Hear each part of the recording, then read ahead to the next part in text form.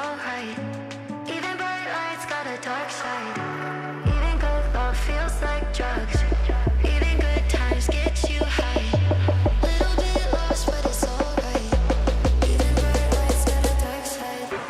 Dark side, even bright lights got a dark side, dark side,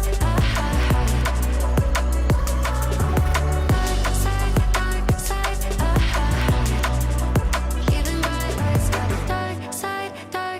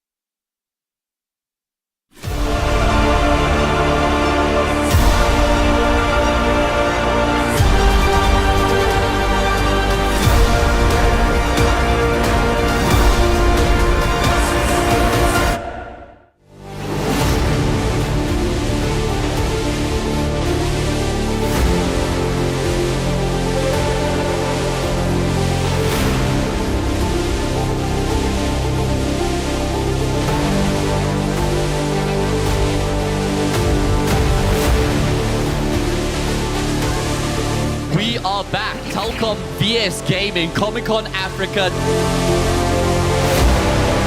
There is but one foundation the South African Counter-Strike scene is built on, and that foundation is passion alone. Deadshot will cut them down from the inside out to find 2 frags from that position. He picks up the AK. No way! It's a Galil! He's found another. Slow down, Malky's no more frags. Eventually put to death. So nice, he had to do it twice.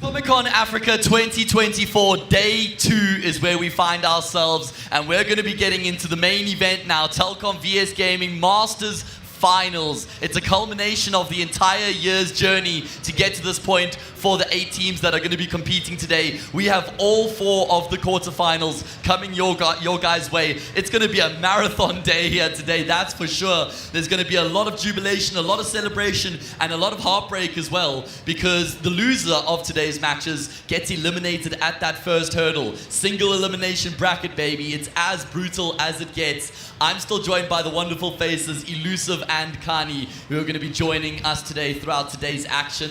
Elusive, of course, yesterday was the high school matches. Today, we're getting into the big boy stuff. How you feeling, mate? Yeah, great. It's exactly as you say. Yesterday, we had the high school games. We saw some potential there, but today we've got the big boys. We've got the top 8 teams in the country. What a journey from them, from the start of the year to this today, to get here. And obviously, as you say, it's got that single elimination, so that they can't leave anything, you know, you just got to give it your all, bring your best performance. Absolutely. Trev, now you've played with a lot of these guys that are going to be competing today. You've played against a lot of these guys that are competing today. You're on the opposite side. Camera, lights, microphone. How are you feeling, mate? No, I'm feeling good, eh? Like you said, this is the culmination of every CS player's dream. Like, thinking back, it used to be Rage, used to be the combination, and everyone would go to Rage, and it would be, if you won Rage, it didn't matter how you did the rest of the year, because you won the big tournament, and now Comic-Con is basically the be-all, end-all of Counter-Strike locally. And a lot of these teams, because it's single elimination, they probably think they can make it pretty far, so they're going to be gutted if they get eliminated in the first round. Oh man, it's so brutal, right? You come all this way just to come all this way, surely not, but there has to be a loser at the end of the day. Like I said, we're going to have all 4 of our quarterfinals being played today, so it's just going to be jam-packed with action, entertainment, Counter-Strike across the board. Elusive. Yeah, it's just so much pressure, right, coming into a day where it's single elimination. You know, if you lose that first best of 3, that's the end of the road, mate. Yeah, I mean, you really don't want to show up on a day like today and not show up as a team and individually. I feel like you really, I mean, I've been in this position so many times, especially this first game of the tournament. You've got the LAN jitters, you know, that's a whole nother topic to talk about. And it's early in the morning, you know, us gamers, we like getting started a bit later in the day. So, yeah, it's going to be interesting to see how these guys kick it off. You know, you got to start strong. There's no excuses for, you know, it's early or it's first game. Like, it's a level playing field here. Everyone's on the same page, so you just have to bring your A game. So how do you adapt the mentality, Trev, coming into a tournament where you know that it's single elimination off the bat, you've got like a 9:30 a.m. best of 3. How do you get your team's head in the game for that? Yeah, no, like, it's very hard to prepare for a game this early, and especially single elimination. You got to just tell your, like, if I'm the captain of one of these teams, I'll be like, listen here, guys, we've played the entire year. We need to just take this as another scrim. If we go down 5-6 rounds, we can't overreact. We can't get nervous. We just got to play it round by round. You know, it's going to be the teams that have the biggest BMT that are going to come out on top today, I think. Okay, good point. Yeah, one thing that I'm also, if I was a captain in this team or part of the team, the only thing that I'm telling my guys today is get seated, get comfortable, get in your element. Forget about the crowd, forget about the stage, forget about the prestige or anything relating to this tournament, actually. It's just you and this computer in front of you and the team that you're playing against, and that's all you need to focus. Get comfortable and get in your rhythm. Easier said than done, though, mate. You know, at home you got the Coca-Cola in your own room. There's no pressure or anything like that. Here, yeah, it's easy to say, you know, don't let the crowd get to you, but it's pretty difficult to do in the moment. Either way, we are going to be jumping into the action soon enough. We're looking to get the players on stage, so let's head across to Mr. Kamza. Good morning, everybody. How's my crowd doing? I know you're feeling a little left out, those guys talking to the stream and whatnot. You good? Yeah, okay, cool. So we got some incredible action on the way. But I think for me, what's interesting is seeing that there's only two organizations from a year ago, okay, in Nixa and Kitsune that are back this time around. So what that means, obviously some organizations now have an opportunity to write themselves into history. But what I did realize, that there are a lot of familiar faces. So what happens is guys leave one organization and go over to another. So we've got a lot of the same talent. And what's interesting, one of the teams has only been playing together for 4 months and one has been playing together for a few years. So I'd be interested to get the thoughts from the panel as to how that pans out, who will have the edge coming into this one. But it does now also give us an opportunity to welcome our team. Still early in the day, my director, I want to know, am I hearing voices in my head? I've not heard you all morning. Speak to me and let me know which direction we're going. I've heard the guys all right. Okay, is he there? No voices in my head. I'm gonna have to maybe do things myself. So let's start and bring out the first team with a man who won this just a year ago. He was part of Bravado, Slowy and the gang. Okay, he is a part of this team that we're welcoming to stage right now. Folks, make some noise for the Punishers. Welcome to stage. Yeah. Now, folks, okay. Punishers. I think the crowd is betting against the Punishers. Okay. Are they coming? Will they be here soon? As you see them there, a lot of familiar faces from a year ago. New organizations. Is it going to be new storylines? There are your heroes on stage coming through. We got the man himself, Dustin, aka Rusty. Rusty, how are you feeling coming into this one? A big occasion, lots of good teams, lots of familiar faces. What's the story this time? A bit of nerves, but we prepped well. We're just going to trust the plan, and that's all we can do. So we're excited, and we hope for a good show. Okay, so that is team number one. I need you to make just as much noise, if possible, for team number two. Ladies and gentlemen, please welcome to stage Kitsune. Okay, so I see where the loyalties lie here. There's definitely a lot more Kitsune people in the house as you see the stars on the screen there. And there they are coming out, led out by Mr. Awesome himself, looking to make things interesting today. Gentlemen, you look familiar. I don't know, last year wasn't orange, and it was red. Yeah, what we have here is the team that was Goliath last year, but they've known each other for a while, coming together as a new organization. Awesome. What does that mean coming into this weekend? It's always great to represent a new organization. They've been taking great care of us, so we're just here to make them proud. Okay, and then looking across the aisle over there, a team that's only been together for about 4 months. A lot of strong players in there. What's that dynamic like, preparing for them? They're not very predictable in a sense, but we're pretty ready for them. Okay, and you, Dusty, in terms of the experience on that side, a cohesive squad that's been together so long, is there any key thing that you have to do to undo them? I don't know, do they have Comic-Con winners? Do they? Ooh, that was spicy. But for those who missed it, he asked, do they have any Comic-Con winners? And apparently they do. Oh, okay, my bad.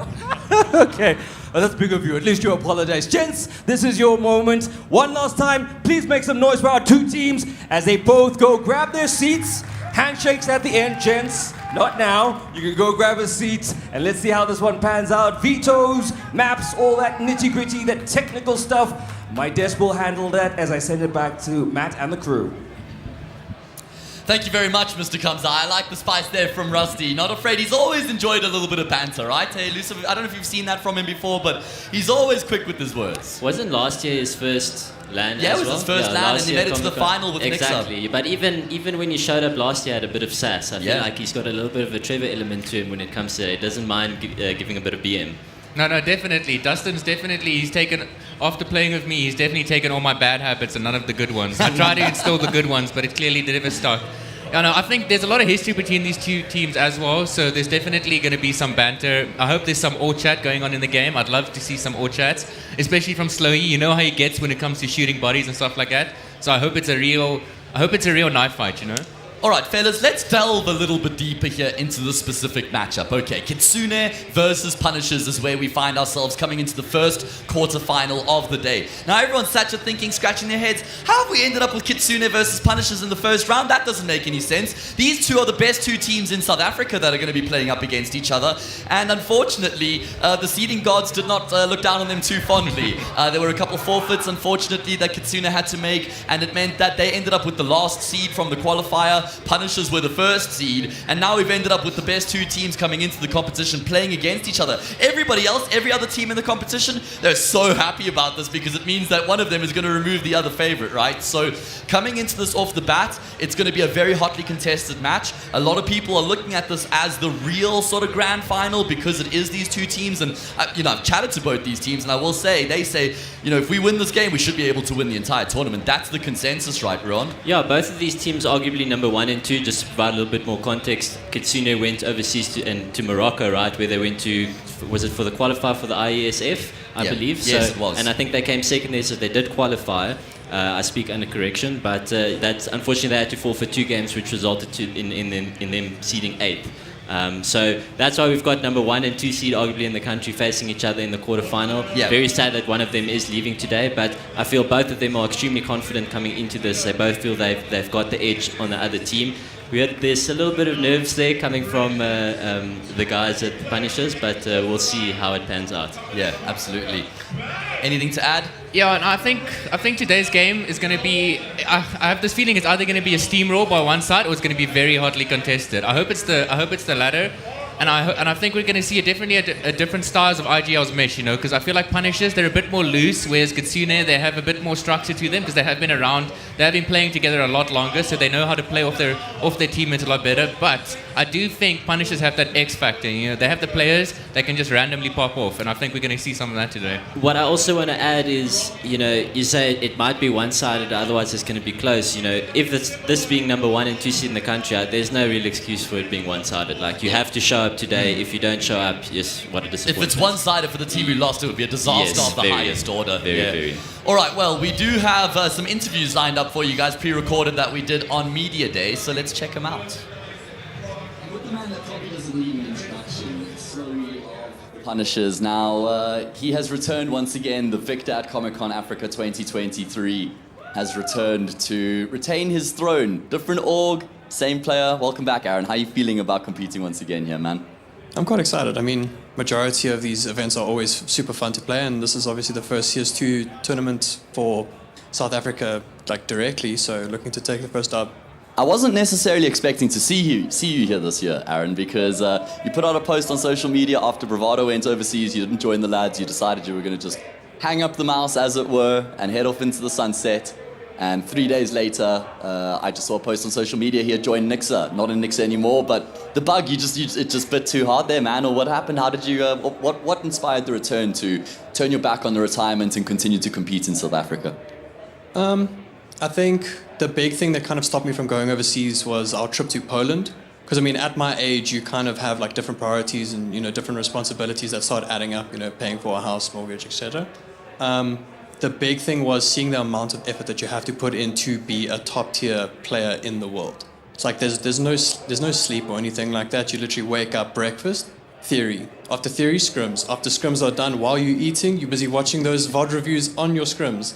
And you sit there, and then by the time it's done at 8 o'clock, then you've got individual work for another 2-3 hours, and then you sleep, back at it again. So for me, it was just, I knew what was required of me for that. And I just thought that for me, at my current position in life, I think the best thing for me was to step down for that lineup to actually be able to go that distance without someone saying, okay, guys, I've got to go home, I've got the wife, I've got the 2 little cats. Yeah. But yeah. Coming into this event now, you're seen as the favorites, The opening game is against Kitsune, which is another one of the big teams everybody's looking at as a contender to win the entire event. A lot of people are calling it the grand final, and it's the opening match. So what are your thoughts coming into that game? I think it's going to be tough enough as it is. Sure, we beat them for ESEA. It's online. Anything can happen. People can have off days. Some people aren't comfortable. Maybe someone's even sick. But for us, we're not going to take the game lightly. We're not going to go into it and be like, oh, guys, we just won ESEA or anything like that. It's still a proper game, and no one wants to go home on a Friday. Yeah, and if you win that, you're winning the whole tournament? Pretty much, yeah. That simple, eh? I don't think it'll be that simple, but just beating Kitsune will give us that edge because we would see that like us and Kitsune are kind of like tie for like first. I think we get a little bit of an upper hand just because of the amount of prep and stuff like that we've been putting in. But I think if we beat Kitsune, depending on how clean we beat them, if we sweep them, it'll be an easy land for us. If we don't sweep them and we just beat them, it'll be a lot tighter then.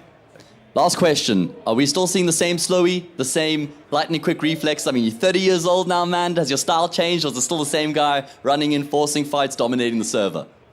It's probably going to be the same Slowy, but there's going to be some little changes, shall we say. Okay. We're going to leave it there, and we're going to have to wait until we get into the server to see exactly what sort of changes he's referencing. I can't wait. All right, well, Slowy clearly confident coming into this particular matchup, and why wouldn't he be defending champion, of course, under the Bravado ban, and now finds himself with Punishers.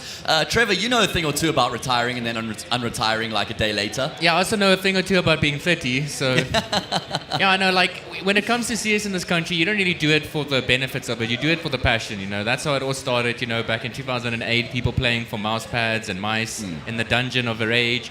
But yeah, you can clearly tell Aaron's Slowy is very, very passionate about this game because that's the only reason he came back. You know, he's got a wife now. His life's moving. 2 dogs. You know, he's basically a father. So I'm really excited to see how this game plans out, and I'm always rooting for the Boomers. All right, well, Ruon, as he kind of referenced that they have gotten the upper hand over Kitsune recently. It was online, of course, but they beat them in ESEA, 3-0 with a map advantage. I think they got a win over them in VS as well, you mentioned, when you were doing your VS, digging. it was 2-1. Okay, so how does that sort of affect the equation coming into this matchup? Does it, linger on their minds? Does it kind of, just affect how the players are going to be feeling coming into this game? I think it's very specific on the team and the individuals in the team, because some teams will use that and go, okay, cool, well, we've got ammo, we can look at the demos that we previously played against them, we can tweak what we need to tweak, and that's fine, and regardless if we've lost, we can adapt. But on the flip side, if you've won, you also have that bit of a confidence, and that could also be playing in the loser's mind. So it's very dependent on the team, but I think Punishers have that little bit of a confidence boost over Kitsune just because they came in with that essentially 2-0 lead in the last 2 officials that they played. All right. Yeah, it's a good point as well. Like, I'll definitely give the edge to Punishers, but at the same time, it can backfire on them because they coming in as the favorites. If they go down a couple of rounds, if they go down 5-6-0, it could be in the back of their minds like, hey guys, we beat these guys online, but now we're struggling, in LAN. Are we really going to win this? And then the doubt sets in, and then the next thing you know, they're down 1 map, and then they're sitting outside, go, guys, we're 1 map away from elimination. We got to focus up. We got to bring our all now. So yeah, I definitely think this game is going to be very contested. It's not going to be as easy as my other team thinks it's going to be.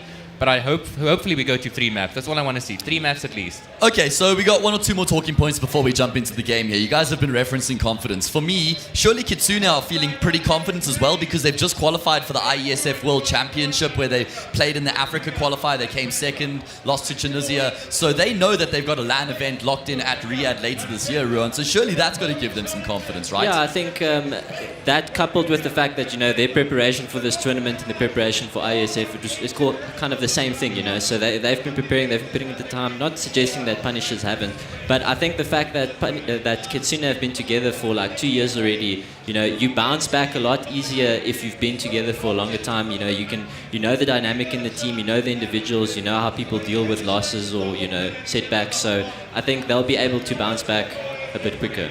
Okay.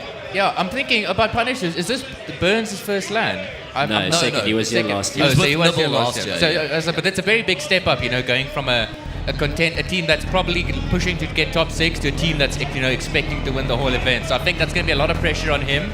So if he performs like he does online, I think Punishers might actually just run away with this. He's actually one of the main guys that I want to watch this tournament.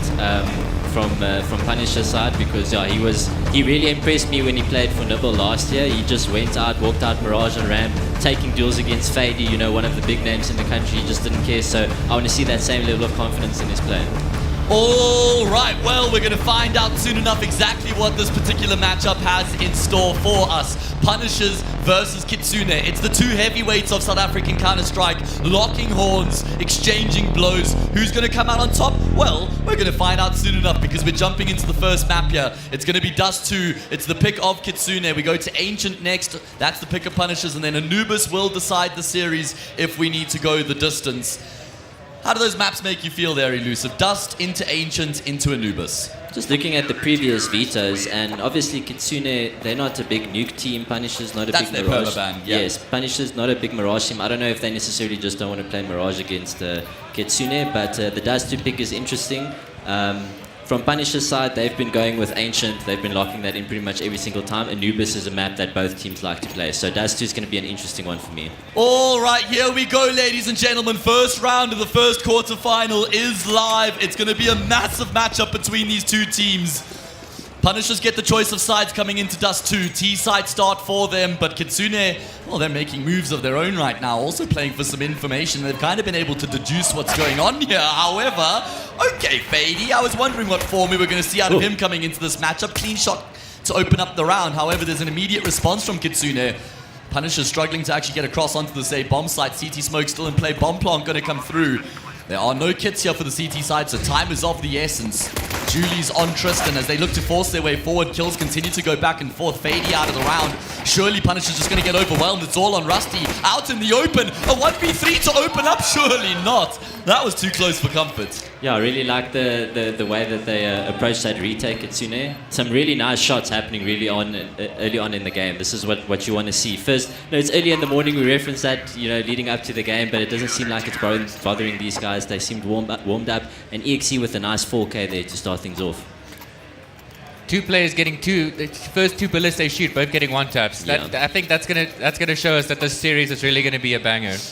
And that's what you want going into the first game, right? If pistol rounds are always the worst because especially if you've got that USB, the one taps, and you're just missing one tap after one tap. But if you start hitting them early on, then the confidence is just going to build. Remember, fellas, this is the first Counter-Strike 2 LAN that we've ever had in South Africa, right? So feeling the game on LAN is going to be quite a new experience for everybody on the server. I suppose all the Punishers players at least, because Kitsune did play on LAN when they qualified for the ISF World Championship.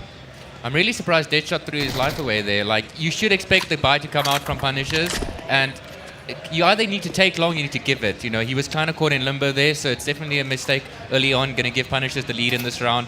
Let's see how they play this 5v4 out, though. They're quite light on utility. They've got a couple smoke grenades to work with, and it looks like they are just going to keep it as simple as possible here as they try and get in towards this A bomb site. Good angle being held by Tristan. Drops his own smoke there to give himself a little bit of cover to work with. Fady playing that flank roll does actually get traded out. Really good awareness there from EXE to clear in towards tunnels. Kitsune bring it back into an even numbers game. MP9, M4 to combine against Galil and MP9. So pretty level playing field in terms of the weapons. And Stash just combines with EXE, looking to push forward together. Another clutch attempt here for Punishers. And Frozen, he's doing the damage, but running out of ammo doesn't matter. With the Glock, he'll get the job done. Rusty fell short by a man in the previous, but Frozen gets the job done this time round.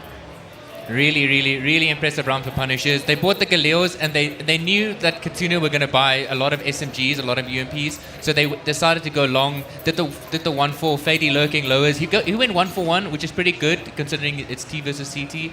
But I must admit, that kill from you, Deadshot, that him dying early into the round with no trade like that really cost them. Considering it came down to a 1v1. Yeah. And this is something that I think we're going to see very often, is just the T-sided team abusing long. Like, it's such a heavily contested area on this map. Whoever has long has, it opens up so many doors, so many avenues for you. So it's going to be heavily contested. Obviously, Kitsune this round not having the utility to deal with long. So Punisher's just taking it for free. I really like now how this round, because the first two rounds they did one force towards long, and both rounds they sent the guy lowers. But now, because it's an anti-eco, they decide not to send anyone lowers because they don't want to give the opportunity for Kitsune to try and find Fady and lowers. So I really like this 5-man long. Stick together. You have the better weaponry. It should be a clean round for Punishers here. Would be nice. Kitsune just looking for 1 or 2 deagle kills, 1 or 2 No, X's. they want more. They forced. They spent all their money. I mean, that's right. You're They not did in it to full just buy. do economic damage. You want to try and win the round itself. And Well, it's just really simple still from Punishers. 3 rounds played, 3 rounds straight out of long. Not much of a contest, able to get that control fairly freely. And then from there, just transition into the A-bomb site. Of course, with the change-up now with MR12, you don't have as much time to condition your opponents throughout a half. But this is going to be starting the conditioning process, right, Ruan? Yeah, I mean, as I mentioned earlier, just continuously going towards long. It's only the second round now, but I think or the third round. But I think they're just consistently going to be putting pressure towards long, and it's going to be interesting how Kitsune deal with this. So obviously heavily spawn dependent. Like if you're a CT and you get a molly at that base spawn, you can drop the molly with good flashes from the third person. 2 guys are swinging. That's generally how teams deal with long. One way that Punishers approaches this is obviously dropping that smoke at the corner of long, which makes that double swing a bit harder.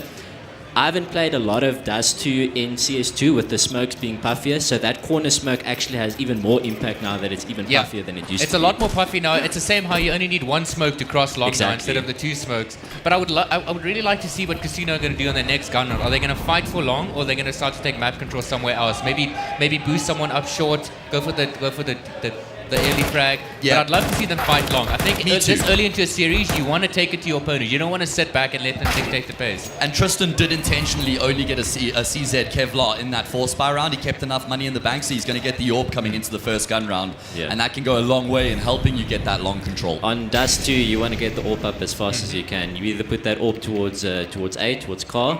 You can go for the long shot, you can push towards top, or you can play it towards middle. You can even play back of B, but I feel like playing back of B is not as impactful as it could be. There's a lot of better places that you can take that AWP.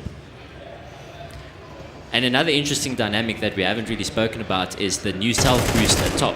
Yes. You know, how previously if you wanted to reaggress top, you want to take long, but you want to take top as well. Now you can do it with 2 or 3 people. You don't need anyone boosting you. Yeah, no, that's definitely new meta. Like, not having to sacrifice a player to boost someone up short. Usually what happened is the mid player or the B player would be late because he'd had to boost while the other guys take long. But I must admit, it's decent damage from Kasuna in this round. They save a Galil, they get 2 frags. Now they're going to have a big buy. They almost saved 2 guns there, but yeah, economy's looking good now. Very important round coming up now. I don't know, man. Saving a Galil doesn't really get the juices flowing for me. The way Elusive looked at me, he's like, sacrilege, Absolute what do you mean? shock. Galil is so strong, dude. People underrate the Galil. I mean, bursting, spraying, got a lot whatever of you want to bullets. do. 1 taps, you can do anything with that gun. It just takes a little bit of finesse. Okay, all right, fair enough. Love to see where I just don't Tristan have the takes touch, his man. Yeah, Looks like let's he's see. towards long. Just setting his teammates up to take long, and then he's going to hold short, it seems like it. Yeah, immediately going for that option, fellas, looking to try and find control towards long here. Punishers, they've got other things in mind here, looking to try and change up the direction and maybe the pace, slowing things down slightly. I don't think that was entirely intentional. One way. Probably, right? Let's give him the benefit of the doubt. Tristan? Is that a miss shot from Tristan? You don't want to see that. You don't want your first AWP shot on land to be a miss. It's one of the more difficult shots is that top angle, because it's only a head that swings past quite quickly.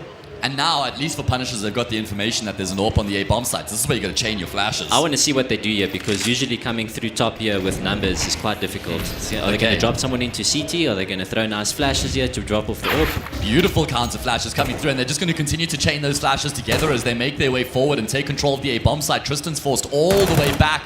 You don't want to overplay your hand here if you're frozen. Tristan, in the meantime, finally able to take a life. And that's going to give Kitsune the advantage here in the retake. I love what Frozen's doing. He showed presence towards long, and then he rotated to middle. Unfortunately, it didn't work there. If he delayed it by half a second, I think he could have caught that rotation in middle. Right idea for sure. Retake. Still a very Gaining hard some retake. traction here. They have got themselves a kit on the EXE, and they've got a little bit of utility to work with as well. Punishers in a difficult position here. Oh yeah, they kind of just have to fight. They can't really get back to any comfortable post-plant positions, and fight they will, and find frags along with those gunfights as well. 3 versus 4 proving to be no problem for Punishers. Yeah, Kitsune played that really well at the start. They were going to play for the retake. They were trying to sit back, let Punishers push into you. Burns actually, I think, overstepped there a bit. Peeking into long like that when you know the enemy team has an AWP, dying like that to the guy ditch. That could have dictated the round, but luckily Punishers cleaned it up. They did really well to convert that round, because it always gets awkward if you don't have long or top or CT and you got 3 guys stuck on site and there's not a lot of room to move around, and if you don't hit your shot, you know, you're getting stepped from 2 angles and you die. So all of them hitting their shots in that situation, it's just a flurry of frags going for Punishers, and yeah, we had a 4-1 scoreline. Let's see what Kitsune is going to do from an economical perspective. This is Kitsune's map pick as well, right?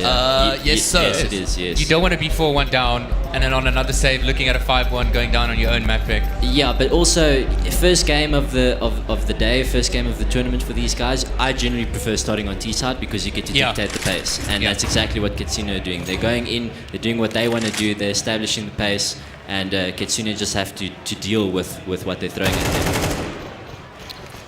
All right, this round, Kitsune are just looking for some economic damage. I would have really liked to see a flash from Awesome there. You got 3 guys that are ready to step top, 1 flash from middle, swing with 3 people, just a little bit more, depth to it, and then it make a difference. Now that we've got an anti-eco round and we can kind of just go off in a bit of a tangent, the one player we need to see stand tall here for Kitsune is Slash. Slash is him, guys. He's one of the guys who's come onto the scene a little bit more recently, but he's got LAN experience behind him now. He's incredibly mechanically gifted. He's really good in the server, seems to have good game sense, good discipline, just a well-rounded player in general. And I feel like if Kitsune are going to do damage here in this game and at this event at large, then Slash is going to be a key component.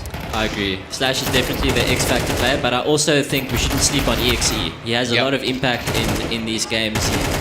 He plays his spots really, really well. I just think back to last year when they played on Anubis, the way he was handling, challenging that A bomb site, getting a pick round after round after round, in a very close game where they needed to make a comeback. So really stepping up. Guys will remember that. Yes, really stepping up when he needed to. So Speaking about EXE, I must say, I think from the transition to CS:GO to CS2, he's definitely the most improved player. Like, he adapted to CS2 very well. Okay.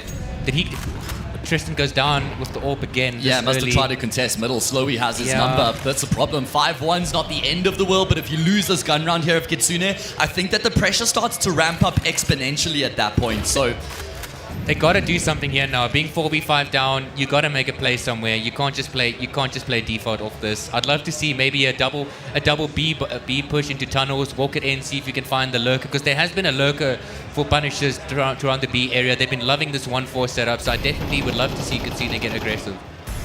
Neither of these teams taking long. Beautiful patience from him there, posted on the angle. Also wants to get a little bit of info as to what's going on in middle, and it costs him his life. Yeah, that's the thing, right? You're down 4v5 and you need some information somewhere, but I don't know, dry peeking mid like that when you know the enemy team has an AWP, I just don't see why he'd do that. You need to do something together with your teammates. Does look like they're trying to move with numbers here to make something happen in the round. Like you say, you got to take some sort of initiative. Dead shot on ramp right now. Going to spot the heads crossing, but can't do much about it. It's a save. All right, so we've spoken about one of the win factors, or one of the players who has to pitch up for Kitsune. A player I'm very excited to watch, and there's a couple of them on Punishers, but Fady, boys. I mean, this guy is a legend in South African Counter-Strike. Of course, elusively went across with you in 2017 for Project Destiny. Ended up staying around there for a while. He went over with ATK again as well. Yes. He's had some good success at international events. I feel like he's just, if you cut Fady, he bleeds Counter-Strike. It's that simple, right? Exactly, yeah.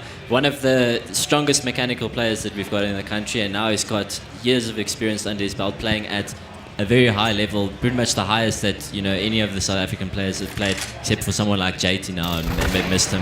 I think from where he was when we initially went overseas, we were the more experienced guys, and we would kind of help and guide and so forth. And now I think he's filling that role more in the team. Even though he's usually a quiet, reserved guy, kind of likes to do his own thing, I still think that he has a lot of impact and influence in the team. Yeah, he might not speak often, but when Fady speaks, you listen. Exactly. Because he's got something really, important to contribute. Kitsune sending 4 people towards long. This is what you want to see. They're going to take the fight to Punishers. Good molly, double molly setup. They need to be really careful to pop towards the B site, because this is the first time the Kitsune has fought long, and Punishers might react to that and just do a quick B pop or a quick B split, and the numbers for Kitsune are not towards the B side. So they need to think faster. What are they going to do? Are they going to stay long, keep numbers long, hope that Punishers come back and re-aggress, or are they going to take their numbers elsewhere and try fight? I will say, I feel like Punishers have been going through the motions really well on their T side so far, looking pretty well drilled. It's a pretty standard approach, though, But taking still well long. oiled. Yes, no, but I mean, that's the thing. If you do the basics right on Dust 2, like you can win. It's I feel Fady like going that's for a confidence peak. Yeah, I think he was trying to fake there. See, they did the smoke on the left side to try to deny info. They were going to make it look like they were going to split B, but then they went back up short.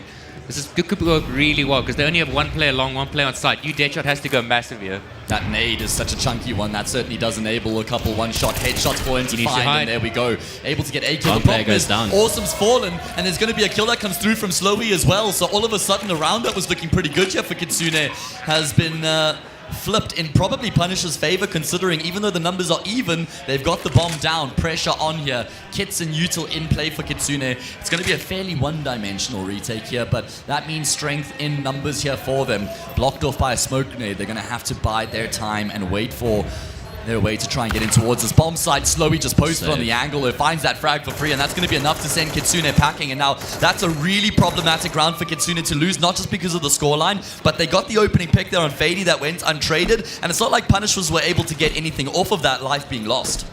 Yeah, what I really want to see is Kitsune changing it up a bit. You know, you can go for that early long control with just one person, the guy with the best spawn, and you can throw a molly. If they contest long, then that's fine, you can give it up. But then having two guys go towards top, you have a guy getting ready to swing catwalk, and you've got a guy at in middle throwing a flash over so that they can swing, you know, or they can just boost and challenge towards lows. They're not disrupting Punishers. Punishers are running around in middle, they're doing what they want to do, and there's no pressure on them. And when you start, you know, getting into the rhythm like that and you're not scared, that's when you start building the confidence, and that's when you get the ball rolling. And you don't want to be in this position. We were talking about the snowball effect, Yeah. and this is exactly what's happening. They won the pistol, fellas. That doesn't matter. Brazil. Now we're setting a Brazil scoreline. Germany versus Brazil, that's it. Never forget. Punishers keep throwing the Xbox smoke in middle, and then they go quiet around the smoke, so they don't get any information to Kitsune. I'd love to see Kitsune, like you said, maybe take 3 players top. When you see that smoke come down middle, maybe throw a flash, see if you can take some fights toward Punishers in middle. Because like Ruan said, they're just doing their defaults. They're just running what they've done a million times, and Kitsune are not disrupting them. Well, Fady with the front spawn this time round does get dropped the big, well, in this case, orange and white.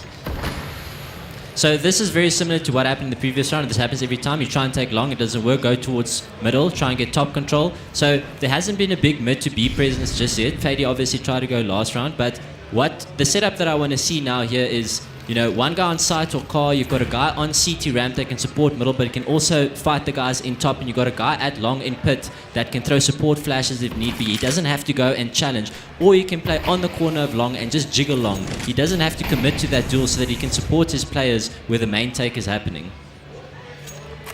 Yeah, another 1-4 coming out here now. I'm interested to see what Aaron's plan is, Slowy's plan is this round, because he's just sitting behind the B smoke. He's out. I wonder if he's going to try to do a fake towards the B side, try to pull a rotation, and then the Punishers guys might just walk onto the A bomb side.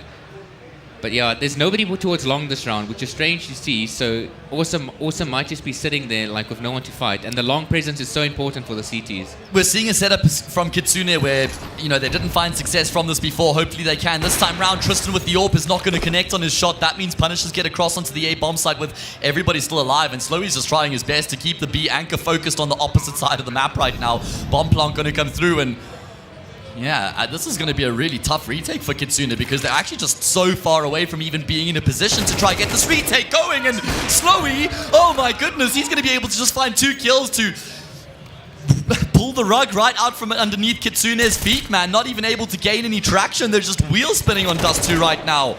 This is a demolition job from the Punishers. Yeah, that round was a bit of a meme. Slowy, obviously, I think he should have activated a bit earlier to saw that fake. They were literally planting on the A bomb site when he was faking on B. But once again, the setup from Kitsune was set up to deal with middle, and instead of dealing with top. They're playing retake on A, which is fine. You can play that approach.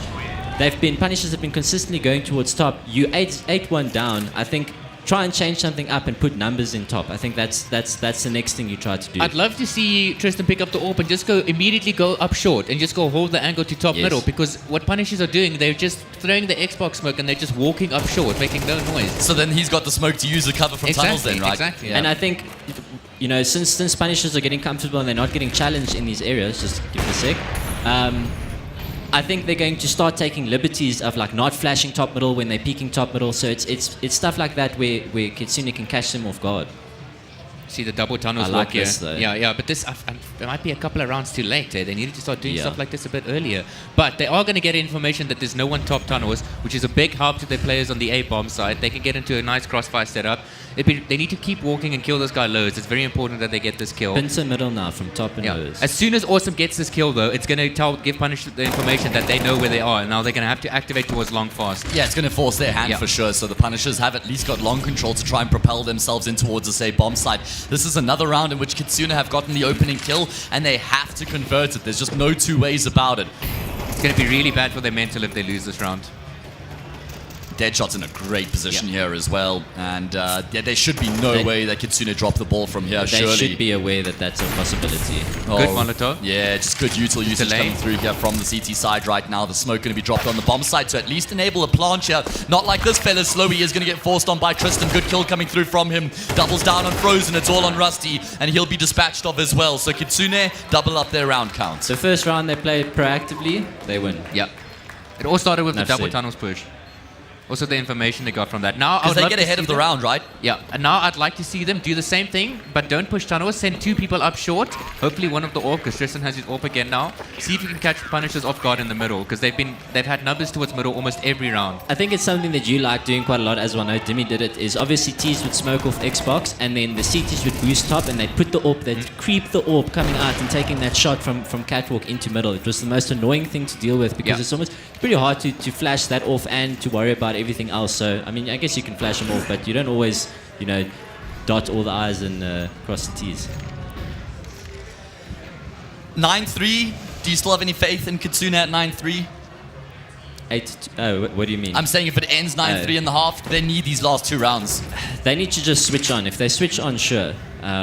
But right now, Punishers are feeling a lot more relaxed and confident. And there's no second life in this competition. Single elimination means the loser of the series is eliminated at the first hurdle. You don't even get to play the third, fourth playoff at that point, fellas. So Yeah, and the thing is, Ancient has been a relatively one-sided affair going in Punishers' didn't favor. they win at 13-3 in ESEA, I think? I think it was very. They have a very really good one-sided. Ancient. Even when I was still a part of the team, Ancient was our go-to map.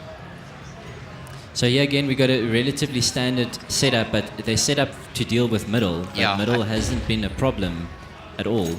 Also, I don't understand why they have two players towards B when Punishers haven't gone B once. I mean, maybe they're overreading it, thinking Punishers are going to go B now because they just lost the round going towards A. I just want Slash in this situation to be closer towards ramp. Okay, yeah, we got the info. You should be rotating in now. Punishers are going to go B now because they just lost the round going towards A. I just Tristan want seems to be coming alive. to be closer Yeah, towards Good ramp. frag found from him, and That's big. Slash is able to get another kill himself as well. So it's a 5 versus 3 for a moment. Kills just rolling back and forth right now. Nice jiggle. Yeah, Burns will force the issue to at least kill the long player. That's going to create space for a plant, and they could actually try and take some space here if they wanted as well, and that's exactly what Burns is going to do. I like this retake from long. Teams don't do it often enough. They really need to wait for the short player to get close to, Spacing. and vice versa. Oh, nearly off, but Slash will come through and get the trade, and Slowly kind of realizes now he has to force the issue, and he will. He gets the frag on EXE. That makes Slash's life so damn difficult right now. Might be caught in Slowly transition. desperately trying to get himself back to some cover, but Slash, as you say, catches him in the open. Missed shot from Slowy though. I think 2 years younger, he hits that. He read the situation correctly. He was in the 1v2, knew how to force a fight. He went for the top guy, got the one-on-one, but unfortunately, yeah, I think it was a bit optimistic to try and fall back. Yeah, I think you had to just man mode that one. I think that the 2 years ago Slowy that you were talking about would have sat at that initial would've box, peeked. or he would have Yeah. even peeked long and gone for the, gone But for the it shot. kind of felt like he was in limbo there because he wanted to fall Yes. back to short, but then he stopped to look at long as well. I think Yeah. if he knifed out, he might have made it towards short. One 'cause or the other. Slash has to jiggle as well because he's against an AWP. He can't just wide swing the angle. But Really important round here Yeah. for Kitsune. They need to get this. I think if Kitsune end this 4-8 and they win pistol, we could have a contested game. I think on T sure. side, Kitsune will have an easier time because then they can play their own game as opposed to just playing into Punishers right now. Again, they have two players on B, and the Punishers haven't done anything towards B. It's very strange to me that they keep prioritizing putting two players on B. Are they dealing with top if they're going to come through top now? They're not going to, but okay. I see dead shots rotating into ramp. Yeah, I'd love to see something aggressive towards short.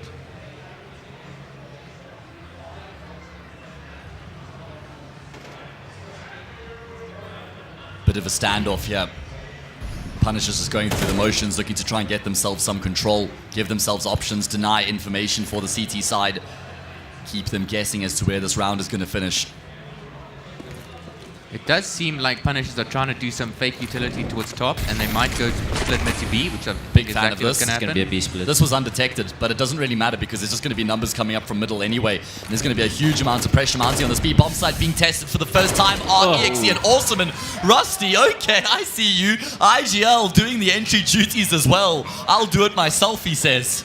That's just unfortunate. I mean, okay, they went for that mid to B split, dropping the guy off top. I really like it when teams do that. But was it Awesome that just had his back completely turned to the doors coming from mid to B? I think it was ESC actually. I don't know if it's a little bit of unawareness or miscomms or what the story was there. All right, well, that's going to be a 9-3 halftime scoreline here for Punishers, taking a commanding lead on their opponent's map pick as well. A dominant display. Even though they lost the pistol, they still come out on top convincingly so. And yeah, that's concerning for Kitsune. I will say, I also want to add, I think Punishers had to win that last round of the half, because if it ended 8-4, they probably feel like they kind of let go of that upper hand that they had throughout the half. If they win the pistol, surely this is dead in the water. Yeah, I think Kitsune is just all or nothing in this pistol. And you never want to come into a pistol and feel like you have to win the pistol to stay in the game, right? Because they're so volatile and random. Going for a long pistol round. Just delayed. one smoke. So it seems like they're going to do the classic long take. No smoke flash. across. If there was No, anyone in there's South one Africa flash, at one once flash in this on Awesome. position, it would be Fady. Let's see if I've just put the caster's curse on him. Really good that he's falling back all the way. Very, very smart of him. Not giving Kitsune a chance to get a free kill. Look at this rotation though, immediately, they know. All right, well, it's going to be numbers coming through from the CT side. Through the smoke they go, looking to disrupt the T's. Not even letting them get towards the bomb site. They're fighting them in long. And they're finding success as well. 4 versus 2 off the bat. It's on Slash and Deadshot to try and save the day. And they just continue to be chipped down through the smoke. They have to commit to the original plan. You're just trying to use the smoke that's still in play. And Deadshot could catch the CT off guard. He does, but he's still not able to get the kill. Fady looking to try and finish off the job here and put a nail in the coffin. There we go. Triple swing coming through from the CTs, and eventually they finish off the job. You can already see a bit of a difference in how Punishers play their pistol round compared to Kitsune. They didn't even wait for them to cross sight. They saw the smoke come down immediately. I'm telling you, Rusty said, "I've got a flash, guys. Tell me when you're ready. Flash through the smoke. Take the fight to them." Really beautiful stuff. Brimming with confidence, yeah? Yeah, it's one of the best ways to deal with that. But it's exactly as you say, you need that confidence sometimes to just trust my teammates' flash and to just run through it.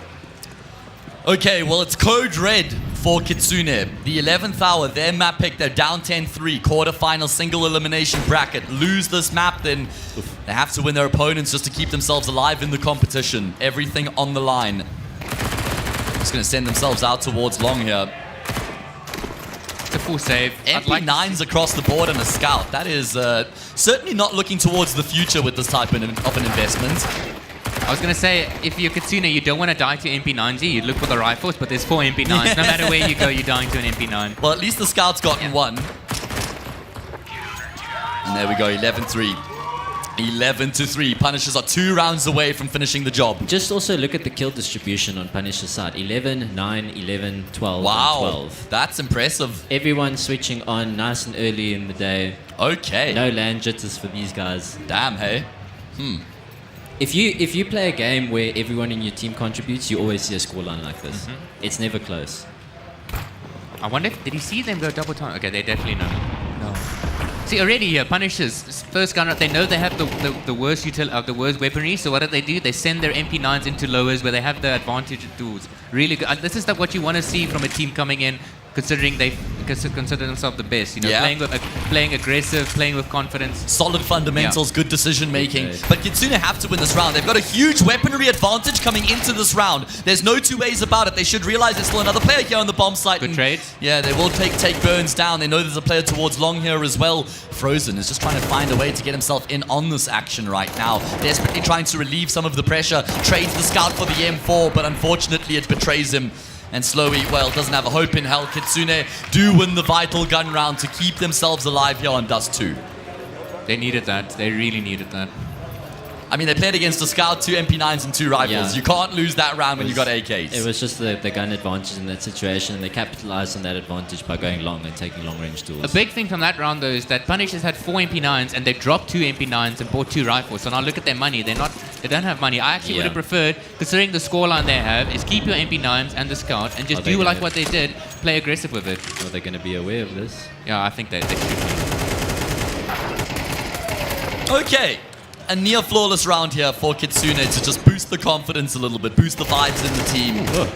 Okay, He actually got 2 kills. kills. That's what you want. yeah. From a full save, yeah, you certainly do take that.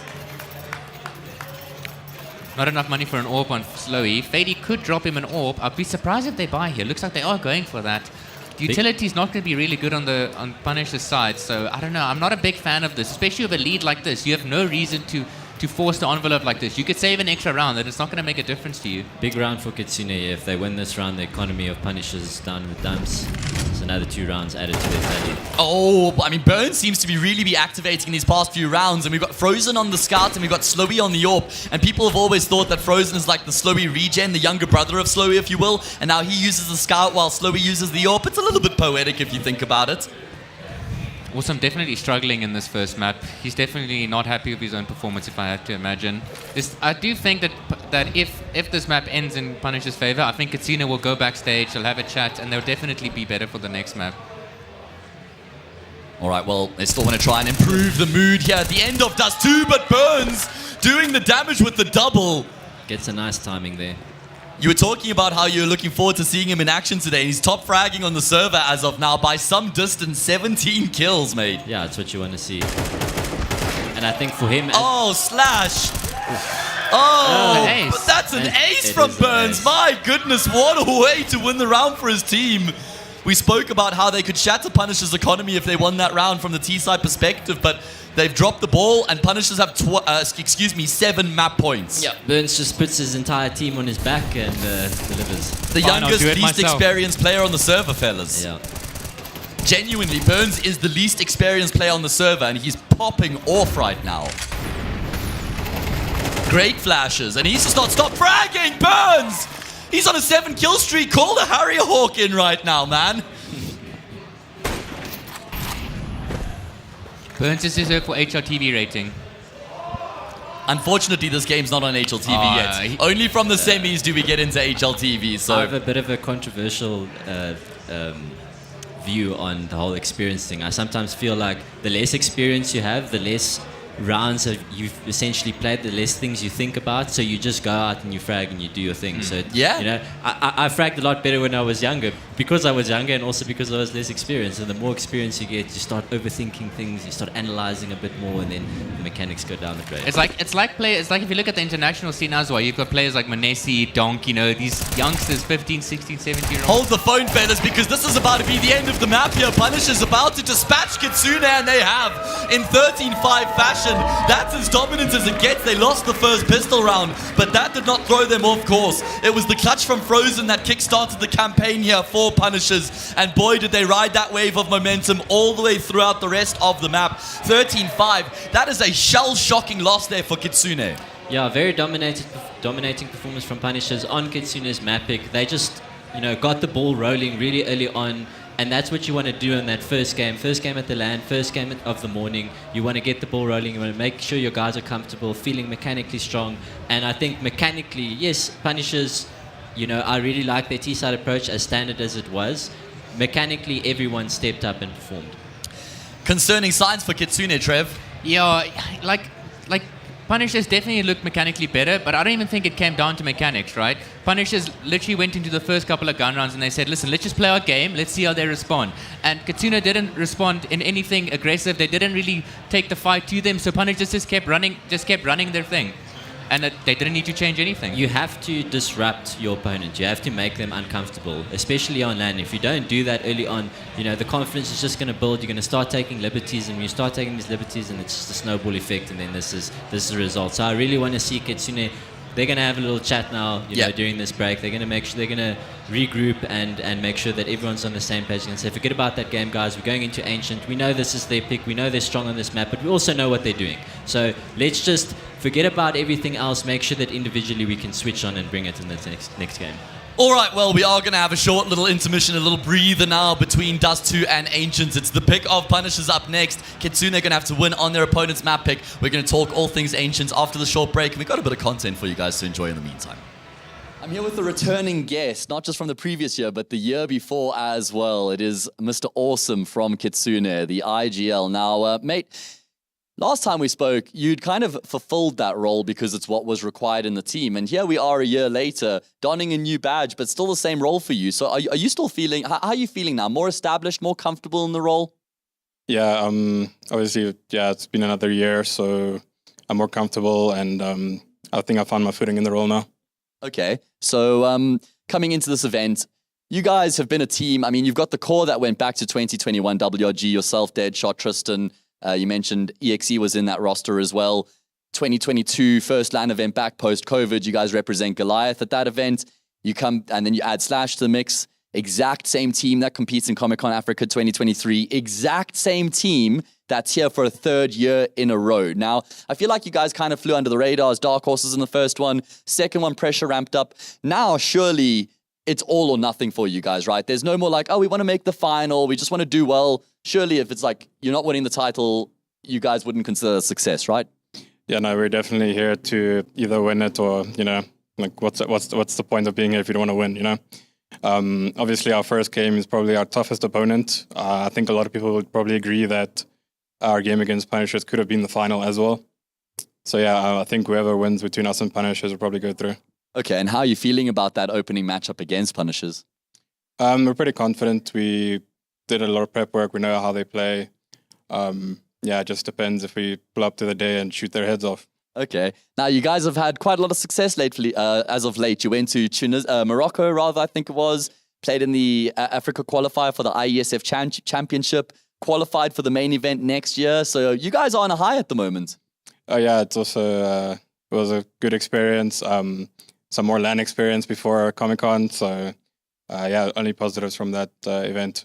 I was going to say, you guys are the only team that's actually competed on LAN in CS2 out of everybody in South Africa. So does that give you guys a bit of an edge? I would say so. The game, like, I'm sure everyone would understand, the game is like totally different on LAN. The sub-tick doesn't feel that bad, but obviously, you know, it's not 128 tick. But yeah, it's way better on LAN. Now, just before we conclude proceedings, who is the player to watch on your team, Shannon? I feel like there's a few names you could go for, but who is the man that everybody needs to keep an eye on? Yeah, who's going to come to the event and do the damage? It's obviously Slash. You know, he's been our star player since he joined. Yeah, if he continues playing, he's going to be a force to be reckoned with. Does he still eat Viennas in his 2-minute noodles? Oh, I don't think he does that anymore. He goes on protein, on protein, on protein. Okay, so he's got a better cuisine choice, but he's still hitting as hard in the server.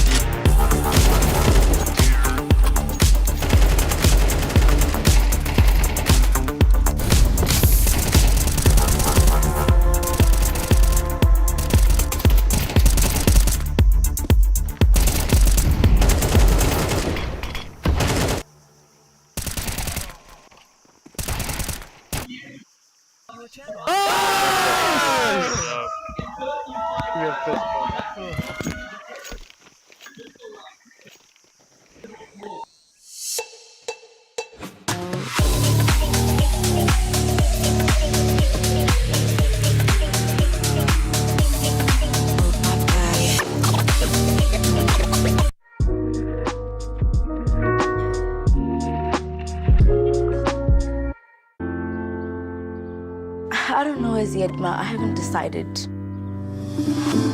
Hey sis, did you get my email? Ungabi gwala. Find your courage. Get out there, dude. Find your tribe. And together chase the sun. The world is big. May you always be bigger. Dad, Mom. I know. Telkom. Possible begins here.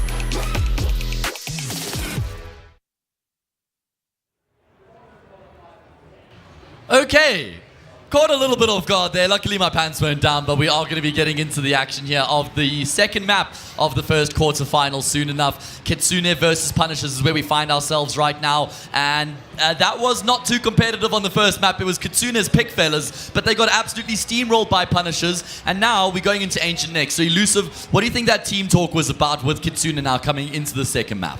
Yeah, I think, as I mentioned earlier, it's just about calming everyone down, telling them to mentally reset. That first map doesn't matter. It's a best of one. Like, let's just focus on this map. I had a quick look at the history. They played each other on Ancient twice. They played each other at the start of September, and I think it was actually 1917. Wow. So they went overtime and went to Punisher's side. But the last time they played, now recently, it was 13-3 in favor of Punisher. So, you know, you don't want to look too much into that, because it could also be a case of that we just saw here. You know, one team just snowballs and the other one doesn't get the ball rolling. So hopefully we can get the guys from Kitsune to just switch on for this game, because I really think that's all that's missing at this stage. On the flip side for you, Trev, what do you think the conversation was like for Punishers between the maps? I think for Punishers, obviously after a performance like that, they're just going to say, guys, let's keep playing our game. Clearly it's working. You know, they just ran through their default strat picks. They didn't have to. They didn't. Besides the one round where they did the short fake into the B split, that was the only round where they did something that wasn't really a default strat, you know, and it worked so well. So I feel like they still have a lot of stuff up their sleeves that they didn't even need to show. So I think it's going to be a really uphill battle for Kitsune from here. I think it's also important for Punish to make sure that they don't get too far ahead of themselves here, right, Elusive? Yeah, it can definitely be a thing. That conversation I had about taking liberties. You know, you're not being disrupted, so you start taking liberties. You're cutting a flash here or there. You're just wide swinging an angle because you're not really too stressed. So if they start doing this in Ancient and Kitsune decide to switch on, you know, they're going to punish the Punishers. No pun intended. So yeah, no, that's gonna happen. Okay, well, we're ready and raring to go. We're going to be jumping into the second map of this first quarterfinal soon enough. This was billed as the grand final. Kitsune versus Punishers, the two top teams in South African Counter-Strike, locking horns. And that first map, unfortunately, didn't really live up to expectations. So hopefully, second map is going to deliver the fire, the flames, the entertainment that we so desperately desire coming into this matchup. Here we go, Kitsune. Well, they have a hell of a job to do to try and rescue the series. They at least start on the CT side. They get to choose which side of the map they're going to start off on. And here we go, a couple sets of Julie, some flashes as well, but Punish, they're just moving with pace here from Dust 2 straight into Ancient, and they're not pulling any punches. Fady, what a way for him to open up Donut. He eats them up. As you can tell, Punishers haven't let the gas go. They just immediately... I mean, they're also starting T-side again. This is both maps they get to start T-side. Both maps they get to dictate the pace. And I feel like Kitsune really need to just start getting more active. You know, it might... we'll see after the first gun round how it goes, but I feel like they might just have to, you know, throw the strat pick away and just start pugging. Go for the kills, you know, play aggressive, get into their faces.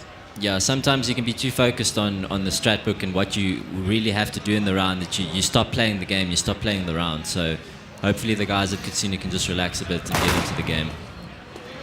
because we haven't really seen them at all look like they're in the game, right? There hasn't been like a run of 4 or 5 rounds where they've looked really solid, won comfortable rounds. It was just super scratchy, you know. You had your stars just not pitching up at all from Kitsune. EXE, I think, was the top fragger, and he was the B anchor, and they never went B until the last round of the half, right? So that even in itself tells you that there was a big problem. It's quite worrying because if you Kitsune and you had this chat because you didn't pitch up in the first game, you want guys to switch on and let's get focused on this next map, and the pistol round you get dominated in such a fashion that can really just put you right back to the mentality you were in the opens that game. wound up again, man. Tears it right open. You really want to start strong on this map. So Kitsune, they have to. These first couple of rounds is going to be everything for them. I feel like if they don't get these first couple of rounds, it's going to be another one-sided affair. With the force buy as well, like if they don't win this force buy, at least do a lot of damage. Punisher is just going to start boarding an economy, and if Kitsune lose the first gun round, they're going to be in such a bad spot economy-wise. Pretty good information being found here by Rusty, I believe it is. I like the double cave setup, although I think Punisher's not smart enough. Hang on, hold How the did he get phone, here? Slowy. And the problem is, it's Burns who gets the kill. So that actually works really well in Slowy's favor. Burns needs to keep going now. He needs to make sure that they see him so that Slowy can go on unnoticed. Oh no, okay, Tristan peeks behind the curtain, but he's still just spoiled for choice and he's not able to get the kill on either of those players. At least Awesome does get a frag back, and well, the bomb carrier's got some work to do to try and join up with his teammates, but Slowy is just doing fantastic from that position. Awesome's going to be feeling the pressure starting to mount here. Rusty with the Mac 10, maybe getting a little bit ahead of himself there, and Awesome's just got no room to maneuver at all. It's now all on EXE to try and make this force buy work here for his team. He's been able to upgrade to the Galil, and that's not ideal at all for either player running out of ammo. That's a disaster for EXE. Close round though. I think the Kitsune can be happy, all things considered, how that round went. With the big gap that was found by Slowy and Burns, that it didn't end too badly for them. But that is unfortunate. If you're going to play 2K, if you're going to have a guy holding ramp and you're going to have a guy in donut and holding A, like there's going to be a big gap in middle. So the thing there, when you're playing 2K like that, I think Punishers were expecting the force buys. So from Punisher's side, you're not really going to put yourself in cave position when you know the enemy team's forcing. So it's kind of a wasted opportunity there. And the gap that they found house, I don't know how they found that gap so early into the round, but it's something Kitsune are going to have to adapt towards. I think they did it in the pistol round as well, so there could be a bit of a read here, something to keep an eye on from Punishers. Maybe they've realized that Kitsune don't really prioritize red room control. Oof, that nade. Ooh. So I want to go back to a conversation that you kind of started at the end of the previous map, Elusive, and you spoke about how less experienced players sometimes are just able to play their own game because they don't have this whole wealth of experience and knowledge, which sometimes can cloud them in the moment. I feel like it happens with players who venture into the IGL role as well, after never having played as an IGL, because then all of a sudden it's just like they've had their eyes pulled wide open and forced to stare at the big picture, focus on the minimap, focus on the macro, focus on what your teammates are doing, and you just realize how much else is going on around the map, that you're not just watching your own crosshair anymore. And even if that player then goes on to stop being the IGL and go back to just being a rifler or whatever it may be, you can never just forget all that knowledge, right? The damage is done. Exactly. I was an advocate at this stage. I still think it's good for everyone to IGL at some point, even if it's just for like a month or two, because I feel like it just forces you to be far more like objective and look at your minimap and kind of like a bird's eye view of the whole thing. You're far more focused on what your teammates are doing, because a lot of players can just tunnel vision. They're not looking at their minimaps, they're not looking at what their teammates are doing. They have to be told what they're doing in those situations, when they need to step. But majority of the time, if you're just an inexperienced player, experienced enough to play on this level, but inexperienced in the sense of you haven't played so much and so many scenarios, and you've fulfilled the role of all these different roles, including the IGL, that it doesn't take away from your game, because that can definitely happen. Looking at the buyer from Kitsune, they have an AWP up, they have some decent util. I'd really like to see them get very aggressive this round. Maybe take middle, deny Punisher's middle, and maybe fight towards Cat, towards B side. At least get the control, see if the T's are anywhere up there. Just like try get an opening frag or something like that. Just get the ball rolling, I also think Kitsune need to have one of their star players step up now. At least, set the pace. Because I think that'll activate the rest of them to also step up. And that's on Slash, mate. That is on Slash. He is the guy who has to try and take that mantle on and frag like a beast. I mean, Kitsune have had this roster for a number of years now. There's no more flying under the radar. And it looks like they're just going for a very standard approach. 2-1-2. Nothing special, nothing proactive. Punishers just taking middle control through catwalk, bullying their way in. There's no catwalk fight from Kitsune, getting the mollies down, getting the smoke. There's no fire coming into this round they're from lacking, Kitsune. they're lacking neutral, which is obviously understandable. But Okay. then I would also just go, okay, cool, let's put more people towards middle. Let's do a 2-man A push.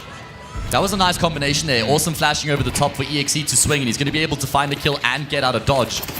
And he might be able to find some more here as well. Oh, Burns, okay. He can capitalize. He's going to catch EXE off guard.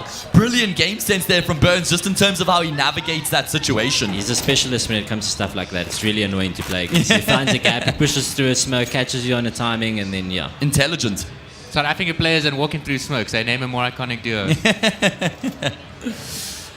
All right, well, Punisher's now looking to just try and make some sort of a play here. 48 seconds left on the clock, and they're going to head in towards Deadshot side of the map. Util raining on in right now, forcing Deadshot back into the corner, and he's not going to be able to get a kill. A little bit of damage done. Frozen, though, is the one who takes the space that's been afforded to him.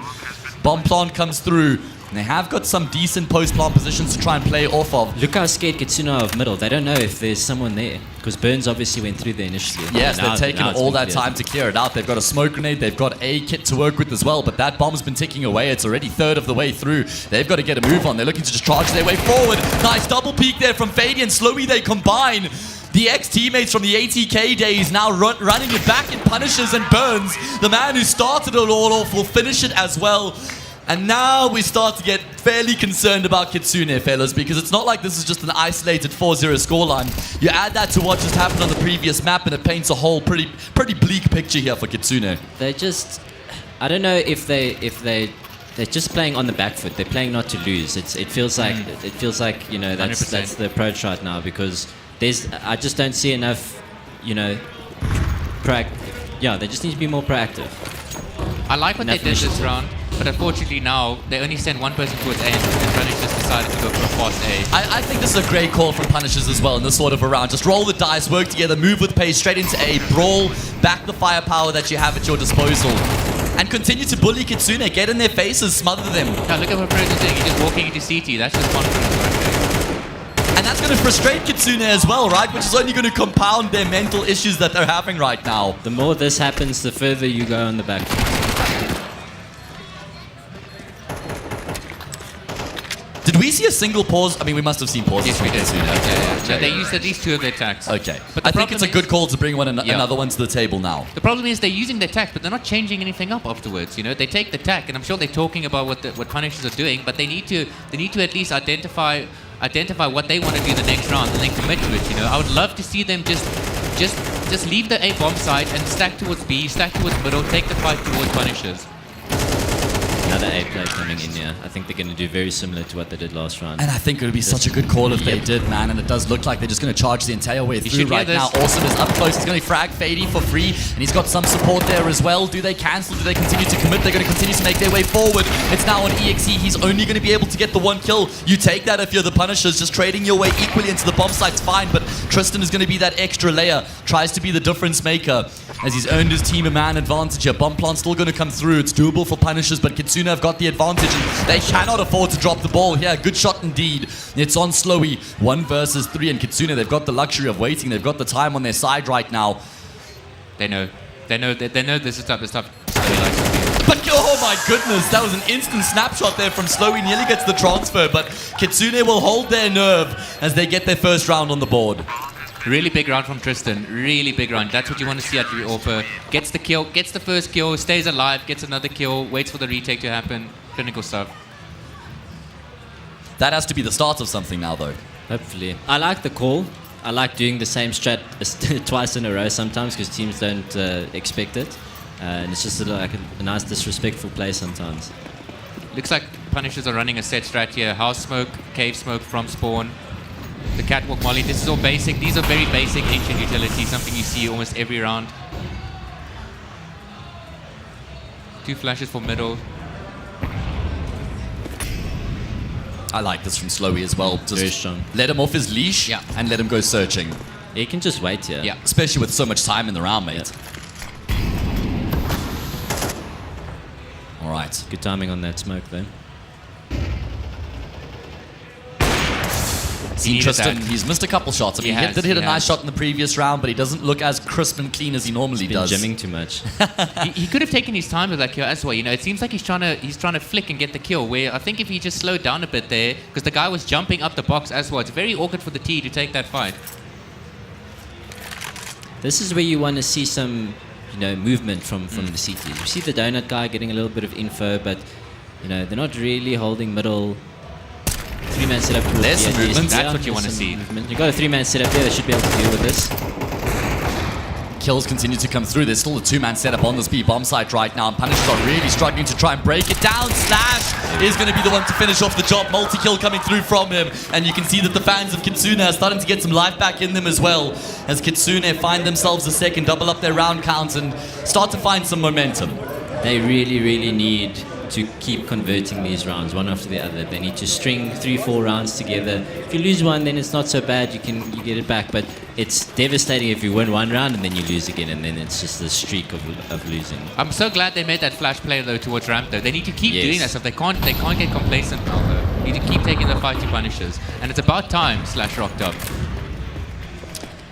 Look how much they're respecting the middle smoke that's getting thrown by... Okay, here comes the rotation. Oh, they How have so deep much do pace. Punishers go? Yeah, they got a lot of pace, and Frozen with the Tech 9 says Peekaboo takes EXE's head right off, and he's not done just yet either. He's continuing his tirade. He's going all the way. Eventually, Frozen does get cut down. Awesome and Tristan combine.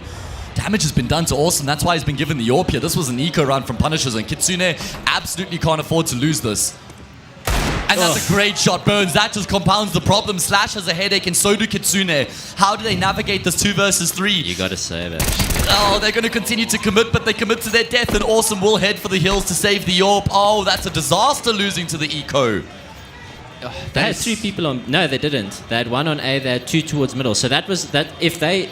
So what Punishers are doing is they're just throwing a normal mid-smoke, and Kitsune are respecting it so much, they're not getting any info, they're not nading it out. They had 2 people sitting behind that smoke, which is why there was only 2 left on B, 1 in cave, 1 on side. Side gets overwhelmed, the rotation's too late from middle, free bomb side, and the Tech 9 is doing work. They're landing a lot Huge of entries from Frozen, man. nice headshots, yeah. Like you said, Ruan, I'd really like to see Kitsune fight middle. I don't know why we haven't seen a single time where, because it's very easy for the CTs to molly deep middle, smoke it off, nade behind the smoke, and it's very hard for the Ts to come through that smoke, and then you can still get catwalk control off that as well. We haven't seen any of that yet from the CT side, trying to fight lane, fight cave, push down ramp at the same time, smoke double doors at the bottom of B ramp, take that control and then fight for mid. Just get in the faces of Punishers, show some confidence, because I think Punishers are loving the style Kitsune are playing, where they kind of seem like they're in their shell a little bit. Yeah. We haven't seen like ramp aggression. We saw that one flash, but we haven't seen like early ramp aggression. We haven't seen cave aggression. We were swinging out with util. We haven't seen proper middle control. We haven't seen A pushes. There's so many things that they can try. This round especially, Tristan has the AWP, the rest of them on a very low buy. You really need Tristan to go big this round. And look at this setup towards B.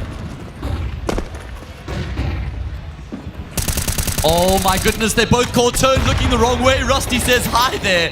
He finds both those kills.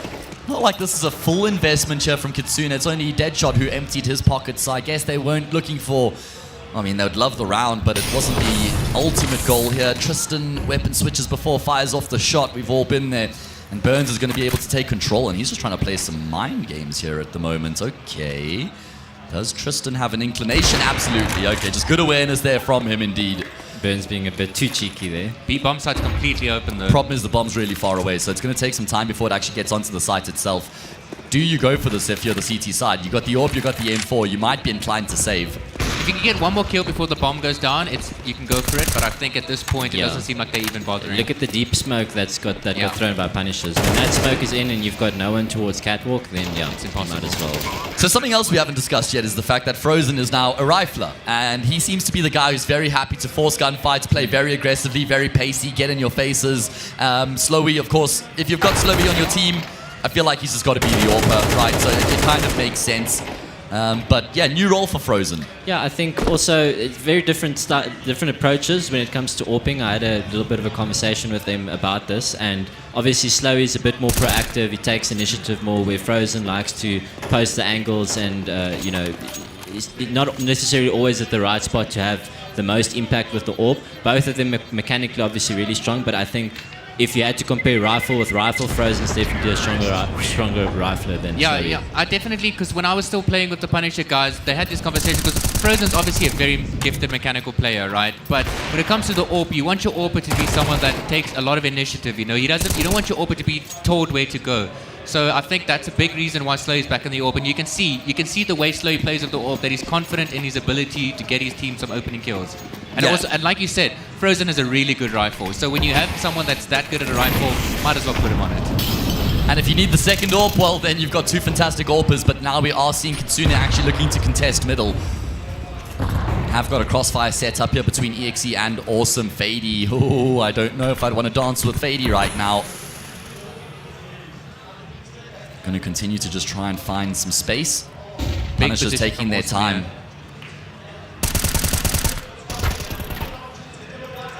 I love these mind games when it comes to Cave, where the spam mind games, you know, where you spam the one side, you get spammed the better back. It's very fun to watch. Nice molly combination there to clear Cave out as well. Jaguar coming through from Punishers. The double molly to clear out the corners makes it a lot easier. Not that 50-50, which corner, which side are you going to peek when you swing. Great Awesome, timing. though, has got some great timing indeed, and he wants more than just the one frag. He's got two players with their backs turned. Kills come through for free. Beautiful patience.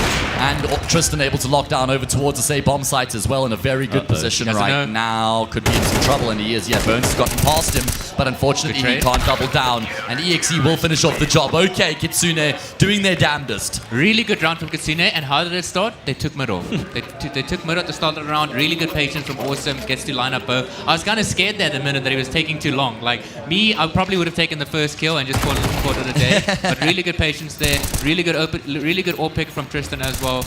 I really hope they can bring this back. 5-7 could definitely be doable for Kitsune. Yeah. I feel like they need 5-7. Yeah. I feel like they need some sort of, they need some momentum behind them going into the second half just to improve the mood in the camp here. I think they need at least one more. Okay, I'll be 4-8 okay for you. with one more. All right, well, let's see.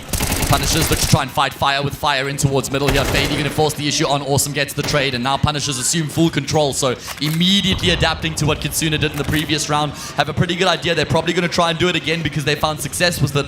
And so Punishers, they find a way to counteract their opponents. And now they've got a big advantage in the round with so much time left on the clock. I really like that call from Rusty, because you can tell he was like, okay, they fought us middle, but they only fought us with 2 people middle. If we bring all our numbers towards middle, it's going to be really hard for Kitsune to fight us. Oh, Frozen, big gunfight taking down Slash, and that's going to force rotations. Kitsune just don't have any other option. They've got to go for some sort of a gamble. They had to go for info, and I like how Punishers are just settling. They're getting themselves into position, and they're just posting angles, and they're waiting for the CTs to make a play. Now, unfortunately, Tristan rotated off the A-bomb site, and that's where Punishers are going. There is no smoke for CT though, so it's going to have to be a flash molly combination to try and get the bomb carrier actually onto the site itself, and he will be able to make his way through. Be aware. They've also been able to take donut control, and they've got that late lurk, so it's going to be a really strong post plant here for Punishers, and these footsteps have been heard. Slowy will finish off the job. He's having a great time of it right now. And once again, sorry to interrupt No, you, go but for it, we look mate. at the kill distribution. 9, 8, 8, 8, and 9 on the side That of is Punishers. insane. Back-to-back maps with such an even kill distribution. Yeah. My goodness, they've just pitched up across the board right now. Deadshot is struggling, mate. He's 1 for 9, and on the previous map, I remember him, I think he was like 0 for 6 or 7 or something like that at one point, so he's having a really tough time of it right now.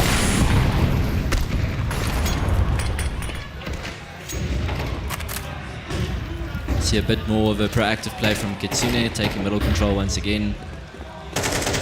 I actually like oh, he doesn't get the kill though. Oh my goodness. Oh, Fady just destroys both of them.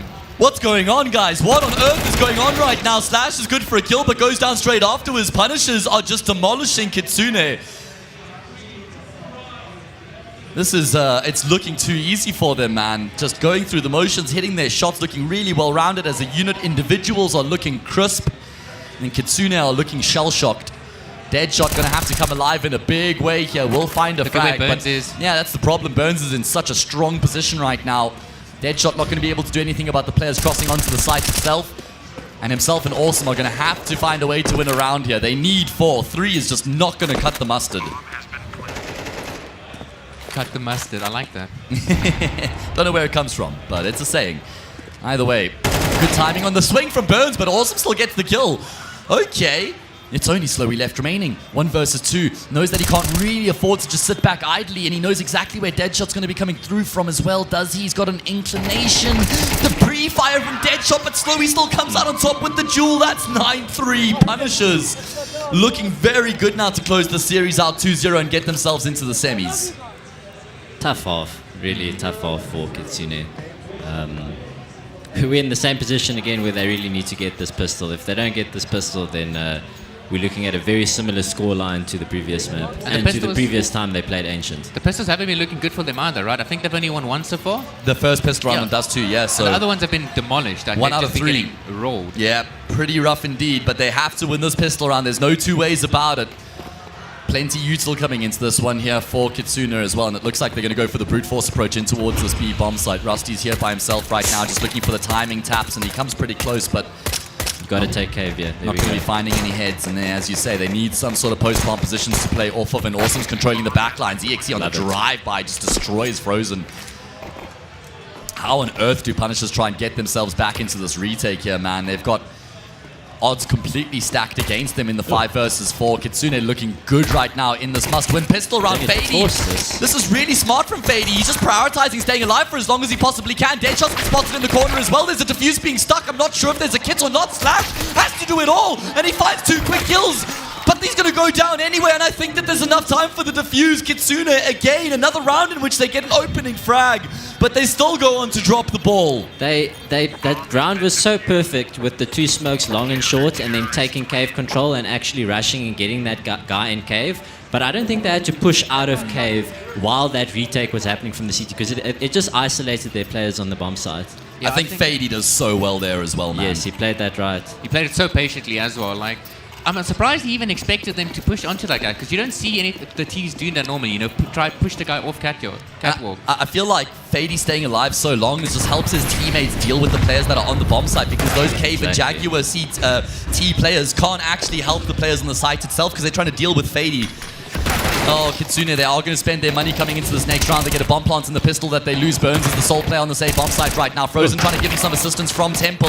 Fady looking to try and make plays through the smoke here as well. Lots of damage being done both ways. I'm pretty sure every single player's position has now been made known, and Frozen is continuing to be a menace. They know exactly where Awesome is, seeking refuge in the smoke, but you're not safe here. They're forced as well. Casino have no money, no bomb plant, no money. They're 2 rounds away from being eliminated 2-0. They won 5 rounds on map 1, 3 rounds here. That's 8 rounds across the series so far. I think the way that Punishers played that round, just smothering Kitsune, not allowing them to get comfortable into the bomb site, getting position, Oxa pushing through the smokes, taking the duel, spamming. I feel like that's a nice summary of how this whole game has gone so far. Oh, brutality on the timeline. They're going to look to just try and save some money here and then play for overtime. I mean, listen, we know that they've had some insane comebacks before. Last year they did it against Viben on Anubis. They were down 13-2 and they won that map in regulation. But this was the eco, and Kitsune have been demolished. Okay, 12-3, fellas. 9 map and series points for Punishers. Trev, you mentioned this could be a blowout. Yeah, I feel bad for the Kitsune guys, you know, because I feel like they aren't playing to their full potential. Not at all, no. And that's the most annoying thing, is if you come to a LAN and you don't perform as well as you can. Especially in a single elimination format. On the other side, the Punishers win this 13-3, 13-5 like this, they're going to be oozing confidence. Oh, yeah. And any team that has to go up against them later on is going to be pretty concerned, I'd say. This is a statement. And the thing is, it's not like they've shown their hand, you know? They've literally just been playing good fundamental CS. Oh, but that's too easy for Frozen to find both of those kills. Fady at range is going to get in on the act as well. And Kitsune need to recover a 2 versus 3 to try and save the day and just keep themselves alive. That's all they're fighting for right now. The heartbeat is so faint, it's there. There's an incredibly slight pulse, and Slash, he doesn't want to go home. With the defibrillators, is doing his damnedest right now to resuscitate his team. It's on Slowy, and he'll go down to Slash as well, 12-4. Do Kitsune have another remarkable comeback in them? We saw them do it last year, as I said, but surely this is too much, man. We need more of that from Slash. In fact, we need more of that from everyone in Kitsune.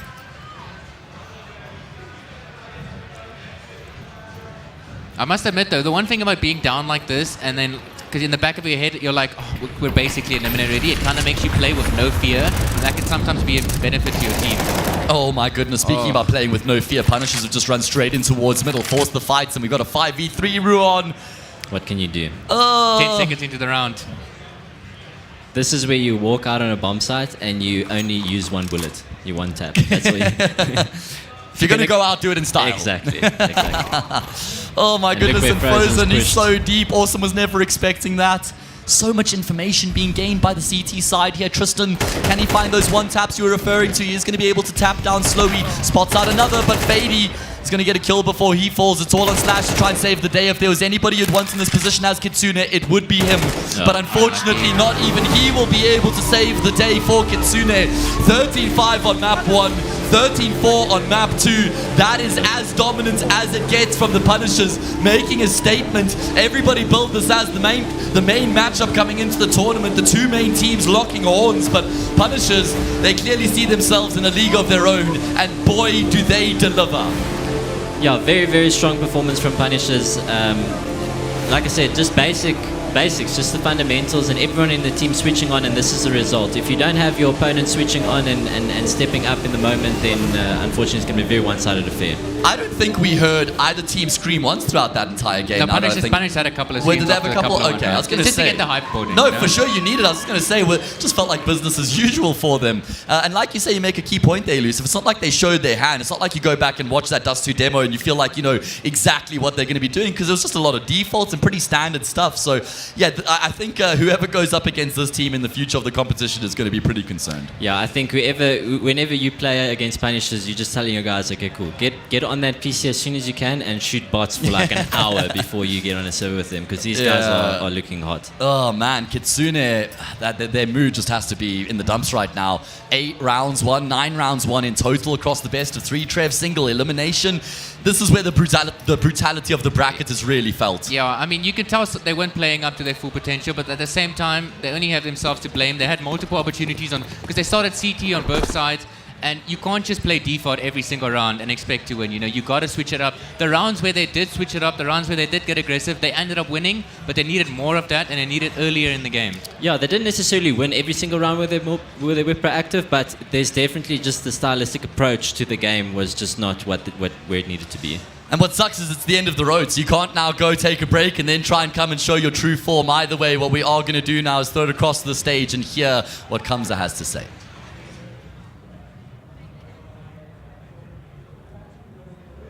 At my end, there we go. I'm back in the mix. Awesome.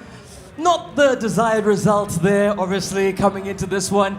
People talking about this could be a potential final. Do you think the kind of form you showed in there was worthy of progression, or is it more work to be done for your group? Oh no, definitely not. We played pretty terribly, to be honest. Pretty lackluster. We just weren't hitting our shots either. They just completely outplayed us, to be honest. And in terms of, you know, your reflections, improvements, obviously it's not the end of the road. You always build for the next competition. How do you guys do that? You know, like, we didn't really show much. Like I said, we just got rolled, to be honest.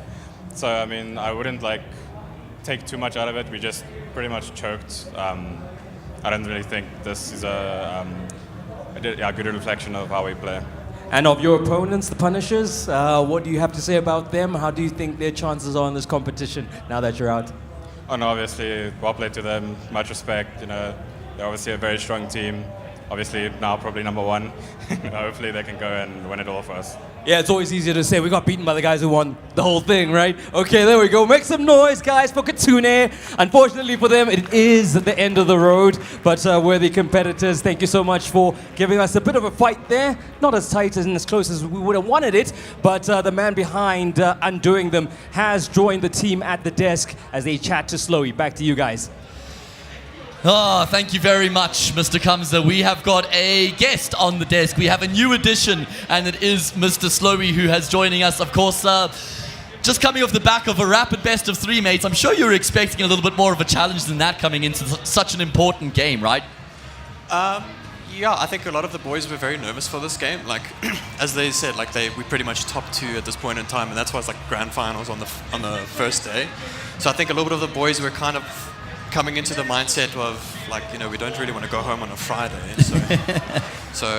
Yeah, but other than that, I think they were playing not to lose instead of trying to play to win, because I know that they definitely have a very deep map pool and even like a strat book. I mean, they've been playing almost with the same roster for I think like 3 years now, maybe 2.5. Yeah. And so I know they definitely have a lot of power and stuff, so I'm not sure what was going wrong. It was either that or we were just landing everything. Yeah, I think what I noticed as well is something that I mentioned during the game, that it definitely feels like they are playing more on the back foot. But I also mentioned that, you know, when it comes to these LAN games and first games of the day, and, you know, it's a single elimination, so you are scared of getting knocked out, it's really important to get the ball rolling early on. And that's exactly what you guys did on Dust 2. I mean, everyone was just switching on. The score distribution or the kill distribution on both maps were really good. So I feel like everyone in your team just switched on. How do you feel about, you know, the team's performance in general in this LAN? Like, you guys feel like you close to your peak, or, you know, you guys just getting started, or? It's tough to say. I mean, when we first came in, I mean, we pretty much had a small boot camp at Metal State's venue yesterday. We got to play against Adaptive, and I can't remember what their new org is called, but they were called Go Fast 5. We played against them, and I think it was like the first 5 rounds we were playing terribly, and I just said, guys, like, we need to actually step it up, focus, in-ear problems or something, keyboard problems or something, you're playing on new screen, new everything. So from there, just reset and focus on the game. Stop thinking about the uncontrollables or anything that happens. And then from there, we just started clicking into a new gear. So as soon as we got you, I said, okay, guys, set up everything, get all of the uncontrollables out of the way. As long as everything's plugged in, the only thing that you have to think about is your crosshair and listening to your teammates. Yeah, Aaron, so what I noticed about you guys started very hot on both maps. Do you think starting T-side on both maps helped you guys? Well, Dust 2 is pretty much T-sided. I mean, you can literally just go anywhere that you have a spawn, and we got a lot of long spawns, so we just long. Definitely T-side gave us a lot of momentum, because, I mean, I think we initially thought that they were going to pick Anubis again for... I also expected that, for the first game, but we were going to pick T-side anyway. Yeah. It's one of the mentalities that we've tried to been practicing recently is... in all of our scrims, you start T-side, because if a team picks that map, you're going to be starting T-side. And if you bot out on T-side and you can't recoup on CT side, then it's a bit of a problem. So rather start on the hard side, or some maps it's the easier side, get that done, and then from there, you're already warmed up, and then you get to literally just slam them on CT. It's a pretty direct question, but is the title as good as yours now? Look, I'm not going to underestimate any of these teams here. I would definitely just say we are a favorite, but I mean, LAN can change anything. So I would like to raise another check, so that'll be great. But look, we're not gonna give anybody, we're not gonna just go into a game thinking we've already won this. Just as we did this game, you know, if we're playing Exceed, Adaptive, or even the next team that we're gonna be playing against, I think that's Synthetic Team. Synthesis. There we go. Gotcha. Synthesis and the other It's team. my job to know them, no There we worries. go, Yeah, not yours. Whichever one we're going to be playing against, it's not going to be like, okay, cool, guys, you know, Saturday, you know, sleep late, it's an easy game or anything like that. Nope, it's wake up, eat your food, go into demos, watch what they're doing, adapt where we need to, and then from there, Anything else, fellas, for Slowy? Yeah, good. I have one question I want to ask, actually. Yesterday, when we were watching the high school teams, we were speaking a lot about conditioning, and we didn't see a lot of conditioning from the high school teams. Obviously, being here with the better players, we saw a lot of conditioning from you guys on both maps. Dust 2 with the long corner smoke and the Xbox smoke being thrown basically every round. On Ancient, the same thing with the house smoke and the cave smoke. What are your thoughts on how you guys are setting yourselves up on these T-side rounds? Like, do you see yourselves like, are you playing for the late game where you're trying to set the team up so that you can run your strats in the late game, or are you just like basically taking it round by round? Essentially, well, we're trying to get out of the mindset of like, okay, cool, we're going to try and play these kind of strats to get to like round 8, and then on round 8 we're going to change it up because they're not going to kind of expect it. We're trying to go like, hey guys, round is 1 minute 55. The round's not over until the round's over, kind of thing. But we do generally have like a game plan. Like against them, our game plan was pretty much go wherever either Slash or EXE isn't. Because like, no offense to the other guys, but for them, we know that as LAN players, Slash and EXE can literally have games where they can just wipe you out entirely. So we were like, you know what, rather just leave them alone. They can do their thing. Like on Dust 2, they play towards B. So we were like, hey, you guys do your thing, have a little party on B. We're going to be over here. And every single time they were trying to fight us, we could see that they were a lot more colder than they would usually be. So our main goal was literally just try and prioritize the site where we know if all we've got to do is like throw flashes. Like if we know Tristan's going to be sitting on the elbow angle, all we need is good flashes and we can plant the bomb. From there, it's just good retakes, good communication, and go from there. But I would say, yeah, we definitely had a game plan going into it. We definitely have like our set pieces on both sides. So we just kind of go into the map thinking, okay, where do we want to prioritize for the map? That's where a majority of our stuff is. And we just make sure that you call like what the kind of game plan is in the beginning of the round. Because if you just say, okay, cool, do a default, then people have a tendency to try and take gaps that they naturally wouldn't. But if you say, okay, we're going to do X default and we're going to lean towards A, it means that the B player isn't going to randomly walk out B, the mid player is not randomly walk out mid. Everybody has the idea we are ending A, or if it's going to be called cancel, we can do something else, but that's the main plan. Yeah, it's default with the direction, Yeah, exactly. Yeah. No, All right. that's it. I wanted to ask a similar question to Trevor. Look at these two analysts just on the same page. All right, well, that is the first game of the day done and dusted. Punishing Kitsune. I had to get it out at least once. Okay, Sumi, low-hanging fruit also has to be picked, you know. But either way, like I said, that's the first quarterfinal of the day done and dusted. Punishes into the semi. We've got another game coming up in about 20-25 minutes. I think it is Synthesis versus Monarch Realm, if I'm not mistaken. So, yes. That is the next game that's going to be coming up. So we're going to have a little intermission. I'm sure there's going to be some content to keep you guys entertained, and we'll catch you for the start of that next game.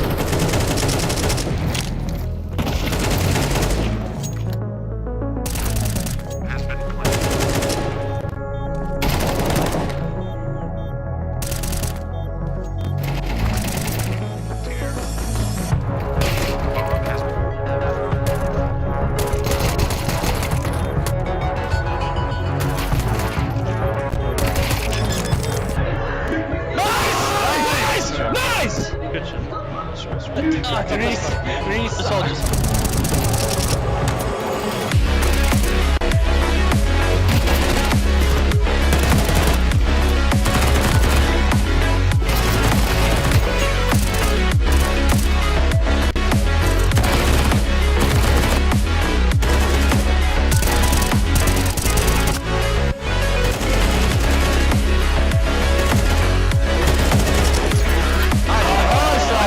Guys, don't worry about it.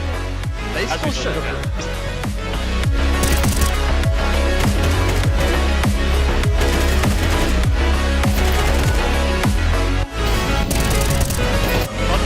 Rafa. Nice! Good shit. I like it, Jeff.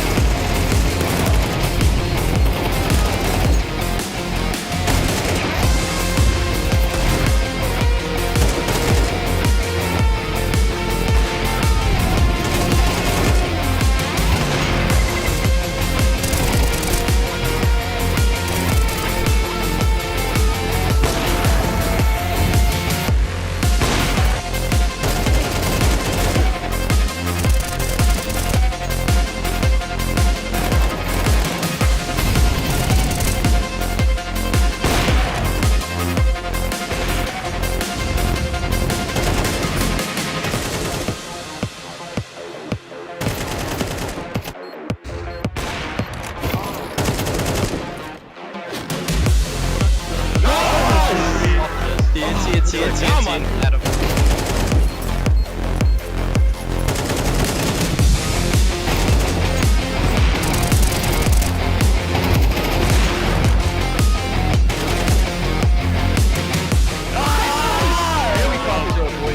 Guys, we have read that like 5 times, but the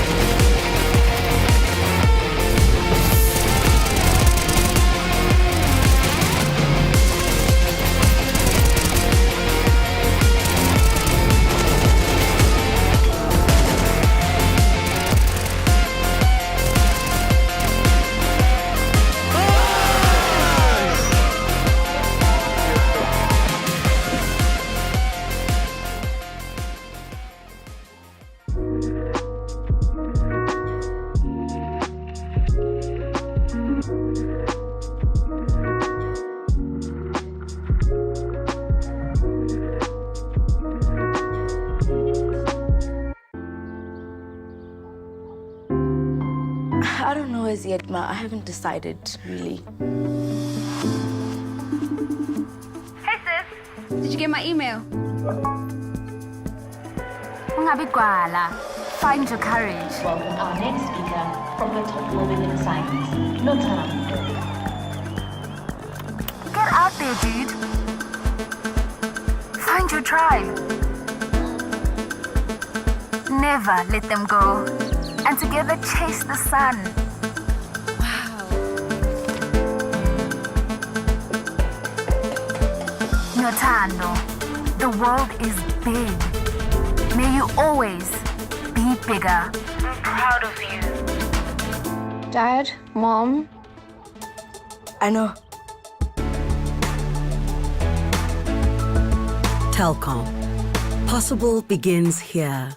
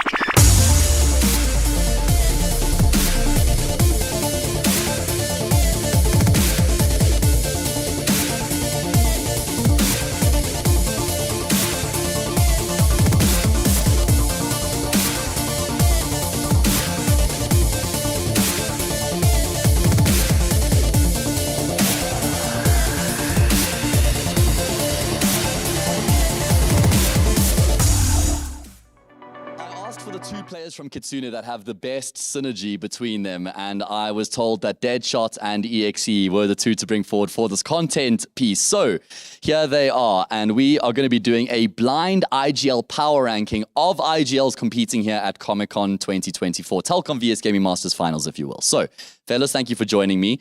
Now, I'm going to give you guys a name, and then you're going to have to rank that name from 1 to 5 without knowing what the other names are going to be coming forward. Okay, so just brush up on the memory here. We're going to start off with Melkis, okay? Of course, he is the IGL, and they've changed IGLs quite a lot in Nixa, but he's the one that they've settled on. So now, where are you ranking Mr. Melkis coming into the competition? Okay, think about it. Okay, they're not going to ask Shannon, okay? Well, maybe they could. So, I think they'll ask Shannon. So we've got Melkis, Wipeout, Rusty. Wipeout's not calling, brother. Wipeout's not calling. Wipeout's not calling. Good thing we're not playing that. Yeah. That would have been a bit of a tragedy. Rusty, Shannon, Rusty, Melkis. And then Exceeds. Yeah. IGL. Yeah. So where do we put him? They're not going to ask for Shannon. Okay, so we're going to reserve that. This guy's Hey, add some input. Put it at number 4. Melky's at 4? Yeah, I think that's pretty based. That's it's pretty a based. Okay. comfortable decision. Got some accordance there. Melky's on 4. Okay. Melky's has been ranked 4th coming into this. Okay.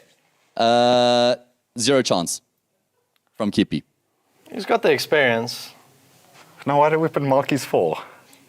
Okay, the reason I put Malky's 4. 0 chance should be 4. What are you doing, man? Okay. Come on, boys. This is teamwork here. Work together. Okay. The thing is, it's hard because we don't know how he calls within the team, but from an outsider perspective, he has to be below Malky's. Yeah, from an outside perspective, I think he has to be So 0 chance is going 5. He has to go 5. Sorry, Wow, but no. he's got the The experience. 37-year-old talent, hey, guys. Sure. Okay, He's so got the experience. James, I hope you're watching this because you can show them in the server if you get a chance to play against them. 0 chance. Okay. He has been around for a very long time. That's true. Okay, next we're going to go with here is Shadow. He's IGLing for Exceed. Oh, damn. That's good info. Shadow is the Okay. IGL for Exceed. So Shadow can be only top 3 now, fellas. You see, you've kind of painted yourselves into a corner. We just have to slot it in 3 because Rusty, Shannon. But then if they ask But like, you see, if Rusty or if they Shannon's ask not someone there, like Aurora, you see, yeah. then what do we do? Yo, we have not cooked. Actually, Okay. no, we have cooked. I think we put him at number 2. Yeah, no, because they're not going to ask for Shannon. They're not going to have, They're not going to have Shannon or on our Rusty. list. Yeah. So we put him 2. Okay, so Shadow is Yeah. apparently the second-rated IGL in the competition here, according to Deadshot and EXE. Shadow. Did he not change his name? Storm now. Storm now. So we'll just, that's my bad. That's my bad, Shadow part. We'll just add /Storm in there, just a little bit of, on the fly. Okay, so we got 2 names left. 2 names left, 2 IGLs. Next one, Rusty. Give it on. Who's he leading for the Shannon? 5th? Who is the 5th? Rusty. I don't think they'll give us Shannon. So we have to No, put him I one. think, I don't think they give us Shannon, so... Yeah, we have I to mean, put him one. if We have my to put him captain one. coach is number 3, then unlucky. Unlucky. Okay, so... But I don't think Shannon's there, so Rusty number 1. Okay, so you guys are you're going for the gamble now. You've made that call. All right, yeah. So Rusty number 1? Yeah. Rusty number 1. Rusty, they were calling him Young Gangster earlier. I think something like that. Yeah, I forgot the gangster, the G. The YG. That's true. Yeah, there we go. There we go. The Young Gangster, Mr. Dusty Rusty. Okay, last name is Nix.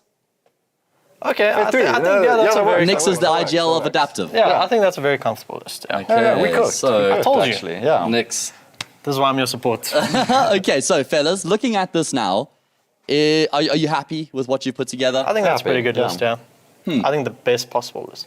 Okay. I think that maybe you could swap around 4 and 5, Okay. but other than that, I think it's a very solid list. All right, well, there you have it. We're going to find out at the end of the competition how accurate this actually is. But as of now, this is EXE and Deadshot's perception of the ranking of IGLs.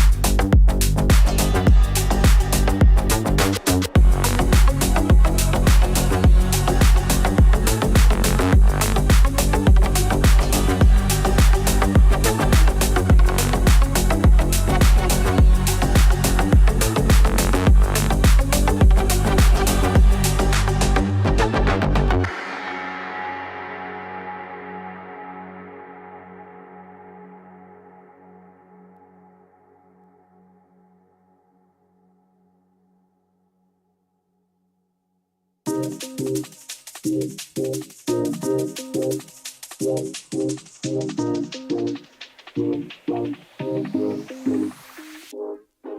you love me good, good, good with the moon. When the sun comes up, then I love you too. I do, do, do, do, do. Come on, get me in a mood, mood, mood, mood, mood. I don't wanna think about the world before you. Tunnel vision, I only know you. Lying in my arms, like I won the lottery. Wonder if you ever get lightheaded at the thought of me, right? You feel so right. Insomnia, you're keeping me up at night. I'm calling in sick, 'cause I'm sick in love. I must admit you got me spinning like a carousel light. I'm upside down, go round and round and round and round. You're lightning, baby, don't you let me down. If you love me good, good, good with the moon. When the sun comes up, then I love you too. I do, do, do, do, do. Come on, get me in a mood, mood, mood, mood, mood. If you love me good, good, good with the moon. When the sun comes up, then I love you too. I do, do, do, do, do. Come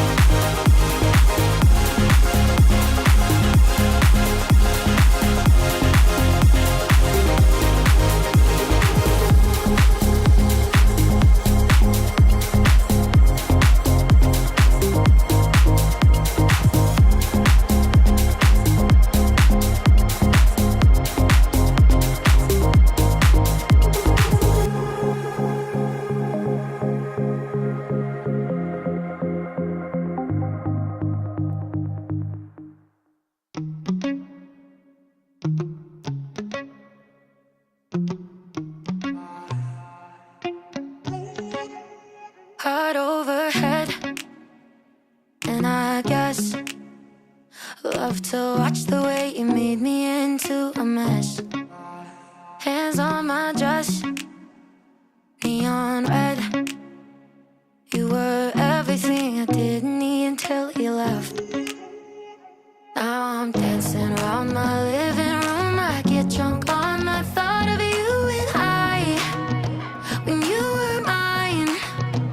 See your eyes in every stranger. I replay the way that we were till I'm high. No, it's not right. I miss you missing me like you used to, yeah, like you used to. I miss you kissing me like you used to, like only you do. You know the good things are never as good as the bad, and your love is better than anything I've ever had. Oh, I miss you missing me like you used to, yeah, like you used to. Know you're gone, and you probably just forgot me. Yeah, you're moving on. But I can't let go, 'cause I'm still sleeping with the moments lying with your ghost. Now I'm dancing around my living room. I get drunk on the thought of you and I, and you're not mine. But I miss you missing me like you used to, yeah, like you used to. I miss you kissing me like you used to, like only you do. You know the good things are never as good as the bad, and your love is better than anything I've ever had. Oh, I miss you missing me like you used to, yeah, like you used to. Heart overhead, and I guess I love to watch the way you made me into a mess. I miss you missing me like you used to, yeah, like you used to. I miss you kissing me like you used to, like only you do. You know the good things are never as good as the bad, and your love is better than anything I've ever had. Oh, I miss you missing me like you used to, yeah, like you used to. You know the good things are never as good as the bad, and your love is better than anything I've ever had. Oh, I miss you missing me like you used to, yeah, like you used to. Just taking a break. Okay. There we go. So you're there for that team? Okay, there we go. And who's here for that team? Okay. So we got a little life happening in here, folks. I've got some prizes from our good friends at Eve Tech to give away. So I'm gonna make this a very, very easy contest, okay? Because what they've done is they've given us an amazing prize to give away at the end of the weekend. There is a laptop up for grabs. All you gotta do is go to our Telkom Plus stand and scan a QR code. So I'm gonna make it very simple. The first two people to go to that stand and find out what this prize I'm speaking of is, okay, come back and I either give you a hoodie or a mouse pad. So, run over, go get me what the prize name is, run back up, and the first two people on the stage with the correct answer. Actually, you want to be second because I feel like the first person's going to give away the answer. But at least, you'll get an A for effort. So I'm looking for two people to rush back here with the correct prize and how much it's worth. All right? So let's get the prize, how much it's worth. It's at the Telkom stand, courtesy of our friends at Eve Tech. You dream it, they build it. It's really that simple. I myself was on a building journey recently. I learned very, very recently how expensive building a PC is, but I'm glad I've done it, and I did get some help from my friends at Eve Tech. So let's see if I'm going to see anyone. Oh, there we go. We got Park. He's rushing back. Are you slowing down? Why are you slowing down? There's someone behind you. Coming. Made you look.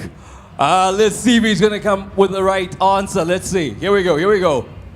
Gamers assemble. I need you to come through and let me know what it is that we're giving away. There's an awesome prize, courtesy of Eve Tech. Let you catch your breath. My daughter will tell you. It's an HP Omen laptop valued at 31,499. Okay, well done, Dad. There we go. That's the one. You have a choice: mouse pad or hoodie. Hoodie. There we go. No, you can get a mouse pad. No, you can take that. After your run, put it under your cough and roll your cough out. That's a committed dad right there. He was like, listen, we're going to go together, baby. I'm going to get you that hoodie, and there we go. It's sorted. Cool. So you got to do your winner shot. An amazing Eve Tech hoodie. Dad, come up as well. We just created a new Eve Tech family. What's your name? Neha. Neha, do you game? Kinda, not really. Are you looking to get into gaming? Wrong answer. Give me that hoodie. No, I'm kidding. There you go. Still yours. Now, okay, and Dad, what do you think of all of this? Were you dragged here against your will, or? I came to support Team Monarch. Who do you know on Team Monarch? So Eric and Samir. Eric and Samir, there they are on Team Monarch. Do you know anything about their opponents, or you're just here for the vibes? I'm here to see them lose. The opponents. Yeah, there we go. Just wanted to make sure we're on the same page. So there we go. Let's hold that up. Show your pearly whites. And we got it. Thank you so much, guys. Well done to the father and daughter team. Mom, where are you? There's Mom. Okay, Mom is here as well. Well done, guys. Enjoy the rest of the show, and I hope the team you hear to back does you proud. Okay, folks, so as you can see, the teams have assembled. We're going to get them to stand down for a little bit. Then my boys at the desk there will take care of everything as far as that build-up is concerned. We'll be back after a short break. Even good times get you high. Little bit lost, but it's alright. Even bright lights got a dark side. Rounding corners, high and low ones. Can't have one without the other. Jumping in the neon colored feelings without feeling all the broken chords that came before. Sidewalks right hit the floor. Windows closed, but there's a door. That's how it always goes. Yeah, the world keeps on turning, and we all keep learning. Even good love feels like drugs. Even good nights get you high. Little bit wild, but it's alright. Even bright lights got a dark side. Even good love feels like drugs. Even good times get you high. Little bit lost, but it's alright. Even bright lights got a dark side. Even good love feels like drugs. Even good nights get you high. Little bit wild, but it's alright. Even bright lights got a dark side. Even good love feels like drugs. Even good times get you high. Little bit lost, but it's alright. Even bright lights got a dark side. Dark side, even bright lights got a dark side, dark side,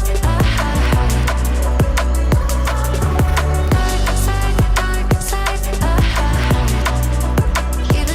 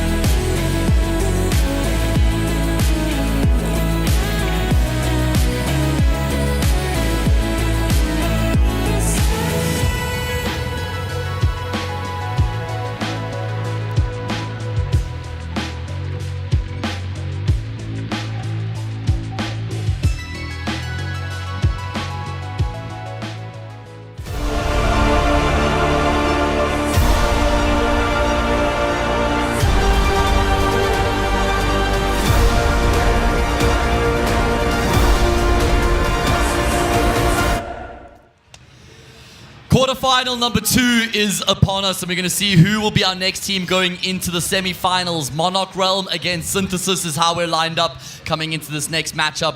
Now, fellas, we just saw one of the favorites. It was always going to be one of the favorites eliminated. Certainly not in the fashion we expected. Kitsune, boom, dead in the water. They are out of the competition. Whoever wins this game has to play Punishers in the semi-final, which is going to be a very tough game regardless who makes it that far. But I just want to talk about this game now on paper, fellas, because coming into this event, it's no secret that these are probably two of the weaker teams in the event, but they get to play against each other in their opening game. Surely that's an ideal matchup. Yeah, I think both of these teams are happy that the bracket played out this way. I think Kitsune obviously going overseas and forfeiting those 2 games and ending up on the 8th seed did wonders for these guys. So I think also just, obviously first game, if you lose, you're out, single elimination. But in terms of matchups, I think it's very ideal for these 2 teams to play against each other.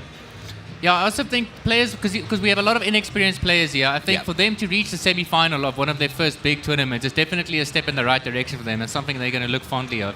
And you never know, with 2 teams like these that are both unknown, you don't know what's going to happen, Some player could step up and play better than he's ever played in his life, and you wouldn't know what to expect from these teams. I'm pretty sure the only player who's on the stage right now that's actually played at a LAN event is Raz, if I'm not mistaken, from Monarch Realm. One of the big themes and storylines here for this particular matchup is that we have very young players who are going to be competing on the stage and on the server today. I'm pretty sure the average age of both teams is between 19 and 20 years old. So obviously some youthful exuberance is going to be displaying itself on the server today, that's for sure. I know you got Bimo on Synthesis, who's only 16 years old. Of course, we saw the high school lads yesterday, but he's a cut above that. He's in Masters for a reason, right? And actually, I got to interview Bimo, and he is just like a bundle of joy and fire and banter. He's a lot of fun, I will say. So I'm expecting to hear him loud on the server. But fellas, to have 2 teams who are just both so young, average age, like I said, 19 or 20, it means that this is an opportunity to gain experience, right? Yes, I think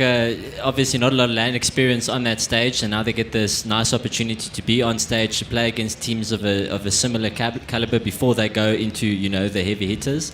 And yeah, I think it's a nice opportunity for individually for these guys to prove themselves.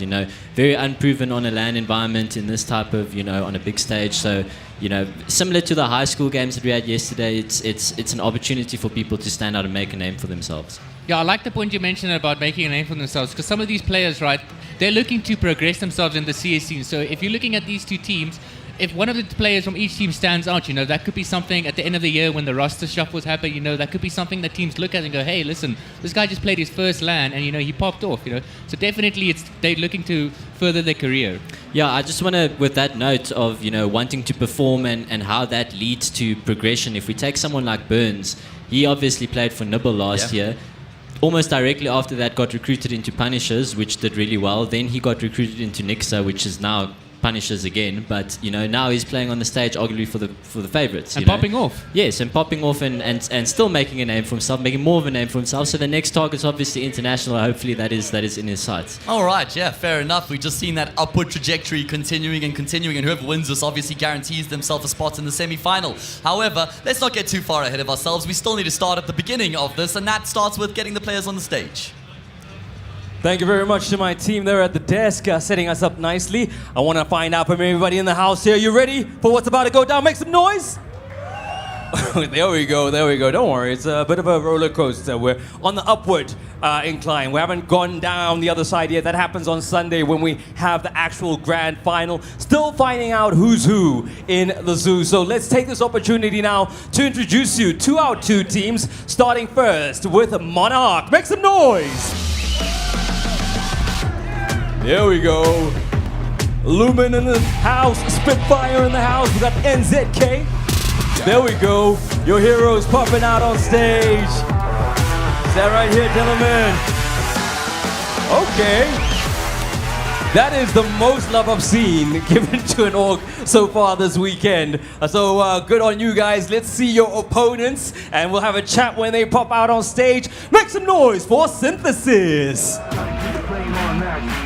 I heard some boos. Okay, it's getting interesting now. There we go. Nice. A little bit of boos, a little bit of woos. As we see the team there on the big screen, the likes of Bimo in the house. Here they are coming out on stage.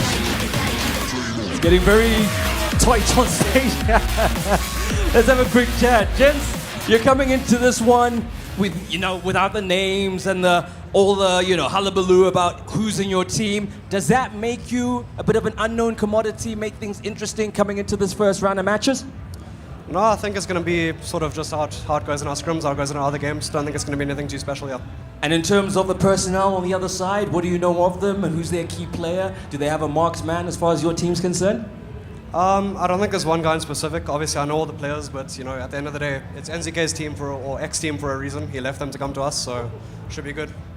That was spicy. NZK, you agree with that? You agree? All right. Okay, guys. So, having heard that now, they've thrown a bit of, spice into the mix. How do you feel about your opponents? I feel like they're going to be a comfortable win to us, to be honest. Like, we've played it. They haven't really played all year, They can't keep a roster together for quite a while.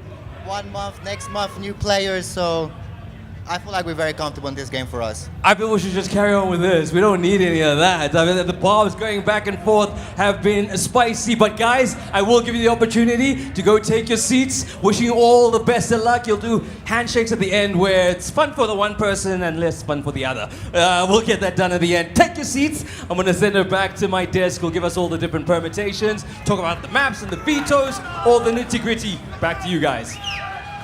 I honestly just love the spice we're getting out of these interviews today, Trev. I love the banter. Something I've always loved about the local community is that you can be enemies at the start of the game, banter up, and then after the game it's all firm handshakes. So I'm loving the little bit of banter, a little bit of history between the teams. Yeah, I've always seen South African Counter-Strike as like a small town in America where everyone knows everyone knows everything about you, what you've done, where you've been, where you come from, and at the end of the day, we're just we all do it for the love of the game, right, Ruan? Yeah, it's we've got a nice close-knit community, and obviously we got new youngsters coming in and they're forming part of that community, so it's just nice to see that there's still space for that banter and stuff, because there's always someone, and there's a couple of guys, a handful of guys in every generation of CS, Trevor being one of them, that's always, they like the banter and they like the big talk, so hopefully he can back up what he says. I'm not too familiar with either of these teams, so it'd be interesting to see, what they're going to bring.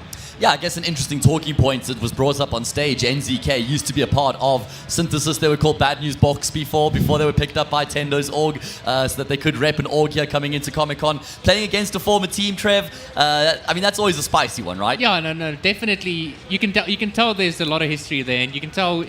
Like when you were talking about how NZK left the team, and then Sins was talking about how they can't keep a roster together, very spicy, very spicy. I hope the server there's also a lot of banter going on. I would love to see some body shots, some knife attempts, just something to spice it up. Yeah, I actually got to interview JMT from Synthesis on Media Day, and he mentioned that he said, thank you, NZK, for leaving our team because we got better after you left. So we're going to have to see how that affects the equation coming into this particular game. But boys, let's delve a little bit deeper now. Let's get ourselves into the vetoes. So first map was picked by Monarch Realm. It's Anubis. Then we go to Mirage, and afterwards it's going to be Ancient. So what are your thoughts on those maps coming into the series? Yeah, so once again, unfortunately, I don't have too much information on how these teams have played previously, but we know stylistically how the team should be approaching this map. So obviously if Monarch picked Anubis, then Synthesis decided to start on the CT side, it seems. So arguably the less favored side. So with Anubis, you want your CT sides to be proactive. I feel like I'm just repeating myself over and over, especially from last game as well. It's like I just want to see CT teams have a good approach to their CT side. They know what they want to do, because if you're just going to play stagnant, then the T's are going to run over you.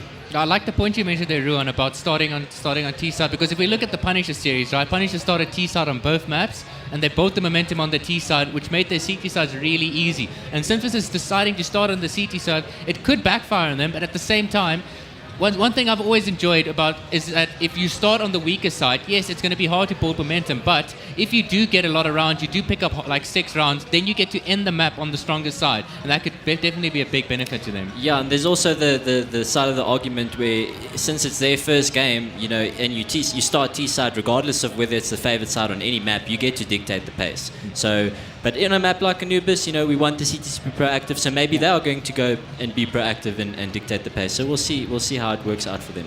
Let's talk a little bit more about names and name value on the server. Of course, a lot of these are up-and-coming, inexperienced players. Like I said, I'm pretty sure the only person on the server right now that's played at a notable LAN event was Raz, right? So it's a lot of first tier for these younger players. Raz probably feeling some pressure to, be the man on the server, to not only lead from the front as the IGL, but also just, relieve some of that pressure on his teammates coming into a big game and a big day like this. Yeah, no, definitely. Like, if you look at the Monarch lineup, Raz is definitely the most experienced. NTK has also been around the block a couple of times, but he hasn't really had the chance to prove himself on a big stage. So now you're definitely going to be looking at him, NTK and Raz to be the two front runners. Hopefully kill-wise and structure-wise, they're going to be the ones trying to set the pace. I'm not sure when it comes to Synthesis though. I think MT and JMT are names that I have heard before. So I wouldn't be surprised if we see some. I've heard those names somewhere before. Somewhere. I've seen those tags in on the Twitter. Faceit streets or somewhere like that. The retake servers maybe. But yeah, I definitely want to see something fresh from Synthesis. Being the underdogs. Technically, I would call them the underdogs, not by a large margin. I want to see something fresh. Bring some innovation to the strats. Because you're lacking in firepower. I want to see them make up for it somewhere else. Another notable point is someone like Spitfire who's had a little stint in BVD while they were trying to find their fifth. Still trying to find their fifth, I think. But yeah, he did a little stint there, and even when he wasn't playing, he was spectating. So he got quite a lot of exposure to the BVD squad and how they approach things. So I'm assuming he would also bring that into the team, and I don't know how much of a voice he has, but Raz is I believe the IGL, and the AWP. So yeah, I'm assuming there's a collaboration there between the players. Yeah, I actually got to hang out with them on Monday. We did like a little impromptu media day at the VS studios, and they're good kids, they're good guys. It's probably not fair to call them kids. They're like 19, 20 years old they're now. Kids to us. Yeah, exactly. When we get to this point, we have that luxury, right? We have that. But like I was going to say now, Spitfire definitely would be a second voice in the team. He's quite a vocal player in general, has a pretty good idea of how he wants to approach the game, and he has that experience from playing with the Bravado lads. But I did mention a little bit earlier, BMO on the side of the server of Synthesis, just 16 years old. He is a firecracker, is probably the best way to describe him. Let's catch up with what I had to see, or with the conversation I had with him on Media Day. I'm here with BMO from Synthesis, and I just felt like I had to get an interview with him because he was super keen for an interview. BMO, you're 16 years old. You must be the youngest player at this LAN event, and I'm just keen to hear what you're thinking and how you're feeling coming into the competition, mate. I just have that mental advantage because I know that everyone's scared of me. Yeah. Because I got that age advantage, Okay. So I just full confidence, Okay. Tell me about what kind of a player you are, BMO, in the server. What can people expect when they see you on the server playing Counter-Strike? I'm a space taker, so I go in, just full confidence. Full confidence, no concern. Throw you in first. Take the names. Okay, cool. I like that. And coming into the event, first LAN event. How long have you even been playing Counter-Strike for? I've been playing since I was like 6, 7 years old. And how did you get into it? Older brother, dad? My dad was like he went to LANs in 1.600. So. Who was your dad? I don't know his He doesn't. name. Oh, you don't know? Okay. My dad doesn't expand. Because I'm just thinking back to like the damage control days, the old school 2010. We had teams going overseas then. So you were born in like 2008 or something. Yeah, 2008. That's crazy, man. For me, it's like anyone born after 2000 is just not a real human. And now it's 2008. See, but like on the server, I'm not a real human. Not inhumane. Bro, I'm alien, dog. Just play by your own rules, do your own thing. I love it, man. So what's the goal at the adventure, BMO? Probably to win, eh? Yeah? Yeah. That's full Max Verstappen mental, dog. Okay. Yeah, you're only here for one thing, and that's to actually win the entire event. Yeah, like obviously, if you don't think you're going to win, don't come. Yeah. I love that attitude. Now, BMO, how long have you been watching South African Counter-Strike for? I don't watch it at all. I just play it. Okay. So there's no like historical names or big players or anyone who inspires you or anyone you look up to or anything like that? Maybe Wipeout. Okay. I always rate them. Okay. It's just like I never expected Wipeout to be the name. That's like, that just shows you the up and coming generation is like looking at the people who I always saw as the newer players in the scene. It's not like Zero Chance or Dechny or Elusive or Kani or any of those names. You're going for Wipeout now. What's it about Wipeout, mate? He's just such a down-to-earth guy. He's just not cocky, Like he's not me, Yeah. He's not me. Okay, BMO, thank you for taking the time to have a conversation, and I'm looking forward to seeing what you're going to do on the server, mate. Cool, thank you. Oh, yeah. Away, Mr. Bimo. Thoughts off the bat, fellas? That just put a smile on my face. I like that guy instantly. Right, seeing a 16-year-old full of confidence, full Max Verstappen, as he says, Trev. Yeah, no, I'd really like, you can see he's just brimming with positive energy, you know. It's always nice to have the guy like that in your team, because when you go down a couple of rounds, you know, the vibe's going down. Crack a joke. It's nice, crack a joke, you know, laugh, say, guys, you know, let's enjoy ourselves. It could definitely be a big benefit to his team. Yeah, I couldn't agree with you more, because he's also not the guy who's going to get, super frustrated and annoyed and tilt the rest of the team. He's going to bring that energy. He's going to bring that fun, right? Which is such an important part of having success at an event like this. Yeah, you got to keep it light. You got to stay positive. And if you got guys in your team, especially if you feel like you're in a position where you have to win, where you're the favorites, you can put a lot of pressure on yourself as individuals and on the team. And there's usually someone in the team that has to bring everyone back to ground level and be like, guys, it's just a game. It's going to be okay. We'll love each other. Let's just do our thing, Yeah, I mean, it is at the end of the day a game, and games are played to have fun. So, yeah, I'm keen to see him in the server. You guys play games to have fun? I think you've been doing it wrong the whole time, mate. No, I guess I must have gone wrong somewhere. It explains a lot, I will say. Even in the Pokemon days, It was just it's all about how many I could collect. Okay, yeah, always a goal, always an objective. The goal and the objective now is to get into the second quarterfinal of the day. Like I said, the winner of this particular matchup is going to book themselves a date with Punishers tomorrow in the semi-final. Now, personally, I'm not sure if that's a date I'd get very excited about, because Punishers, they looked incredibly good earlier on today against Kitsune. Either way, it's an opportunity for experience, it's an opportunity to show everyone what you're capable of, and just kind of grow and develop as a player. Like Elusive was saying, maybe one of those bigger teams going to be looking down the row and see who they can try and add to the team if they're looking to make some changes. So there's a lot more going on than just trying to get yourself or keep yourself alive in the competition. And we are going to be getting into the first map of the second quarterfinal right here, right now. It's Anubis to open up. It's the pick of Monarch Realm, and they will be starting off on the T side as well. So that's kind of best case scenario, lads. Your map pick and the favored side, what more could you want? Yeah, and first game, so you get to dictate the pace on T side, as you mentioned earlier. So I hope that Synthesis have something up their sleeves. Looking like they're going for a strat. Taylor's all this time on Anubis, where you go through middle, you drop down into water, clear out cave. It looks like it's going to be a fake though, but they haven't fallen for it. Synthesis have stayed stacked on the A side. This should be very hard for them. Yeah, they're going to struggle a lot, right? They're going to require the brute force approach, and Lumen has doubled down. Bimo worried about middle. He's still going to combine with his teammate. The numbers are here for Synthesis, but evidently not proving to make much of a difference. Monarch able to just barrel their way in towards the, say, bomb site in Aurora. Well, he's trying to lock down middle. He's just trying to buy as much time as possible, but he's doing more than just buying time. He's going to find a kill as well. Round dead in the water. It's only Mr. Zinho left remaining. He doesn't have a hope in hell. Still going to roll the dice here. 1 versus 3, I guess, is not impossible, but you can't get much done without a head. And there we go. Crowd is loud on the side of Monarch Realm right now. Just want to mention, apologies guys, we're working on getting their photos. We did take photos of the fellas on Media Day, but just rolling with the punches, some tech issues, so we'll work on that. Just want to say good job by Aurora there for playing that delayed mid flank and not overcommitting. It's so easy to overcommit in those situations with the bombs down, and just by staying alive, baiting the CTs to come in, just buys the team so much time. Who's going to get to farm the Eagles this round on the Monarch side though? That's the question. He's in a nice position to deal with this. Oh, he's going to farm. It's very early though. That is not what you want to see. That's your AWPer as well. You really wanted him to get a couple of Mac 10 kills there. So and this is a problem. I mean, I'm not really worried about them losing the round, because I don't think that's going to be much of a concern. It's just about how many players they've already lost here. Economic damage going to be frustrating here for Monarch.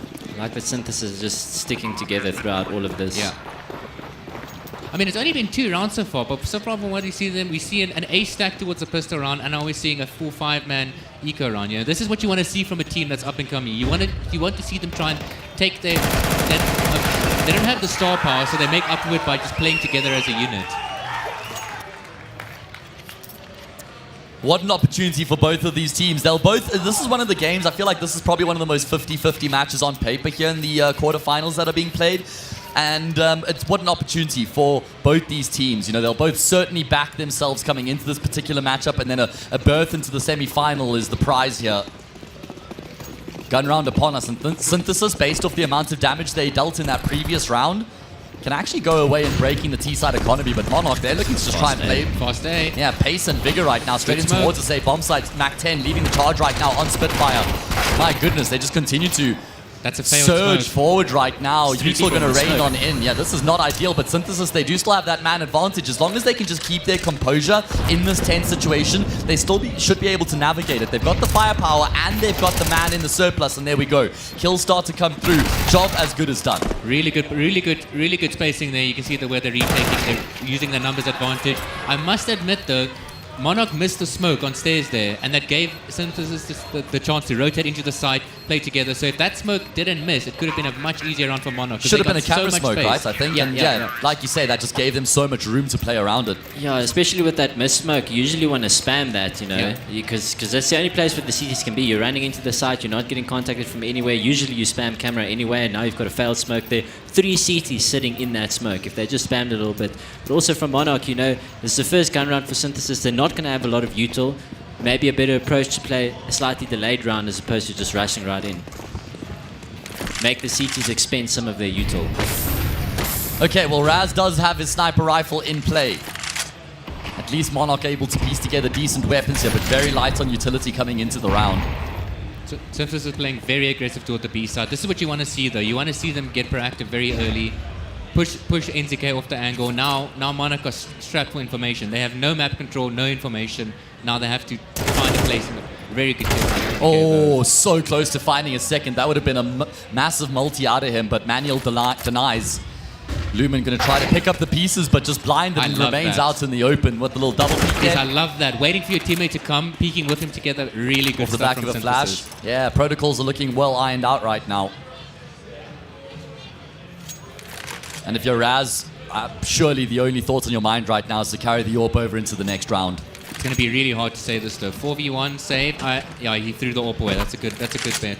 You don't want to give the AWP over to the Synthesis side. Feels like a formality, and JMT looking pretty quick there with the shot as the kill comes through as well. Synthesis getting nice and loud very early. That's what you want to hear from the youngsters, eh? I mean, it's an opportunity. You're here once a year. We only have a single LAN event this year. We only had a single LAN event last year as well. You want to make the most of that opportunity. You want to be present in the moments and really just maximize it. And just have fun, you know. When you're shouting, when you're winning rounds, fist bumping your teammates, you know, it really gets the hype going and makes the people play better.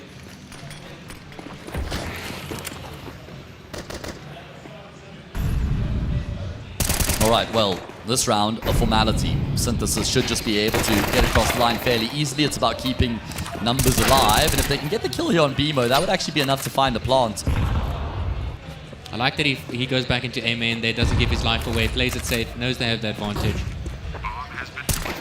Yeah, happy to give up the bomb plant in a situation like that. You're just trying to maintain control, and he will double down with the P2K, and ZK will be dealt with as well, and that's going to be Synthesis getting their noses in front on Monarch's map pick.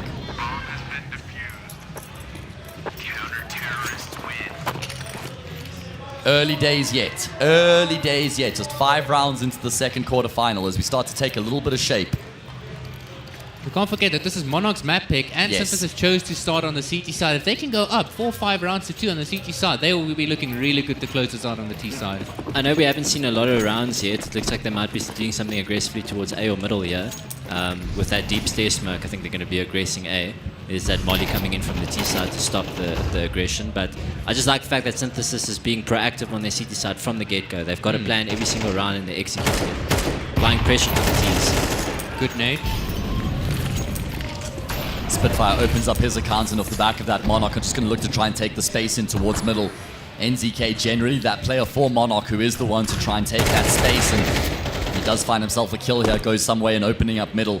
Pressure now mounts on towards the say bomb side. Unfortunately for JMT, he does kind of just have to gamble. There's not going to be anybody coming from A main, but that's why it's so important to just have that extra layer, that extra dimension on the exec. Yeah, I think unfortunately them throwing that deep stair smoke so early just made it a bit obvious of what they were trying to do in that situation. I know there's a molly that you can throw from camera that does the same thing. It just mollies it off, and it just works out on a better timing because then you can molly and flash, and your teammates are running out, and it's not so predictable. I do think though Manuel got caught a bit in limbo there in the mid street. He did see that they were playing very aggro there. I would have liked to see him fall back a bit more, maybe play camera, maybe wait for his teammate to get closer so he can get some 2v1 angles. And again, they're prodding towards B main. Already a more competitive series than what we had earlier on today, boys. But that wasn't hard, to be fair. But it's also, like Ruan said, they're actively trying to take map control, actively trying to make the T's uncomfortable. Really nice nade. This is a very good spot here from Zinho. They might not expect this. Nice swing there. JK. Nice step out from Lumen there. Not just slow peeking into the angle. That little extra step extends a bit further past Zinho's crosshair. And now that means that these B players are going to have to lock it down. Manuel's been able to find 2. Those cave players probably activating a little bit early because it's not like the B main players were really able to join up with them. Manuel not actually able to get the reload out. And it looks like Monarch are going to pull the plug, but they can't. The door's been closed in on them by Empty. Lumen will at least find a nice trade and he'll try and head over in the opposite direction. Now, how do Monarch navigate this? They're down by a man right now, but they've got some really good positional control, and Spitfire's decided to just drop the smoke there instead of activating from that position. Yeah, I actually kind of would have liked if he didn't drop a smoke there, and maybe because it kind of gives away that he's holding the rotation. He could have maybe gotten a free kill because Synthesis might not expect him to have that angle covered. Oh. Very important shot from JMT. Yeah, Lumen's gone really deep Spitfire's there. really far from the bomb as Nah, well. this is round over. There's no way back into this for him, surely. I mean, I think that the bomb might be planted for him, but an AWP posted on the angle surely just going to be impossible to bypass. And he will step into the scope. JMT comes out on top and Synthesis regain the lead. Yeah, I would have really liked him to Spitfire to actually just either hold that position or carry on pushing, or if he's going to smoke it off, go around and push through towards CT spawn so that you can, stop that heaven rotation. But I feel like there was so much more he could have done yes, from I that think he did the position. one thing he probably shouldn't have. Yeah, he was in a power position there. Yes. I do admit though, on the B side there, Manuel, we didn't get to see Manuel's 2 kills, but what I liked is he got his 2 kills, he stood behind the pillar, he didn't swing out, and then he tried to get out of sight. Yeah. And they basically all left the site because they know they got the 2-man advantage, they can let them get the bomb down and then just play the retake. Really good stuff. Yeah, good discipline. Should be a good opportunity here for Synthesis to extend their lead. Just looking at the investment coming into the round here for Monarch. I mean, they'll have decent guns on most of their players. Raz should get the AWP here. I wonder if Zinho got in their head a little bit there with that pre-game interview. It's definitely possible, Always got to play the mind games, man. Look, I don't see anything wrong with either team's approach so far, so I just like that Synthesis are, being proactive. You have to be proactive on this map on the CT side. You have to do you have to do something. A little push here, a little bit of info there. 2-man play here. This is such a big opportunity for Synthesis because if they win this 5-4, anti-eco 5-3, anti-eco 6-3. CT side Anubis, they're in control at that point. At that point, you win the T-side pistol and you're setting yourself to win on the first gun round. Absolutely. Looks like we have an A execute coming out here. Synthesis not really too keen on fighting middle. They've been playing double towards A. So they've got 2 in the middle now, but they don't play middle aggressively. I don't mind that as long as they're doing something else elsewhere. And generally, it's been B main where they've been quite active. Really good flash. Yeah, Monarch looking to charge their way in towards a safe bomb site. Spitfire doubles down with the opening kills. Mac 10 doing the duty. And it's going to have to be an unfavorable retake here for Synthesis if they are going to find a way to make this one work. If they don't get a kill in the next couple of seconds, they should save. It looks like they're opting for the save anyway. The thing with the A bomb site is, if you're playing against a T-sided team that does a well-drilled execute where they get the mollies and the flashes and the smokes down where it needs to be, there's nowhere on that side where you can play and you're safe. So you either need to, if you've identified that that's the way that the T's are going to play, you either need to decide we're going to fight in B main and take the fight to them before that, or you need to just kind of play that retake, jiggle peeking, okay, they've thrown all their util, we counteract with util, or you can just wait with your smoke in your hand close to A main. When the execute comes in, you drop your smoke and you play right behind it. That also works quite well. I can tell you as an Anubis A anchor, it's a very difficult side to anchor by yourself, but I also think Synthesis kind of messed up there where they had both their players playing on the left side wall. Basically, one flash came through, they were both very blind. Monarch didn't really need to funnel and look into the side to try and sniff out the anchor player because they were both already in the open. I'd like to see the next time when Synthesis enter that position, have a guy on site, drop a smoke, play around the smoke, buy some time for the rotations to come in. This is the reason why it's important to be proactive on your CT side, because if you're playing against a team that can do a proper A exec, for example, like if you're not playing proactive and getting that info towards B or getting info towards middle, getting that cave peek, with the AWP or playing close A main, jiggle peeking, whatever it is, you're just sitting there on the bomb site and you're going to get executed on, and majority of the time you're going to lose that round. Yeah, I feel like the full A exec is so strong from the T side. If you let them do that unabated or rather undisrupted, then you're going to have a very tough time locking down the bomb site. It's one of the things that Anubis is notorious for on the CT side, is that there's just not great positions to try and play from on the site itself. It's why you try fight forward in cave or B main or A main, and we haven't seen a huge amount of aggression or plays being made over towards A main just yet. I was about to say, I would really like to see JMT take the orb towards A main, and that's exactly what he's doing now. All right. Good flash. It's close.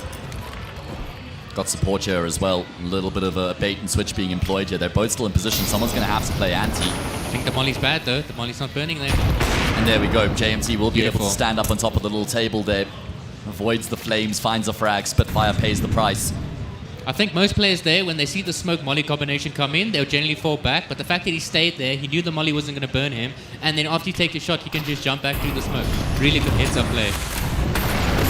Really good molly. Good counter useful coming through here from the CT side, and that is a hell of a shot out of Lumen to open up this bomb site. Bimo can't do a huge amount about it. It's not a great heaven smoke, and Empty's going to be pressuring from cameras. Yeah, how is that just left exposed? Bimo using that mist smoke as well to his advantage. Aurora has to go above and beyond. Takes down one towards cameras. Unfortunately, can't do much about the second. It's all on NZK against his former team. 1v2 turn 1v1, and it looks like he wants to force the fight right now. Oh, he's so lucky to be alive. Taps the bomb. Yeah, trying to draw the player out. A smoke going to be dropped here by Manuel to give himself a little bit of room to work with. Manuel NZK. should hear that. He should hear that. But is it a bait? Is it a fake? Or is NZK going to commit? That's the big question right now. And Manuel, well, he has to make a read. Manuel has to try and predict what's going to happen playing against NZK here. I think this is very favored for Manuel. I think he'll be able to come from any angle. He doesn't stick the plant. Oh, he did stick the plant. Sorry, Yeah, I was going to say. Thing is, NZK, he's stuck. In what world does he ever expect this? And Manuel, as you say, by process of elimination, knows exactly where NZK is going to be playing here. He should clear the left side here, and then he should know it can only be cave. And he's got a kit in the smoke as well. He's going to drop the smoke on the bomb. I probably would have preferred this smoke actually being front cave here. NZK, knife out in the smoke, swipe, left. He's going to tag, AK out, but kill doesn't come through. Oh, it does! The kill comes through in time. Wait, what? No, he got to defuse. Oh, okay, my God, I was so confused. Synthesis win the round, not Monarch. That caught me off guard and confusion. I'm really surprised he went for the stick there. I feel like he had time to at least, tap the bomb, maybe see if he can bait him out. But it works, eh? If it works, who are we to judge? Yeah, I would have smoked cave there in that situation and then tapped the bomb. Oh my, okay, well that threw me off. I thought the kill came through just in time from NZK. I'm sure it threw Monarch off as well. Yeah, abandoning the knife in the smoke there, goes for the spray, gets the kill, but not in time. Here comes the B main prod again, getting a little bit of info there. That's what you want. I am surprised though that we aren't seeing Monarch fighting towards the B side, considering how much Synthesis has gone aggressive there. What T's like to do is they like to throw an early molly towards the B entrance that just delays the CTs from taking that control. This is a very fast split coming in here. Oh, JMT trying to make a bit of a hero play here right now with his AWP, but unfortunately he's going to be too late to the party. They're not clear. Great timing from Bimo, sitting in the smoke. Oh my goodness, okay, finds himself a multi-kill. 3 kills coming through from Bimo. He might even be able to finish off the job, doesn't matter. He shares the spoils with his teammates. Synthesis, they go up by 2 rounds here. Sitting pretty on the CT side of their opponent's map pick. Every time I look at Synthesis, they're all staring at the Monarch, showing signs, saying, "What are you guys doing?" I'm loving that. Really impressed with Bimo so far on this A-Bob side. Just valuing his life. He understands he needs to stay alive, catching nice timings through the smokes. He doesn't overcommit to the fights. Also, the kahuna is on him to actually walk through that smoke. You don't see that a lot from young players. And I like that they threw the stair smoke again as CTs to indicate that they're going to do that that main aggression, but they didn't. They just threw it as a fake to see what the T's would do. And there's now no utility left for Monarch in the round. Raz managed to make his way into cave though, very early on. Very good molly. But yeah, tick down to the flames, going to give up his position. Good setup there on B as well. I like this a lot. I would just like them to... Okay, yeah, here comes the third rotation now. You don't really need to peek into B main. You can let them come out, hold an off angle. for BMO to also only be 16 years old and be playing the A anchor role and doing as well as he is, I feel like Monarch have tried to target him a little bit, but they haven't really had a great time of it. I think it comes back to what Ruan said earlier. Remember, talking about how inexperienced players actually play better because of the inexperience, and I feel like we're seeing that exactly now from BMO. Fearless. Yeah. A fearless firecracker. That's my nickname for And he's BMO. having fun, you know. That's exactly it. He's continuing to frag as well. This rotation. Force the CTs to move a little bit. Fortunately, they spotted the guy in cave. But what do Monarch even do with this is the big question, because they don't have any options available, any obvious options available. JMT just locking down middle. Ooh. That was nonchalant, that was lazy, and that's going to cost him his life. Spitfire, can he compound to the problems here for Synthesis? He's got to swing. Yeah, that was a little bit of a mistake there from BMO falling back. Spitfire tracks and traces, fakes the bomb plant to try and draw these players out. He's going to be able to get himself another kill. There's no space for the bomb plant. Has to go for the deep, but unfortunately, not going to work out in his favor. Synthesis go clear by 3. If I'm Monarchs, I'm very stressed right now. You know, you're on the T side, the favorite side. You only got 4 rounds. Synthesis, their CT side are looking well oiled. They're being proactive. They're holding their sides. Yeah. And we were speaking about Raz earlier being one of the most experienced players coming in, but if you look now, he's sitting at 3-for-8. Shout out to one of the OGs here that's busy watching right now. One of the founding fathers of South African esports, Cass Ahmed, Mr. Kawa in the house. Doesn't get better than that, baby. Oh, man. Blast from the past. Eh? That's it, yeah, exactly. Just a little bit more salt and pepper coming on now, eh? All right, focusing back up on the game. Trades the name of the game. BMO continues to force the issue, but he's got JMT in tow. I love that. What a combination. MT goes aggressive through the sewers, and immediately BMO pushes A main to support him. Oh, Manuel. Just the way that they set up. Like, as soon as there's one person taking a duel and dying, there's a second person stepping to do the trade. And yeah, it's just working perfectly for Synthesis. Yeah, and they're vocal right now. Synthesis are vocal. BMO, he's wondering, where are they? They're not on the server right now. It's too easy for him. Oh, I love it, man. My little fierce firecracker. I feel like it's been a while since we've had a 16-year-old come on into the scene and just shake things up in South Africa. You know what it reminds me of? It reminds me of Prime Sonic when he first came onto the scene. He wasn't that loud, though, man. No, he wasn't loud, but that's what made him annoying, though. Silent killer. He was a silent killer, Yeah. and he was so young. All right, big pistol around here for Monarch because they've got absolutely no momentum coming into the second half. BMO just continues to lead the charge. Picks up here in the second half where he left off in the first. Spitfire, beautiful double. 2 pistols, 2 kills. NZK will assume the position after Spitfire goes down, and Raz will finish off the job. That's going to give a good little bit of motivation here to Monarch. Monarch really needed that. Yeah, that's going to spur them on. Yeah. Let's look at the buy here. It looks like Synthesis are going to go for a full save. No bomb plant, but rather a save here. Love to see them do something together as 5. JMT 14 and 6. He's having a fantastic time of it as well right now. He's trying to keep up with BMO, hey? Yeah, well, he's leading him by a kill right now. NZK 11 and 9, top fragging for Monarch against his former team, having a pretty good time of it. Synthesis just using this opportunity to maul things over, fellas. We spoke about this yesterday as well. I mean, not only are you just having time to talk about things now, you're also just forcing the CTs to use util as the round goes on. Bleed a molly here, bleed a smoke there. Have to reinvest into that util going into the next round. I think my favorite in rounds like these is when the T see a molly go down and they all 5 just go die to the molly. Are there any youngsters you guys can think of that have come into the scene and just been very loud and full of confidence off the bat? Besides me? I'm trying to think now. I mean, Johnny wasn't that loud. No, Johnny's he's a complete antithesis. all 3, yeah. Johnny, Reese, and Fady. Yeah, they were all very reserved, very quiet. Flex as well. The man, not so loud. Damn. No, it's about an time we had anomaly. a loud player again. All right, well. It's a generational thing, I don't know. Yeah. Going to be an easy cleanup here for Monarch in the anti-eco. Keeping all 5 players alive will be a good boost to their economy. Means this next round here is going to be a bonus round for the CT side. No matter what happens, they know they've got a buy waiting in the bank as they continue to claw their way back here. 6-8, 2-round difference. First gun round of the second half. So like Synthesis taking a attack pause here. I wonder if they might be deciding if they want to save another round to try to get the orb, but they seem they are starting to buy now. No, they should definitely buy, yeah. But I like the fact that the teams are taking the attack pauses. You know, it's something we spoke about yesterday. You need to use your attacks. There's no reason not to. Just reaffirm exactly what you're going to do, what the plan is. Just remind everyone, okay, guys, listen, we're going to do this strat. Just remember, this is how Monarchs play. They like doing this. This player has a tendency to do that. So just keep that in mind when we go through the motions. I feel like it's important not to just be too one-dimensional with your pauses and only use them when things are going wrong, but try use them proactively as well. You know, even if it is, like you say, just before the first gun round here at the start of the second half, you know, it's a good idea to just discuss the game plan. Happy birthday, Nick Bart. What's that, 19 years now? 19 years old, fella? 20? It's big all smiles, that's all we're getting. All right, here we go. NZK will find a key opening kill onto Zinho. That's through the mid-smoke. Yeah. That's going to disrupt the round here for Synthesis. Any plan they had off the bat coming into the round's been shaken up a little bit. They are leaning more towards A here. And I see they did that smoke towards A main, which is something that teams like doing as well, so that they can hide in the smoke and pretty much burst through it on a timing.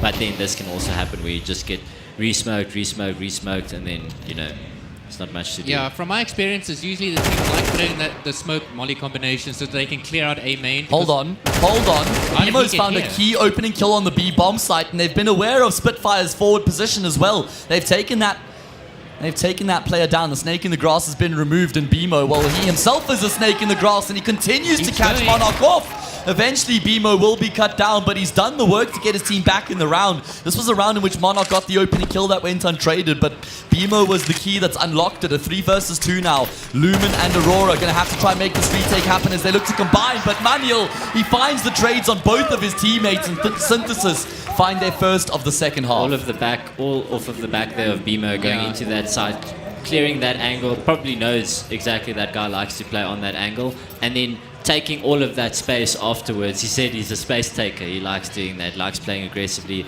Second player rotating into the site, had no idea he was there, gets the second kill, bomb site's yours. It's not just space taking, it's smart space taking as well though, because after he gets that kill, he doesn't just W key forward, he finds an intelligent position to put himself in. And Synthesis, they can go a long way in putting Monarch away here on Anubis if they can win this next gun round. Because then it's 10-6, no money for the CT side, and we start to get very concerned at that point. Raz still 4 for 10. Hey, he's the player we noted as someone to look out for, but he seems to be struggling in this early second half. He did mention in the interview I did with him that he kind of was forced into the IGL role because there wasn't anybody else to do it, and that's never ideal, right? You want the person to want that role. So much pressure, so much baggage that comes along with IGLing. Here we go. Synthesis looking to try and get in towards this A-bomb site. In the meantime, Bemo's making moves on the opposite side of the map. So Monarch are left second-guessing exactly where Synthesis are going to try and finish off here in the round. NZK can't do much about the player crossing, but empty. Oh, we could have actually just finished off the job there if he gets both the kills, but NZK continues to do the most here. That's a really good play to just go through that smoke like that. Oh, JMT is so limited for room right now. Has to force the fight, but NZK takes his head right off, and through brute force alone, NZK keeps his team alive. When Bemo got that kill towards the B side, I actually thought the round was over, because that was such a big kill, you know, it puts Monarch in such an awful position, but they really brought it back. I like what they did there, setting up to get to pop towards A, and then just having Bemo create that little presence towards Cave. You know, potentially just keeping that A bomb side a little bit weaker before they hit it. And they actually got in there really well, and unfortunately I think they threw that round a bit. They should have just been aware of that heaven position. It's such a common spot where people get caught off. It's just that CT tucking into that heaven angle as the smoke fades. One thing I will mention about Synthesis that round, it seems like their spacing when they enter onto the A bomb side isn't very good. There's a lot of individual duels happening. You really want your spacing to be really tight in moments like that. This is a round that Monarch absolutely cannot afford to lose. Playing against the pistols, they've been able to find the kills initially to keep Synthesis at bay. Raz doubles down. That's going to give him a good boost of confidence. Bemo will get a kill back, but I don't think that there's any concern here at large for Monarch, right? No concern. No, everything's fine. It's all good. Bemo has 23 health, and it will be a double pick. A double peak that leads to his demise. The only thing that I didn't really like there is they threw the tease through the smoke, the close smoke on the left-hand side that blocks off Temple and CT, but then they still had two guys rooting towards Pizza on the left-hand side, and you're standing behind your own smoke while the guys on the right-hand side rooting towards Pillar and Cave are just getting mowed down, and there's no tradability. If you're going to go that route, you got to jump through that smoke, which is what catches CTs off guard a lot of time, is when you run through your own smoke, you jump in behind them, and then you start taking the duels. Some Cave aggression coming in. I like this. Not the first time we've seen him do it as well. Despite the fact that they're down 9-8, they'd be feeling the pressure coming into an important gun round like this. They're still making their plays.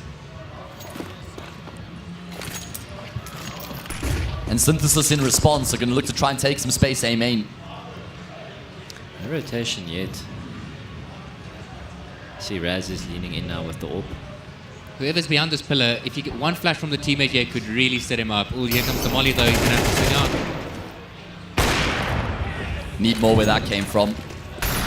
Man advantage for the CT side, but that has been dismissed. Manuel, he has been doing a lot of work in these past few rounds. Found some instrumental kills, a number of multis as well. Got a A 3 versus 3, yeah.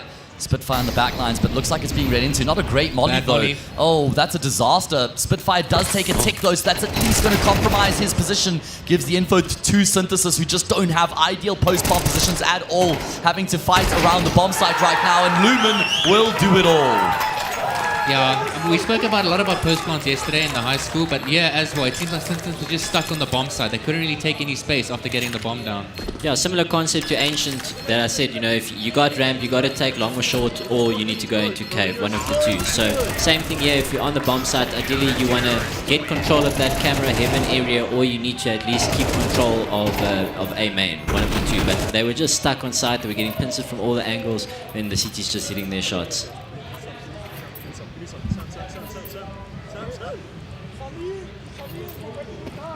It's interesting to note though, that most of the games we've seen have been very T-side dominant, but I feel like this map so far in particular has been very CT-side dominant. Both teams seem to be a lot more comfortable on CT.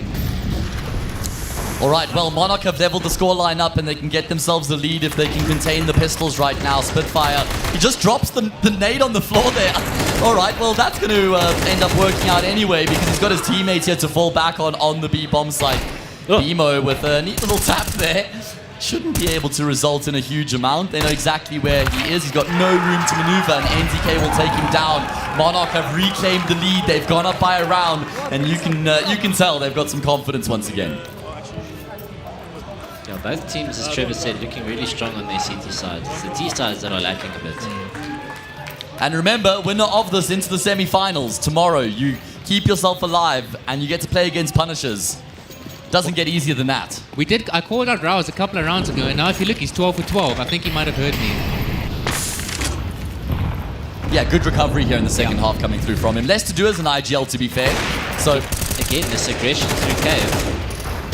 Oh, that's a huge kill onto NZK. Monarch doing a lot in that round there. Fighting in middle, fighting into canals as well. Unfortunately, the fights don't really go the way that they would have hoped. Draz also just kind of desperate. And they know for a fact that Aurora's here because he just naded out the smoke. Also going to commit forward to his death. And Synthesis kind of gifted around there, it feels like. Yeah, I think Monarch, I like it when two people push cave, but once you run out of cave and you start pushing canals, you are committed to whatever is coming your way. There's no escape, there's no way to get out of that fight. So I'm not the biggest fan of that, but I'm assuming it's some sort of a set play that they were doing. But yeah, unfortunately it didn't work out for them. And now look at the economy on the CT side. Oh, it's a disaster, right? Paying the price. It's exactly what we were hoping for, though. A competitive matchup between these two teams, fighting tooth and nail, giving everything they've got. As you say, Big Nate, good flash as well, but not going to amount into much. Should at least get a second frag here. A little bit of damage being done to take away from the round. Not the cleanest, but Empty will eventually get the frag. Can you hear, I don't know if you can hear the shouting, but the guys are going ballistic. Yeah, understandably so as well. They're feeling it, man. They are feeling it. 11-10. I feel like there hasn't really been a gap greater than 3 rounds throughout the entire map so far. Very back and forth between these two teams. Big round for Monarch now. What are they going to change up? Because it's a very important round. Seems like Raz is going towards A main of the AWP. Wants to try and get an early pick. Seems there will be someone to face him.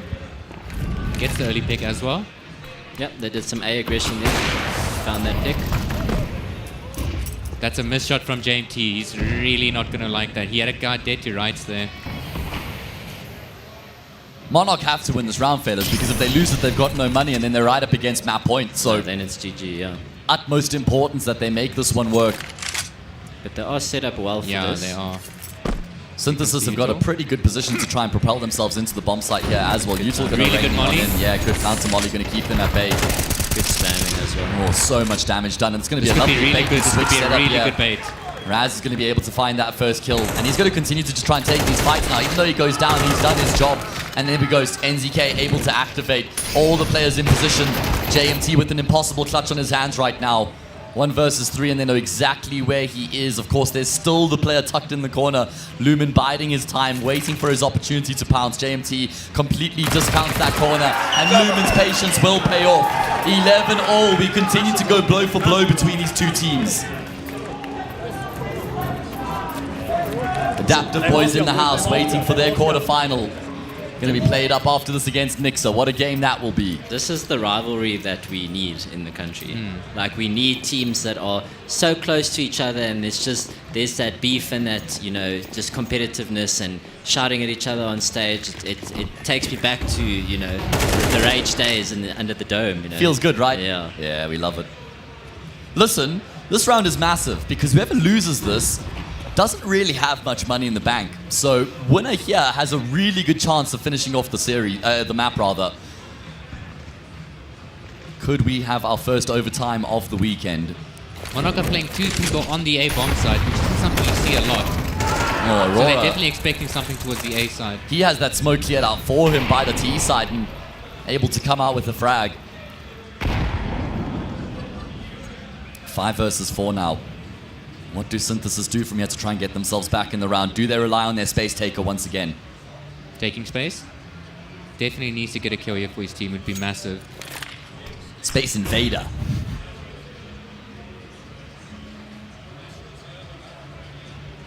I'd love JMT just to hold this angle and then Beamer walks out to clear the right. Good timing on the activation there from Lumen in the corner. This is where Spitfire had to try and find a way into the defense as well, and he will. Only able to get the 1 kill though. Manuel and JMT able to find some frags back here, breathing some life back into the round for Synthesis. For a very brief moment, it was a 5 versus 2, but a 3v2 makes for far better reading. JMT going to be able to activate the bomb here, relying heavily on Manuel's position. Not really able to get back to any ideal post-plant positions. They're going to have to fight their way through this round, and this round's for all the marbles. No. This round's for map point. JMT doubles down. 1 versus 1, and Manuel's position goes unchecked. Synthesis recover. A 2v5. 2v5. For a brief moment, there were trades that came through pretty quickly afterwards, but it was a 5v2 technically speaking. Monarch going to be kicking themselves after that. Yeah, big round from JMT there with the AWP. Getting those 2 kills after the plant. All right, well, 12-11. Synthesis have but 1 opportunity to finish off the job here in regulation. Look at the money. Look at the money. What money? No money. Oh, man. Nothing in PayPal. What do you even call if you're Monarch here right now? What do you just buy? You can't default. MP9? You can't just play the default setup. You have to do something aggressive. But then is that predictable? I mean... Not if it's delayed. Okay. So if you delay it enough, like if you're just gonna rush off the bat, then yeah, obviously. But if you can delay it a little bit, make sure you show enough presence across the map. You know, maybe do a little peek towards B, a little peek towards A, spam it a little bit, and then group up and do something with a pop flash. You know. So feign as though you are kind of in your default positions, and then immediately after you've given that presence up, you commit to a plan. Yes. All right. Well, let's see. For now, it does look like it's a pretty default setup coming through from the CT side. NZK should be close enough here to get the drop down. Does look like it. That could be costly playing into these forced up weapons. Monarch in pursuit of overtime. Zinho will be able to catch Lumen off guard. Raz, the next man called into the equation. Deagle in hand. Has to go heroic. Does the IGL. Not the cleanest spray from Empty, but the kill comes through anyway. Another recovery out of Synthesis as they get full side control, but NZK, could he be the man to unlock the reset? No, Empty. He's got his wits about him. What a kill coming through from him. It's down to the MP9 to try save the day here for Monarch, but that molly going to be so difficult to traverse. They can't afford to smoke it either because that just creates another obstacle as they now try and get back in towards the bomb site. No kits, so time is of the essence, and unfortunately, it doesn't look like it's going to happen. Spitfire gets shut down, and Synthesis have done it. They've won the first map. Look at them. They're feeling it. They're hyped. They're pumped. And why wouldn't they be at the end of that map? 13-11. That's as close as it gets in regulation. But Synthesis have won their opponent's map pick. What an entertaining game. Jeez, like I'm just having a look at the scores here. Okay, no, unfortunately I can't see that anymore. But no, there we go. 23 for 16 on JMT, big performance from him. 19 for 18 on Bimo, 18 for 13 on Manuel. I feel like those are the three big hitters on the side of Synthesis. I feel like Manuel had so many high impact kills, vital trades, late round kills coming through from him as well, and some important multis.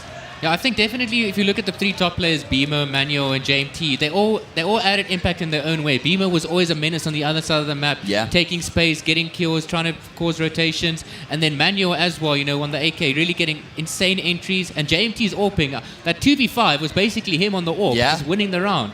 So it was a 2v5 at 11-11 and then a 3v5 at 12-11. Both those rounds lost by Monarch. Could come back to rue that. And I mean, yes, it's a close scoreline, but those are also the rounds that reset the economy, which means the following rounds like a freebie. So, you know, this last round was also a tight one, you know, running into the close range duels at Cave. You know, the Synthesis trying to do something fast, which I wouldn't necessarily recommend, but fortunately they came through with a W. All right, well, that is the first map of the second quarterfinal done and dusted. It is Synthesis who come out on top of their opponent's pick. It means that they go into their map of Mirage, leading the series 1-0. Are they going to stamp their ticket into that semi-final after that second map, or will we require a third? We'll find out after a short break. Get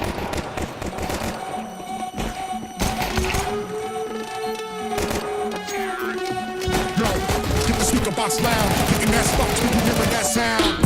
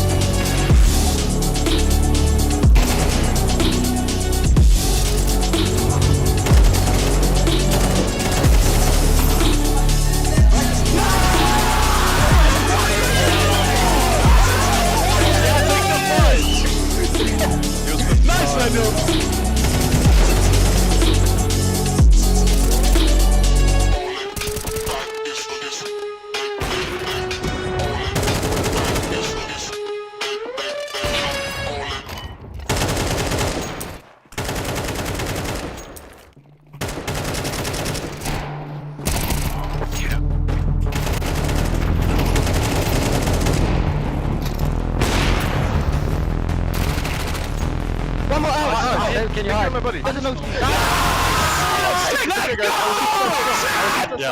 Yeah, it is. It's stronger than our team. Why are you guys, boys? Yeah, we have a lot.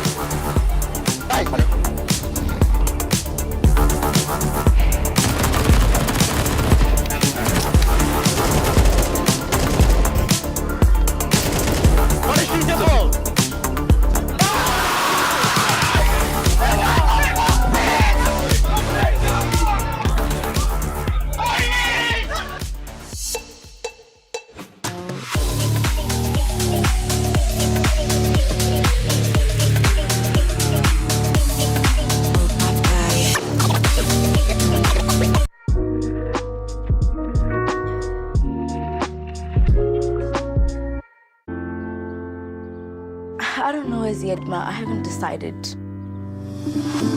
Hey sis, did you get my email? Ungabi gwala. Find your courage. Get out there, dude. Find your tribe. And together chase the sun. The world is big. May you always be bigger. Dad, Mom. I know. Telkom. Possible begins here.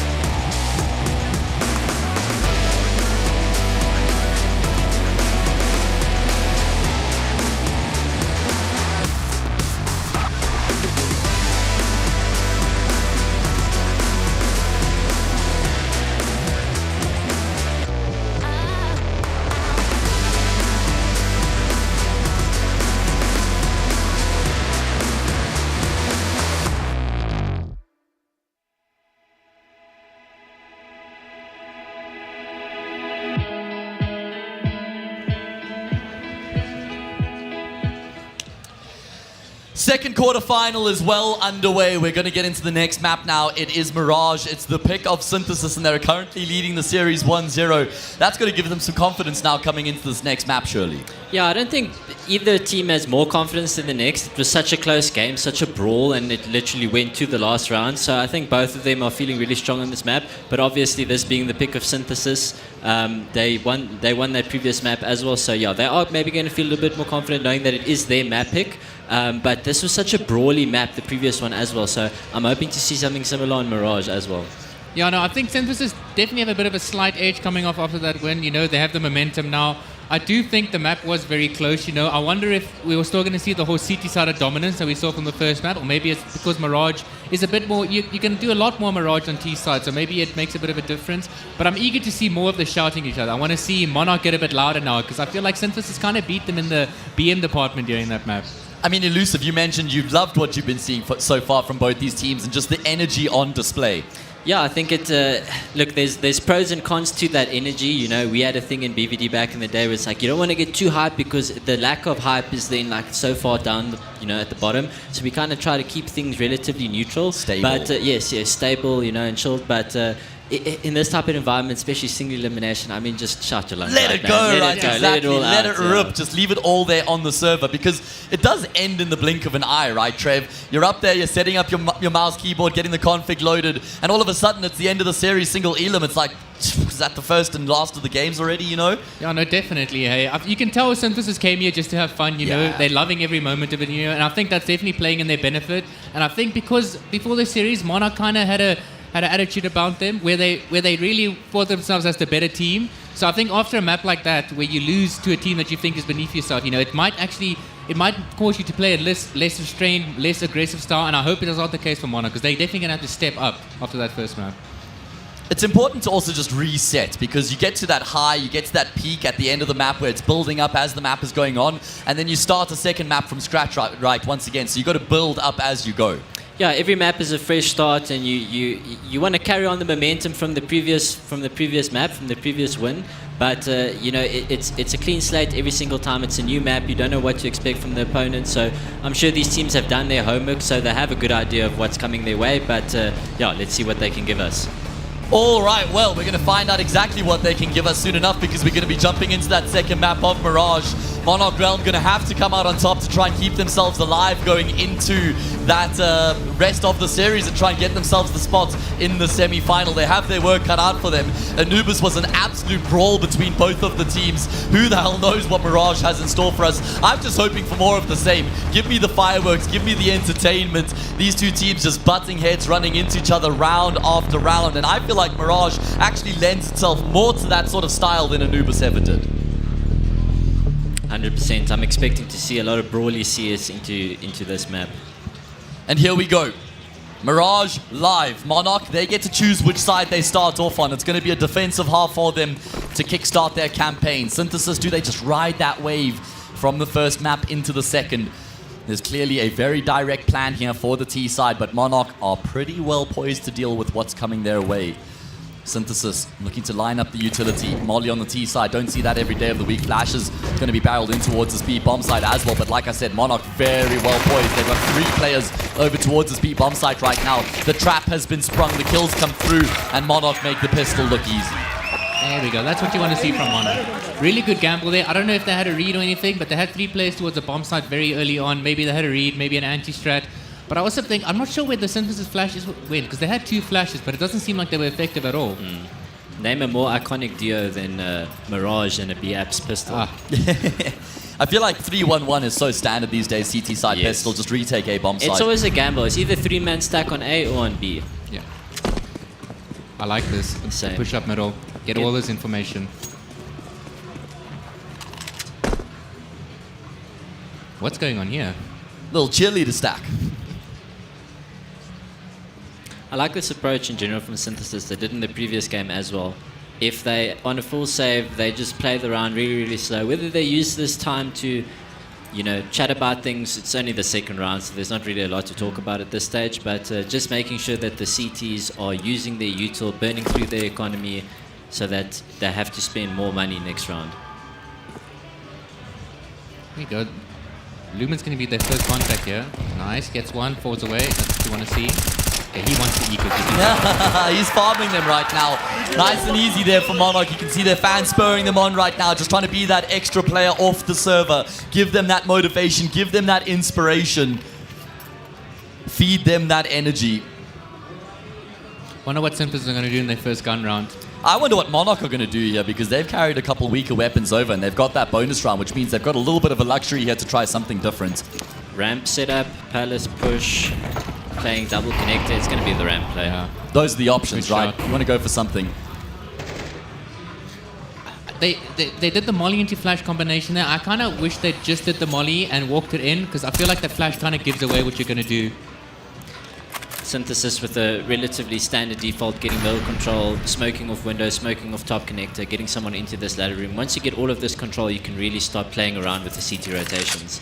This is Mirage 101, right? Exactly. When you take middle control, you want to get a guy into connector, you want to get a guy into ladder room, let him stay there, and then once you do a execute on the bomb side, he can just stop rotations, get a nice timing. You can even plant the bomb for him. There's so much you can do from those positions. They've actually got quite a few positions to try and play off of right now. Synthesis are spoiled for choice, and sometimes having too many options can complicate things. Look at BMO finding the gap towards window. Yeah, but that's what I mean. Like, what do they actually do with this is the question. How do they use these power positions that they have at their disposal? He's going to show you right now. Doesn't seem like Monarch have any inclination, but BMO's pulled the trigger way too easy. It doesn't look like they've actually clocked that he's even there.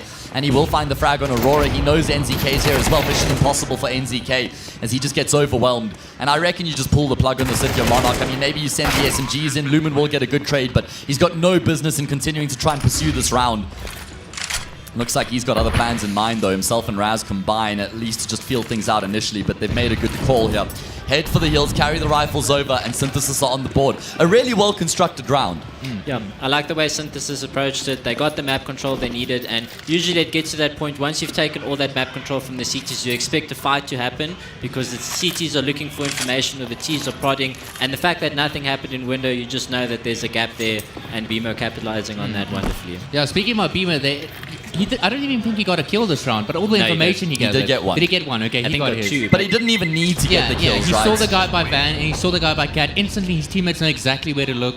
Really, like, once again, he's taking the space, and he's using it really well to benefit his team. I thought he might have pulled the Tarek there for the moment. Do you remember when Tarek, I can't remember who it is against, but he had that huge flank through market onto the B bomb site, and then he fluffed the lines on the first player, he gets killed, and that entire position results in nothing. And then he went to Valorant. And then he became a streamer. Womp womp. The normal trajectory, right? He probably makes more money doing that than... 100%. Yeah, and works like 10% of the time as well, right? Seems like they're going to go for an A execute or a Palace pop. Yeah. This is a big round for Synthesis because sure, you win the previous, but that was against the bonus. If you win the gun round here, then you really do cement yourself in the driver's seat. And I like BMO creating this presence here, just keeping the CTs, a bit more focused on middle. We've got a two-man setup on B. Deep B apps info though, which is good because it allows that second player to rotate out. And really good molly. If Synthesis win this series, I want a BMO interview. We're getting BMO up here to have a conversation. All right, well, let's see if Monarch can weather the storm over towards the safe bomb site. Good work from Spitfires. Lumen as they combine to just try and keep the T side at bay. Kill does come back here out of empty, though, so it kind of creates a little bit more space. But their utility has dissipated, which means now it's going to come down to the gunfights if they're going to be able to assume control. NZK, it's going to be a while before he's able to join up here with his teammates. I like how patiently they're playing this, but it also allows for NZK to come in with this rotation that he's doing right now, which can get caught off guard. They are aware of it, though. They are spotting it. Yes. It's all about the timing, though. He needs his teammates to try and take contact. He needs them to pull the attention away from this flank, and there we go. Activates at the perfect moment. Now he can be the one to charge in and try and create that space for his teammates. Empty with barely any room to maneuver. Had the awareness that other peak could be coming through from Ticket, but it's all on B mode. Himself here, 1 versus 2. They know exactly where he is. Trying to isolate these fights right now. Smoke dropped on the bomb. The fuse is going to come through here. Good work. Spitfire and NZK work together as Monarch will maintain the lead.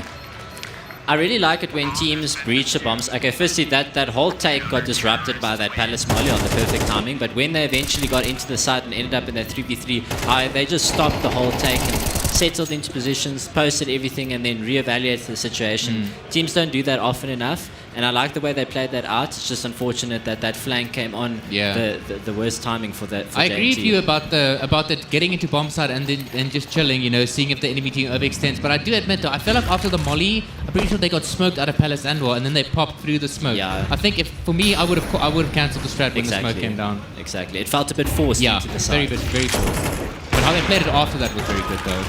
Good opening from Raz. Looks to force himself in towards mid, but as you say, Raz has his number. Good kill coming through from the AWP. Empty, the Palace player realizes, okay, I've got to activate. I've got to try and find a way to get back into the round here for my team, but unfortunately he hasn't been able to get a kill. It's Monarch who are ruling the roost right now. 5v3. Very underrated boost there. It's really annoying when teams are taking middle. You can boost there towards catwalk and just shoot the guys that are trying to work their way towards connector. So far, Monarch dealing really well with the mid-aggression that Synthesis has been throwing their way. And I feel like this is a perfect response after they get themselves in the 5 versus 3 as well. They just sit back, bunker down, and force Synthesis to come to them. Good shot from Lumen. I must say, I'm impressed by his mechanics so far. I feel like he's had some vital kills and looking crispy with them as well. 9 for 1 so far. 4th round. Pitched up in a big way. B-bomb site now. The port of call for Synthesis, but they won't even be able to get out of apartments as Monarch start to build themselves up some head steam here on the CT side. Money doesn't look good for Synthesis. I wouldn't be surprised if they do maybe a half buy here, some Tech 9s. Don't want to drop below that 2k number, the magic number. Maybe do a little fake towards A, hit B. Use number 6. No, he's got no util towards A. I will say, I love to see the support on either side of the server from the crowd right now. Crowd filled up, Comic-Con Africa 2024. This is an ideal way to spend a Friday. Sitting here, watching some Counter-Strike. South African CS on land. Doesn't get better than this.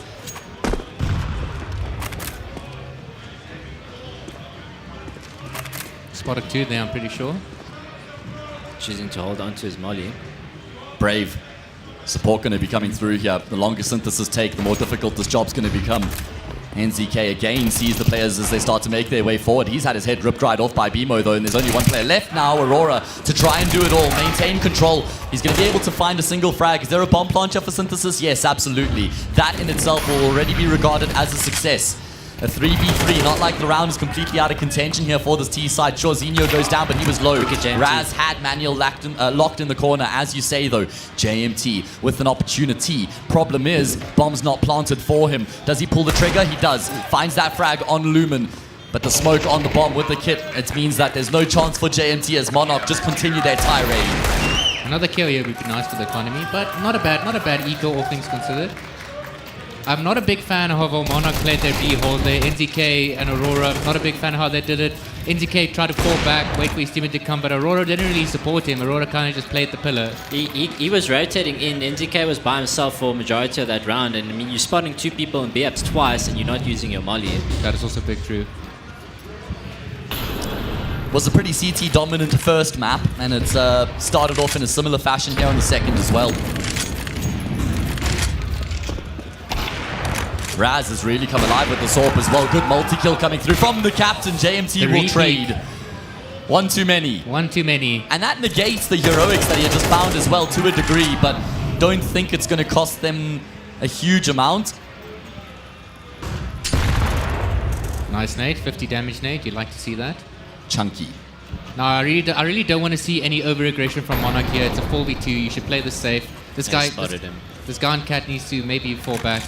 Okay, they know where he is now. They're just going to numbers him. I'm not really sure what the approach was from Synthesis there. I don't know if they missed their smoke in window, but they had a top middle smoke and then they just swung in front of it right into the AWP. So I felt they threw 2 flashes. I think their plan was to throw a bait flash to not get the AWP and then have the AWP be really blind, and then they get that timing where they can just swing and kill the AWP. But it didn't seem like Raz was blind from either of the flashes. First time out of the map here, being called by Synthesis. They were looking very good on that first map, but a bit shell-shocked off the bat here in the second. They were able to win against the bonus round in that third round, but ever since then, it's been one-way traffic. Monarch with 4 rounds in a row. And they should be able to add another to the tally here as well, just coming up against the Pistols in this next round. Hero Echo and B mode seems like it. Good to see Spitfire laughing, smiling, feeling good right now, and why wouldn't he be? 6-1 up.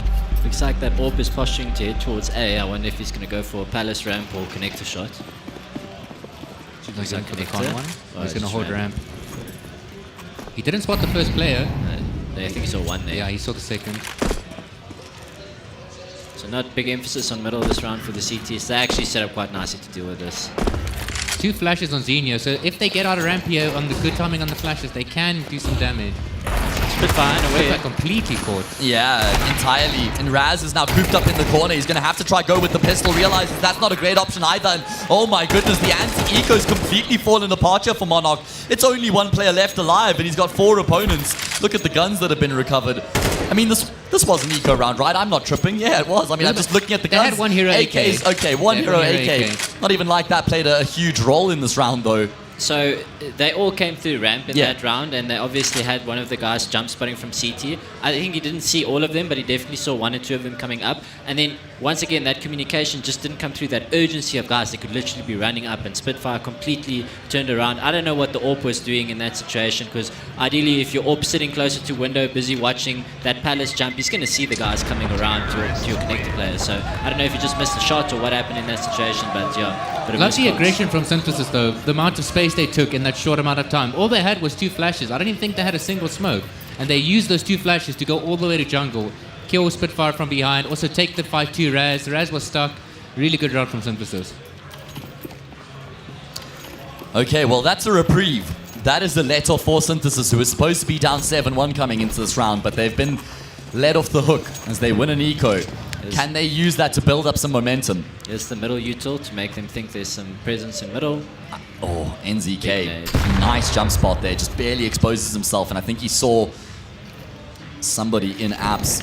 JMT holds down the line while his teammates charge their way forward. NZK gets completely blinded up. That leaves Aurora high and dry. NZK has to make good of that with the multi, but only going to be able to find the 1 kill. Synthesis direct in their pursuit of the B-bomb site.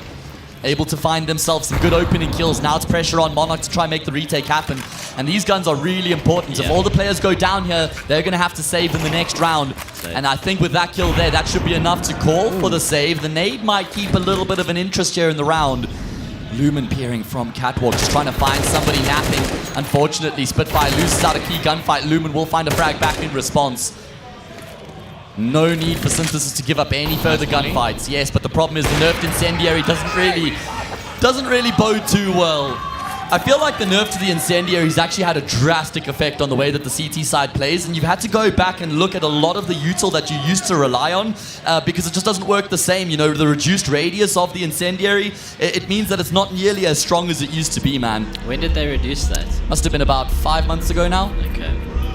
I have to admit though, they made it a bit cheaper as well. It seems like there's a bit of miscommunication going on the B side for Monarch. You know, Aurora and NZK, they don't seem to be on the same page. You know, they're getting isolated duels. They're not trading, not playing off each other. So definitely want to see. It feels like Synthesis might have caught on guard here because they've gotten beat the last couple of gun rounds now. Besides the eco round where they went there. Seemed like a pretty well composed pop there from Synthesis as well. The util was good. The guys were blind going into the site. So yeah, there's that side of the argument, and then the other side from Monarchs also not having the communication there to play off of each other. Okay, well, 6-3, and now Monarch are going to have to eco. So Synthesis are brawling their way back into this game here, looking for a competitive first half. They were down 6-1 at one point, but scoreline starting to improve. A little half buy here from Monarch, so that they can buy next round again. I like this double lows push with the MP9. Yeah, the manual is waiting for it. At least Nice he's able to trade. find a kill. Yeah, good trade. I'd say generally 1-for-1s favor the T side, especially that early in the round, but if you've got an investment of this nature, you're happy with 1-for-1s. Also worth to note there that Lumen, after getting that trade, immediately fell out. Didn't want to take any more risks. I like that Monarch left B open and just, you know, they went for the double lowest play. I'm not sure if the other 3 guys were on A, but they did something with their lower buy to try and, you know, maximize their odds of winning the round. If they go B in that situation, you can save. Yep, full save. Sometimes in CS you gotta gamble. Yes. Something Demi taught me very well. Demi does enjoy a gamble. He is a very good gambler. BMO with an important multi. There's a Spitfire and Lumen left remaining. I believe Demi's an incredible poker player, actually. Yes. It's because he's just got that straight face, just so ice cold. You can never read him, man. He's got that dog in him. I played one hand of poker against Dimi and I destroyed him, but it's because I'm an idiot when it comes to that stuff. He's trying, If you don't know what you're doing, then Dimi certainly can't know what you're doing. It's an inexperience that comes in that actually helps you, not knowing what you're doing. That one hand. Ruan remembers that hand. No, I was just bluffing him so hard. All right. Massive round for Monarch. They were in complete control of this map at one point, up 6-1. However, that is no longer the case. That driver's seat is contested. Emphasis towards mid here from the CT side. Very interesting default coming from Synthesis. They have a guy staying in spawn. Here comes the late. You see, they dropped him 2 smokes to do the late con smoke and the late window smoke. This is nice, though. This is really nice because NZK is the one who's forcing the issue, able to find 2 kills. And should it have been required, there was a second part of the setup. They need to pull the trigger here on Yeah, they have to. No other option available. They've got a 3-second window that they're losing. And they will activate. Aurora just tucked in right now. And unfortunately for Empty, he's got a nade out, so he can't even find the instantaneous trade. And Aurora on the B-bomb side, dancing around, will find himself a vital multi. Just a bit of lack of awareness in that situation. Like, of course, the sites are going to be empty. You can't take out Util until you found that guy on the site. And obviously, he wants to try and stay alive, so NZK played that well. Fair dinkum. Really good round from Monarch, though, with the mid-aggression. Yes. Yeah, good change up. Just throwing that in. You have to throw that in like once or twice in the game. And NZK had his teammates in the smoke, so even if NZK gets one and goes down, they're never expecting a second player right there, top mid smoke. And they didn't make it obvious that they were going to do it. A lot of teams just like lob a bunch of flashes so that they can run and swing with it. They actually just hid in the smoke and peeked on the time. Yeah, use the T-side smoke against their opponents. Nice shot through the gap of the smoke. 8-4, that's the scoreline Monarch are in pursuit of, and they've been able to find themselves an opening frag as well. JMT has spent a lot of time in apartments with this AWP, hasn't been too fruitful. That's a good talking point, though. JMT was definitely one of their better players on the first map, got a lot of impact of the AWP. Seems to not be getting that same amount on this map, but it's still early days. One thing that we always found worked well with the AWP on the T side is just take that AWP to middle, have him post the aggressive angles that the CTs are pushing, so have him clear cat or whatever, but also just walking cat and AWPing through connector into A is so strong. I feel like it's also a similar thing when you go A on AWP and you just have your AWP post CT while your rifles take space. Yes.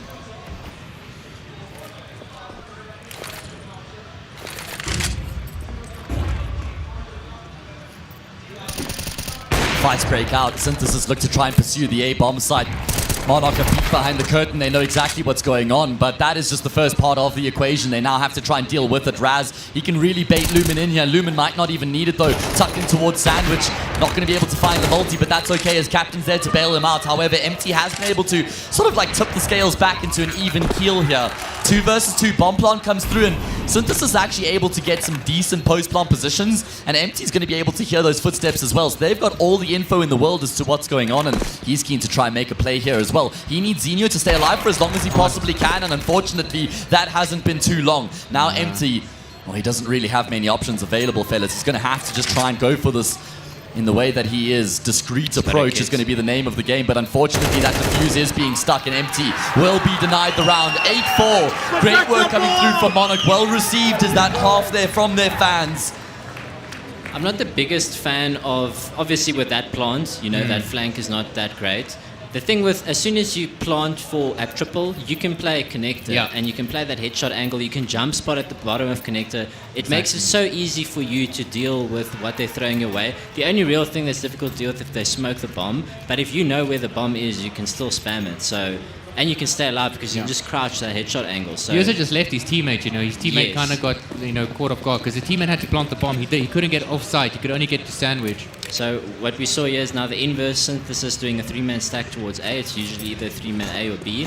No info in middle, so Raz is just comfortable walking up here. Yeah, P250s and AWPers in a pistol round. Name a more iconic duo. You can't. Unfortunately, it's going to be Empty who draws first blood. Aurora does activate in a timely fashion, though. I like the activation towards Ram.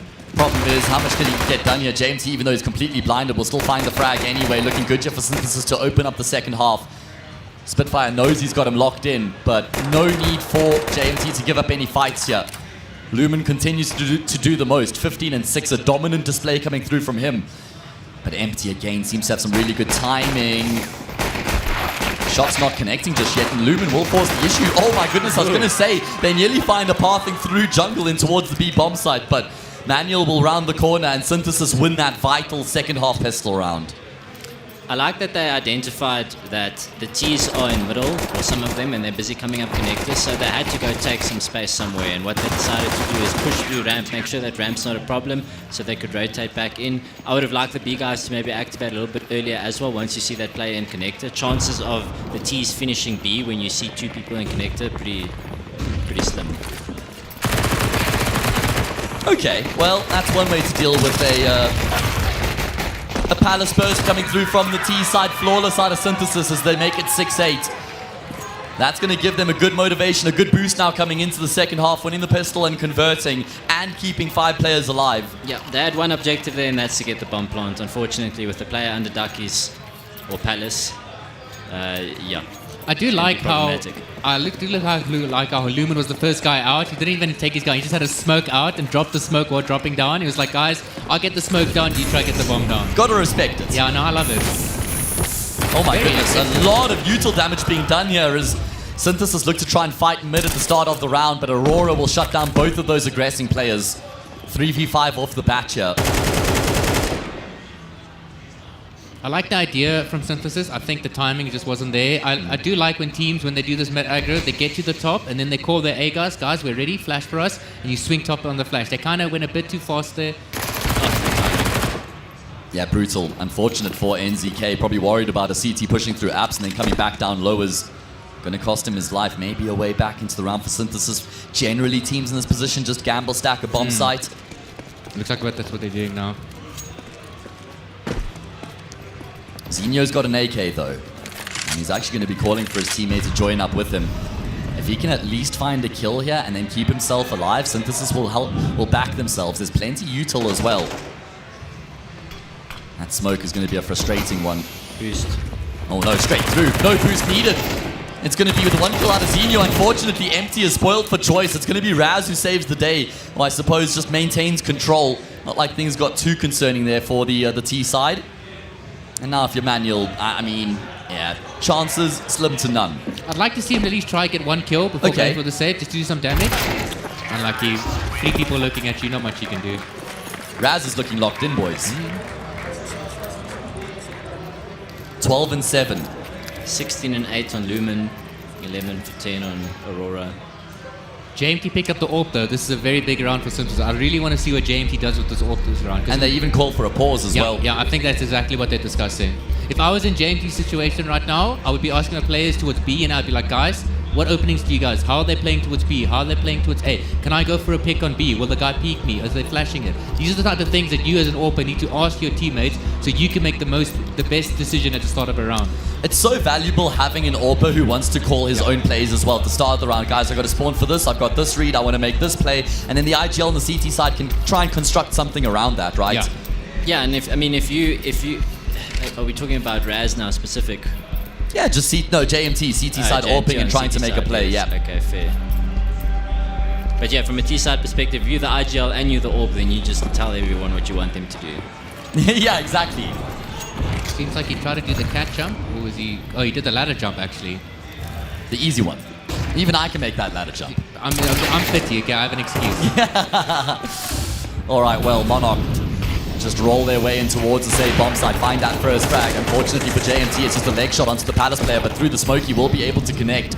Surely not? No? Okay, I was going to say, we need the admins to check his computer at that point. Manuel will find a frag as well, but the problem is that man advantage for Monarch does persist until Empty's able to get in on the equation, and he's continuing to move his way around this bomb site right now. Could have forced the issue on Raz, but nobody can best Raz right now. Razzle dazzle on the server, he's finding all the kills. JMT though, 1 versus 2. He's got himself a smoke, but means no kit time is of the essence, and he doesn't have the read that Raz is behind ticket, so Monarch win that key gun round and take a big step in the right direction. I know that the CTs are trying to be proactive, but solo swinging ramp isn't really the play there. Like, you do it as a 2-man or jiggle peek it with a molly in your hand or smoke or something, you know, get the info. That would, either of those plays would be better, but yeah, I feel like Synthesis on their CT side, they're just trying to force the issue a bit too much right now. do like how Monarch played that 1v2 though. They identified that Janky was on the AWP and he was posting Palace, so the Palace guy doesn't peek at all. Look at the pace though. It is tough, right? When you've got a very energetic team and you've just come off the back of a very successful map, everyone's feeling the high, you're feeling really good, and then you're down 10-6 on the second. You can't really rely, on those high plays to keep the momentum going. You're kind of trying to get things moving from a static start, right? Someone has to be the spark. They have to kickstart the campaign here. Who's that going to be? Who is that X factor for Synthesis? Because right now, everybody is struggling. Beamer's got very quiet in the second half. We haven't seen nearly as much impact as we used to from him. And that's exactly what Elusive was referencing with Bravado, where they would want to keep the highs and the lows relatively stable. The higher you go, the lower you can fall, right? That volatility is not ideal.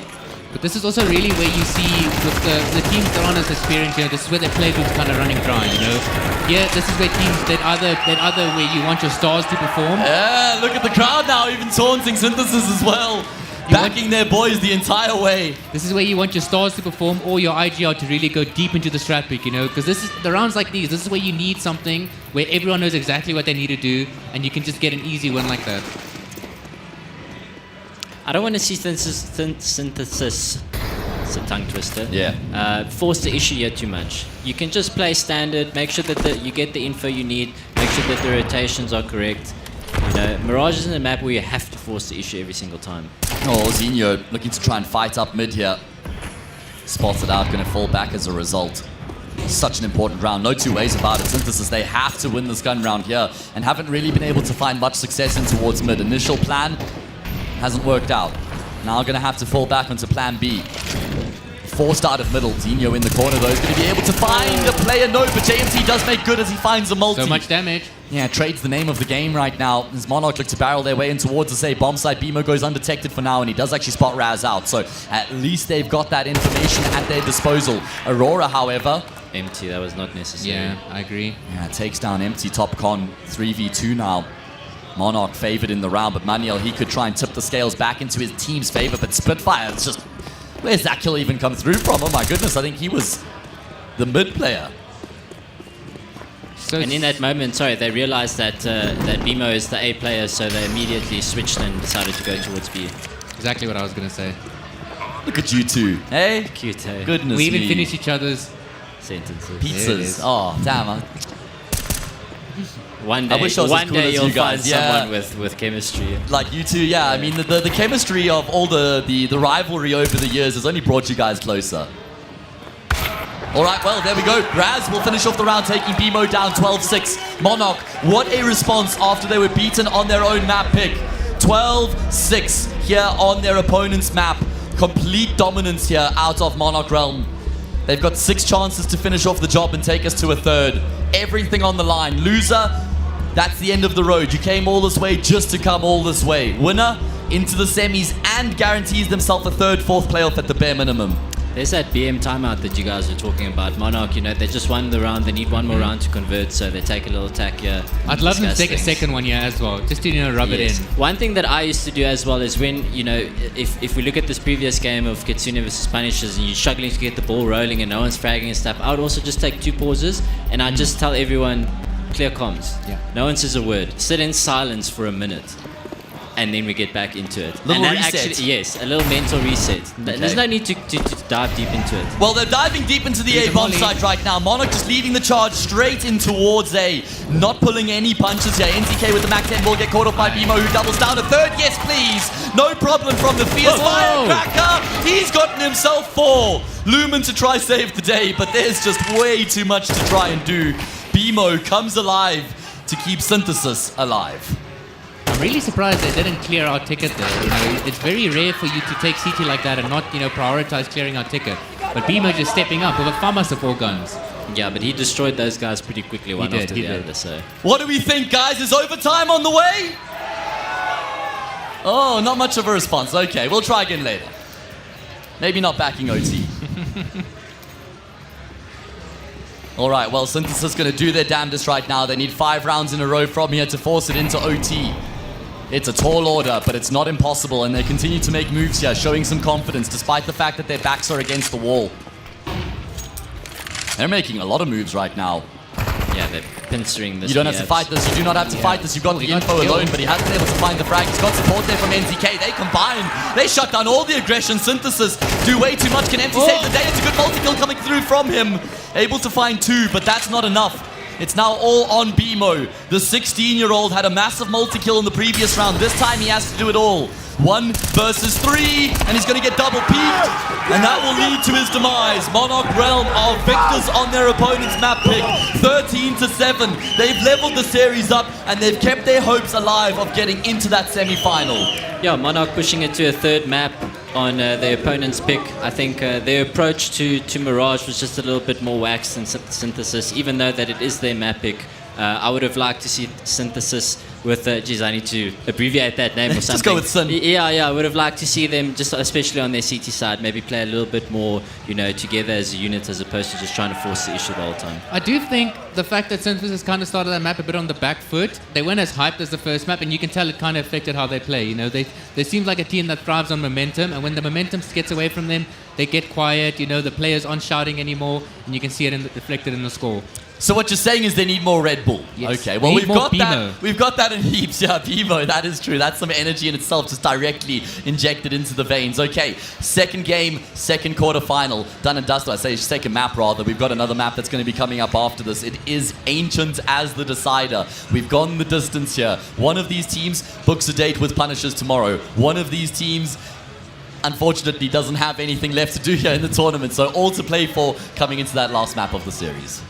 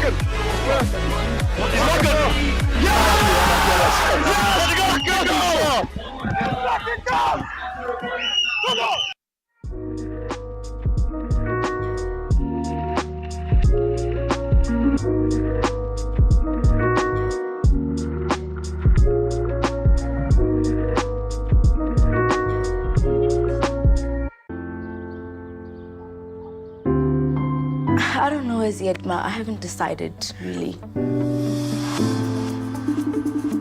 Hey sis, did you get my email? Ungabigwala. Find your courage. Welcome our next speaker from the top women in science, Notaram. Get out there, dude. Find your tribe. Never let them go. And together chase the sun.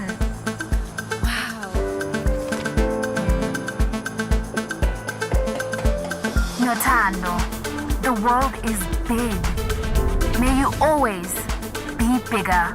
I'm proud of you. Dad, Mom. I know. Telkom. Possible begins here.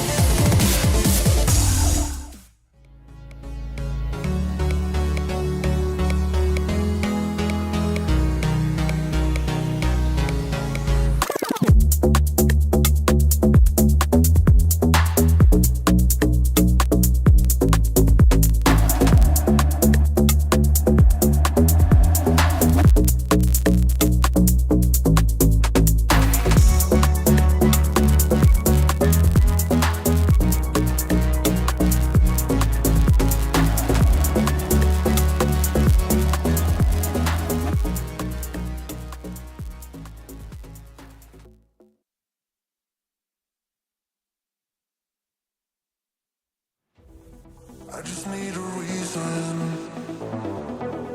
I just need to know what's on your mind. Tell me what you're needing. You can call my name, I'll be around. Dum da da, dum dum da da, dum dum da da, dum dum. The sky is falling. Dum dum da da, dum dum da da, dum da da, that will keep you safe and sound. Dum da da, dum dum da da, dum da da, dum dum. The sky is falling. Dum dum da da, dum dum da da, dum da. That will keep you safe and sound. Dum da da, dum da da, dum da da, dum. The sky is falling. Dum da da, dum da da, that will keep you safe and sound. I just need a reason. I just need to know what's on your mind. Tell me what you're needing. You can call my name, I'll be around. Dum da da, dum da da, dum da da, dum. The sky is falling. Dum da da, dum da da, that will keep you safe and sound. Dum da da, dum da da, dum da da, dum. The sky is falling. Dum da da, dum da da, dum da da, that will keep you safe and sound. Dum da da, dum da da, dum da da, the sky is falling. Dum da da, that will keep you safe and sound. I just need a reason. Even good love feels like drugs. Even good nights get you high. Little bit wild, but it's alright. Even bright lights got a dark side. Even good love feels like drugs. Even good times get you high. Little bit lost, but it's alright. Even bright lights got a dark side. Pleasure is pain and the pain is pleasure. Grass won't grow with the rainy weather. We keep flipping coins for luck and we're just trying to ease the suffering. Broke a heart first and my own got shattered. Never one tear really ever mattered. World keeps on turning and we all keep learning that even good love feels like drugs. Even good nights get you high. Little bit wild, but it's alright. Even bright lights got a dark side. Even good love feels like drugs. Even good times get you high. Little bit lost, but it's alright. Even bright lights got a dark side. Rounding corners, high and low ones. Can't have one without the other. Jumping in the neon colored feelings without feeling all the broken chords that came before. Sidewalks right hit the floor. Windows closed, but there's a door. That's how it always goes. Yeah, the world keeps on turning and we all keep learning. Even good love feels like drugs. Even good nights get you high. Little bit wild, but it's alright. Even bright lights got a dark side. Even good love feels like drugs. Even good times get you high. Little bit lost, but it's alright. Even bright lights got a dark side. Even good love feels like drugs. Even good nights get you high.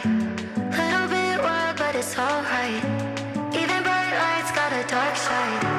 Even good love feels like drugs. Even good times get you high. Little bit lost, but it's alright. Even bright lights got a dark side.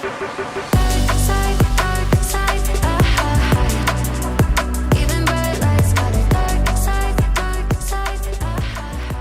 I'm here with Tom, or probably better known as Spitfire from Monarch Realm, and we're just going to be digging a little bit deeper into his mind as we get into the action here. Comic-Con Africa 2024 opening game against Synthesis. Now, Just straight up off the bat here, mate, I feel like you guys have got a pretty favorable seed coming into this game. You know, the gods kind of aligned with what happened in the qualifiers for this event.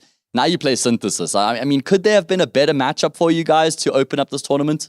No, I don't think so. Not at all. Like, I think we haven't scrimmed them too much, so I think it's actually a really good matchup for us. We're not too sure what to expect 100% yet, but we're very confident going into it. I think the only real downside would be ourselves. We're the only ones that can lose the game in our mind.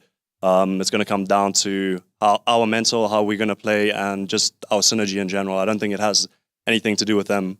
No offense. No, I like that. Your win conditions are based on your team instead of relying on something going wrong for them or whatever. You've got confidence in your own ability, which I think is important. And should you win that game, you then play against the loser between Punishers and Kitsuna, correct? The winner, rather. Of course, yeah, you play against the winner between those two teams. So that's going to be like the first like really challenging game. Of course, they're both considered as the favorites coming into this. So what is the goal realistically? Of course, everybody always wants to win. That's the ultimate success. But what's the realistic goal? Have you guys discussed that sort of benchmarks coming into this tournament? Yeah, so I think as the team, we're all pretty much on the same page. We want to go through the first round. We don't see ourselves not going through the first round.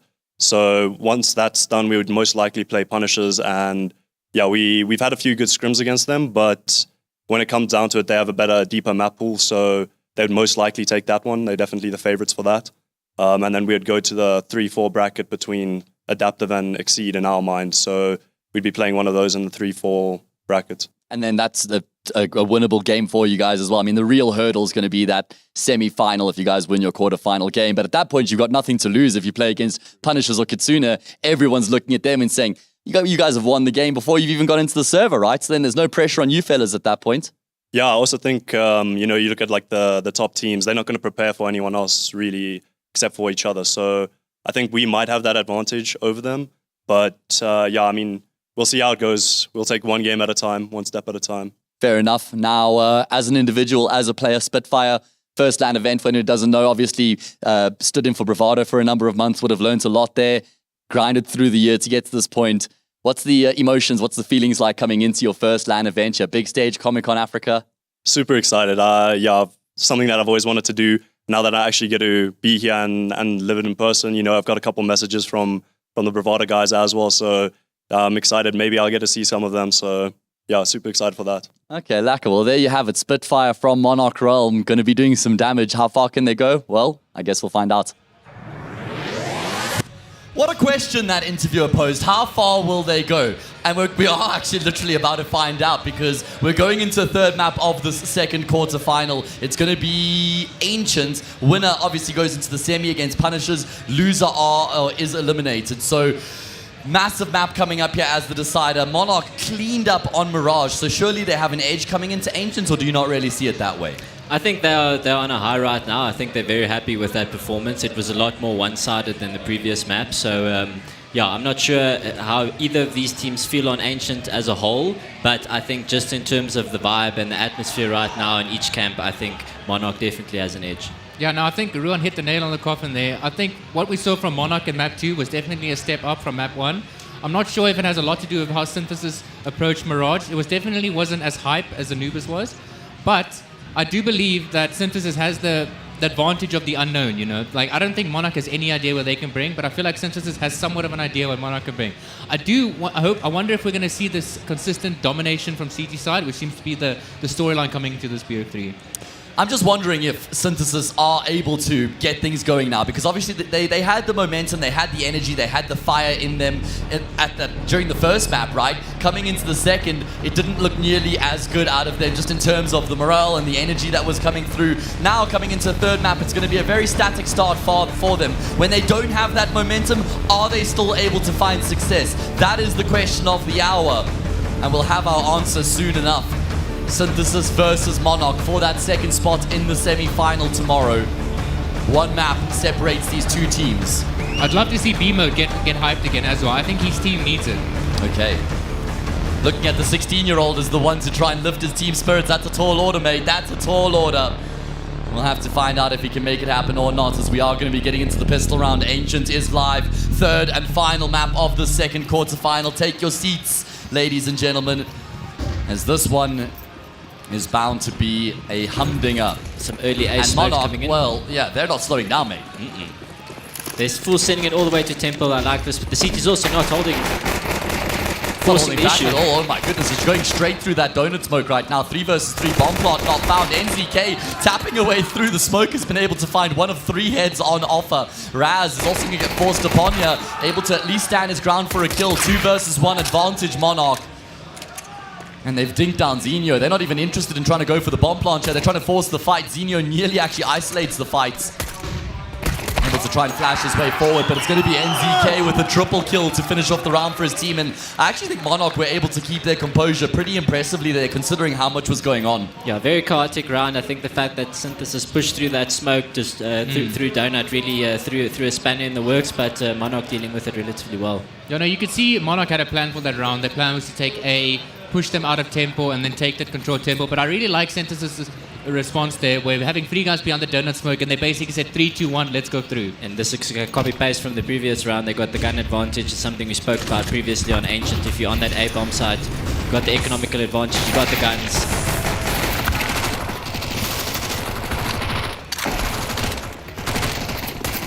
All right, well, it's going to be an easy cleanup here for Monarch against the Pistols. Just steamrolling the defense on that A-bomb site. Is that new?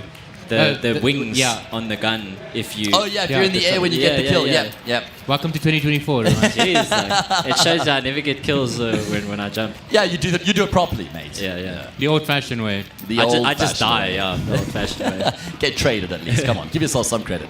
Interesting to see Zinho picking up an MP9 on the first gun round. Prioritizing util. Probably the cave player as well. When you play cave, you don't really need the rifle. MP9 works pretty well. Well, there is the MP9 singing its song, able to find the kill, but the trade comes through, and Monarch just continue to keep up the pace here on this third map. Straight in towards the B-bomb site they go. They will find a plant. They need to try and fight for some post-plant positions, though. But JMT will lock down cave.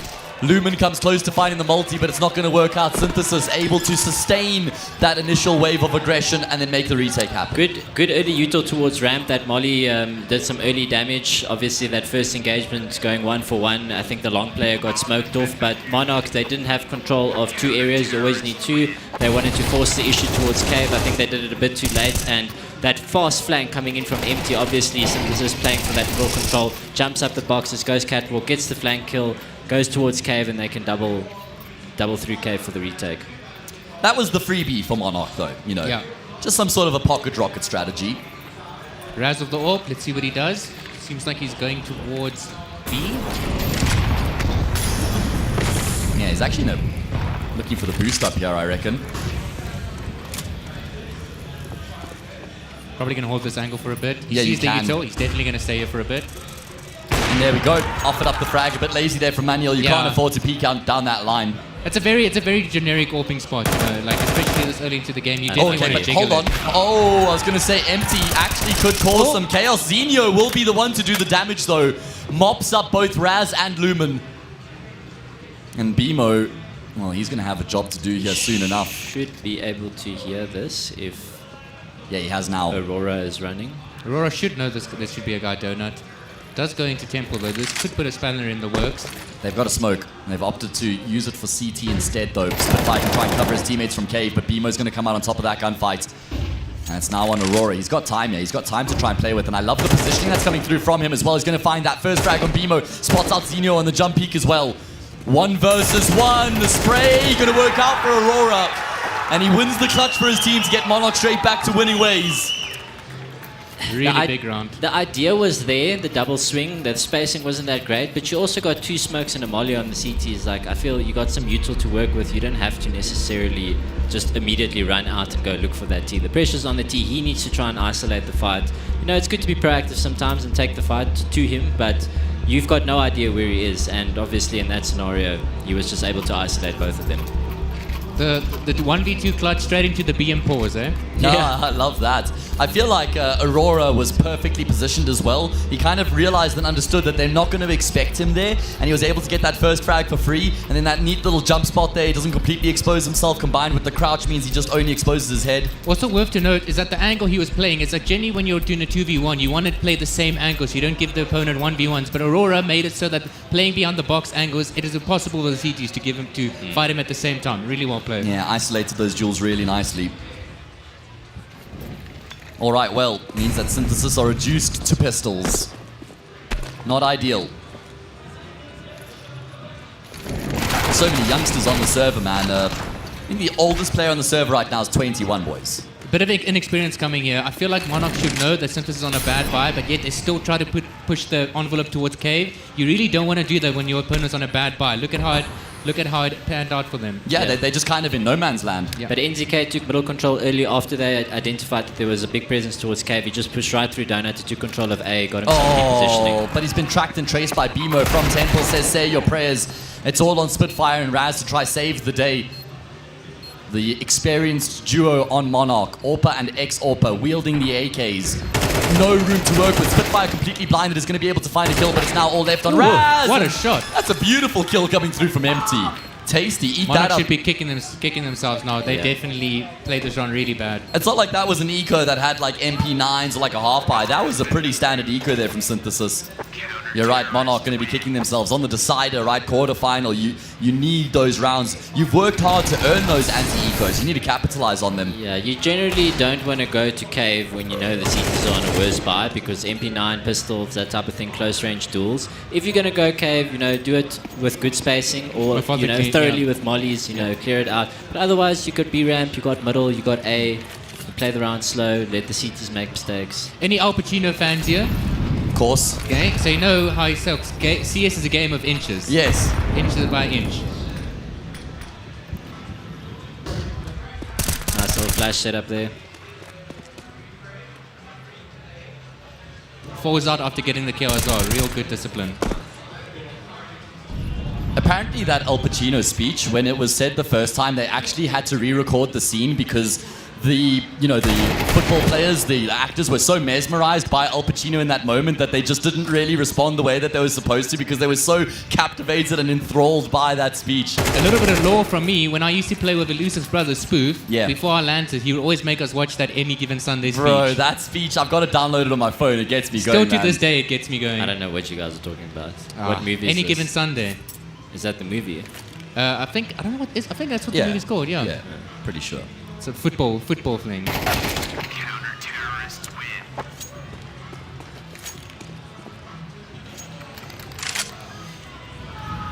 All right, well, clean up in the anti-eco. Scoreline leveled up here, 3 apiece into an important gun round. The economy on the side of Synthesis looking really, really good. They are happy with where they are right now. Full belt of util, kits, guns all around. No AWP in the mix, but they got 3 AKs. Monarchs is a must-win round for you, otherwise you're going back to an eco.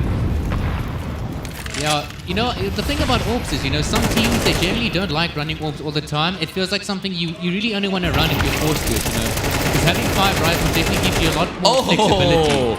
Empty doesn't see either of his opponents, nor does JMT. 3 frags found in the round here for Synthesis. Haven't seen a single opponent, but it doesn't matter. Yeah, Monarch playing it. I don't know what they were thinking about trying to go through the mid-smoke there. I guess they wanted to help their teammates on cat, but funneling through a choke like that with a smoke, it's never going to end up well for you. Was that their cave smoke that was a bit too puffy? Yeah, I think it's the one the T's throw from spawn. Yes. Ideally, you want that a bit deeper, because if you throw it puffy like that, it does allow the CTs a bit more space to play around it. Obviously, Synthesis this round taking middle control, playing aggressively towards catwalk. Monarch's idea was to pin some middle from elbow and from catwalk. JMT and No Man's Land, I don't know what he's doing there. You're in a 4v2. You're basically just giving Monarch a way back into this round. Definitely not something you want to see. Really good setup on the A side, though. Empty's in a great position here. Oh, I say that, but Raz is still able to clear him out. Manuel forces his way through the smoke, knows that the last player's on the bomb site right now. He's looking like a live wire, bobbing and forth, bobbing and weaving back and forth, I was going to say, but Raz, he's able to lock it down, a brilliant multi, and he's making sure that they notice it as well, rubbing it in. A couple of mistakes from Synthesis that round though, dude. It started off with JMT getting caught in middle, no reason to be there. Then as well, MT, he had a really good angle on A, but the problem is that he peeked into the T's. He had no reason to peek. If he stayed behind the box, played the time, waited for the bomb to go down, would have been an easy round for Synthesis. He's got a teammate right there in CT, and he can just hide. And it's the pressure's on the T's. They're running into the bomb site. They know that the CTs know that they're there. They have to go find the CTs before they can plant the bomb. And you can just time with your teammate. As soon as he comes through the smoke, you take contact, that whole thing. So yeah, unfortunate that they didn't coordinate that correctly. I mean, Ron, you know as a CS player, when you're a T and you're down numbers and you have to enter a bomb site and you have no idea where any of the CTs are, Yes. that's their biggest strength. And Empty just peeking, it was Empty, peeking into them like that basically just gives his life up for free.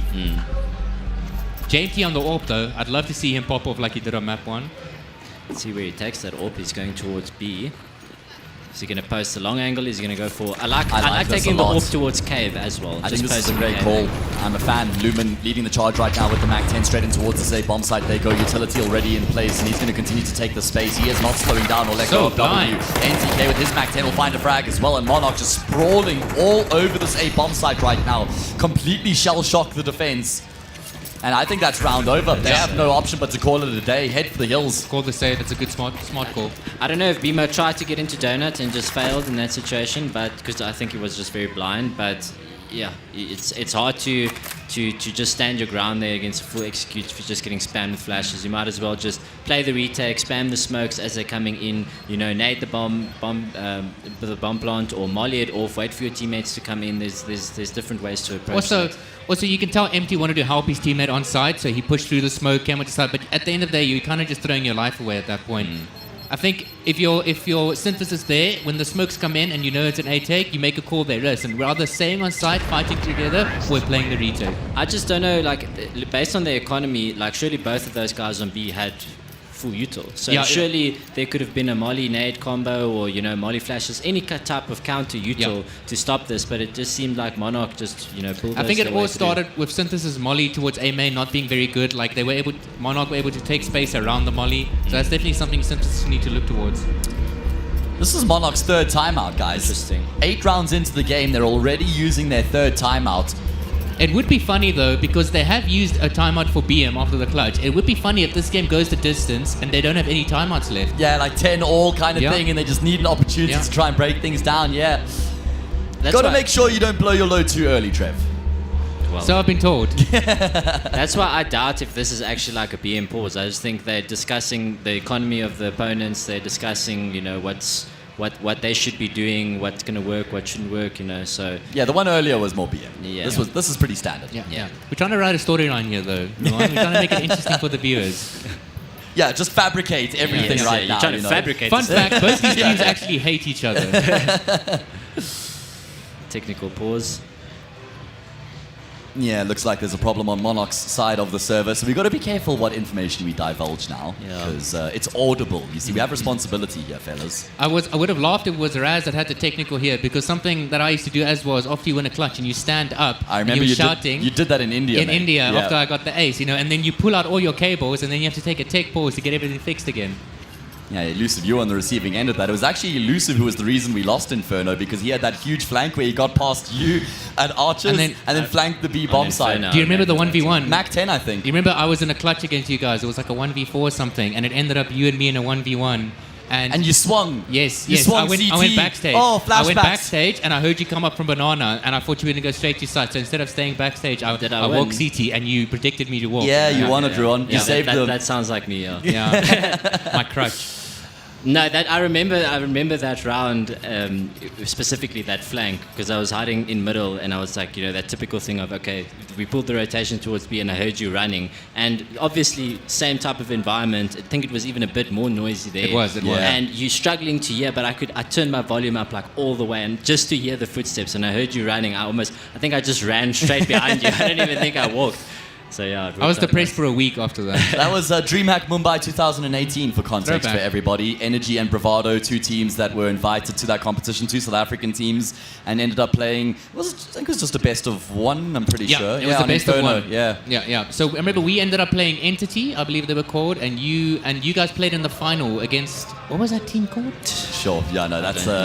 But you guys lost that final as well. I remember you guys lost that final. No. They won. They lost the first map, and then they won the second and third. Okay. Yeah. Yeah, good old times. I remember that's when Bravado was overseas and everybody had just completely written us off. I was obviously helping as an analyst for that event with Energy, and everybody had written us off coming into it because Bravado's been competing in America, so they're going to steamroll Energy, and we actually put up a really good fight. Inferno, home. It's like 16-12, 16-13 or something like that, I think. Yeah, no, it was a close map. Yeah. But it's always nice, like going to an international event and you play someone from your country. You know, Yeah. there's this whole meta game between it. You know. For sure. But it also, like, there is that added pressure of, you in BVD, you went overseas, you got all this exposure, you're coming back, and the last thing you want to do is lose against the local team. Yeah, because of it's course. like, guys, what are we doing over And there? if you win, it doesn't even mean Yeah, anything exactly. because everyone expected you to win, right? Exactly. So it's kind of a catch-22. Yeah, that was a fun one. I remember we really had the crowd behind us at that event as well. They were super behind energy. And I remember just standing behind the boys and getting the crowd super riled up. And every time we went around, they were going crazy. And I remember TC even said after the game, he was like, he couldn't understand why the crowd was so animated. But then he looked across to me and he just saw me amping them up like crazy. I He was remember like, the crowd being so amazing because every Yeah. time we went around or anything, I used to stand up, shout at the crowd. And they were so nice. They were. Afterwards, we had the signing and stuff, and there's all these Yeah. people. Like We I'm were some like random superstars. Yeah, I'm Yeah. like some random guy from South Africa, and there's First just like and last time. hundreds of guys like trying to get for my signature. I didn't even have a signature. Yeah. Looks like we're back into the game All now. right, well, enough waffling. There's a little bit of a tangent, right? Story time over. Trip down memory lane. There we go. We'll do that again if necessary. There's a few places we could go. Probably some stories not fit for broadcast. One or two. Either way, 5-3. Vital third map here between these two teams. And it's going to be more pace from Monarch. They're just popping through a smoke right now. They're not giving Synthesis any room to breathe or maneuver. Straight into the B-bomb site once again, thrusting their way forward. They're going to get themselves a man Good molly. advantage. Yeah, really good incendiary. He's just going to buy some time here. Now the problem is the smokes are going to be down once they try to get that bomb down. So it's going to be really hard for this guy planting to stay alive. Yeah, he's not getting off of that bomb site. He is a dead man. He's done his job though. Activating the C4. Can he find a kill? No, unfortunately not. Spray betrays him. And BMO spots one of the players in cave. Two smokes on the CTs. Really don't have to force the issue. Shot here. Raz. But indecisiveness from BMO there. Oh, the smoke dropped on the bomb right now. Sticking it. They got him. Oh, but Lumen straight through the smoke is going to be able to find it. He's actually the cave player, excuse me. And now empty. Well, he has gotten himself a kill. He's going to tap that defuse again. That's going to cause some chaos. That's going to cause some panic. But Raz will hold his nerve. He holds his own. 13 and 5. I'll give Raz some credit here because he really struggled to get things going on Anubis. As a newer IGL, as the guy that everybody was looking at as the experienced player, he would have been feeling that pressure. And a lot of people crumble under that pressure. But he was able to just hold his own, get back into the swing of things, find his groove, and he's looked very good since then. There's nothing like an IGL that leads by example. Your IGL, he's the guy that's telling everyone what to do. When he's popping off, it makes everyone else in the team really want to pop off. Fast play towards A once again. Monarch really like this. They've been playing with pace in pretty much every single round so far. And this is a situational thing. I don't think that this is their style in every game that they play. They know this is the third map of Comic-Con Africa on stage. Playing the situation is such a key hallmark for success in these sort of events. Yeah. I feel like Synthesis are forcing this a bit too much. I mean, even before that previous guy got dropped, you got 3 people alive with armor, SMGs, they can potentially pick up one more gun. You don't have to try and force the issue. You can save that armor, you can potentially pick up that extra gun. I also think this is where the inexperience in Synthesis is showing because Monarch are doing a lot of fast plays and there's several ways you can counter that, right? You can play on site together, you can do flash plays, right? But I feel like the safest thing is to play retake, But to play retake on these sides, you really have a lot of, your communication needs to be good and you need to know how to keep your utility for retakes. Every other round so far, there's been a second guy on A that could call the util coming in because they're throwing it from spawn, but this round he was close A main, so you couldn't see it. But yeah, it's managing your economy isn't just about having enough money to buy the next round. Like you need to, if they save that, they got a little bit more in the bank, they get a little bit more util. The next gun round, they got some bucks as well. So, it all adds up at the end of the day. But if you're just consistently going to push and force the issue, then you're never going to have a stable economy. Missed house smoke. That's a bit embarrassing. Happens to all of us. Not me. You know what they used to call me in high school? Never miss utility, Morley. What was that, 1989 or? I don't know. When did Jan van Riebeeck settle? Jeez, Trevor. I don't know, brother, but look at this gap that Monarchs have found in middle. JMT is able to find the kill, but has his head ripped right off by NZK. Former teammate doing the damage. BMO not in a great position to find the multi back against the wall. NZK will dispatch of him again, or as well, should I say. Doing the most right now in the round to try to keep his team in at 3 versus 3. I think Synthesis desperately need the last 2 rounds up for grabs here in this first half. Otherwise, they're going to have a very tough time trying to recover. Lumen, he is dialed in the series right now, man. His mechanics have been on point. Can we just spam this corner? There's no reason not to. Well, there we go. NZK will still end up going down. A little bit of damage inflicted.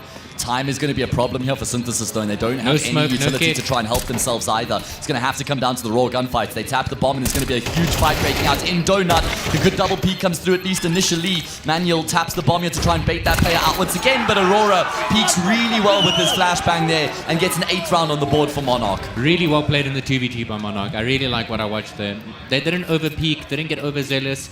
Let the CTs come towards you. Beautiful. Yeah, I don't think we've seen the same quality of CT side on Mirage or Ancient as we did on Anubis for Synthesis. Maybe running a bit out of gas here in the third map, eh? Yeah, no, the vibes aren't there. Here comes that That's the fast problem with A-player having again. so much energy in the first map, though, is it does you expending that energy, right? Either way, like Ruan says, fast A play, Nemo holds down mouse button How is he one, alive? able to find himself a kill and a lot of damage. JMT doubles down as well, makes good of that damage inflicted by BMO. Must win round here for Synthesis. They have to give themselves a little bit more to work with going into this T side. It's already a really rough position they find themselves in. CT and Temple retake. Well, the problem is that Monarch haven't really been able to get the bomb down here, so those smokes going to start to fade, and that's pretty much all the util they have left at their disposal. It could work out because the CTs are going to push forward and they're going to look for the information. So What's it's the all up to second this hit? kill here. That's a huge gunfight being won by Aurora. Rash just making sure that no one's pushing Temple. I'm not a fan of Manuel taking that fight by himself, though. Well, I guess it doesn't matter. Yeah, Monarch just try and double swing, but they double swing into two players and they both have their heads ripped right off. So that is going to be a 4th round on the board here for Synthesis. Is that enough? Ruan? We shall see, I don't know. Rhetorical question. Yeah, it is indeed. I do think, though, I think Synthesis needs some help from the crowd because they need to get hyped. That's what they need. Then I think their fans need to make some noise. You hear that, guys? Make some noise here in the crowd for There we Synthesis. go, there we go.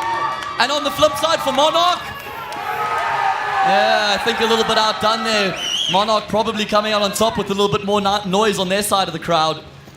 It's always nice when the smaller teams have a big backing. you know? Yeah, I love that. it, right? Absolutely, man. Seeing a lot of these fast A players from both teams now. And they're going to get full side control for free here. No contest. And there actually is a kit in play here. So Monarch, even though they've played for the retake, they have bought a kit up. Aurora through the smoke will find the kill, going to make their lives a little bit easier. And this is not at all an ideal post-bomb position here for Synthesis. They've got no option but to actually force these fights right now. They can't afford to just sit back idly and allow Monarch to make their way forward. NZK with the Julie spots, one behind the box, but there's more than that. You cut one hit off, another one appears. Kills continue to roll through here, back and forth they go. Julie's doing the damage. What's happened there? NZK will still be able to get his pistols out in time. Frag comes through. Running out of time. They are indeed. There's a No hit on the kick. floor, but it's going to have to be the full 10-second stick. BMO has them lined up. The meat shield. He's run out of ammo. Surely not. He's running out of with the back. He's going to get the kill just in time. That would have been a disaster. Oh my god. Synthesis guys are getting hyped now. That's what you want to Jesus, hear. that was way too close for comfort, man. Is that the first knife we see in this tournament? That would be, yeah. He had no option. He had no option. Here we go. The crowd getting behind their boys. You'd love to see that. Absolutely, man. That was a huge pistol round for them to win. They desperately needed that. This is a must-win round for Synthesis. Yeah. If you want to mount a comeback here and you want to get back into this game, you have to convert these rounds. This one and then next round is obviously a freebie. I think the setup they're going for here, 4 towards A main, 1 towards middle, it's a bit risky, but if they do identify this stack, then it's a very easy rotation towards back to the bomb site. If you just contact onto this, or you're just mulling out certain areas and making sure that they can't hide, like this is good. You don't have to rush in here now. You Good just molly. post the angles, get those early kills. This could be dangerous. Oh no, Spitfire! Oh, no, no. my god, not like this, but it might still work out in the end. He just has to stay alive at this point. His teammates have come through to bail him out, man. Rattling off the shots, he empties the magazine. It's a little bit of chip damage, but thankfully his teammates are on the scene to save the day. It's now all on JMT, and they know exactly where he's coming through from. Oh, he's been brought down fairly low. This is Mission Impossible, and he ain't no Tom Cruise, baby. There's no reason not to smoke Donut in this situation. Like all the damage was done from the 2 Donut guys. And obviously Spitfire missing his shots but pulling some attention, you know, another angle that goes uncovered. But good job with the mollies when they came in. If they only had a donut smoke there and they could come out and take the duels. My issue there is that they did a 4-1 and they had a guy towards middle and the mid player saw nothing. Yes. Immediately he should be calling, guys, I'm not seeing anything middle, careful for the stack. So doing the mollies and stuff are fine, but the fact that they went out of A main and tried to fight towards CG, that's where the round really went wrong for them. I would really like to see them try gather more information on these anti-egos. I always say it's just a staggered take, you know, like you start it off, you throw the util, you show that you want to go there, and then, you know, you just go 10 seconds later. We used to say it in phases, you know, you take the side in phases. Ruan, you made a big point of how important that round was for Synthesis, and they lost to the Eco, or I suppose rather they lost to the Force Spy. They're going to force back in response, and they're not going to be slowing down at all, just turbocharge straight in towards the B-bomb site. Spitfire has to save the day. This time he's got to hit his shots, and he will. First frag comes through. Can he find more? They forced it back. They're going to continue to fight here. Really good work facing there, combining from Synthesis. Rush cave back to catwalk to A. Around the world, baby, invoking the overpass T-side pistol. That's what they're doing. Yeah, but it looks like Aurora could have the read here. They're faking and baiting us all out. They are. I think they're faking themselves. I like the idea of sending two people to make some noise while the one guy stays in cave just to see if he can hear someone rotate off. Yeah, true. But look what it did to the CT. I mean, the what's his name? Aurora is still stuck on A, miles away from his teammates. Oh, Lumen wins out the gunfight, but he takes a huge amount of damage in the process, so going to be very difficult for him to find any further impact. Might even be worth just passing the gun across to Aurora. Aurora with the MP9, but Lumen doesn't really matter what his health is if he's going to hit headshots like that, and Manuel is so ridiculously low right now. 1 versus 1, a smoke that separates these two players. Time shouldn't be a problem here.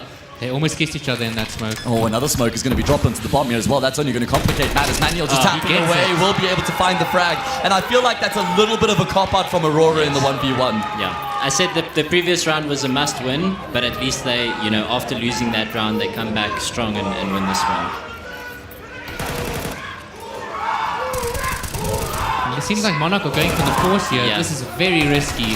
Personally, if I was up 9-6 and I looked at the money, I probably would have called a save here. Let the team get the 7th round. This is playing the situation, man. On stage, rounds being traded back and forth. It's a heated game. You want to try and keep up, you know, going toe-to-toe with your opponents. But it could come back to bite them in the bum. It could indeed. We're going to have to wait and see. I like the confidence in the investment here from Monarch. And some space is being taken as well. Yeah, look at the space taken there by Lumen on the A-bomb side. Now you don't really need to worry too much. You can have... NZK, hello? NZK, hello. And he's taking even more space, so it allows rotation to come over. Okay, well, this Force Spy's fallen flat on its face. Synthesis just rolled the B-bomb site. And that's going to be their 7th on the board. Game's It'll be alive. interesting to see if this round comes back to bite Monarch, because they clearly could have saved this round and it wouldn't have made a big deal. They would have had a full buy in the next, right? Now they're going to have to full save the next round. Probably put Synthesis on 8 rounds, you know, then it's 9-8, anything can happen. Exactly like I said, they should have saved here, Trev. Yep. That's why you're always right. There we go, mate. 9-7, the imminent scoreline. It's going to have to be an eco from Monarch in that next round. A 2-round game should become a 1-round game. I always panic when teams leave the bomb and there's like 20 seconds left on it. Yeah, it's probably a little bit... I never forget, you remember Zip's ninja defuse against a team when I was still in Goliath. Such iconic. It was against White Rabbit Gaming, I believe, when they still had Destroyed. Inferno? No, it was Overpass. It was Overpass and then Destroyed came back to molly the bomb, but he missed the bomb, and then Zipset just stuck to the fuse. Oh, I know God. your other thing on Overpass is where you guys dropped the bomb and you lost it. No, don't even remind Africa Season 1 map 4. Book. I remember that, yep. Pushing into the B-bomb side, full exec, full control. He ran straight past the and bomb. it was like a 4v1 as well. It also reminds me the Masters landing Cape Town when I was still in a team of James and Tulani, and it was like overtime and James TK Tulani in like a 3v3 situation. I just remember looking up to the line. Were there some words? No words, just Okay. looks. All right, well, there shouldn't be a huge amount of words necessary for this round because it is an anti-eco. I don't really like the way that Synthesis is dealing with I this. agree. They see that this is where the guns are. Bombs dropped. Oh. Hold on. Bomb has could been get dropped. spicy. This could be a problem here. Galil for Aurora. Oh my goodness. Although Big MC was kill. completely blinded. Lumen will find a frag, but he's taking so much damage in the 2 process. bullets. He has to step out here. Going to try and get the reload done. Raz is desperately rotating across to try bail Lumen out, but unfortunately it's just a USP that's going to arrive. And Synthesis, well, they will weather the storm here. Spitfire falls 9-8. 1 round between these two teams in this all-important game. This map is for all the marbles, fellas. I remember what we mentioned. Monarch has no timeouts. They've used all their timeouts.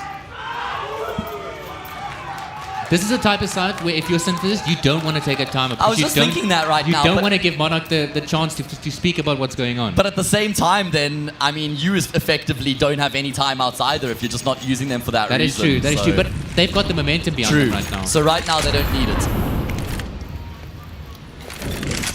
Okay. I feel like this is the first full gun run of the second half, fellas. It has been up and down. And look at how it's going here for Synthesis, able to just find 2 kills off the That's bat. big. Raz has been overwhelmed. Synthesis are about to level up the scoreline and take the upper hand in the economic game. This is concerning. This is really concerning for Monarch all of a sudden. You gotta say they're dropping the ball here a bit, Monarch. I feel like this has unraveled really quickly as well.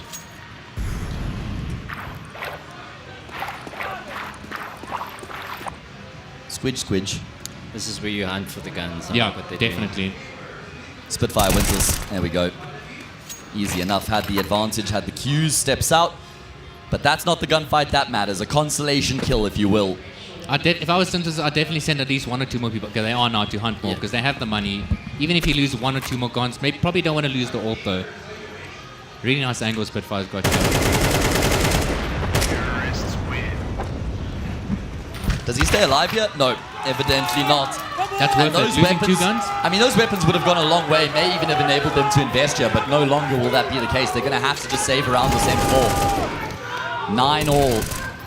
This is starting to get very concerning. I mean, Monarch was sitting pretty. Yeah, and there's been a pattern of on these types of rounds where Monarch are stacking. Okay, I see that's not the case over here, but ideally what you can do is you can just send one person out as a T and get info on a bomb site. You know, throw util for him, let him run out, go crazy with the SMG. But it looks like Monarch's going to force the issue here. A chance, an opportunity for Synthesis to get the lead for the first time on the map, if I'm not mistaken. I believe so. I don't think they've led Ooh, yet they're on the kissing. decider. Oh, Yep. BMO going for another knife. Unfortunately, not going to be the instant backstab. His teammate NZK avoids the wrath of the knife, and could that actually cause a bit of havoc? I mean, they know exactly where both of these remaining CT players are, and they're Just still leave. actually forcing the fight somewhat unnecessarily. Oh no, hold on, this actually could become a big problem. NZK's going to spot them. They've crossed before the smoke's actually bloomed. It's only JMT left to save the day. And he's got an orb. This was a 4v2, no?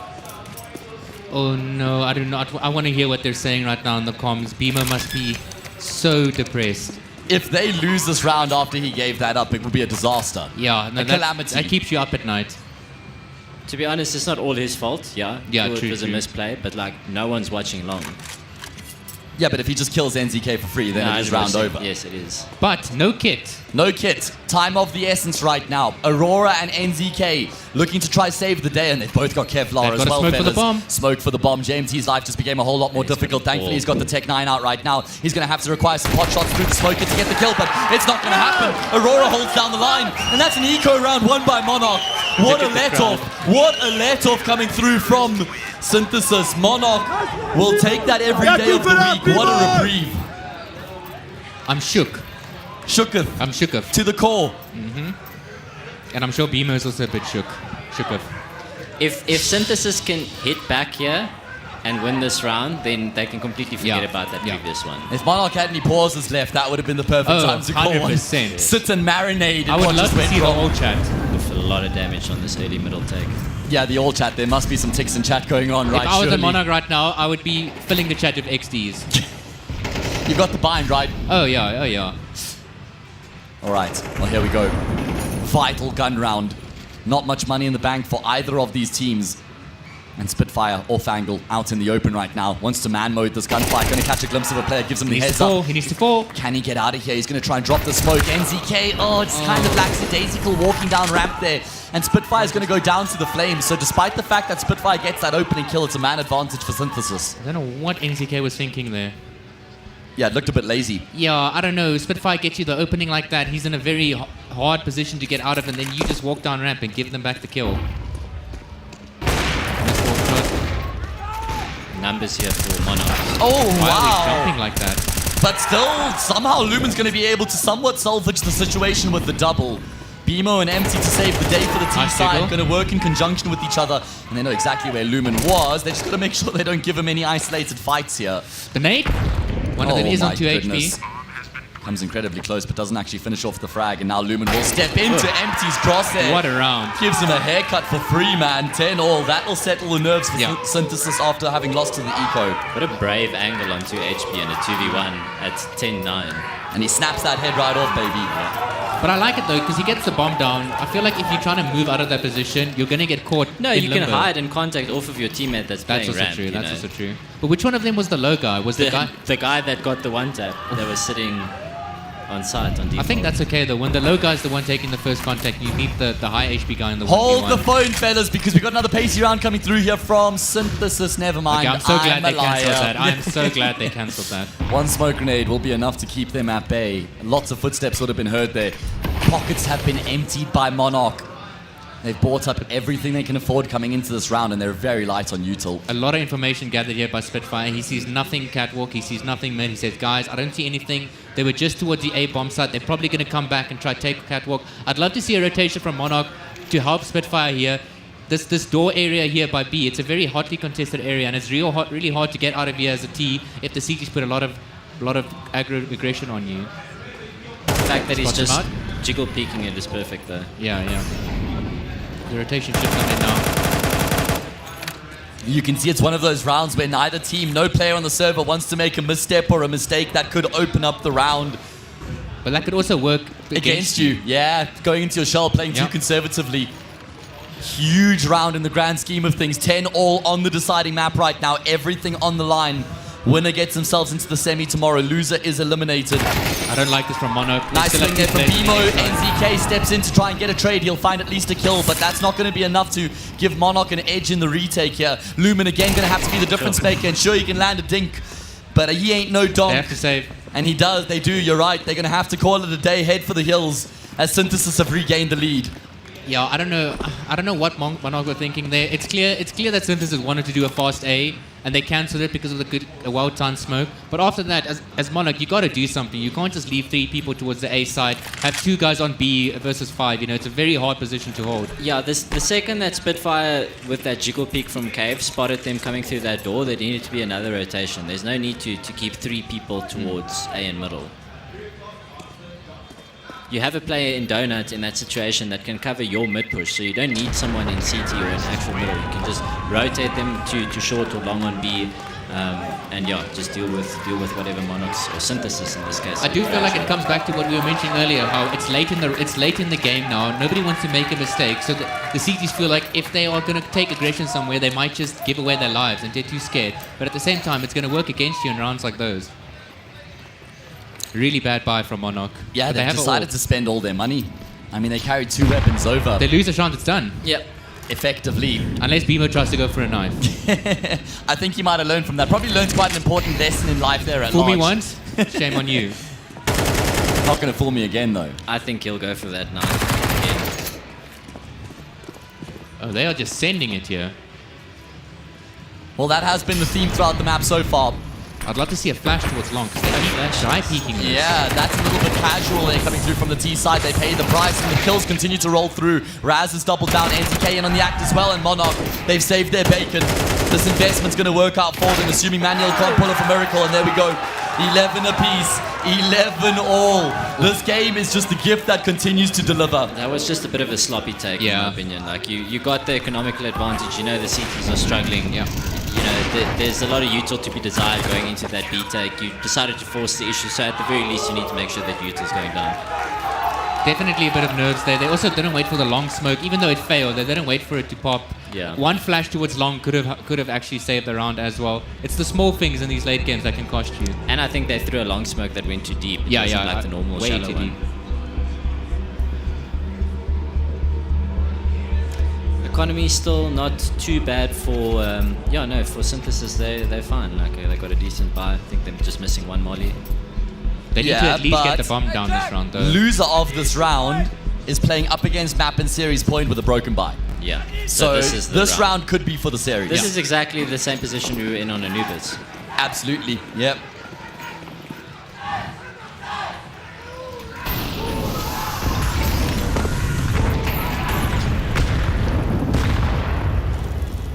I like that.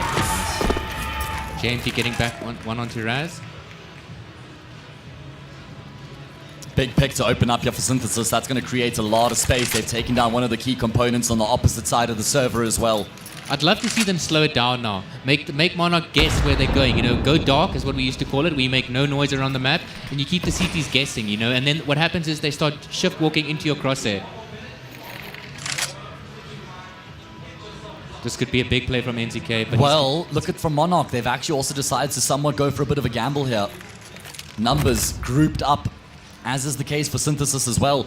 Bit of a bait and switch setup potentially being set up here by the CT side. As you say, Molly's perfect. They dual usage from Synthesis, and they're winning the gunfights as well as they force their way into the B bomb site, but they've been met by some resistance. Spitfire and Lumen trying to hold their ground right now. Bomb's been dropped. They're still at a numerical disadvantage, and you know that Synthesis know exactly where these remaining players are. Manuel's got the player locked in on this corner. Posted, waiting patiently. Gunfight offered up. Damage goes both ways. Spitfire's desperately trying to find a way to alleviate the pressure from his teammate right now. How is Lumen alive for so long? He knows where he is. And JMT is low as well. Time is of the essence, but he has enough of it to depart this bomb site, and as you say, he's making moves. The bluff, the double bluff, left, right, A, B, who knows? And soon the penny will drop. The thing is, with his current positioning, he's not going to know either. Yeah. Oh, now he does. Now he registers. JMT needs to get a better afterplant, though. He's not in a good position for this. And the problem is he's so low. That's the main problem. Yeah. So JMT needs some sort of a positional advantage. He's lost his timing already. Spitfire, very clever here. He knows what he's doing. He's He trying to knows use the what crowd. he's doing. And there we go! Spitfire wins out the clutch for his team. I love it, man. Trying to use the crowd to his advantage there, figuring out where the last player was. At least there's a bomb plant for Synthesis. That extra $500 goes a long way in aiding their cause to try and keep themselves in it. But Monarch, they've locked themselves in on map and series points. They have but one opportunity to finish off the job. One chance here in regulation. Last time out. If you were in Synthesis Discord now, if you were their coach and this is your last time out, what would you tell them here? Win the round. Oh, okay. That's Can't argue valuable. No wonder this guy was at the top, bro. It's so simple. Yeah. Just keep it simple, stupid. Now, I think it's difficult to say. They could probably expose middle a bit more. I don't think I've seen any middle to donut splits. I'd like to see them do some sort of a fake towards B, because if they're not showing any presence to middle or A, then Monarchs are thinking that they're going towards B. I've seen a lot of leans towards B from the city side. So I would say have one or two guys outside of B after running your normal default to playing the round out, fake a B play, and then have Jens just burst on A. All right, well, is this the last round of the series, or is there a twist in the tail? Is there more left untold? Overtime looms right now. Unless Monarch can finish off the job right here, right now. The opportunity presents itself. Will they seize the moment? Or will they just let it slip? Some M&M for you. Yeah, baby.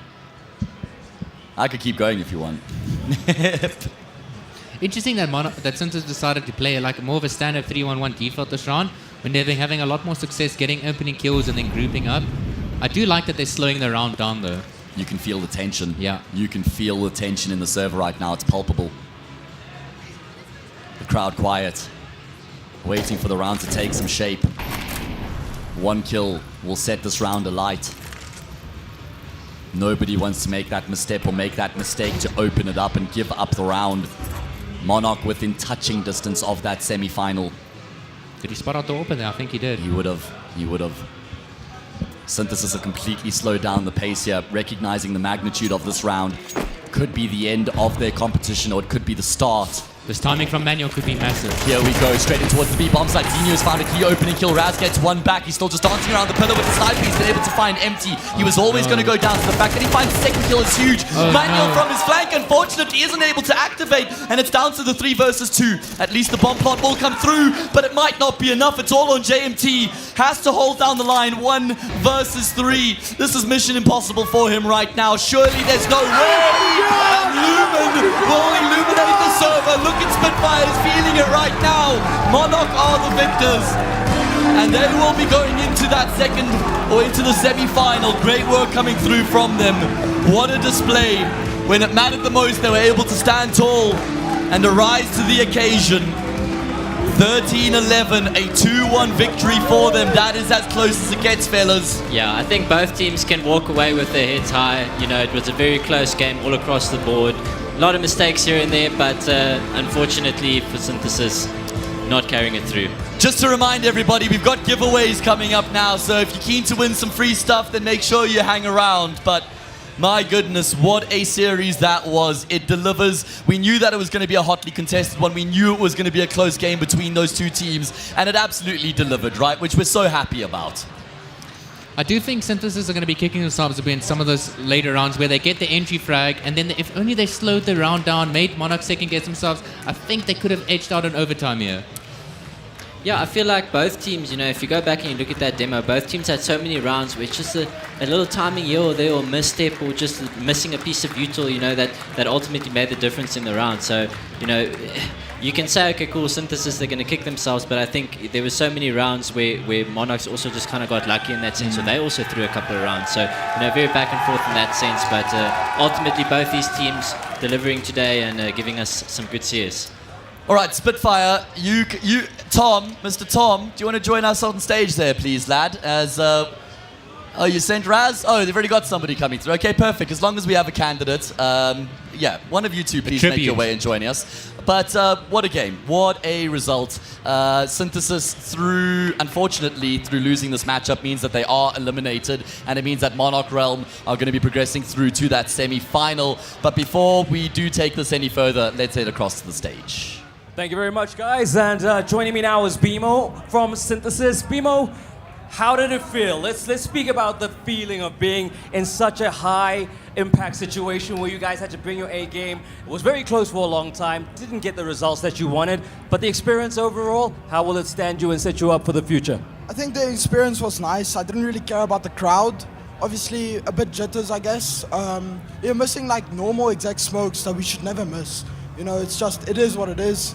I think hands down, we're all in all the better team. Like individually, in every aspect, we're the better team. Does the crowd agree? Some do, some don't. Okay, there we go. Funny, the people wearing Synthesis agree. Okay, I wonder why. And then in terms of your team, I mean, your squad, their performances today, building on that to make sure that you're more competitive the next time around. What do you guys need to do? I think one thing, we didn't watch enough demos of the enemy team. We were more focused on our individual instead of their individual, you know. But no, I think it was legit just first time jitters. We beat them in every aspect. You know, it is what it is. Unlucky Bimo. We hope to see you again, hopefully in a year's time. Well done for making it to the big stage. Commiserations, because that is the end of the road. Make some noise for the competitors. Some move on, some fall out. And what we're going to do is we're going to sweeten the deal for everyone that's in the crowd. We're going to do a crowd giveaway in a few moments' time. So please stick around. Send it back to the desk just to wrap it up for the stream. We have got Mr. Spitfire with us now on the stream. It's his first LAN event. He's just taken the scalp of Synthesis, and I know he's just feeling pretty electric right now. Mate, a word on the crowd. They're absolutely amazing. I mean, we probably wouldn't have won that map without them, if I'm being completely honest. You know, the one round when I'm in the 1v1, they go A. I can kind of hear the crowd rumbling. When I start going B, I know it's instantly A. And then it's just about playing with it. I know the crowd's on our side. I know they're going to make noise if I need it. And yeah, they literally pulled through. And probably the only reason we actually ended up pulling that map out. Your sixth man, really. Ruan? Yeah, you guys, we just had a little chat now, and you said you guys did a bit of research on them, checked how their ancient and stuff was. I don't know if you guys also did the same on some of the other maps, but in your experience coming into this game, you know, you can prep as much as you want to, but a lot of times when you get on that stage, that whole strat book goes out of the window. The team's playing differently, you playing differently. You know, how did that all come together for you guys? So most of our time was spent on Ancient. We knew Ancient was going to be played 100% confirmed, and then we knew it was going to be between Anubis and Nuke, our pick. So then we were kind of a little bit surprised about Mirage. We hadn't done any prep into it, but one of the stronger maps for us. We were confident going into it. And yeah, like you said, the strat book really does go out the window. We kind of knew their tendencies on CT side, T side as well. So a lot of the mid-round calling was coming from me as the cave player with all that information. So yeah, at the end of the day, the crowd was on our side. We played decent CS. You know, we were there were some times where we weren't in the right positions, or the teammates were on different comms, like bus comms, especially with the crowd. But most of the time, it literally just paid off in our favor. So. Just a quick question. So Bimo said there that he believes they were the better team individually and as a team, and they said there was small thing across them. Would you agree with that? No. Honestly, today I think Mirage. We played well on Mirage. I think our Novus was a bit lackluster on our side. If I'm being honest, I don't want to disrespect the other team, but you know, there's a reason. You can a bit. There's a reason that NZK left the team to join us. It wasn't because he thought that team was better than us. You know, he backed us, and yeah, when we were playing with him, it just felt good. So yeah, I think the other team, they played well, but on our side, I think dropping Anubis is a bit of a blunder on our side. But yeah, then we kind of came through. I don't really agree that they're the better team at all. I mean, we kind of showed it on Mirage, like it wasn't even close. Yeah. Other two maps are close, so I mean, you can kind of just take it from face value, I guess, and see that we have a deeper map pool. A bonus question for you here. I was thoroughly impressed by Lumen in particular. I think that his mechanics were completely on point today. He had some instrumental rounds. Aurora also as well. I mean, you guys are rookies, right? It's only Raz who's actually played on LAN before. So to see your teammates standing tall in the face of adversity and putting out that level of a performance must feel really good, right? No, it does. And I mean, I've been talking about Lumen for months now. Hey? Like, I was like, we need to get him on the team. Been rooting for this kid as soon as he got into the scene. And yeah, I mean, he showed it today. Like, he shows it every other practice. Like, it's literally, most of the time, he's the one doing the work. He's a quiet fella, but in the server, he is a deadly man indeed. All right, well, thank you very much, Mr. Spitfire, for joining us for a conversation. That is the second quarterfinal of the day done and dusted. We're going to have another matchup and another matchup after that. We're going to be keeping the entertainment rolling throughout the day. It is going to be Nixa versus Adaptive coming to a screen near you in about 20 or 30 minutes' time.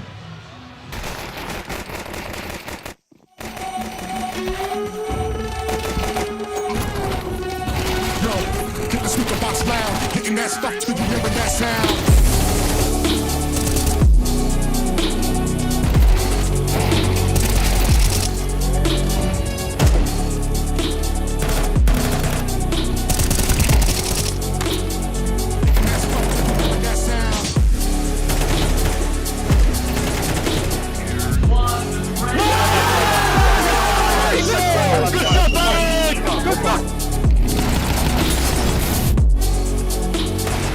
Good stuff,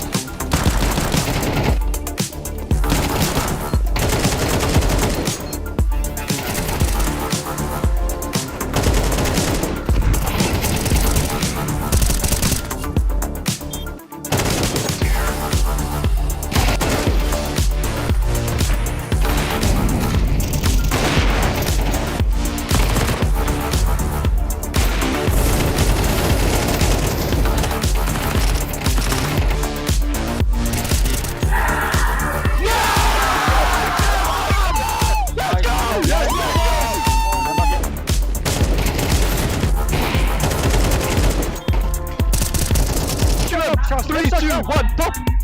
Left side one. Get someone smoke. Just tap, No smoke. Let's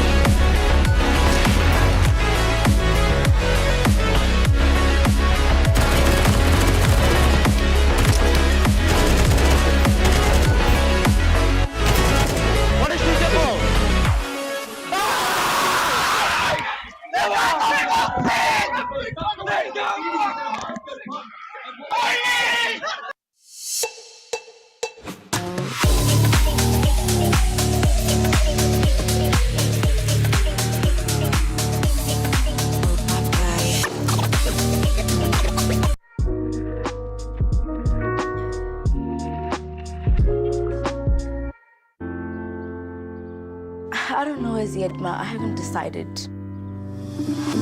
Hey sis, did you get my email? Ungabi gwala. Find your courage. Get out there, dude. Find your tribe. And together chase the sun. The world is big. May you always be bigger. Dad, Mom, I know. Telkom. Possible begins here.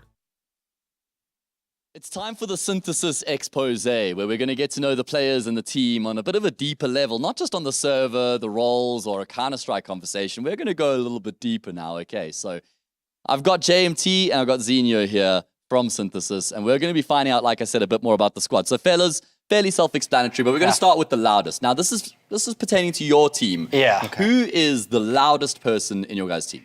It's definitely BMO. There's not an option. There is nothing. We've lived with him over the past 3 days. Okay. I'm pretty sure you guys probably heard him last night from here. It's by far. Not even close. Eh? It's not even close. There's not even a close second. How old is he? He's 16. 16. Yeah. Good lord. Okay, so BMO, just BMO, right? BEMO. BEMO. Don't know if there's any caps. Sorry, BMO. No problem. I'll get to know him. You know, if he plays well this weekend, I'll get to know him a bit better. So that'll be an interview to remember. Don't here's worry. the opportunity. He was frothing for an interview. I think we're going to have to get him on here. You do. Okay. Let's now have a conversation about the biggest beta in the team, guys. Now, obviously, this is a sore spot. It's a tough one. Well, as the IGO of the team, I look at everything from macro-wise, and as if it's Oppa has to save a lot. And Oppa, in my opinion, I think, you see him on some rounds, he's like, "You're not trading me, why are you not just doing something with me?" And he's like, I'm holding flashes. Holding flashes. I got the flashes. JMT, what do you have to say about these accusations, mate? I think it's completely false, and honestly, a bit of a disappointment. So who would you choose then? Myself. Oh, okay. So you still see yourself as the biggest beta. That's easy enough for me, man. That's easy enough for me. JMT, locked in, biggest beta on the team. I'll be sure to reference that on the cast, mate. There we if go. you are baiting in the game, then... Okay, at least I've got nothing to hide. That's true. We said it from the get-go, no I'm an honest surprises. person, don't worry about it. All right. Next up is going to be Island Buddy. Now, if you guys, you're traveling to Comic-Con, God forbid your plane crashed on an island. I don't know where that island, like Durban to Joburg. I don't know where there's an island. But let's just hypothesize. You're stuck on an island. Who from your guys' team are you wanting to be a part of that experience? Honestly, I've been spending time with Jack. We've been together for a while, living in the same apartment. I think honestly, me and him, I think will be a good dynamic duo on that island. Okay, so you two together, the combo of Zinho. Do you think the others would survive? No. No, hey? No. I mean, BMO as a 16-year-old surely would stand no chance. If there's no sour worms on the island, he's not living. Sour worms on the island. Okay, so JMT plus, is it ZHINO? Yes, indeed. Yes. Zinho. Are you like a fan of like Brazilian... All the Brazilian players have got like Zinho. Yeah. Portuguese? Okay, there we go. Sick, all right. That adds up. I was onto something there. Okay. Next up is Tardiest. Now, who's the latest to practice? Who's the guy you always have to wait? Hey, guys, I just need to go to the bathroom. I need to smoke, whatever it might be. There has to be someone who everyone's always waiting for. This is my turn. Okay, so there's a thing. I am always the one that organizes, right? I will say Manuel's always the earliest. Yeah, he's always the earliest. I'm always there. It's between you and Renier. I hate it to say it, but it is between you and Renier. Yeah, even as the IGL. IGL is the most tardy, surely. Got to set the example, brother. Even if I'm the latest, it's probably me, to be honest. I would give it to Zinho. So Zinho, the captain, is setting the standard. It's definitely me. Now, last but not least, listen, these guys, the average age of Synthesis, I'm pretty sure is like 19 years old or something. Obviously, BMO brings it down a little bit. But the oldest player on the team, is it 20? 21. So the two of you, the oldest players on the team is 21. Goodness me. Rizlord. Now, that's just way out of my jargon. No, same as well. I'm 27, I'm nearly 28, but because it's a younger team, I figured I'll do something that's, with the lingo, with the youth. Who's the Rizlord on the team, guys? I think BMO's got that predatory Riz. I'm kidding. I love you, BMO. He's 16. No. He's free from liability. Honestly, I think it's between me and Renier. It is. Empty? Empty. I will say, Empty is the only one with a girlfriend. Yes, it is true. So I guess he has to go to It has to go. We need to have his name on I would go to Empty right now. And also, staying with him, he has made me blush a few times. I won't Oh, lie. and he has a few eyes in his name as well. Yeah, exactly. All right, so Empty is the biggest Rizzlord on the Oh, yeah. team. Zinho the most tardy. If anyone was going to survive on an island, it would be the combo of JMT and Zinho. There's a Beta on this team, and he's an AWPer as well. yeah. I mean, I suppose that's fair enough. Holding That's flashes. JMT. And then the loudest is the 16-year-old, which I suppose isn't that surprising either. Yeah. All right, well, that's the Synthesis expose. Now you know them on the deeper level. Thank you.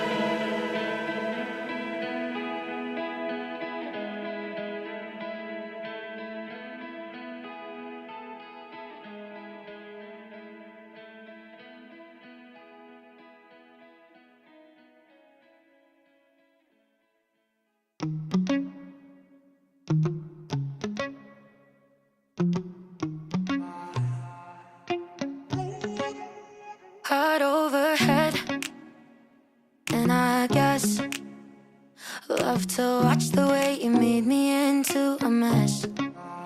Hands on my dress, neon red. You were everything I didn't need until you left. Now I'm dancing around my living room. I get drunk on the thought of you and I. When you were mine, see your eyes in every stranger. I replay the way that we were till I'm high. No, it's not right. I miss you missing me like you used to, yeah, like you used to. I miss you kissing me like you used to, like only you do. You know the good things are never as good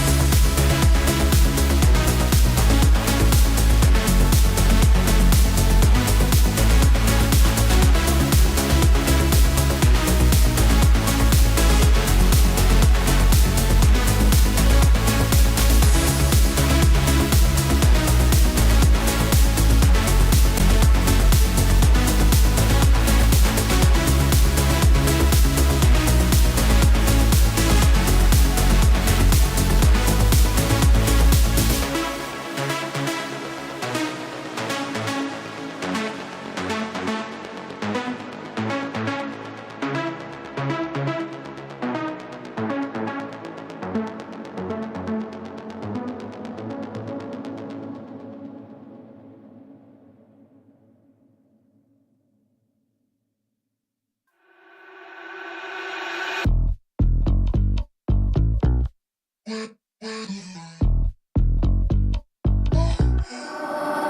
wonder who hurt you. I wonder who made you so mad. Tell me, where did you learn to be so negative? You're such a drag. What's it feel like never having no real life? I don't know how you deal. I can't imagine your pain. I'm just minding my business, but you so in your feels. There's something wrong with your brain. 'Cause every time you talk it sound like blah, blah, blah, blah, blah, blah, blah, blah, blah. I'm just hearing blah, blah, blah, blah, blah, blah. Every time you talk it sound like All right, we are back and we're going to be getting into the third quarterfinal of the day. We're starting to reach the culmination of this fine Friday, fellas. What a journey it's been. Let's just try and draw our minds back to what we've seen so far, right? So, first game of the day. Wow, feels like ages ago. Kitsune versus Punishers, right? It didn't last nearly as long as we were initially expecting. Punishers did the damage and were able to win that series quite comfortably, 2-0. They lost 9 rounds in total across both of the maps, so they booked themselves a spot into the semi. The second game just transpired. Monarch Realm come out on top against Synthesis. There we go. Right, thank you very much, my left-hand man. Monarch come out on top of that one, winning against Synthesis, so they'll play against Punishers tomorrow in that semi-final. Now, we start to populate the second semi-final, right? So winner of this quarter plays the winner of the next quarter in that second semi-final. Means, fellas, that we're heading into Nixa versus Adaptive now. Thoughts off the bat, please, Elusive. Well, just looking at these two teams, I've had the privilege of scrimming both of these teams, you know, a couple of months ago. So there's been some roster changes here and there, but I know that Adaptive, under the guidance of Nick, exactly, has been a very structured team from the get-go. He has a very methodical approach to the game. So I actually really like their style and their protocols and stuff. They like to iron things out. So and on the flip side, a team like Nixa, they kind of thrive, which is the ex-Punishers. They kind of thrive in the chaos, you know. So it's a stark contrast between the two teams, and often stylistically, you know, you want a chaotic team to play against a structured team, you know, and similarly a structured team to play against a chaotic team. So you'll see how things pan out, but it's going to be interesting. It's all going to come down to individuals and how they step up today.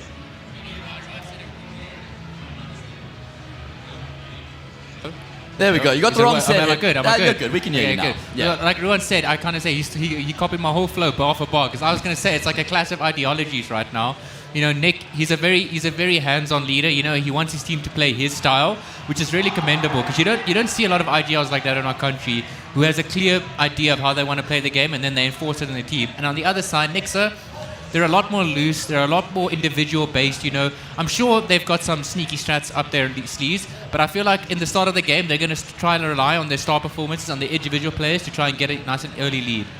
All right, well, let's lead things forward. We're going to be throwing it across to Mr. Kamza on the stage to introduce the teams. Thank you very much, gents. I'd just like to get signs of life from my crowd. How's everybody doing? You good?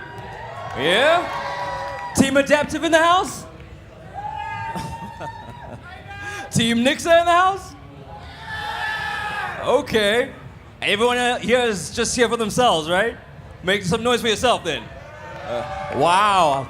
Wow, so conceited. It's funny how that gets the loudest cheer. Okay, folks, we're about to get into the third matchup of the day. And so I want you to make a lot of noise as we welcome out the first team in Adaptive Gaming. Let's go. There they are. You got Nix in the mix. Raid in the house. Natural. Leggy. And of course, Latta. There you go. I know this man. Oh, Nick Bot. Okay. This is what you do when you're not defending Man City. Okay, I get you. I see. Good to have you in the house, gents. We'll have a chat in a moment's time. But let's make some noise for the other team. One that was here a year ago. Make some noise for Nixa. Yeah, we got Ruben, Melkis, Hayes, Daibo, and Bam. There we go. Make some noise. Our two challengers, Nixa, good to see you again. It was a year ago we were doing this song and dance, and you're back to do it again. What are your thoughts going into this one? You've seen the sense of competition, who's in the mix, and who you have to play against. Starting with these guys, but what do you make of the field? I mean, we're here, we're ready, we're excited. First CS2 land in South Africa. Let's get it going. There we go. Sounding excited. Mr. Bott, on your side, in terms of this other team, who do you know? Who's the player you're looking out for? And who's the key one amongst yourselves with you excluded? I mean, I'd be lying if I say I wasn't the key one, eh? No, I'm joking. I think we know they're a quality team. We know they've got quality players. I think Ruben's definitely one. I know people might joke, but he's definitely one to look out for. And on my team, Natural and Raid are the two people to look out for on the server big time. Does the crowd agree? Crowd's like, I don't know who that is. But you're about to find out now as we get into action. So gents, please take your seats and get ready as we get ready for this cracking encounter. Make some noise for our two teams, Adaptive and Nixa, about to get underway. We're going to get into all the technical nitty-gritty. Back to the desk we go. Thank you very much, good man. As we are going to be breaking things down on a deeper level now, let's just try and focus up on one team in particular, then we can jump into the others. Let's start off with Nixa now. These guys have got more experience on LAN. Of course, you've got the two guys who have played in Nibble last year. They made top 4, Malkis and Bam. You've got Ruben, who's got plenty LAN experience. You've got Divo, who's got plenty LAN experience. Of course, there is the lesser-known prospect, Hayes. That's going to get me. Listen, I'm just going to put it out there. My name's Hayes. His name is Hayes. I've never casted a guy with the name Hayes before. Either way, what do you make of this team? You know, just with the LAN experience that they have, does that also give them an edge coming into the series? Yeah, I think all of them, none of them are really unfamiliar with the stage and with this level of competition. So I think, you know, this is just another day at the office for them. But it's going to be interesting with, you know, the different lineups not having been together for so long. I know Nixa, you know, having recently switched over from Punishers to Nixa, there's been some lineup changes as well. So it's going to be interesting how they incorporate and get, you know, play to the strengths of their lineup, you know, in such a short amount of time to prep for everything. Yeah, no, I think talking about players to watch out for, I think next it's definitely Divo. I've always thought of him as having some of the cleanest aim in the country. I think his issues have always been more mental. You know, he seems to not play as well as he does in the big games as he does online. So I feel like if Divo can get ahead of the curve, you know, really perform well at the start, I think it's going to give Nixa the push they need to really take this. Because this is the big game. This is where they need him to pitch up. I've had a few conversations with him over the weekend. He sounds incredibly confident coming into this matchup. Back on LAN once again for Mr. Divo. Let's talk a little bit more about Adaptive here, fellas. Not nearly as much experience. First LAN for Nick, first LAN for Leggy, and okay, it's just the two of them, right? Natural played here last year, so did Cloudsley under Royalty, and of course Raid has gone back a while. Raid is back. I mean, I feel like he was one of the main up-and-coming prospects in like 2018, 2019. Of course, he went and played at the Asia Minor in Berlin in 2019 with Energy. And then once COVID hit, he kind of just disappeared. Yeah, I think that question is probably better posed to Trevor because I think he knows him a bit better. I haven't really been exposed to Raid that much. But, so Raid, he's an old guy. So speaking about that Asia Minor, I actually replaced him of the Asia Minor. Sorry, Max. But yeah, he's old school and he's definitely got insane talent. You know, I don't think he's been playing as well as, you know, he can. I think his potential is definitely up there. I think when it comes to Adaptive, I don't think there's a single player we need to look out for. I think it's just going to be a team dynamic coming in from them. You know, Nick's got a clear game plan. He knows how he wants to call. It's all about do his players believe in his calling, and can they get behind it? You know. I just want to double check. You said this is Nix's first. This is Nix's, not Nixa. I know, yes. Nix the player. It's his first LAN event. It's funny to think about it. He won 2021 online when he was coaching Bravado. He casted 2020 online with me in the VS studios. Casted last year with you and I, but he's never actually been at a big event in South Africa LAN as a player. Look, I don't think that's really going to faze him too much. I mean, we had him on the stage. He's cool as a cucumber under pressure. Yeah. So I feel like, you know, he knows exactly what he wants to do. He does the research. He knows exactly how he wants to approach this game. So yeah, I don't think it's really going to faze him that much. I think he's actually very excited about this opportunity. It's his birthday as well, and I'd imagine the best birthday present he could get would actually be a spot in that semi-final tomorrow. I think everyone in his team is wanting to give him that W for his birthday. Also, speaking about Nixa and Nick, I don't know if people remember back in the day, but there was some mad Twitter beef going on between Nixa and Nick. You know, Nick, he was a bit of a villain in the scene, you know, a joker. He likes to stir up the pot, stir some controversy. So I feel like if Adaptive do take this, I would love to see some spicy tweets from Nick. All I'm saying is you can't say Nixa without saying Nix. That is so, true. Yeah, he's not only in their heads, but he's in their name as well. Either way, shouldn't be too long before we jump into the action. Let's talk maps here, fellas.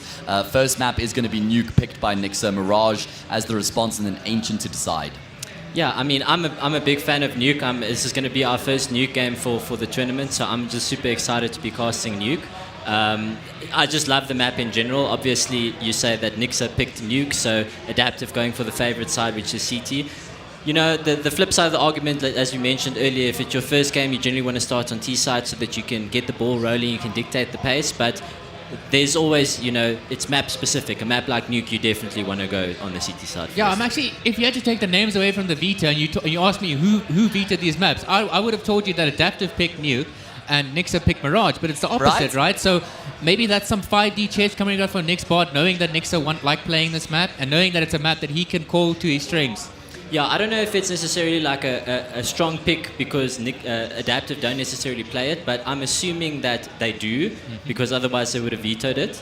I'm assuming as well that, you know, Nick being the type of person that he is, you know, being charged of that team, they would have their map pool pretty waxed. So they're going to have structure coming into Nuke, and it's quite a worrying sign if you're a team like Nixa that doesn't have that much structure necessarily, and you rely more on, you know, off-the-fly plays and a bit more chaos and so forth. You know, it's difficult to get the ball rolling on a map like in Nuke if you're playing against a very strong and well-drilled CT side.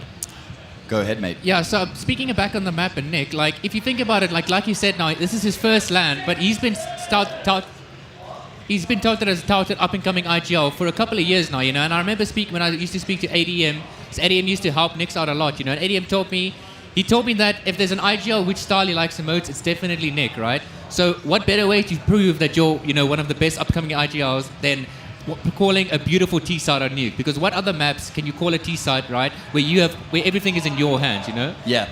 And just taking it onto the next map, which is Mirage, which was picked by Adaptive, it's kind of a weird thing if you think about it. The structured team is picking the puggy map. Exactly, you know, exactly. And the unstructured team is picking the more structured map. So it's going to be interesting to see how this one plays out. I hope these guys know what they're doing. It certainly is ironic. I want to draw attention to a little bit of a micro battle that's going to be going on in the serve, and it's the AWPers, right? We've seen a lot of Leggy online for a long time. He's been a pretty exciting prospect, I'd say, over the years. Cuts his teeth in DNMK, turned quite a few heads, kind of just went off into the wilderness. Nick roped him back in. Up against Ruben, an established AWPer. Ruben's normally actually an AWP IGL in the teams that he's played for. Now he's just exclusively the AWPer, so he can focus on his role as the sniper in the team. Melkis is going to be calling. How do you see that head-to-head battle between these two AWPs? Yeah, I know they recently got Melkis into the team to pick up that IGL role so that Ruben can focus on the role of the AWP. Stylistically, I know that, as far as I know, Leggy is also still quite a relatively passive AWPer. He likes to post the angles. Ruben, I've never really seen him as being that crazy flashy AWPer, so stylistically I don't think these guys are too different. Yeah, so agreed. You know, it's all about who's landing the shots and who's feeling confident on the day. Yeah, talking about styles of AWPers, it kind of reminds me of the tale or time of Simple versus Device, you know, the two conflicting styles, you know, Simple, the flashy, snappy AWPer, you know, Device, the more calculated, takes the angles, he knows your hit. Speaking back about Leggy, though, you know, I think he's also, just like how Nick's been an up-and-coming IGL for a couple of years now, Leggy's been an upcoming AWPer for a couple of years now, but he hasn't quite reached that ceiling that you want him to be, you know. When you've been AWPing a primary AWPer for the last 2 or 3 years, you know, you expect to be far ahead of these other people, you know, who's AWP IGLing, who's picking it up on the fly, because, you know, some teams, they just hoy the AWP around, you know. So I definitely want to see more from Leggy. I think this is a really good opportunity for him to show what he's made of. Yeah, I think also, you know, when it comes to the impact that the AWP can have within a team, it's very dependent on the type of style that the team wants to play and the you know, the pieces that you have at your disposal. So, you know, it might be a case of one of these teams need their AWPer to be more impactful, to take more initiative. So, you know, maybe we see something different than what we expect. Yeah, if we talk about firepower, I think Cloudsy, Natural, Raid, probably the duo I'm looking at the riflers for Adaptive over on the side of Nixa. Oh, I know Malkis can hit super hard. Bam certainly did have a couple good days last year. Hayes is an unknown prospect to us, just 17 years old. Certainly looking to see what sort of damage he's going to be able to do on the server, and we're going to be finding out soon enough as well, because we're going to be getting into the first map of this third quarterfinal. Winner straight into the semis tomorrow, loser, unfortunately, that's all we have for them this weekend. And here we go, ladies and gentlemen. Make sure you grab your seats. They're going to fill up quickly because this one is going to deliver. I'm actually very impressed with Hayes that he's able to cast and play at the same time. Oh, mate, it's not all I can do, trust me. That's just the start. So I've heard. All right, well, here we go. Looking like a fast play towards topside. No, not wasting any time. They've waited long for this match, and unfortunately, it hasn't really gone according to plan just yet. Cloudsy with the Julies is going to be able to lock it down. Not caught off guard by the fast-paced play coming through from the T side. And now it is Mr. Hayes. 1 versus 4, unfortunately. He's just been abandoned by his teammates as they all take place in the underworld. And surely this is just, he just doesn't have a chance here, right? Great positioning from Adaptive, just great discipline. They know that it's the player who's dead fence. If he takes the fight, the other two can just swing out immediately afterwards, and surely this round's as good as done. Yeah, unfortunately his team... Lovely. Swing on the contact. Unfortunately his entire team going down before he could activate on the flank there, so not much to say. Big round from Cloudsy though, 3k with the dualies, you know, that's what you want to see.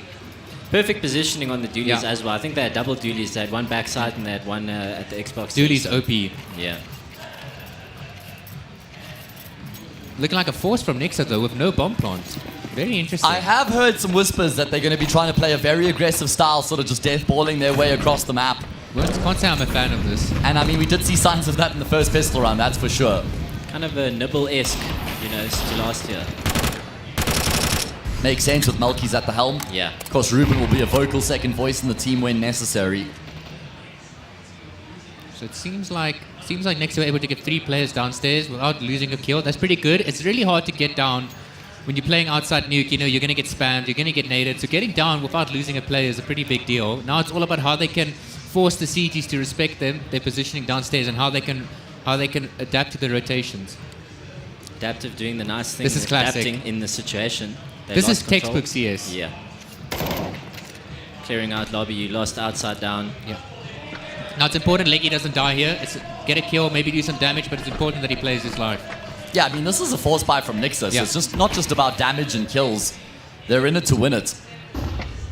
And Adaptive have a very good idea of what's going on here as well. They've been able to shift their pieces in towards this lower bomb site, fully prepared for what is coming their way. Nice smoke through the double door. Should enable a bomb plant at the bare minimum, but Nyx and Raid can combine. Bomb plants at least found for the T's at the bare minimum, but I don't think that there's much more up for grabs outside of that in the round. And there we go, cleanup going to be coming through. So, I mean, I wonder, it would be funny if we saw both teams winning each other's map pick, because we did say Nuke seems like a map that'll lend itself to Adaptive strengths, while Mirage lends itself to Nyx's strengths. Nixa, they get the bomb down though, which is the bare minimum they needed from this round. They didn't get a single kill, which sucks, but it's not the end of the world. Getting the bomb down gives them some money to work with. Yeah, they can half buy here again and try and do something similar. Just do damage. Just don't full buy, please. No, Just there's no reason to full buy here. Taking a timeout already to discuss their buy, discuss what they're going to do.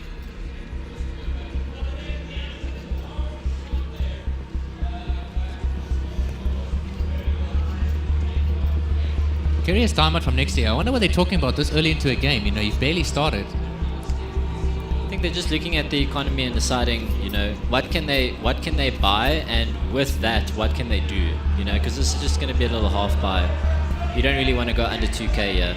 Yeah. Couple upgraded pistols, find some heads, just a bit of a deagle spread is what I like to call it. Diver has a deagle. It's one of my favorite spreads. No, this is not a deagle spread. This is a mutal. They got 2 deagles, but generally on a deagle spread, I guess T-side nuke, where do you spread? There's no space at all. Yeah, yeah. You can go for a ram shot, you can go for some outside shots, go top silo, and so forth. By the way, Diver, top 3 deagle in the country. I would love to see him pop up Who's on this top 2? ADM? That's a question. ADM was definitely up there. I think Sonic's also up there.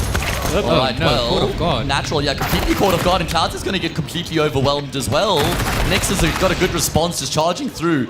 It's about saving the day now for Adaptive, 2 versus 2. Leggy needs to wait for Raid. At least he's going to take the contact. That's going to take the attention away from Raid and makes him an easy double kill spray down.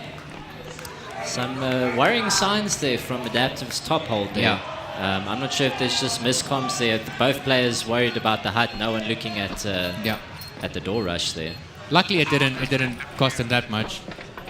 Still good damage considering it's a half bar for you. You get the plant down. Now your economy is looking real good. You got an AWP coming up on Ruben, and Leggy also deciding to upgrade, getting his AWP. So hopefully, we spoke about that AWP battle. This is the first round. Hopefully we get to see a AWP on AWP. I mean, T-side AWP on Nuke, it's a pretty tough place to try and find impact, right? Go for the door shot, maybe a ram shot here or there, but most of the time you're going to be outside. Looks like it's going ram. I love what they're doing towards ramp this round adaptive. Sitting 2 ramp, walking the AWP in, and as soon as the AWP take contact, he has a rifle there to play off him.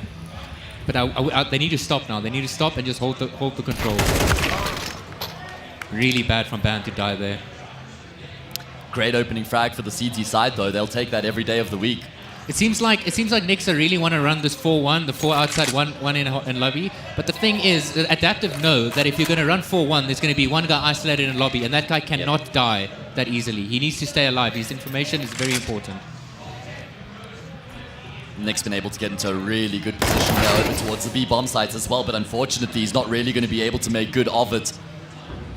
Really back in.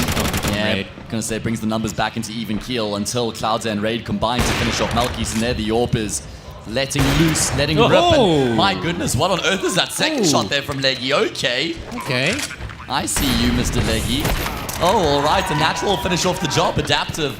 They're going to be feeling good now, right? Because you win the first 4 rounds, you won pistol, you convert, and you win the first gun round. That settles you into the game, right? Yeah, and the fact that Nixa were able to get this bomb plant means that they can just carry on with the buy.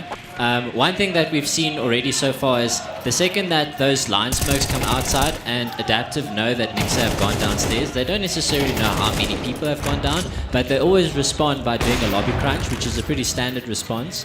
So what I would like to see Nixa doing is doing the smokes, faking maybe one guy going down and stacking in lobby and waiting for Adaptive to respond. No, it's a really good shout.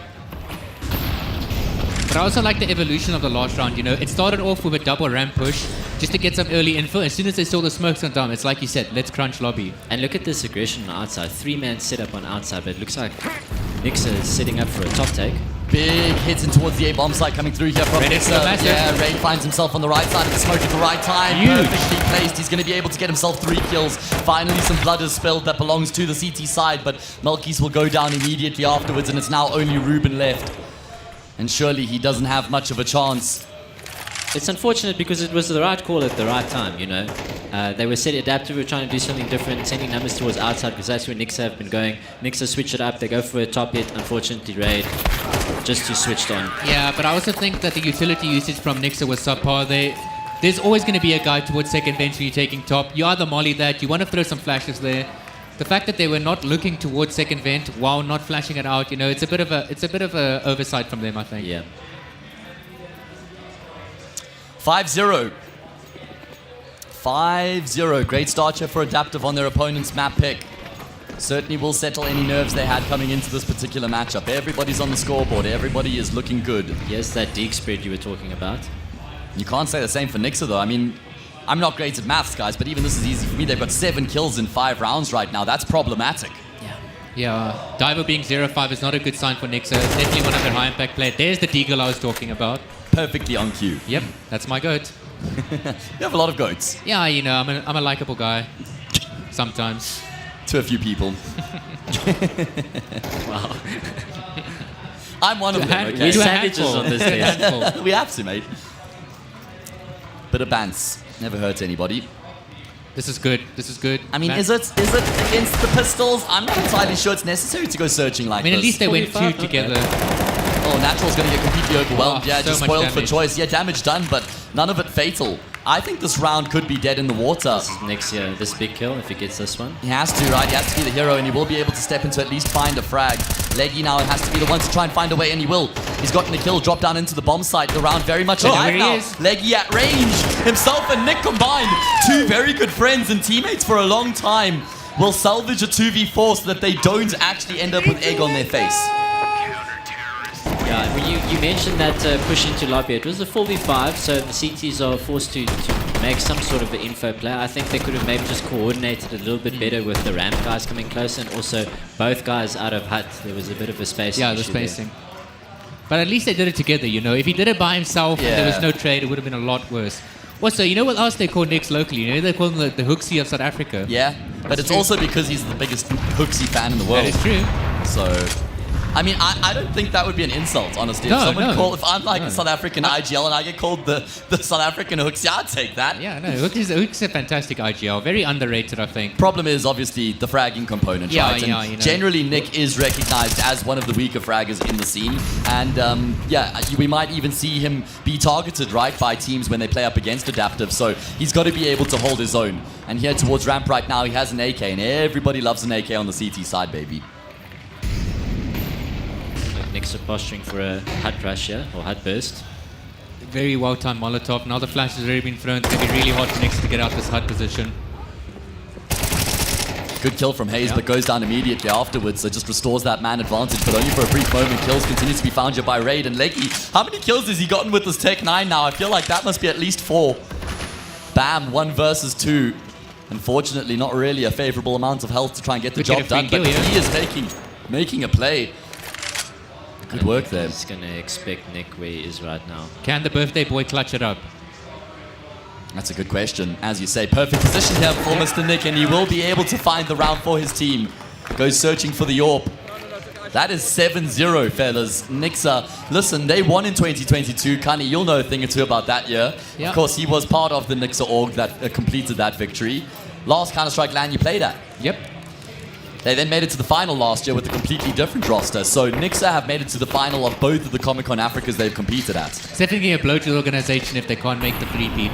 I'm really impressed with the Adaptive CT side so far. All the players stepping up, you know, there's no odd link out struggling. Especially Cloudsy, you know. I would have never have protected him as like the strongest player in the lineup, but he can definitely hold his own, and it's good to see that from him. I was genuinely impressed by his fragging prowess last year when he was playing with Royalty. I'm pretty sure he was calling for the team as well, and I think he was actually doing most of the damage on that team. I think he's also the type of player where he gets in his own head, you know. Yeah. He's definitely that type of player where if you shut him down, he might crumble a bit. But a good start like this, you can see how it's affecting his team. All right, well, Nixa, it's time to put up. They need to start winning some rounds here. It's their map pick T side. Yet to get around on the board. It's going to be numbers towards outside, and they will find 2 fantastic opening kills. Nick is able to find a frag back, but there has to be more where that came from. Natural trying to track and trace Bam, but it's not going to work out for him. Leggy's been traded. It's only Nick's now left remaining. And he will be able to get the first for free. As you say, bomb carrier's been dropped. He can isolate the jewels here as well. He's desperately trying to, but Hayes will be able to lock it down, and Nixa get their first round on the board. Not the cleanest round. They do only survive with 2 people. From a 5v3 to a 2v1, you don't really want to see that. You kind of want to, when you're in a 5v3 like that, you want to play the round out, and you want to make sure you survive with at least 3-4 people. Stop boring economy. But to be fair, Adaptive economy is a lot worse than I thought it would be. You know, you think after winning 7 rounds, they'd have a bit more of a bank, but they might be able to eke out 1 buy after this. So if Nixa win this round, it could be really good for the rest of the map. Yeah, Nixa's been keeping Adaptive honest.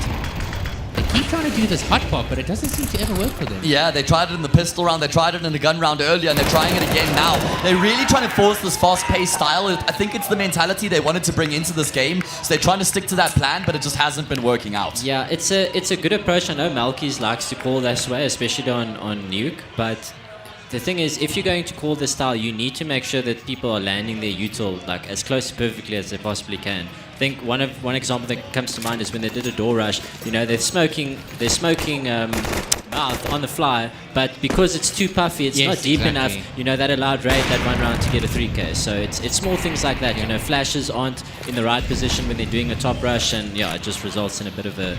I'd like to see Nixa switch it up a bit, because it seems like the round they won and the round that they almost won, the eco, it was where they kind of YOLO'd it, you know? They didn't really think about a strat. They kind of just winged it, got the kills, and traded well. So I'd like to see them try to switch it up a bit here, you know, play a bit more loosey-goosey.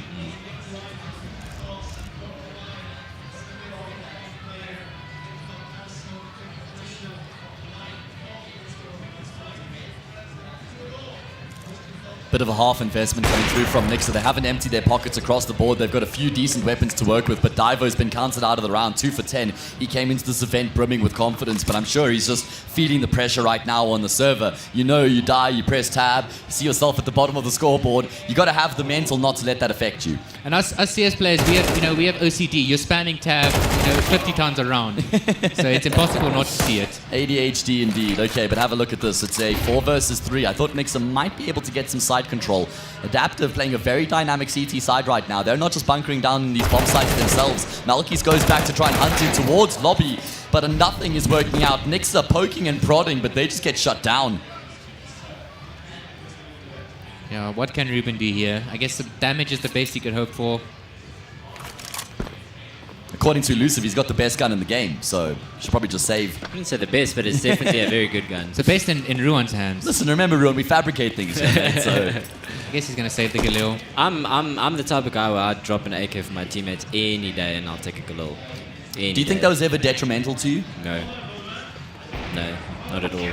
I mean, when you're a CS player, you need to be able to buy a Galil instead of an AK to get more util. So if you're not comfortable on a Galil, you're not going to make it very far. And you also got to take it in the context of who I was playing with at the time. Yeah. I've got Dimi, I've got Sonic, I've got Fady, I've got JT. I'm going to drop an AK, I'm going to take a Galil. Yeah. No, fair enough. You think Aaron will ever drop anyone an AK? No, if you drop Aaron a Galil, he just throws it on the ground. With disgust. Yeah. Actually, I have a really funny story I can tell you about that. Is it when we have some time? Okay, all right, cool. An eco round. We'll save it for that. Put it on ice for now. 9-1. 11th round, guys. This is the penultimate round of the first half. Nix's map pick being steamrolled right now. Only round they were able to win was where they just found the kills outside, working together as a unit, and they're going to continue to work together as a unit. You know you're in trouble when Nix is 11 for 3. He's top fragging, or second fragging. Yeah, but Leggy's using the AWP. It's not fair. True. No, he speaks facts. So it seems like Nixa are doing what I mentioned earlier. They're sending people downstairs, but they've got 2 people in lobby waiting for the aggression, but now the aggression is not coming from Adaptive side. I think these guys downstairs need to take a little bit more control, force the issue downstairs. They don't have to commit, but that will force a rotation from Adaptive, and then the guys in lobby can activate. Adaptive don't have a huge amount of information as to what's actually going on here, and I think that Nixa have got a pretty good position in the round with both, I think it's Bam and Melkis towards the top side. They could either fake the A hit or they could try and combine with these other players, and it looks like it's going to be the latter. Divo waiting for his opportunity, waiting for his cue as he starts to make his way forward. He will collide with the flash. That's not going to prove to be much of a problem though. It's actually only natural towards the back of the bomb site. Showing some good damage. He has to get a kill and then he runs out of ammo. Cloud's there, the next man being called into the action. I'm glad he didn't commit there. Yeah, waits for his teammates. Very disciplined. And it's going to have to be the retake here from Adaptive. Money is no object. That means they will be able to just have this one, have a proper red hot crack at it and see if they can find a way to get back into this bomb site. Kits, utility, everything that they need. Leggy knows he's one of the players with the incendiary, so he has to use it. Would have preferred to just stay scoped up on the angle. It does start to spread a little bit, but Divo's got the health to sustain it. Oh, and there we go. Okay. Little box bang coming through from Leggy to try and offset this retake. Malkis in the back of the bomb site will be able to find a frag, and unfortunately, Cloudsley can't get much done. It's all on Leggy. He's got a kit, but time is dwindling. Continues to frag his way forward, looking for the spray transfer. Leggy, he might actually have done it. No time. Oh, he gets incredibly close. Maximum damage inflicted, but he'll end up dying to the bomb. 17-3. Welcome to land, Mr. Leggy. Even though they didn't win the round, though, good damage to you at the end there. Yeah, the economy is not looking that great on Nixa. Which is a disaster. Yeah, going into the last round of the half, you won the round, but you're still not that great in terms of util. Okay, well, yeah, they got most of what they need. And I feel like one of Adaptive's hallmarks of success for this team has to be their T-sides with such a well-rigid and structured team. You know, an IGL who's worked at his craft for a long time. So I don't even think 9-3 is enough here for Nixa. They're going to require a monolithic CT side if they're going to be able to even make 9-3 work, let alone what could be 10-2. It's all going to be about the pistol. And even then, it's pistol, convert, and gun round before Nixa will even feel like they're back into the game.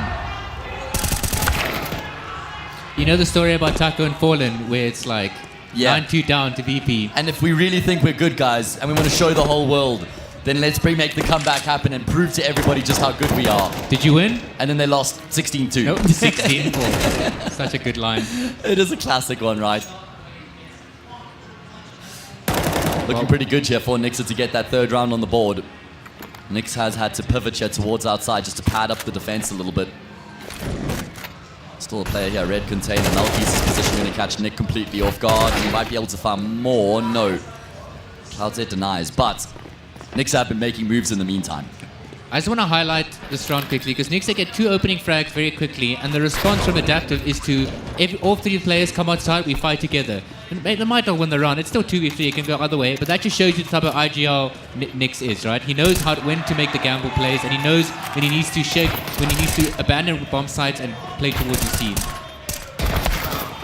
Unfortunately for Clouds there, only a single point of help to his name makes that retake impossible. 9-3 Nixa. They win 3 of the last 5 rounds of that half, fellas. So kind of feels like they were able to get things on track to a degree at the end of their T side. Yeah, they got 3 rounds on T side, but if it's your map pick, I don't think you're very happy with that. Yeah. And especially going against a team like Adaptive, we mentioned a more well-oiled, structured team. I think coming into a less structured CT side, I think Nixa are going to struggle here. This pistol round is everything. If they don't win this pistol round, they can move on to the next. Nixa really need Diver to step up from now. He's definitely one of their better players, and if there's ever a time to show it, it's now. All right, Adaptive with a more tempered approach here in the pistol round. Could be a similar finishing, but just taking a little bit of extra time.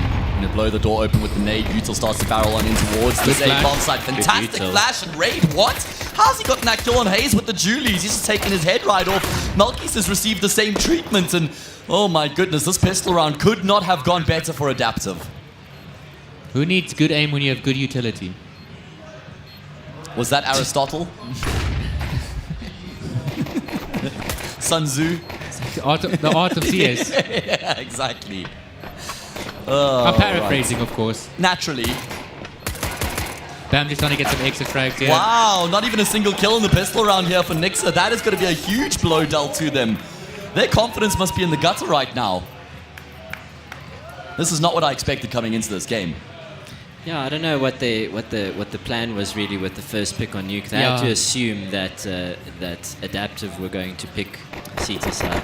Another point I'd like to make is that this veto was made pretty early before the series because that previous game ran on as long as it did. So both these teams had a pretty good idea. Well, they knew what the map pool would be coming into the series with a good hour and a half to maybe just do a little bit of prep and a little bit of work. You know, you can go a little bit deeper in terms of discussing how you want to approach the map. So I wonder if that makes a bit of a difference. It could definitely. It gives the guys even more time to just discuss everything exactly how we're going to approach it. Maybe even squeeze in a demo or two, you know. So, but yeah. Now, knowing Nix though, he's the type of guy that will have the veto done in his head, you know, days before, you know. So and thrown a curveball as well. Oh yeah. Maybe that's what the Mirage is. But yeah, I'm going back to what Ruan said. I don't understand. I still haven't seen anything from Nixa to warrant the nuke pick. Yeah. So if they call Nix the South African Hooksy, how is he 14 for 5 right now? I ain't never seen Hooksy Reverse 14 for Hooksy. 5. The reverse Hooksy. Evil Hooksy.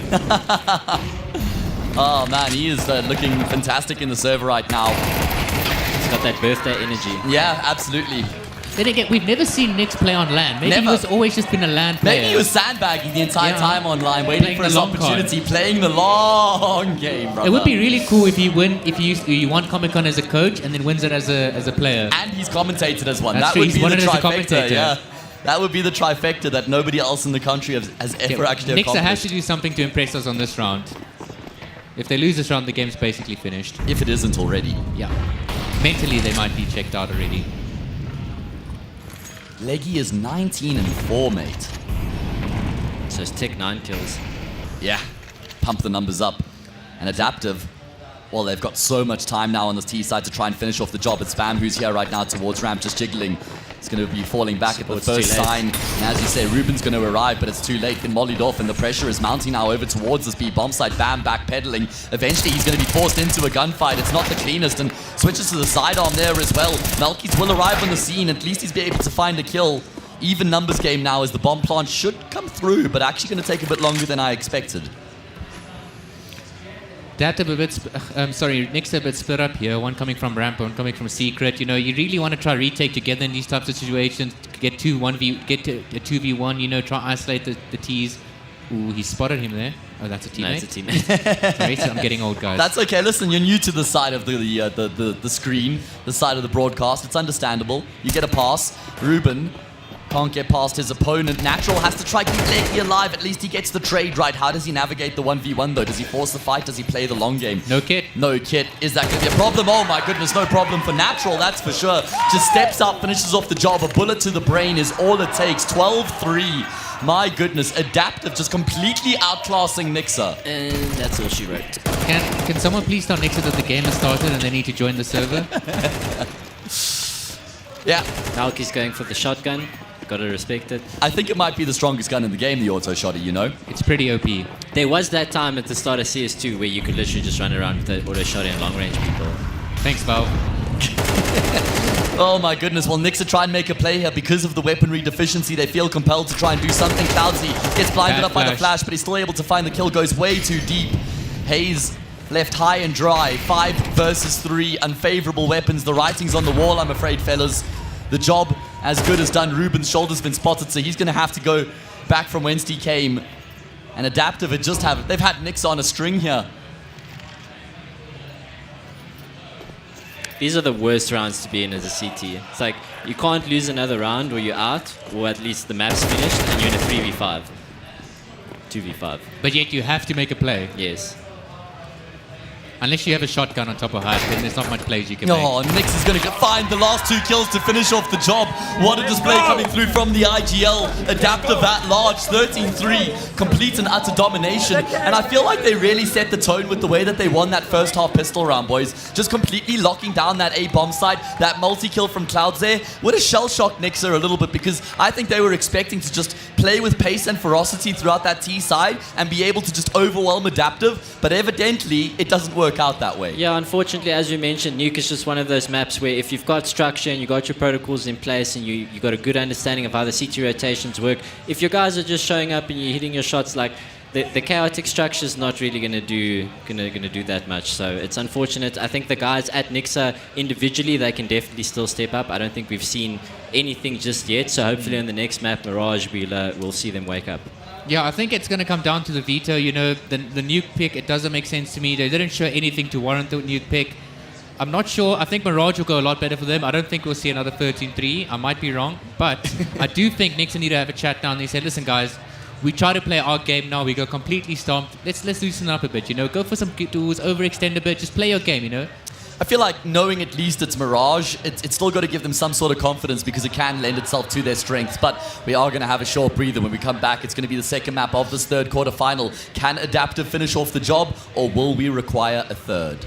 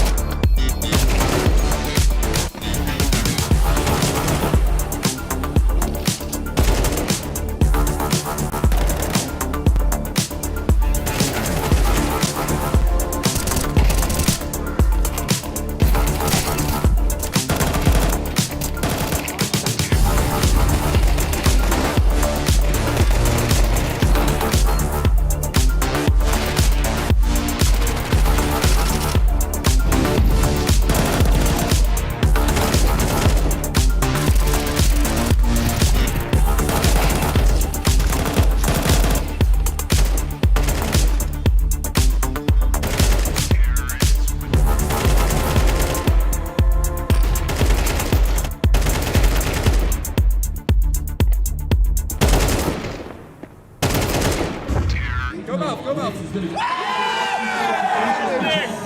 go. Let's go.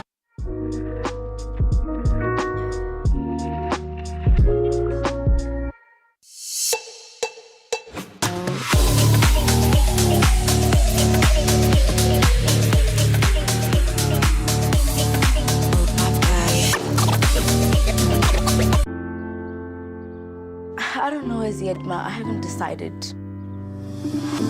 Hey sis, did you get my email? Ungabi gwala. Find your courage. Get out there, dude. Find your tribe.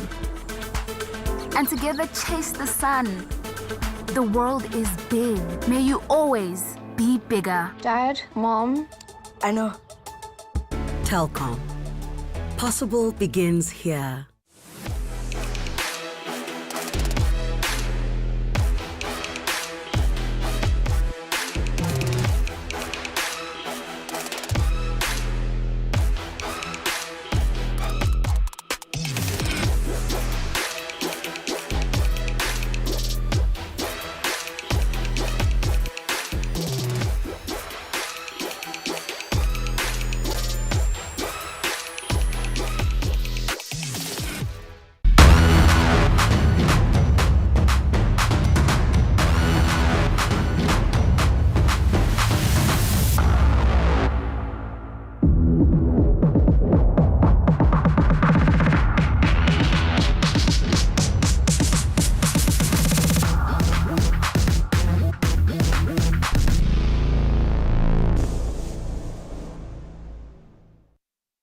Mr. Ruben, you've been around for a while now, man. You know, we've got a bit of a storyline going at this LAN event where there's a lot of players who are competing at their first LAN event. They're young. I interviewed a 16-year-old earlier. I feel like you've got to kind of see yourself as a player now who's got that experience. You've been to a number of LANs, pre-COVID, post-COVID. Do you see yourself in that way now? Definitely. I feel like in 2019, well, actually my first LAN was 2017. I had one. I played as a sub for a team. 2018 also had a LAN. 2019 was a great year. I mean, I think there were like 4 LANs. Yeah. Best year ever. And then, yeah, unfortunately with COVID, 2020, 2021, didn't have LANs then. Missed out on 2022. But yeah, as you said, I was here as well last year. So yeah, I kind of see myself as that person that's been to a couple of LANs now and, you know, got that bit of experience. Exactly. And you kind of have to shoulder more responsibility now that you have that experience, having players like Hayes. Of course, the other guys have played on LAN before as well, but someone like Bam and even Melkis, it's still a bit of a newer environment to them. They've got a bit of experience, but do you see yourself needing to take more responsibility now? To a certain sense, yes. But I also feel like the 2 people you just named, they're both very mature. And I mean, last year they did perform at LAN. They performed, according to the other teams, I think they performed actually really well. Yeah. And I think they can step up to that stage. So yes, to a certain degree, but also not. I think the only person, you know, that's a bit new is obviously Jason, which is Hayes. He's 16 years old. So we will help and guide him, but I think the rest of the guys are fine. He chose a good name, and there's only one reason he could have come up with that name, quite obviously. But let's just talk a little bit more about this event itself now. Coming into this, you know, I read your team sheet and I see Ruben and I see Melkis, and I think, okay, well, who's actually calling in this team? Because you guys are both called in some of your former teams. So just talk me through the dynamic in terms of who's calling and how you guys sort of came to that decision. Yeah, 100%. So actually, we both played in the same team in the beginning of the year. And at that point, I was calling and oping. And he just said, listen here, boys, I feel like, you know, my job is to IGL. And obviously, he left the team for a while. But a couple of months later, we had the opportunity to trial him again. And I was like, Steve, we need you on calling. For once, I just want to focus on my role in oping. And, you know, you take the ropes, you lead the team. And so far, it's been good. Now you've got the AWP, CS2. This is the first CS2 LAN in South Africa. A lot of people have been struggling to transition from CSGO and keep up that same form we saw from them. So how are you finding, first of all, AWPing without the extra baggage of IGLing? Because I feel like you've almost always been an IGL AWP in most of your teams. Yeah. So how's it like just AWPing, and how are you finding just AWPing in CS2 as well? So my personal opinion, for me, it doesn't feel that much different. I think if you look at our scene as a whole, all our AWPers are very flashy, in-your-face, disruptive type of AWPers, where I feel like I've always had a more passive approach towards the game. So I feel like I didn't really have to change my playstyle that much to fit into the new CS2 playstyle. But yeah, I guess now because I'm not focusing on calling, I can focus more on other things. So okay. Yeah. And are you quite active in terms of what you want to be doing within the team, or do you see yourself as more of a systems AWPer, like doing what the team requires from you? I think the most important thing is, and we know it, is we need to listen to what the IGL wants. So if the IGL gives me space to do what I want, then I'll do it. But there's a lot of the times where I get a spawn and I'm like, listen, I can go for mid shot. And then he's like, no, guys, let's do this. And you know what? Listen to the IGL first. The most important thing. Absolutely. You all got to be on the same page. 100%. Everybody doing the same idea, whether it's the right idea or the wrong idea, gives you a much better chance of success than everybody doing what they think needs to be done to find success, right? Last question for you, Ruben. Your opening game is against Adaptive. You know, you're repping Nixa. They won in 2022. They made the finals in 23. So they've made the finals of both the Masters or VS Masters finals they've competed at. How are you guys seeing your opening game coming into this? And do you feel any pressure from Nixa having those deep runs in the competitions in the past? So definitely we have shoes to fulfill. We understand that. And our personal goal as a team is to make the finals. Obviously, we know some of the players like Logan, Natural, and Raid I've played with in the past as well. So I kind of feel and understand the way they play. So obviously there's going to be pressure, but I think the guys are fine. Okay, all right. So you hear each other. The goal is the final, and they're backing themselves in that opening game as well.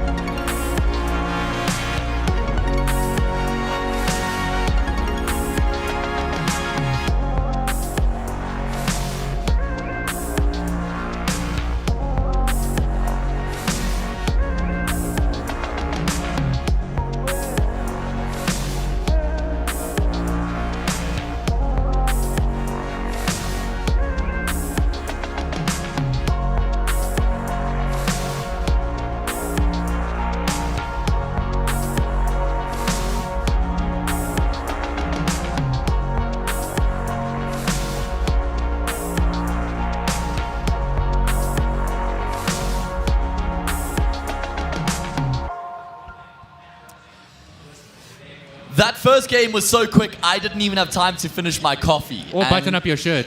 Well, that's going in the opposite direction, Trev. You should try it, mate. Careful now. I'll show you the ways. Either way, it is going to be Adaptive's map up next. It's going to be Mirage to follow Nuke 13-3, the fastest map we've had so far. And that is difficult because, well, we had 13-4 and 13-5 earlier between Kitsune and Punishers. I didn't think those scorelines would be beaten. Either way, 13-3.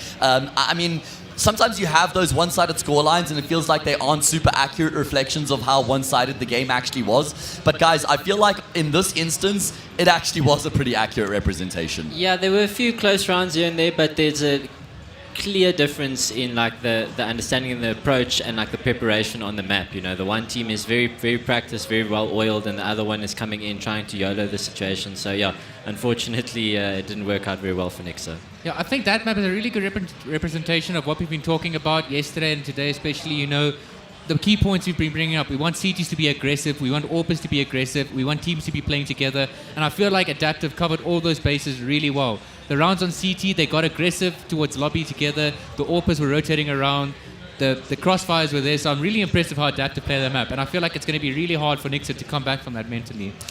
And also, just looking at this next map, obviously the pick of Adaptive, which means that Nixa picks the sides and they decided to go T side. Famously on Nuke, they didn't really achieve anything on their T side. They didn't get the ball rolling. So for them, it's like they need to start now, and it's like, you know, they're starting fresh. Whereas Adaptive, you know, they've already got the ball rolling. They're feeling confident. They're feeling warm. So yeah, worrying signs for Nixa. They really just need to get going on this one. Well, like I said, we knew the veto sometime before the series actually began, and a little birdie told me that Nixa were quite surprised that Adaptive decided to go with the Mirage pick. Might have caught them off guard a little bit, so I guess Adaptive, they had a little bit of a pocket pick coming into this particular matchup.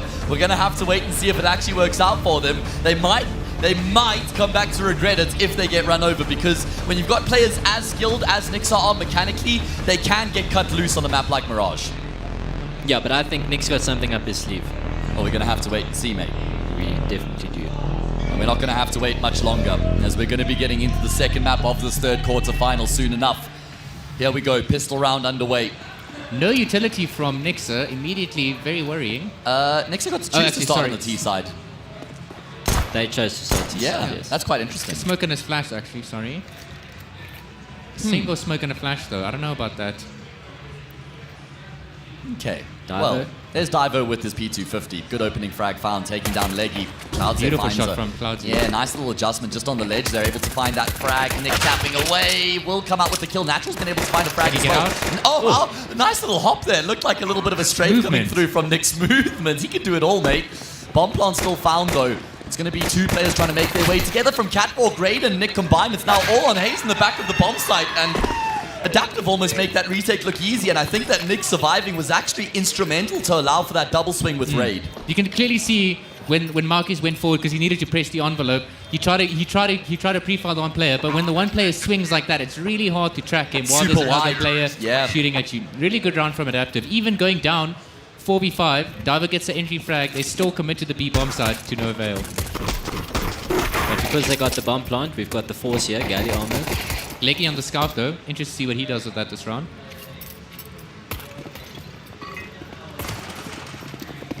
I love that if you look at the buy from Adaptive, most of them chose to get M4s, but look at Nick, the Old Faithful, gets the FAMAS and utility. That's the IGL for you. Yeah, that's the IGL, right. Happy to get knocked down a peg in terms of weaponry, prioritizing the util. And they're looking for the fight in towards mid. I think that's the CT smoke bottom cons that they can try play around it. At least Nixa have been able to get themselves some control, and Melky as well is only just got a tiny bit of room there. Toes are being burnt, but that's okay. Life is still intact. I think this is something we're going to see from Adaptive throughout this game, is challenging CT. They play double window, one connector there. They're doing this deep smoke that allows them to play in the smoke, challenge towards lowers, you know, just give themselves opportunities to fight in middle. So I think we're going to see that throughout this game, and it's going to be interesting to see if Nixa adapt to that by doing faster pops on the sides. I was about to mention now that it's a 4v4, and generally in CS, the 4v4s favors the Ts. So we wanted Adaptive to make an aggressive move, and immediately after they do that, they flash someone into ramp, get that control. I'd like to see whoever's in CT spawn right now rotate off A. I don't feel like you need to be there, but saying that though, looks like Nixa are returning back to the A bomb side. I don't mind him at ticket because he can spot down connectors. So that is true. But they are set up 2-2 here to deal with this. But this deep position from Ray. Raid's gonna have to go big here. I mean, he needs at the minimum one. Yeah. At the rock bottom bare minimum. He's getting one. Good position. Yep, there we go. First drag comes through. Two is found indeed. Ruben will trade, but the damage is done. So nice he had to do it twice, eh? Yeah, classic. And Ruben is pretty low, so the scout is essentially an AWP on this angle, but Ruben doesn't care. Really nice swing nice coming peek. through from him. Dinks up the scouts are at range. Still 2v2 though. Cloudz hit steps. Making a lot of noise. Yeah, but spoiled for choice. There's no time. Natural just has to stay alive, right? No, he got it. Oh, but he doesn't commit. But but he's he going to be wins able it. to get the kill. The plant actually, or the fake plant, draws Natural out, and Hayes holds his nerve. That was ballsy from the youngster as well. It was. It's a big risk versus reward thing, but yeah, fortunately for him, who was it that jumped up there? Natural, I think. Natural jumping up there. Okay, so force buy successful for Nyx after they lose the pistol. They straight. Looks like Adaptive chose to force up this round as well. Nixa did survive with only one member, so it is a good call. And they're going to look to try and make a play here as well. I think Nyx is going to hide in the smoke.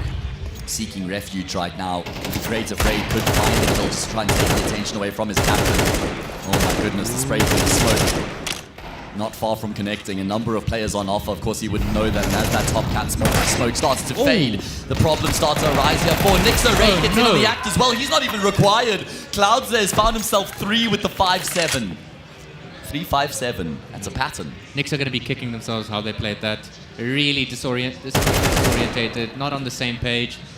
I think Hayes wins this though. If he wins this, he might just be the GOAT. This Raid needs to reposition here, or number 3. Yeah. Cloudsy. Okay, the two of them are going to double up now.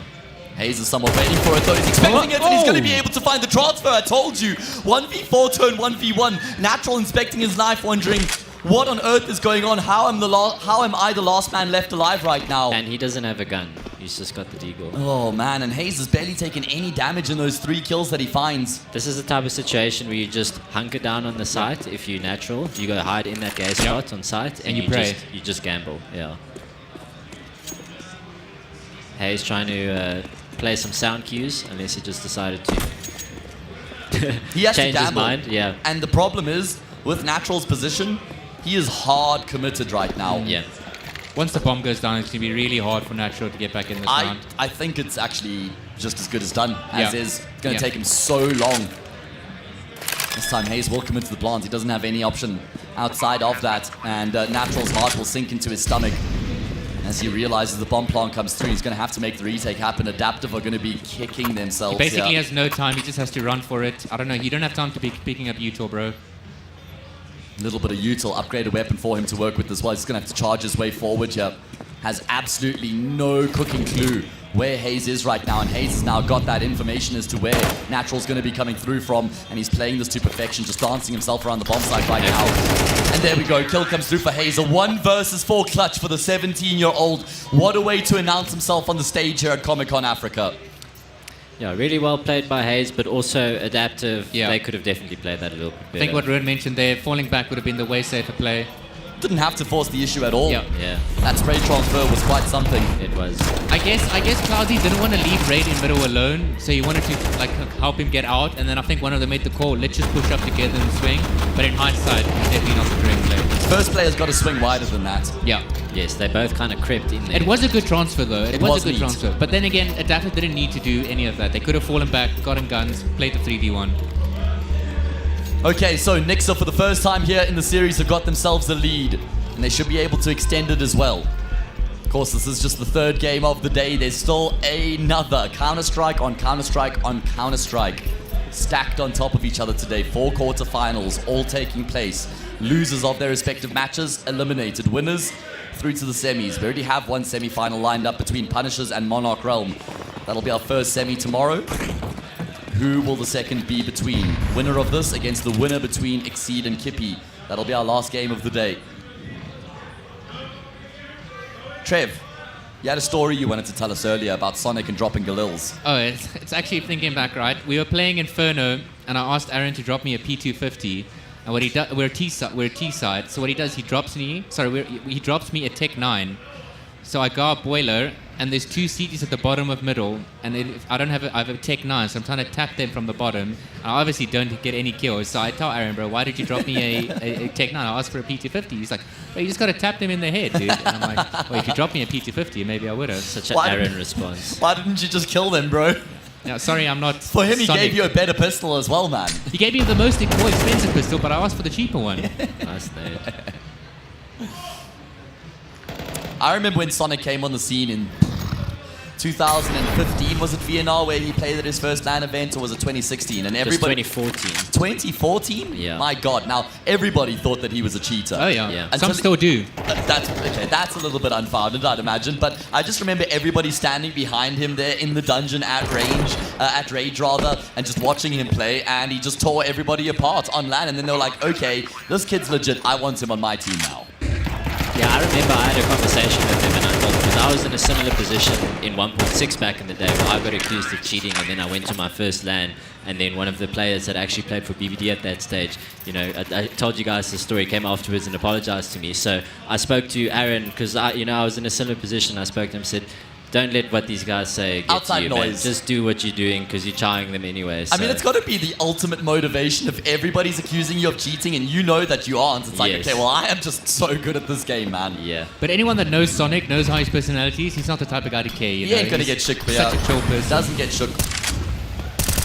All right, this is a vital gun round here. First gun round of the map. We've traded a couple rounds. Nixa been able to tear themselves ahead here, and they'd love to extend this lead here by winning the gun round as well. It's going to settle the nerves now, being able to just open up as strong as they have here on Mirage. Winning a 1v4 for Hayes will certainly settle any nerves that he had coming into this map as well. Leggy holding down the B apps of the orb. I'd like to see the other B player rotate out of B. Yeah. I feel like it's pointless having a guy on site and an AWP back down. You can maybe go catwalk, you know, play like in ladder room or something. But yeah, I'd love to see a bit of rotation here. Good Molotov to force the AWP out though. I think the reason why they play this is because they're expecting such a heavy, hard hit on sides. But I mean, Nixa have middle control. And a lot of middle control. Yeah, and if there's such a big presence in middle, you don't really want to play double side from the get-go. You want to give too much room.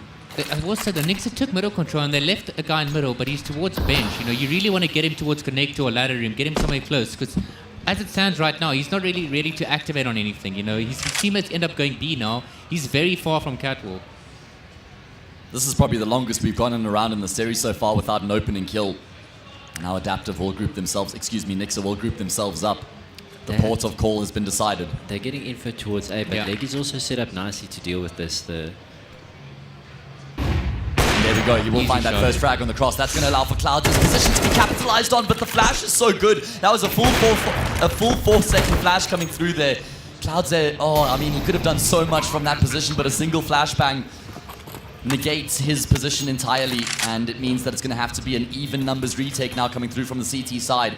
No kit and very light on utility as well. Odds stacked against Adaptive. I wouldn't be surprised if Nick actually just called for the save here. I agree. Probably allowing for Leggy to just feel this one out and see if he can find a kill. Not much on offer though. Nixa just not giving away an inch here in the post plant. And no kit, you have to save. Good call. Well, especially all of you retaking from market like that, it's very hard. Only 2 choke points, you know. Very hard to retake from that position. Trying to do some damage here though. Damage will stick. Okay, well, there's 2 frags at least. But it's a 4th round on the board here for Nixa. 3 of them coming in a row. And Adaptive, well, that 4 versus 1 could be lingering in the back of their minds now. Definitely. What I want to see from Adaptive, I think that one clutch kind of threw them. There was 2 close rounds that they had. Obviously, Hayes pulling off, you know, it was the plant round and then that clutch. It's put Adaptive a bit on the back foot where, you know, if you see a team's consistently taking middle control against you as T side, you can expose that by, you know, prodding on the sides a bit more. And I don't really see that happening just yet from Adaptive. They do prod towards ramp, but I feel like it's their only play right now. Yes. There needs to be more than that. And it was a bit late. Oh, really nice stuff. Yeah, peering above the smoke, Raid will fall prey. A far more measured approach coming through from Nixa this time on their T side. This could be really big from Natural. Problem is, how does he get more than 1 from here? Yeah.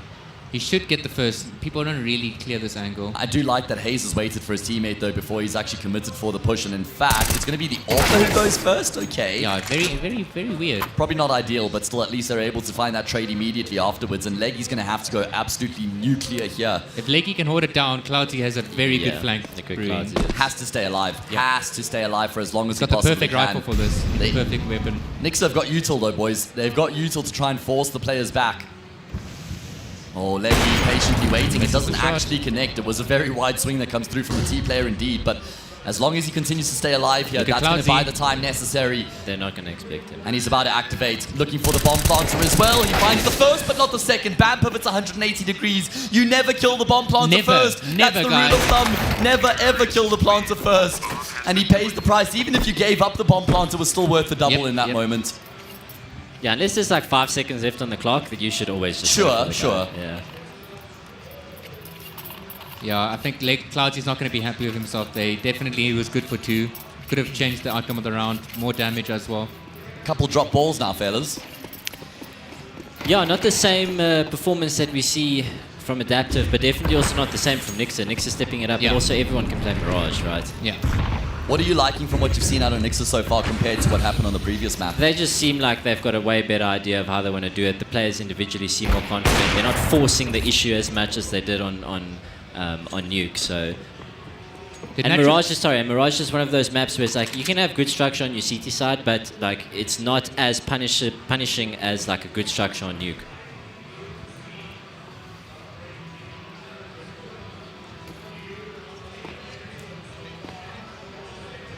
Okay, well, Adaptive, we saw them come close to winning an eco round, or was a force buy, I guess, earlier on. And they have got the AWP on Natural. Nyx has taken space in towards Palace as well. Lots of damage done. He'll come out on top with that kill. And that's going to start to cause some pressure now for Nyx. An anti-eco, sure, but they've taken down the AWP, but that's a huge kill. Big frag coming through from Melkis as Divo goes searching for these stairs players, and he's not going to be able to get the kill on Raid. It's now all on Melkis. Can he channel his inner haze and try and emulate what the 17-year-old did a little bit earlier on the map? Melkis is going to get caught backpedaling though. He's been brought down to 18 points of health. Job as good as done at this point. Melkis is probably just hoping he can stay alive. Not another 1v3, surely. I mean, not with the amount of health he has at his disposal, surely, right? Surely. He's just trying to sell the fake that he might have pivoted away. Just radio silence right now. I'd like them to have Leggy take first contact here. All he has is a USB. Let him take first contact, find the information, let the rifles fix it, close it out. No, okay, well, there we go. End of the round now. No time. Just has to make sure he doesn't die after the timer. That would be the biggest problem.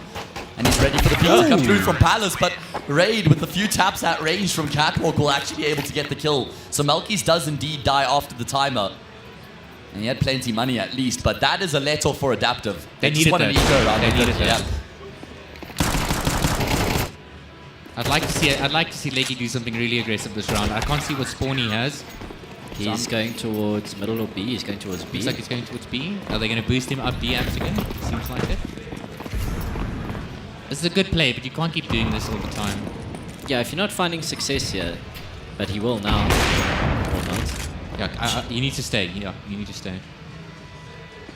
Now, you see, staying now, the team's just going to rotate out. No one wants to deal with that AWP at B apps. As long as Adaptive rotate accordingly, I think it should be fine. Because it's nice when you have your AWP that can hold down the entire section like that. You don't have to worry about it at all. Yeah. But then, as you say, you want your secondary player to either be Catwalk or play closer to, like, Market. Yeah. I'd love to see Adaptive clear out middle right now, because if you clear out middle, you know for a fact where the enemy is going to go. Oh, that's a big problem. That's going to be the jungle smoke no longer in play. And Natural underneath Palace has been forced out into the open. He'll combine with Raid. Nyx gets in on the act as well. Numbers proving to be fruitful here for Adaptive. Natural with the USP will finish off the job. 11-5 right now. He's having a time of it on Mirage, and he's dragging his team through this half kicking and screaming. Whoever used the utility there, I think it was from jungle. You do the molly smoke combination, won the round for his team. Really good utility usage. Yeah. And going into an AXEC when the CTs have util at their disposal is always difficult. You want to try and bait that out first in some way.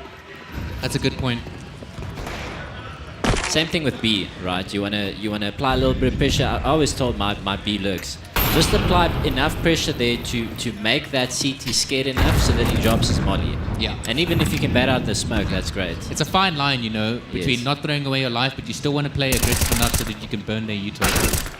For the first time on the map, Nyx have had to save their money. It's an eco coming through from them. They know that Raid is in connector. He's run out of ammo. He should be a dead man here, and he will eventually get overwhelmed by the pistols. Really like to see someone support him in that situation. He was alone for so long. And this time Hayes will be shut down in the 1 versus 4 without inflicting any damage. Adaptive draw within 1. All born off the back of that eco round win, guys. They've now strung a streak of 3 rounds together as they breathe down Nyx's neck. And that is not a comfortable feeling, guys. I'd like to see Nyx take a timeout here. Seems like they're struggling now. Adaptive's getting momentum. Nyx need to switch it up. Do something very fast or something very slow.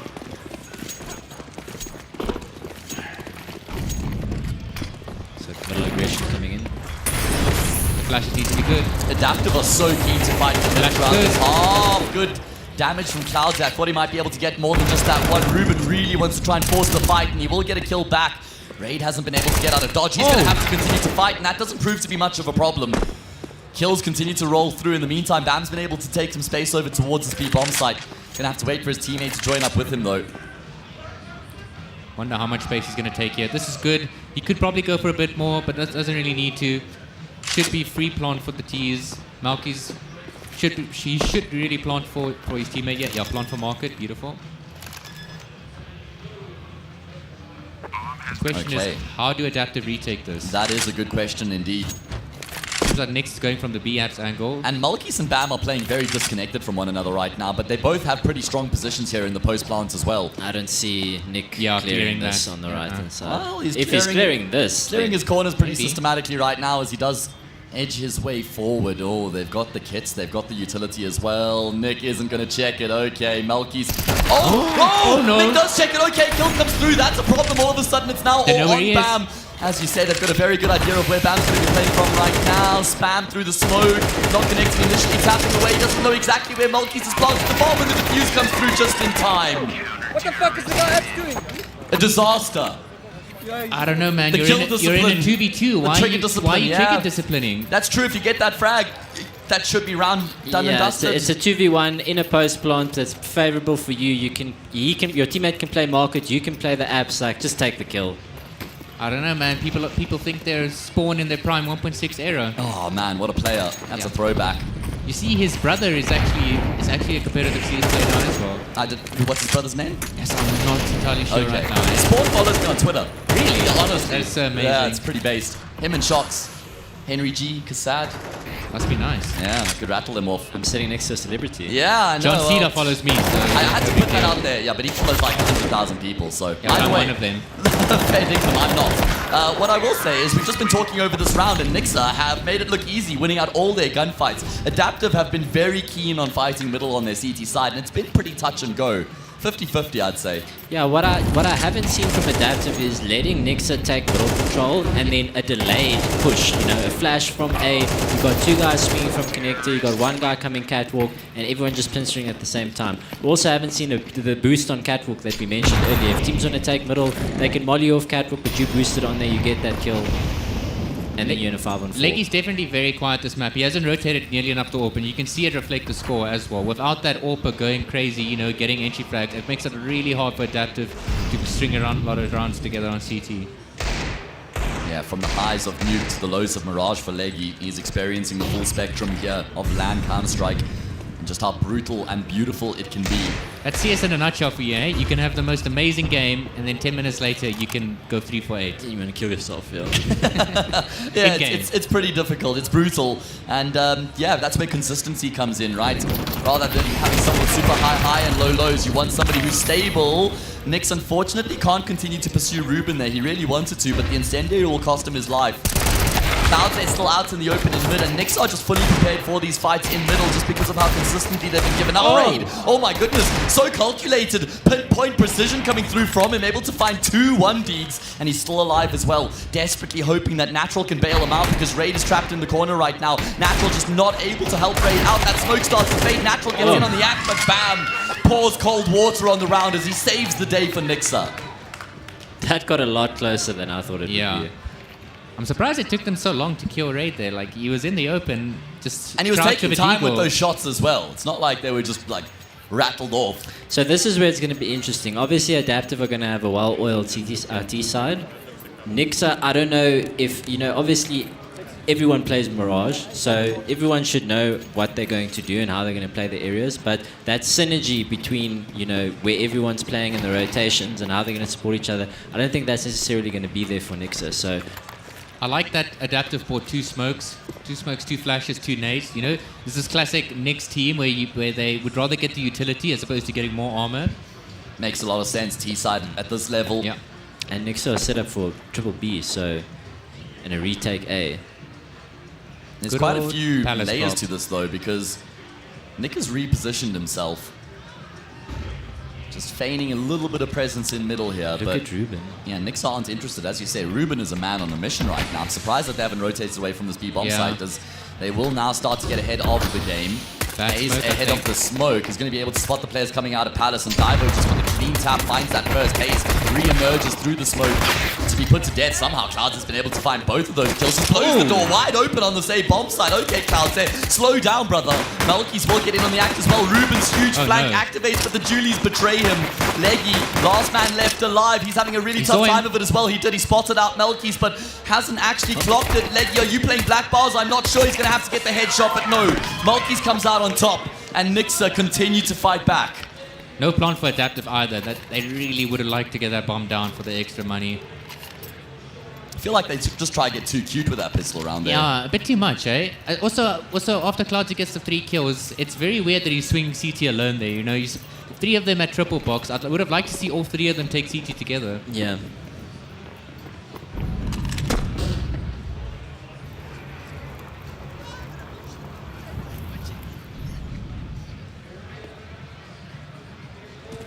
Anti-eco for Nixa to go clear by 4. And then they find themselves 4 rounds away from finishing off the job on their opponent's map pick and taking us to a decider. What's the third map, fellas? Anubis. Anubis. Or Ancient, one of the two. I think it's Anubis. I'll just double check that. I think it's Ancient, but I might be wrong. Adaptive clearly using this eco round to just talk about what's going on. You know, Nick's probably telling them about the game plan. Yeah. Looks like they're going to go for a run boost here. Classic. Ancient is indeed the third map, just to clue everybody in. Failed run boost, that's embarrassing. So I cast Sinners pretty often, the Czech team internationally, and they religiously call a pause at the halftime every single time, just so they can have a little break between halves, so that they can change their mentality up, just discuss the game plan at large coming into the half as well. And it could just be something similar here with Adaptive, just using this round to discuss how they're going to approach that next gun round, because they have to win it. That is non-negotiable. Nice little bait and switch there. Nick's jumping up and down to make some noise to see if his player in another room can get the killer window. Very cute. Unfortunately, it doesn't work out according to plan, and it's a clean-up here for Nixa. Melky's is 17 and 9 right now. I feel like he's just quietly been racking up these kills. Oh, okay. That does make things interesting, you know. Natural, the problem is he's hard committed. Look at this from Cloudsy, he's just charging straight through. Natural's been able to find a frag with the Glock. How has this happened? 3 kills for Adaptive. You take that every day of the week, mate. Yep. Now, what is Nick's going to call on this very important gun round? I always love seeing what IGLs call in these sorts of rounds. Yeah. Down 9-5, T-side, must-win gun round. What does he fall back on? What does he have the most confidence in coming into such an important round? There's rounds where these are the type of rounds where they basically count for 2 rounds, you know? Elusive says default. No, it's 2. I mean, it could be. NA Molly right there. They smoke off window and bottom connector. Oh, they're going to go dry out here. I love this. Just walk it out. Yep. This guy on top of Palace is going to be so surprised when he sees these out here. The default player, I don't know if he actually caught a glimpse of Natural or not. Natural is completely tunnel visioned. He is tunnel visioned for sure. At least Leggy's able to take down Ruben, and they still have the info on Diver's position, but they're not able to do much about it. Bam and Hayes get in on the act as well. And this gun run was looking pretty good initially for Adaptive, but it's fallen flat on its face. Clouds there. Really good idea from Adaptive, but I think they took a little bit too long there by Ram. If they just kept walking out and cleared under dark or top dark, I think it would have gone really better for them. They had such a good timing. I think there was also just a little bit of miscomms there. The first guy that walked out spotted the guy towards default, and then a second after that, the molly came in behind the duckies. If that molly just went to default, then they could have isolated that player and then focused on... Cloudsy's really coming alive in the second half. He's getting some really clean frags. Even if he doesn't win this, the damage can do a lot if Adapt is able to string a couple of rounds together. I feel like, he needs like a bomb plant even then so that they can buy the next round to try and capitalize on that economic damage, and Divo will lock it down 10-5. Nixa take a big step in the right direction here as they continue to claw their way back in the series.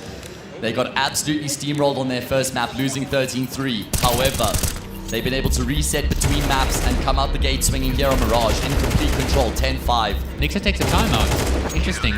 I don't like this timeout because it gives Adaptive chance to talk, because Adaptive's the one on the back foot right now. Nixa are in total control of the game. You're basically just giving Adaptive time to talk about what they want to do. What do you make of it, mate? Who, me? Well, you guys were talking about those BM pauses and stuff, so it has a similar effect, right? True. You're pausing after you win a round. The other team, you're giving them chance. Like if it gets done to me, I'm like, cool, thanks for the tack. Now I get to chat to my team. We can formulate a plan. I've never been in a situation where that pause happens and now you just sit and stew about the fact that you just lost the round. Yeah, but you're from a different generation. You're the different generation, Ruan. You're not easily intimidated.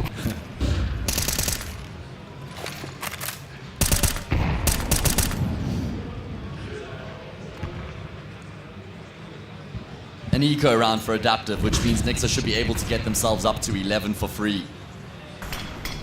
I did say earlier, by the way, that I'm pretty concerned about Mirage for Adaptive, even though they picked the map, just because you could see Nixa activate with their players coming online. Definitely one of the most interesting features we've had of the tournament so far. Yeah, neither of these picks make sense to me. No take-backs, I'm afraid. Raid's managed to get really high up here on the A bomb side. They might not expect him to be this close. Problem is, what do you go searching for? Do you try and go for the kills here deep in towards jungle and snipers, or do you just prioritize the bomb plant? I guess they could do both. If it was me, I'd probably put my numbers towards CT. Try to funnel this guy out CT, because then if you kill him, you can also plant for CT and have a decent after plant situation. I think they do get the bomb down. Push further there after getting that kill. You can just hold that area, get the bomb down. All right, well, Raid and Natural to try and combine and see if they can find a way to win another eco here for this T side. Raid's Deagle has been scrumptious so far throughout the map, but unfortunately not able to do the damage. Bam will double down. And that is Nixa getting themselves up to 11. Very impressive fight back here from Nixa. Nyx 5 for 13. We spoke about that. This is, had a really good performance map 1, so you thought he'd still be warmed up for the second map, but maybe this more puggy-oriented map doesn't favor his playstyle. Yeah, Leggy's struggling heavily as well. Yeah, if Adaptive want to come back into it, they need to start here. And it's not like Nyx is doing anything special. Seems to have a technical pause here. Speaking of, sorry. No worries. Did Mr. Apples get your predictions on this game? Did he get yours? He did. What was yours? I asked you first. My prediction would be Adaptive. 2-0-2-1. Well, 2-1. Well, you're saying it now. Like, I know. Did you not? I didn't give a scoreline. Okay, fair. I would have said Adaptive 2-1 as well. Sure. Yeah, totally. I said Adaptive 2-0, I think. Okay, all right. So, unanimous on the desk, which means we will be the laughing stock if Nixa win this. It is interesting, though, looking at the Twitch chat predictions, it was 99% in favor of Nixa, 1% of Adaptive. Wasn't expecting those numbers. Nope. I guess that could be like brand value as well. That is true. Nixa is a bigger brand, bigger name. You know, there are a lot of fans, supporters. yeah. Hardcore stands, as they say. Seems to have a bit of a tech pause going on here. I don't want to jump the gun, but obviously with the next map being Ancient, we obviously assume that Nyx is going to be pulling this one through, taking it to a third. So going to Ancient, I've had quite a lot of time scrimming against Adaptive on Ancient, and they have their stuff down. Like they know what they're doing on Ancient. Nick is prepared on that map, so you know, a team like Nixa, obviously all of these individuals, they've got game time on the map, but I feel like it's a similar situation as Nuke was, where if you're playing against a team that is, you know, they've got all their protocols in place, they've got all their prep, their strats, their synergy, everything set up on that map. It's just a more strategic map, and you're not going to come in there and just pug it out. Adaptive still have a way to claw back into this game, though, but it's going to have to rely on someone like Leggy. He has the big green. He needs to abuse it. It just feels like this map has been a disaster for Adaptive. I mean, they lost the 1 versus 4. One of the rounds they won was the eco round.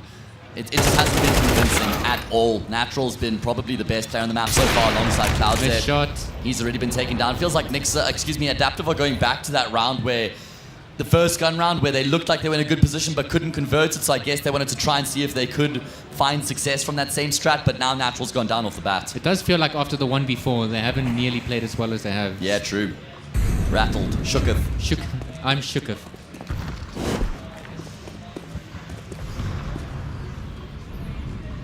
Very interesting setup going on here. They have 2 players in middle just going dark, and they have 2 players. I think they're going to try walk the AWP in here. Yeah. About to cross paths with his opposite number. Or Ruben would have caught a glimpse of a little bit of ankle there. Ooh, show some ankle, baby. Don't know why he fell out there. I feel like he could have at least stayed inside, out an off angle with the AWP. This is not a position you see AWPers in a lot there in the cat corner. Must-win round for Adaptive. Really good molly. Down by a man right now, 5 versus 4 as they look to try and pressure this B bomb side. Will that be the final destination? Well, yet to be determined.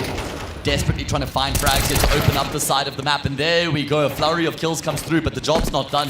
Both of these remaining players are still in pretty good positions for the CT side. Leggy misses a key shot. Hayes has been heavily tagged, but both these players still on the correct side of the map, still where the action is going down. And there we go. Job done for Adaptive. Finally, they get another round on the board. Needs to be a whole lot more where that came from. Clean round from Adaptive. Really well played. We need to, if they want to win this game, we need to see Leggy landing those shots. Yeah, you can't be I think missing he the had sitters. two relatively easy shots. The one towards stairs and now this one. You need all the individuals to step up and pull themselves together if you want to mount this comeback. Looking like a 1-1-3 from Adaptive side. Curious to see what they're going to do. I feel like they're going to try to walk Leggy out of the AWP and ramp. At least get him out somewhere to make him post CT or something. Even this guy peeking stairs. I feel like that's such a free kill for Leggy.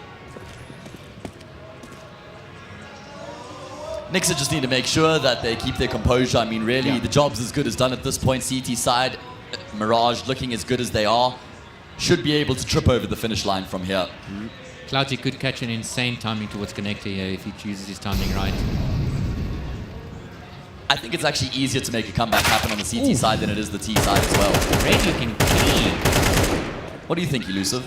It's easier to make a comeback on the CT side of Mirage than Well, on the just T in general, CT side of Counter-Strike than it is a T side. I think it's once again, it's team specific, but in my experience, we've definitely made more comebacks on the CT side. When you start getting that ball rolling and you're building up the economy, and then it can. Mirage is one of those maps on the T side where it feels like nothing.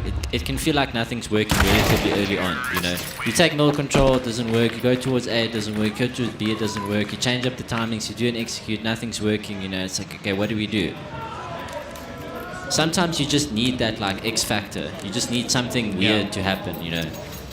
I will say 11-7 if Adaptive win this and then they convert the eco in the next or the anti-eco. 11-9 all of a sudden makes for far different reading from 11-5. So let's see if Adaptive can continue to just try and claw their way back inch by inch, Trev.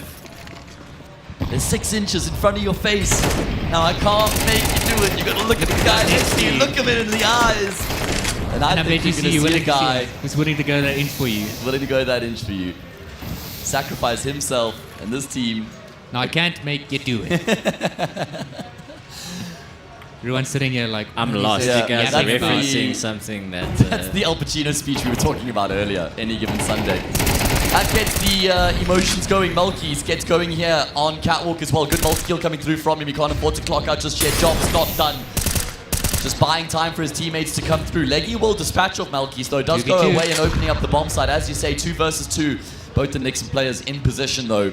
Ready and raring to pounce on this B bomb site. Leggy is going hunting. Open season. He's got the bomb, though. You can't take too long with this. This could be a big play. And it is perfectly played by Nix. 500 IQ. Yeah. All of the IQ. Nixon never expecting the aggressive play, and Adaptive bailed themselves out of that round because Melkis, after you get the double, I thought it was done. Not gonna lie, if I'm Nixon there, I might just punch the table. If it was Elise, she's hitting that table. Oh, absolutely. Yeah. Device swore never to punch a monitor again. Good. So I don't believe it. I think playing with Cadian, though, that might change. Just on the same topic as Charles, I think it's very funny all the drama around it for them to just get 13-0 in their first map. Oh no. That you do not want to see that. I execute into a save. Well, they've had to cancel. Yes. They've had to cancel because Nix of the... needs to just chill here. Oh! What Hayes. a shot from Hayes. Sorry. Yeah, he saved Malkis' life there. 5 versus 3 all of a sudden. We saw Adaptive winning an eco round in the first half, and they might get a taste of their own medicine here. Oh my goodness, I'm getting nervous. When you're making a comeback like this happen, you feel so safe coming into this sort of a round, and maybe too safe, maybe too comfortable. I like that he switches to the AK. Yeah, very hard to do anything with the AWP in this situation. You'd much rather have the AK. Yeah, especially playing against the pistols. Again, look at Bam. This B push seems to be a real big thing for this map. Has been Nixa really pressuring the envelope towards B, getting all that information all the way to TV room. At least Leggy's going to be able to join up here with Natural. Timing is everything. Yeah. They need to kill these guys before the flank comes in. That's a huge trade out of Divo, and as you say, now it's just about staying alive for as long as he possibly can, because Bam's going to be joining up with Leggy. Information there for Leggy. Missed shot from Bam compromises his position. Nade could do a good chunk of damage. It's actually taken Ruben down, but he won't know. He won't know. And Bam He's looking to try and take some space that's been afforded to him here by Leggy. Continues Time to is close the ticking. gap. There's an AK for him to work with as well. Leggy has no idea what's going on right now as he continues to go searching, but the swing from Leggy is going to be enough to get the job done, and you can see they're feeling it right now. They're pumped. 11-9, they've saved the day, and the anti-eco was always supposed to be their round. They had to work incredibly hard to get the points on the board, though. It's one of those rounds where you just say afterward, you go, phew.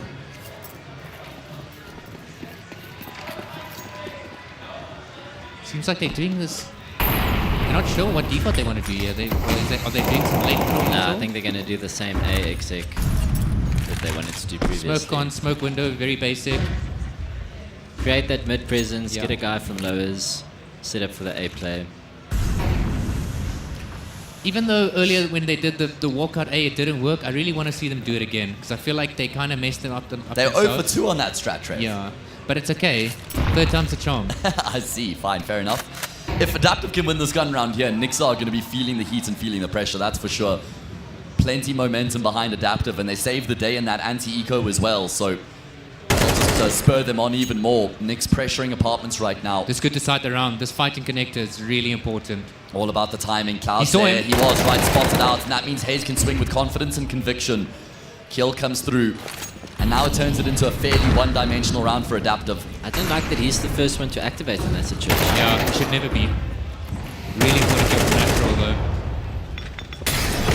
Really nice molly to push him off the angle. Nick's gonna have to go massively in the mid streets. Got double molly smoke.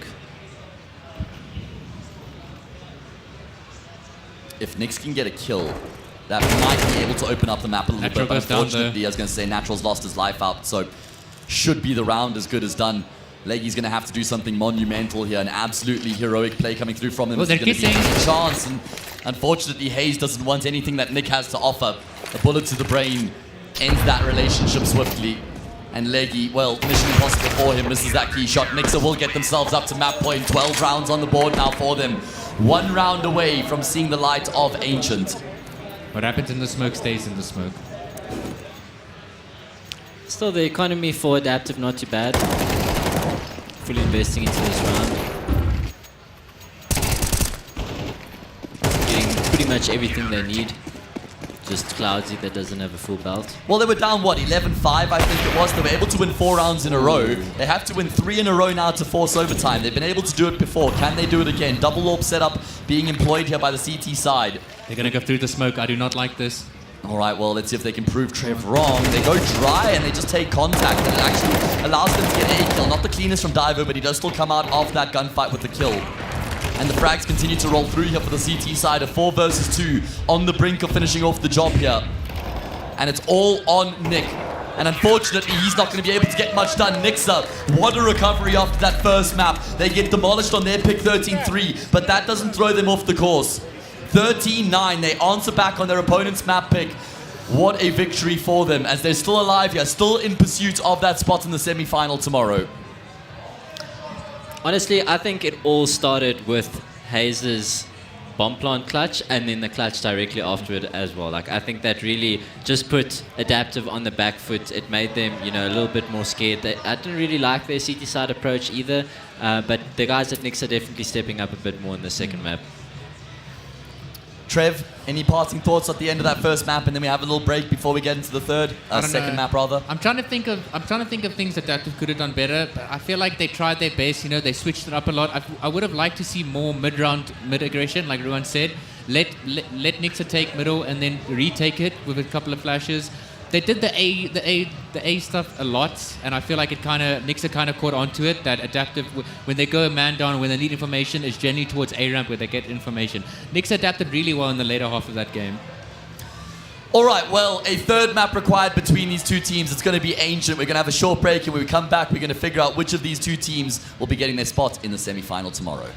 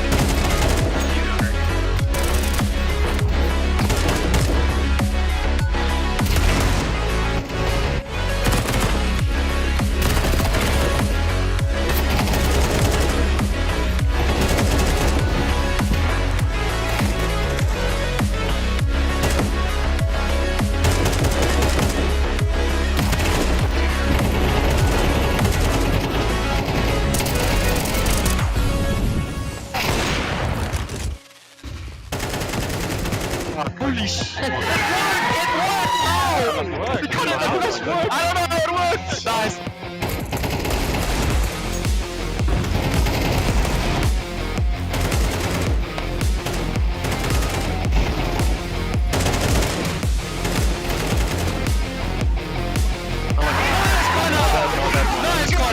Homeboys of Kutan står on in later on.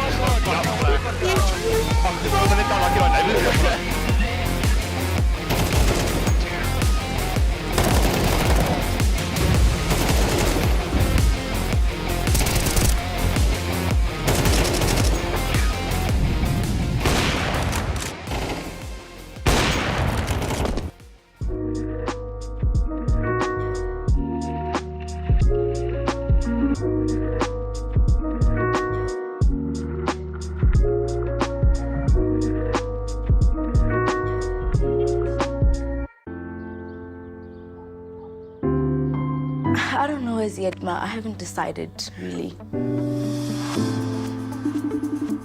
Hey sis, did you get my email? Ungabi gwala. Find your courage. Welcome our next speaker from the top living in science, Notam. Get out there, dude. Find your tribe. Never let them go. And together chase the sun. Wow. Notando, the world is big. May you always be bigger. I'm proud of you. Dad, Mom. I know. Telkom. Possible begins here.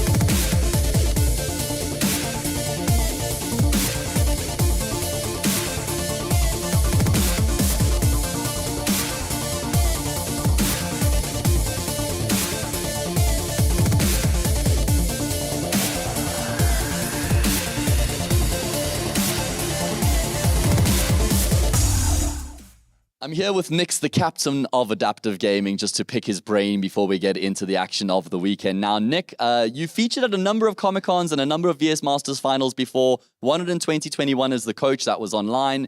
You've casted a studio one in 2020. You casted an actual LAN event last year as well.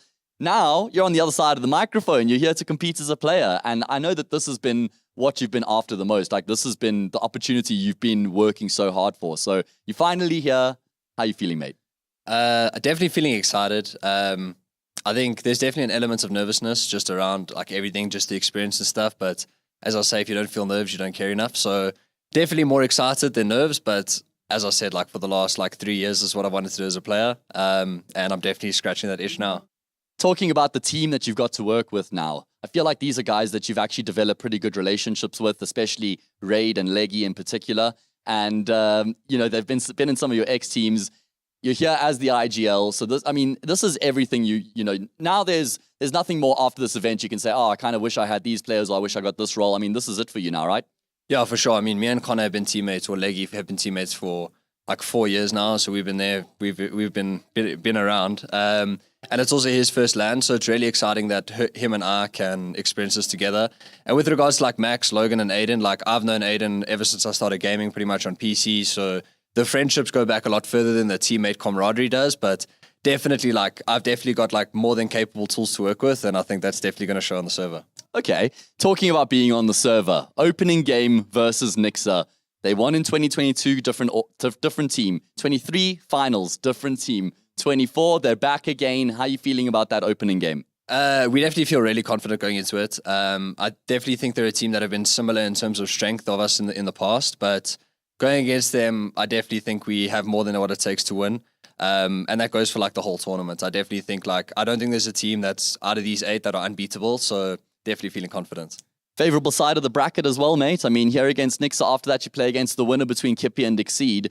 Obviously, you know, the two main horses in this race are Punishers and Kitsune. So surely you've got to fancy yourself with the potential run you've got through the bracket here, right?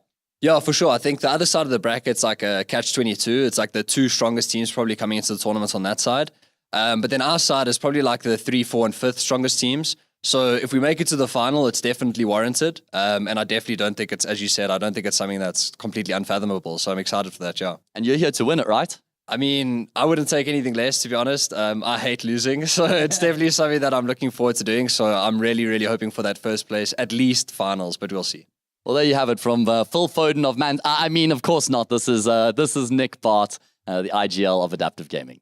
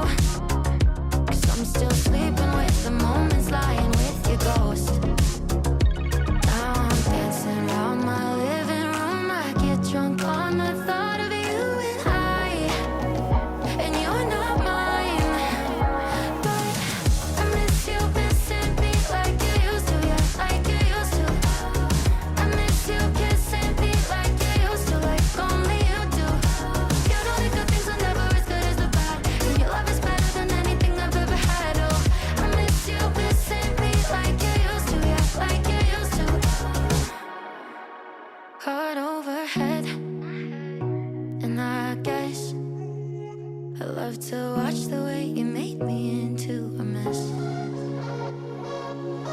I miss you missing me like you used to, yeah, like you used to. I miss you kissing me like you used to, like only you do. You know the good things are never as good as the bad, and your love is better than anything I've ever had. Oh, I miss you missing me like you used to, yeah, like you used to. You know the good things are never as good as the bad, and your love is better than anything I've ever had. Oh, I miss you missing me like you used to, yeah, like you used to.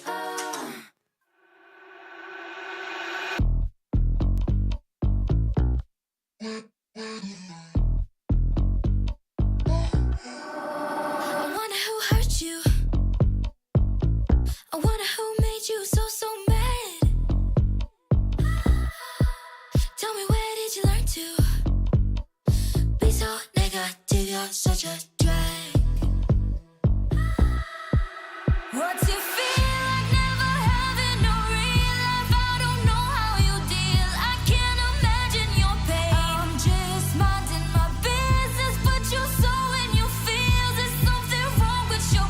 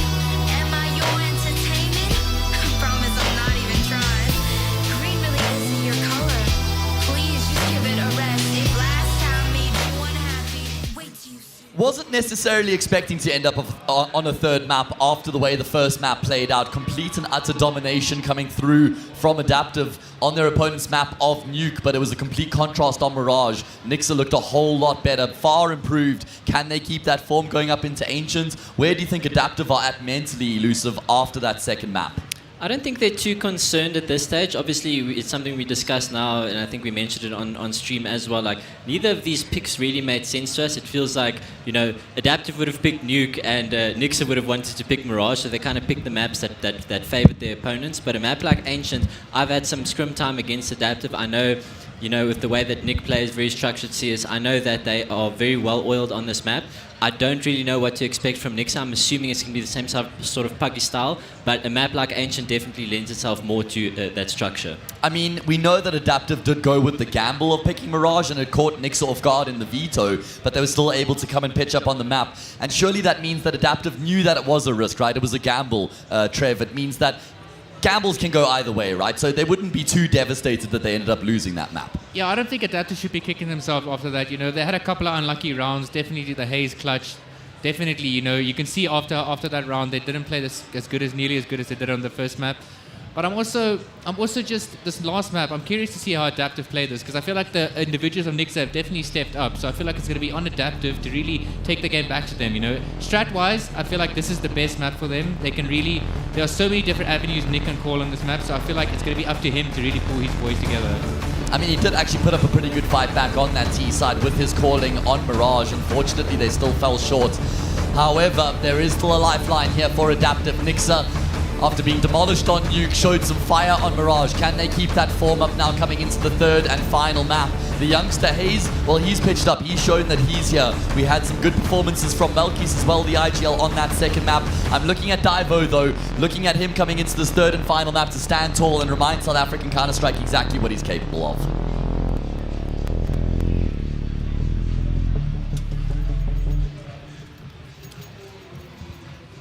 And here we go. Third and final map is live. This is the third quarterfinal of the day. There's still a whole nother series after this. Exceed and Kippy waiting patiently for their turn to jump up on the stage. But before that, we have a very important affair here on Ancient and Adaptive. Well, they're going to be charging straight forward, not pulling any punches, that's for sure. In towards the B-bomb site they go. Util raining on in. Haze is going to realize this is going on now. Just trying to find a kill before they relinquish full control. Now it's Adaptive who are trying to force these fights through. Long Natural's running out of ammo. Going to rely on Leggy to try and maintain that space and control. Natural will go back in that direction to find the frag. It's a 3 versus 3 now. Time shouldn't be a huge problem for Nixa. It's more just about trying to find these kills, and Adaptive don't really have post-plant positions to play off of. That's why they're trying to force these fights. Natural's gotten his second in the round, but the job is far from done, and they know exactly where he is here as well. But Natural continues to frag. He's going to hear these steps, rounds the corner, ring around the Rosie, a pocket full of Posey, a tissue. Who's going to fall down? Yeah. It's going to be Ruben. What a clutch out of Natural. Huge 4K. I really like that pistol. Pretty basic, you know, do the molly, do the smoke towards short, sending your 4 of your guys through towards cave, taking control of that long area. Those duels were a bit ugly, but, you know, ending up in that 3v3. I don't know if, you know, the call to push towards cave in that 3v3, after, especially after that long smoke, or short smoke rather, faded, was necessarily the play, because the smoke faded and that short guy was just standing there and had a free kill. But yeah, fortunately for Adaptive, it played out nicely for them. Yeah, I was a bit scared for Adaptive there when they did the cave play, and they had no smoke towards long. There was no flash to block that long guy. So if the guy that was playing long landed some shots, it would have been really hard for Adaptive to get onto the bomb side. Yeah, you really want your anchor to get a kill before he loses that control, right? And a force buy here from Nixa, committing to this round. I feel like Ancient CT side really does lend itself to a force buy. Yeah. Yeah. You can put those guns in the close range duels. We mentioned cave earlier. I would like to see Adaptive avoid cave if possible. They did do the cave smoke from spawn though, so they do have some util. They need to be really careful of this catwalk push from Diver though. They come to flash. Oh, okay. Yeah, good combination between Clouds there and Natural. Just mopping up these CTs, at least initially. Malkis and Ramp, along with Ruben, been able to find some impact, and it does kind of turn the round on its head to a degree. Clouds there looking to try and flip the script back in his team's favor. Malkis just drops the smoke in no man's land. That's out of sheer panic. And Adaptive looks like they'll weather the storm against the force buy. Really good timing there from Cloudsy. like Bam, probably going to try to do some damage here. But I mean, probably just best to save your armor at this point. One thing that I haven't seen any of these teams do is something that I think Nyx's team has done it. You know, it's something that BVD did famously, where on these types of rounds you would get an SMG and you would throw util for him and he'll just run into the site and get the info, so that you ensure you don't go into a stack. Yeah. And a lot of the times, like even when you go into a stack, you'll get 2 or 3 kills, but if he just dies, the 4 guys rotate out and they go somewhere else. I haven't seen any of this. I've seen hard commits like immediately into a bomb site, and then more often than not it's into a stack, and then we have these ugly back and forths, and then you know you end up in this brawl where you have the economical advantage, but still things aren't going your way. Do you think it has to do with the nerves, Ruan? Because it's a very basic concept of CS. You know, you need information. You don't want to risk your entire team, so you send one guy. Usually you have a Mac 10, so it's not a big investment. But it's weird that we haven't seen any of that today. I think it is nerves. I think it's just that having that presence of mind, having someone to just... You've got 5 guys in the team. It just takes one guy to go, guys, why aren't we doing this? It's so worth giving up that life to get the information as to exactly how the CTs are set up, because either he pushes into the bomb site and finds no one there, or he spots numbers and you can go elsewhere. I like to use the word scout for that type of a player. You use him as a scout to get the information. 100%. Really nice shot from Hayes. Unfortunately, I don't think there's much Nyx he can do in this round. Probably just going to do some exit damage, try get a gun, save maybe a gun or 2.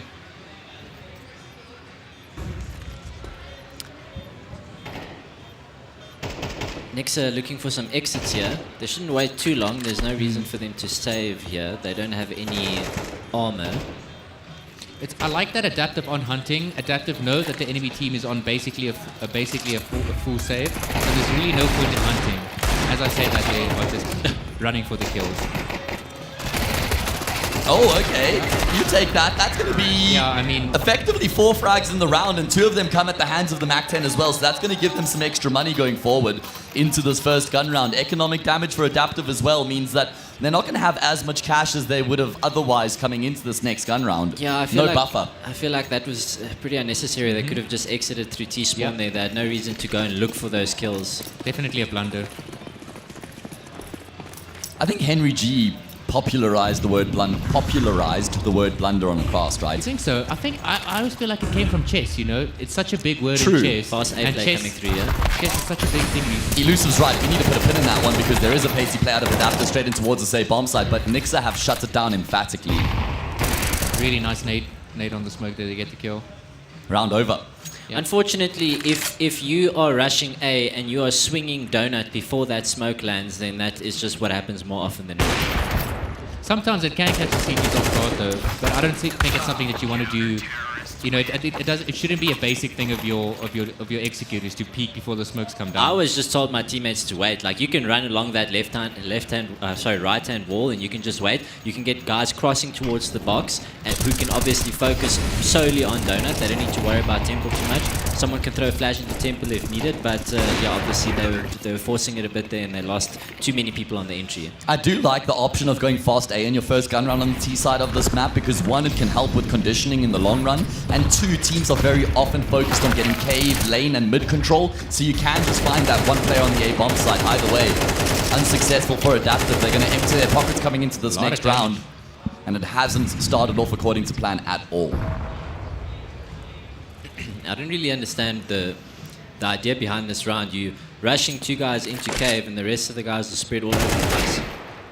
All right, well, Raid's Deagle has been crispy today. That is true. He's actually been hitting some really nice shots today. I'm very impressed with him. Going to have a huge amount of impact here if he's going to find a way to save the day for his team, and just playing around the smoke grenade will net him a kill. 3 versus 2, recoverable here for Adaptive. Natural has a job to do though because he still has to recover the bomb. Really bad. This is unnecessary. Yeah. Oh, Ruben's going to go searching, and he actually does connect on Natural, so at least he gets some damage and gets out of dodge. Yeah, and a parallel wall, that could have gone really bad for Ruben. Yeah. The gun is the poison chalice. Arms just aren't quite long enough. Yeah, T-Rex arms, mate. Seen a few T-Rexes around a Comic-Con here. Yeah, that's true. Must be very hot in those T-Rex outfits. So.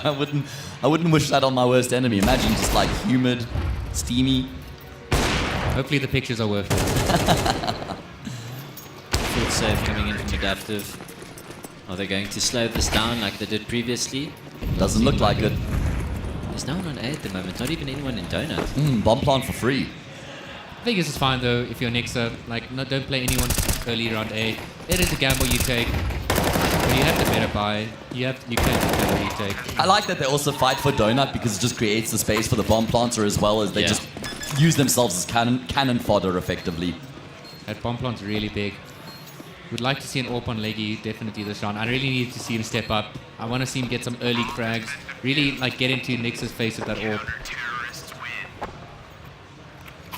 Okay, well, 3 apiece here on the third map. 13-3 was the scoreline on Nuke. 13-9, Nixa were able to respond on their opponent's pick to take us the distance. We've already seen a couple teams eliminated today. Kitsune demolished by Punishers. Synthesis in a very close series against Monarch Realm came off second best as well. Who will follow suit and exit the tournament on day one?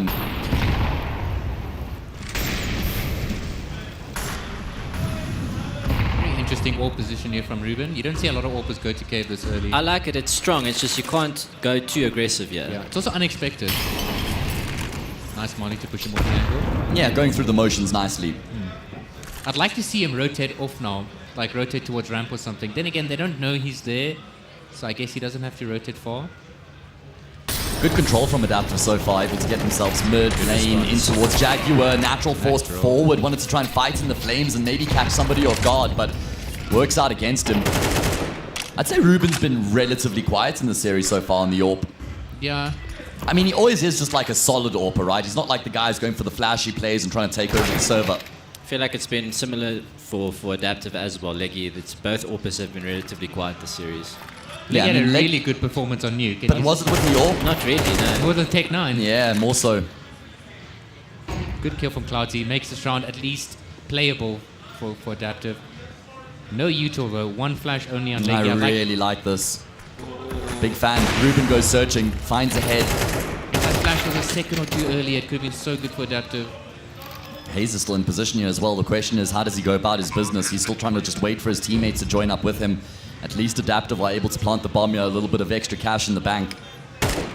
And they have to fight in the post plants as well because they don't really have favorable positions. So those gunfights not working out, at least not initially. Nick will get one, but gets traded straight out, and that will net Nix to the lead.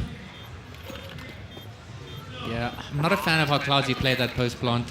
I'm not sure if he was the guy that planted the bomb, or if Nix was the guy that planted the bomb, but he basically just put himself in a corner and held an angle. But like, if you get wide swung there, it's really hard to react. It's really hard to like reconfigure your aim for the swing. I'd like to see some better post plants from Adaptive.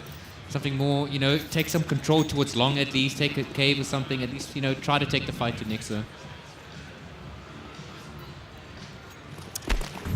Let's just hypothesize a world in which Adaptive do lose the series after having won on Nuke 13-3. That would be pretty rough for them, right? No, definitely. Like, especially in such a dominant fashion, you know? Yeah, precisely. And then going into your map pick next. Yeah. Just compounds the misery, if you will.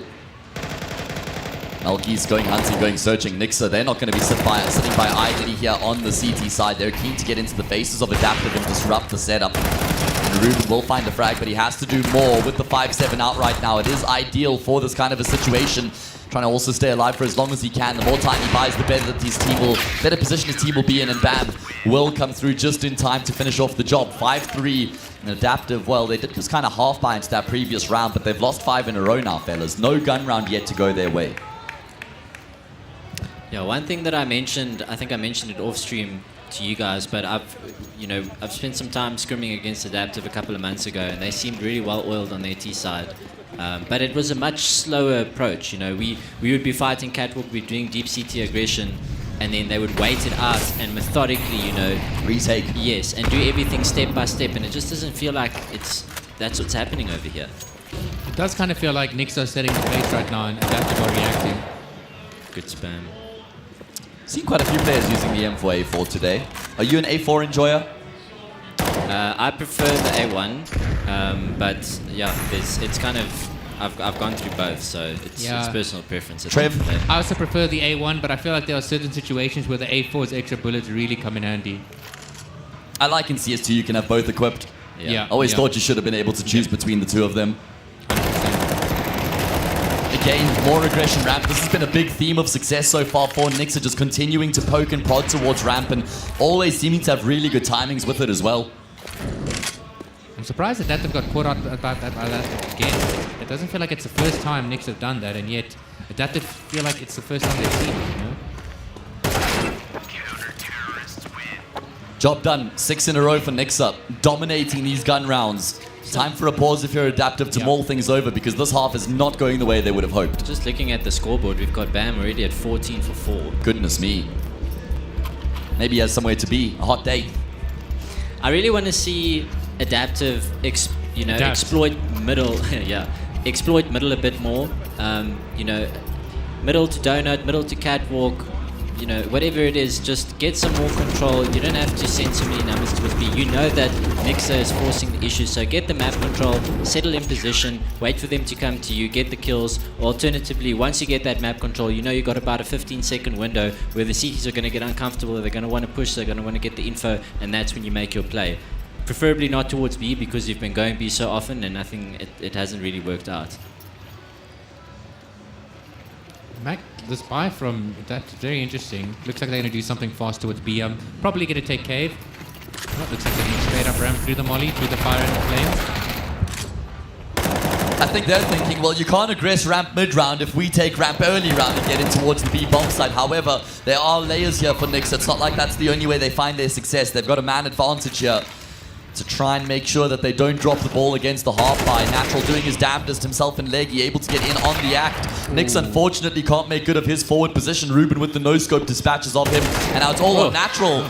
My goodness. Hayes on the drive-by there will finish off the kill, and 7-3 now the scoreline. That kill from Nix was a really important one. If you got that one, I feel like this game's moved very quickly in the first 10 rounds. A lot quicker than I expected. I feel like Adaptive would have slowed it down. Like a couple of rounds ago, they definitely should have slowed it down. But I feel like they're getting caught up in Nix's pace, thinking, well, guys, they keep on fighting us. All we got to do is fight back, and then it's just not working out for them. Was that a Dragon Force reference, by the way? Yeah. Good. You're welcome. Through Fire and Flames. Is that a song? Yeah. You don't know Through the Fire and the Flames? I do know the song. It's a famous. I used to play it on Guitar Hero. Yeah, exactly. Yes. That's where I know it from, to be fair. I thought it might be like an anime reference or something. Dragon Force sounds like anime. Who watches anime? You. A lot.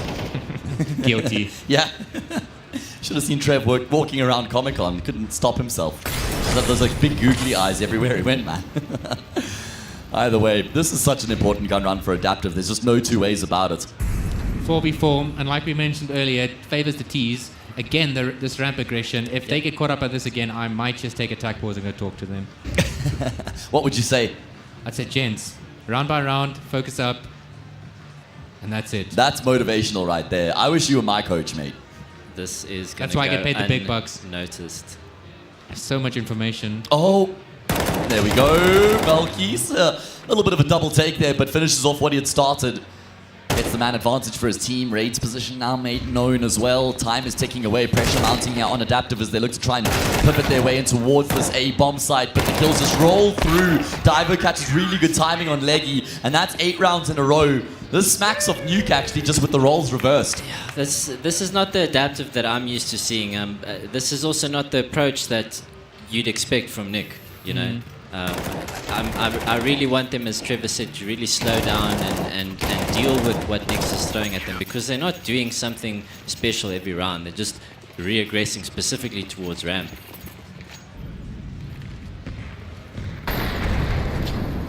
Again, 4 people towards B. Fifth as well. I wonder what Nick is cooking, because I am not hungry. You're not wanting much of what he's putting up for grabs right now. Raw. Oh, raw meat's really good for you, by the way. It's got all the enzymes to help your body digest it. Raw milk as well. I'm raw milk pilled. Raw milk pilled. Let's calm down there, Liver King. I was going to say, what was that guy's name? Liver King. Yeah. All right, well, hazing towards Cave will be sent back to the Stone Age. And Adaptive are at least able to progress their way forward. Pressure starts to mount now on this B-bomb side. Util raining on in. That's a very good flashbang. This is looking a whole lot better composed coming through from Adaptive, but they have to try and deal with Divo, who will find a good double kill. That leaves Bam in a very winnable situation. Problem is that they know exactly where he's coming from after that little burst through the smoke. He went for the gamble to see if he could catch somebody off. Didn't work out for him. That compromises his position, and he's going to walk straight into the crosshair of Clouds there. A 4th round for Adaptive. They won the first 3 and the last. I don't really like that Nick left him there and tried to go around for the wrap. I agree. There's a timing in which that works if you know that the CT's rotate is slow, but you know that he's there. You know that he's close. So rather just play the 2-on-1, make sure that there's tradability. There are certain golden rules when it comes to CS. Now, we mentioned earlier, if you're behind someone and you're trigger disciplining, never shoot the bomb planter first. Always shoot the guy that's got his gun out first. And again, 2v1, you want to always stick together. There's no reason to give the enemy team a 1v1, 1v1. Never drop a Tech 9 when you want to beat 50. Oh, never forget. Too soon, actually. Too soon, 8 years later. Fast pistol round coming middle to donut, split to A. We've had some pacey pistol rounds in the series so far. Adaptive playing a hard retake on A. The donk meta.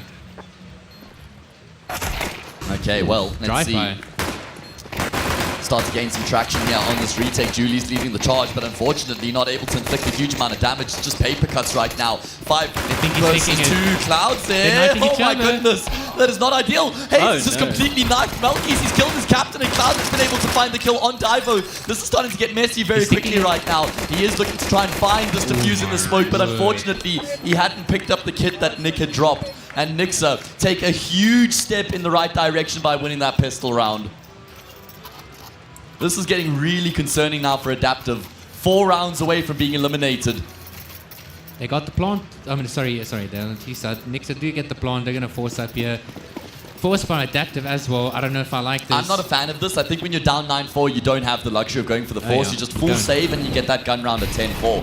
You lose this, it's 11-4 before you get your first gun round, and that's very difficult to come back from. Elusive, you echo that sentiment? Agreed, yeah. Unless you've got like a really good read on what the other team's doing and you got a good CD setup for it, but I mean, based on what we've seen so far, that's not the case. I actually had a conversation with Nick where we kind of like constructed this type of a situation. You're down 9-4, 10-4 CT side. Do you go for the force buy or do you eco? And he said you go for the force. MP9s are so strong, so let's see if they can capitalize on that mentality and weaponry. Really have been able to find a good opening kill, yeah. Plenty info gained in the process as well. He's only had a couple of T rounds already, but you see Nixa taking control of middle, getting donut control, something that we didn't see Adaptive do once. True. True and real, bestie. That's a really important kill. They should know it's an A hit now. I really want to see Leggy fall back here. Yep, play the numbers game. You're in a 5v3, retake with your teammates. Buddy system. Force buy looking pretty damn good right now for Adaptive. 2-man advantage for them here to try and make this retake happen. And as you say, time is of the essence here for the CT side. They've got a smoke and they've got a flash. They've got absolutely everything that they need to make this one work. Hayes looking to keep them at bay in Temple. He'd love for them to stay there. And he is just fighting tooth and nail right now, but Clouds here with that MP9, that movability for him, plays in his favor, and Malkis has to pull off a 1 versus 4. Surely mission impossible, spraying away. He's killed the diffuser. That's it, he got it. Listening closely, he has indeed. Malkis with 3 frags effectively wins a 1 versus 4, and Adaptive, that is the end of the world for them. And they didn't really even do anything wrong there. You can't fault them, can you? I would say, though, I think sending all your numbers tempo like that, it's very hard to get out of tempo together. There's not a lot of space. I would have really liked to see maybe one more person go to a CT and maybe a late donut flank. But yeah, Adaptive are in a really hard spot now. They're going to have to chain together a lot of rounds. The bright side for them is, though, that Nexus economy isn't very good. So if Adaptive are able to win this round, definitely put Nix on an eco. Went for another force. Really nice molly timing. Another force here from Adaptive? Yeah. I mean, I guess that's because they've inflicted so much economic damage, but, man, that's just pure desperation. Yeah, I think they're just going to buy every round now. I don't like it. I really don't. I think you eventually just have to bend the knee, settle for 1 save. You have to guarantee yourself at least 1 gun round on the half, mate. Nobody wants to lose a map or lose a half by playing a single gun round. And that could happen here. I mean, if they lose this round here, then they're going to have to wait until 4-12 before they eventually get a gun round, and the game is just way too far gone at that point. Diver with some good patience will get the aggressing Clouds there. 3 versus 3 now. Space being taken on the opposite side of the map. Nyx is here, but at range with the SMG is not ideal, and well, he does get a kill offered up on a silver platter. They're going to continue to try and force the fight with him. Melkis gets the trades, and as you say, reduces it down to its most simplest form. He's got a pretty good reach here as well. He knows that Leggy's been anchoring A.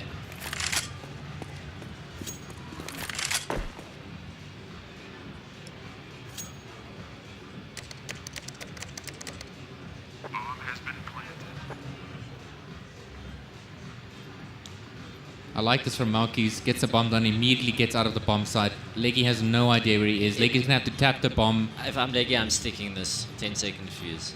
That's very alpha. He should know that it's ramped now, though, right?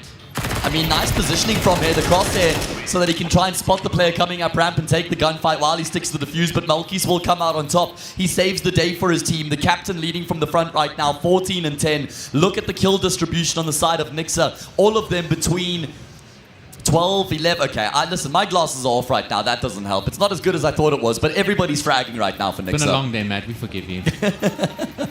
It's the frame, man, with the headphones. I wish we could say the same about Adaptive, though. 11-4, and Adaptive have finally decided to just take it down a notch and settle for a save. Bit late, in my opinion. Yeah, we were calling for this 2 rounds ago. Yeah. They have, to be fair, they've come incredibly close with both of those 4 spies. That is true. But I feel like when you're down, 4-10, 4-9, I don't think you should be thinking about economic damage, like you need to be thinking about round wins. That's what you need. That's the currency that matters. Yeah. The commodity you're after. Nyx actually has a big shadow advantage there, but he's still going to get bested by Bam. Bam is just on a number right now, man. Really important kills coming through from him. He's up to 18. 5 versus 3. This one a formality. As Nixa march on to map and series point. What a comeback after losing on Nuke 13-3. I genuinely thought that they might just be shell-shocked out of the server, but evidently some very impressive mental fortitude, tenacity, determination, all on display by Nixa right now, as they do indeed find themselves with 8 opportunities to close this game out. I'd love to hear what Nixa were talking about after the first game. There must have been some words we're going to get spoken. an interview after this so we can find out. Love to know. I've requested Ruben. The big man. The big boss. Big boss Ruben. All right, Adaptive, it's now or never, do or die. It has been a disastrous map for them. They won the first 3 rounds, guys. It means they've lost 12 out of the past 13. Oh, that does not paint a pretty picture. Looks like a no man's land game at all. No, Diver, how's he been able to win that gunfight out? And that means Raid is left all by his lonesome. Adaptive desperately trying to fight for mid-control, jostling with Nixa, but they've come off second best to 4 versus 3 now. It continues to dwindle, and unfortunately the trades are enough here for Nixa. Adaptive, they don't have the numbers to trade with their opponents here in this round. It's all on Leggy. He's gotten 6 kills on the map so far. He needs 3 frags here in the 1 versus 3 just to keep Adaptive alive. What a tall order it is for him. His first LAN event, boy did he deliver on Nuke, but unfortunately, it's completely fallen apart since then for Adaptive. Their days are numbered into seconds here. 53 left on the clock as Nixa venture into the B bomb site. Plant gonna come through, and I have no idea how Leggy makes this one work. This would be the clutch of a lifetime. And not even going to be able to find the first. Nixa have done it. They've completed the fight back. A little reverse sweep, if you will, after they lose the first map. What makes it so impressive, though, is they got destroyed on that first map, losing at 13-3. But they were able to come back, recover, and show us what they're capable of. They had to even do it on their opponent's map pick, but that proved to be no problem for them. 13-9, they were victors on Mirage, but a complete masterclass from them on Ancient. 13-4, it couldn't have been cleaner than that. That included the first half pistol round loss as well, Nixa looking so good in those gun rounds. Melkis not only calling some great rounds, but fragging like a madman as well. And Nixa stamp their ticket into that second semi-final tomorrow, where they'll play up against the winner between Kippy and Exceed, our last quarter-final today. We still have another best of 3 coming up after this. Last one for the day. Last one for the day. But I mean, how good was that from Nixa and Ancient Boys? Yeah, they really stepped up after that first map, built some confidence in the second map, and then going into that third one, just, kept the ball rolling. I'm a little bit disappointed in what I saw from Adaptive. I expected a lot more on the Ancient side. I feel like something happened on Mirage that just made them crumble. Like, this is not the Adaptive that I'm used to seeing. Yeah, well, unfortunately, it is going to be a loser's interview for Nick now on stage alongside Comes Up. Thank you very much to my team at the desk, helping us oversee 3 cracking encounters. A hot start you made, Mr. Bart, alongside your bros in Adaptive. And then after that, they sort of figured you out. Tell us how it started and how it ended in your estimation. Yeah, I think we started super hot, which was right. I think we were super confident going into it. And I think on Mirage, I think maybe the occasion got to us a little bit too much, to be completely objective about it. I think on CT side, there were really a couple close rounds. I know they're going to make a story saying the 1v4 really threw us, but it really didn't. Like, I made the call that we should double push top mid, but then we were fumbling guns too much, and then the top mid push came super late, and then that was tough. But we know, like, with the team we're playing against, they can really swing the momentum just like that. So Hayes winning that 1v4 was massive for them. And I think that kind of, like, how the CT side went after that, I think we just lost rounds that were maybe a little bit too important. Maybe 1 alive or 2 alive. I know the CT side was close. T side, I think the first T side round we activated to A a little bit too early. I think me and Cloudy needed to work mid a little bit more.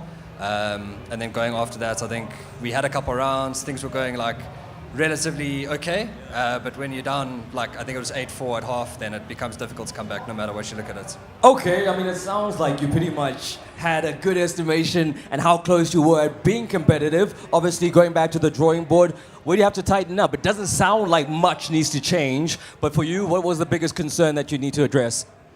I think Ancient was horrid, to be honest. I think my T-side calling on Ancient really wasn't up to par.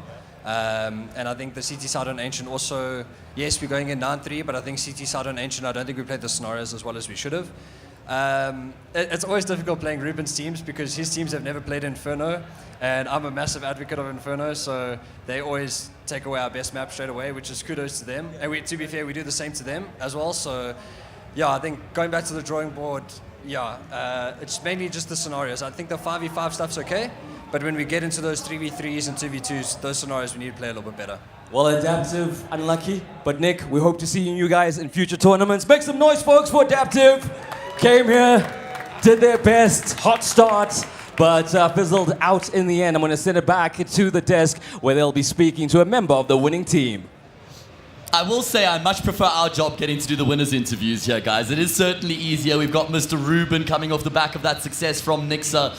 I want to go back all the way to the veto here. Adaptive picking Mirage. Did that catch you guys off guard at all? 100%. We didn't expect it. We thought a Dust or possibly a Nubis, even Ancient. But yeah, the Mirage definitely caught us. Worked in your favor though. Luckily, yes. Honestly, I just wanted to say, first of all, I'm really proud of my teammates. They all stepped up individually. The calling was excellent. Adapting in-game was excellent. And those clutches, it really helped us. Jason, 17-year-old, well done. That one I'm very before, proud of him. man. Sheesh. Beautiful. Yeah, there were some concerning times, especially after that first map.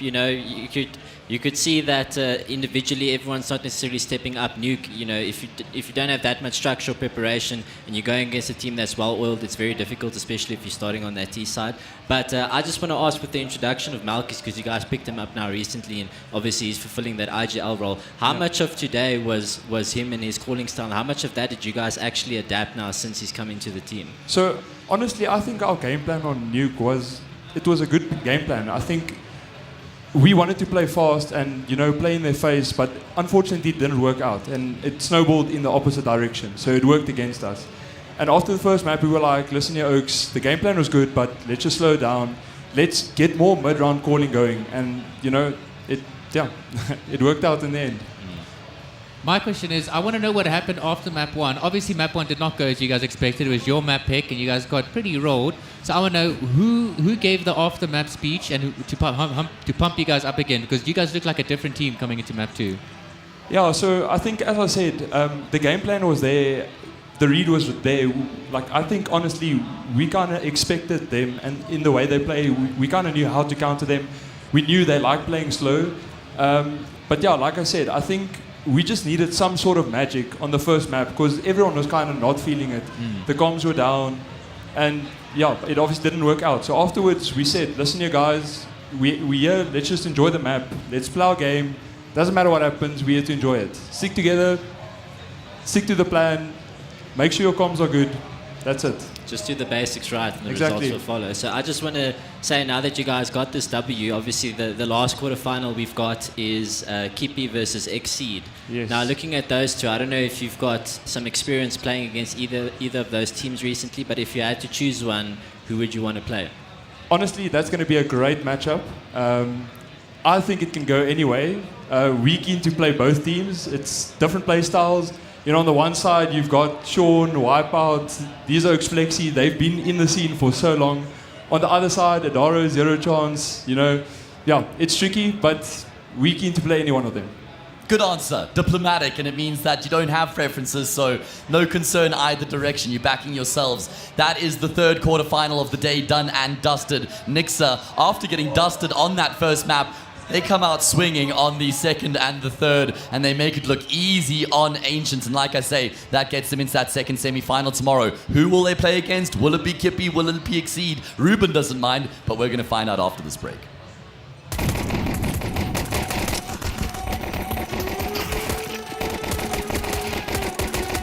Yo, get the speaker box loud, hitting that stuff till you hearing that sound.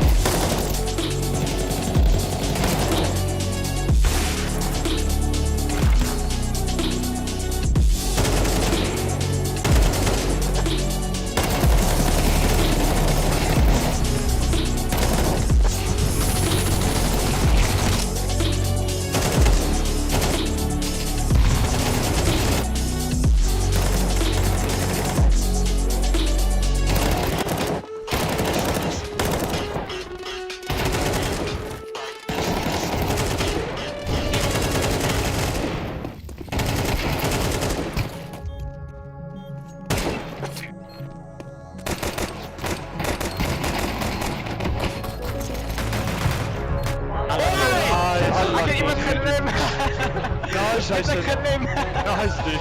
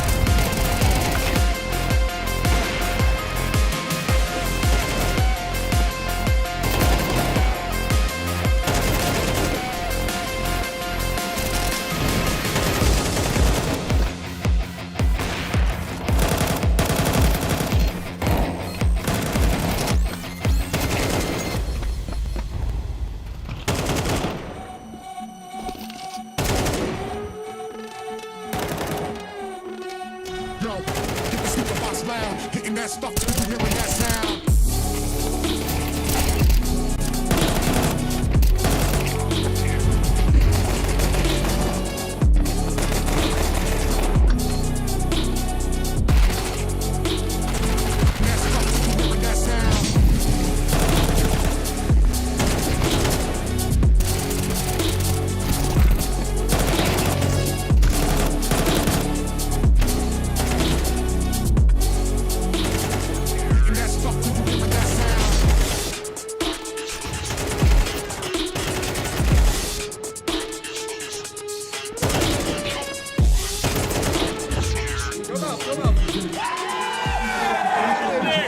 Let's go! Let's go!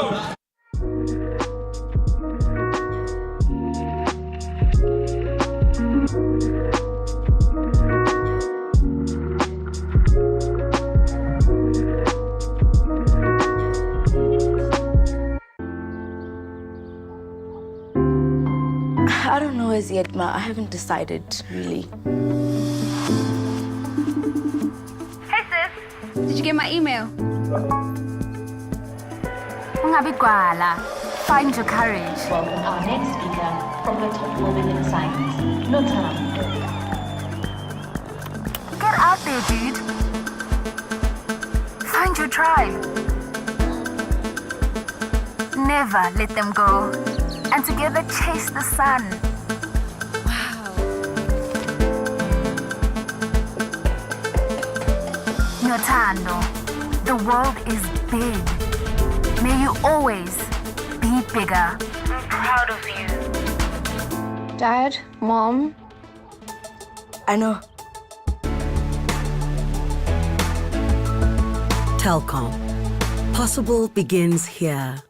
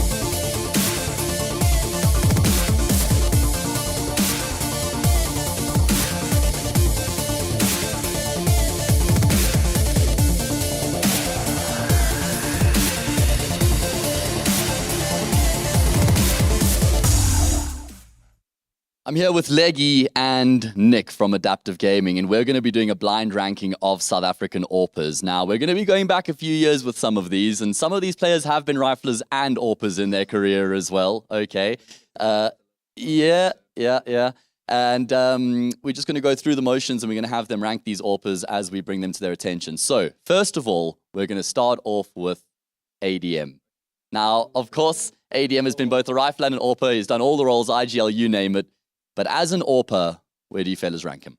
So we have to think about who else is going to be on the list, right? I mean, who else is going to be there? He wasn't AWPing for Ikasi, but Detri and Sonic, they're above him. Yeah. So I personally, as much as I love Adam, the highest he could be is third. Like in realistic. The highest, really. I was arguing for a second. Wow. But if Detri and Sonic are both on the list, if Detri and Sonic are there, then they're both above. What if they aren't, It's a safe though? place, but then That's if they are. What if Sonic wasn't considered? That's true. But I think we should put him third. we could put him third. Yeah, let's put him third. Yeah. Well, there goes the lid. Well, 3 letters, and he's third. Adam, we miss you, brother. A-D, capital M, I baby. know, Let's go. I know. Let's go. The handwriting's atrocious, but I'm sure you guys can make it out. We miss him. We miss this guy a lot, bro. All right. Now in the big time, hey? Adminning the big leagues. Okay. Let's move along to the next one, and we'll go with Black Poison. Fifth. That was quick. That was so quick. I think Give us so. some thoughts there, Nick. Like in Expand. terms of AWPing, like when you think of Black Poison, do you think AWPer? No. That's what I'm saying. But So then? okay, yeah. You know we what I'm can put him saying? fifth. Okay. Well, I'm just going to do BPN because that used to be, and we'll do capital N for him as well. Like I get he played He's in writing Sweden out Black and stuff, Poison. but it's like... He did AWP quite a lot, you know. Yeah, but like, when you think of like, if I think of Sonic and Detri, Yeah. I think AWP straight away. But when I think of Okay. Black Poison, I don't think of AWP. Okay, well, That's let's the go. thing. Let's go with Detri. Let's go with Detri. And Nick, you worked with him. Okay. You were a coach in I'm his biased. team. I already know what I'm going to say. Number one. I was going to say 2. Number 2. I was going to say 2. Really? Because if Sonic's on the list, I want to put him number 1. Even if Sonic's on the list, dog. You think so? I think this is even gonna be if a problem Sonic's for on the us. list. I think this is going to be a problem. Even if Sonic's on the list, I still think Dimmy's one. Personally. Okay, you've seen more of him, I think. I've seen more of Sonic. Rock, paper, scissors? Do you want to do best of one? Best of one, rock, let's do it. paper, scissors. Rock, paper, scissors. Come on, you got to okay. answer. Okay, ching chong cha. Yeah. Ching chong cha. Okay. Yes, the mind games are there. So Detri number 1, eh? one, You know, it might be fair. Maybe Sonic's not on the list. Number 1. Maybe. Yeah. Okay. I think he would be though. Next name we're going to go with is Slowy. If Sonic's on the list, Slowy has to be. Yeah, he has to be fourth. I think so. What other AWPers could be there? That's what I'm trying to think. I don't know. Maybe Zero Chance. Zero chance. Could be Zero Chance. He was an I'd love to AWPer see for a him on long number 2. time. You know, Maybe Tools is on there, dog. could be. Did goals ever AWP? I don't I'm think so. trying to think, like, if there's any other AWPers. Like, Sonic is obviously there, but maybe Matt's baiting us and saying Sonic's not on the Yeah, list. it could be. So if Sonic's not there, who like, there's yourself, but I don't think you'd put you. Frozen? With all due No, respect. I don't think There's so. Frozen. Tristan? Tristan XA. I don't know, the older guard of AWPers. Who AWPed on damage control? That would have been... Wasn't Hellhound. Wasn't Hellhound. Style. Ooh, he was good though. Style was He was good. good. Style was real good. I think we should put Slowy fourth. I'm also leaning that way. Yeah, I'm I leaning think that Sonic way. is second. All right. I think Sonic is... We're in accordance there with the two of them. Finally, they actually agree on one. It's going to be Slowy in fourth. And the last name on the list is Nick. No, I'm joking. It is Sonic. It is Sonic. It is Sonic. I had to go with Sonic. Listen, he's also been a rifler a lot throughout his career. He's rifling but now. he AWPed for Nixa in 2022. Yeah. In Envious, he was AWPing for a bit as well. Back in Bravado, he had a stint with the AWP. So we've got You know who would have Mr. been a wild card getting thrown in there without, like, excuse the pun, as if Matt put elusive there. As an That would have been a AWPer. banger. Yeah. Yeah, he AWPed on Since the Fire for a bit, back at the latter end of his career. A Yeah. little bit. Yeah, overall, I think the list is perfect. Okay, so think now the when we list is look at it perfect. retrospectively, Yeah. anything you would change? For me, no. I think you'd put Sonic above For me, Destiny. I'm still conflicted about 1 and 2, but I'm happy otherwise. If you're building a team and you need an AWPer and you've got Detri there and you've got Sonic there, are you taking Detri ahead of Sonic? Yeah, personally. I'm with Leggy on this one. I'd go if I'm picking a player between the two of them, I pick Sonic. All I'm saying, right, this is what I'm going to end my part off with. They were on the same team, and one of them were AWPing. That's all I'm saying. Okay. So, All right, that's well. easy It's enough. because he was rifling as well. He's that good. They actually also rifled all the time. On Inferno, they didn't AWP. Okay, you won the Ching Chong shirt, so that's how it's going to end. All right, well, there you have it. Our blind ranking from Leggy and Nick from Adaptive Gaming on what they think are the top 5 AWPers that we've had in South Africa.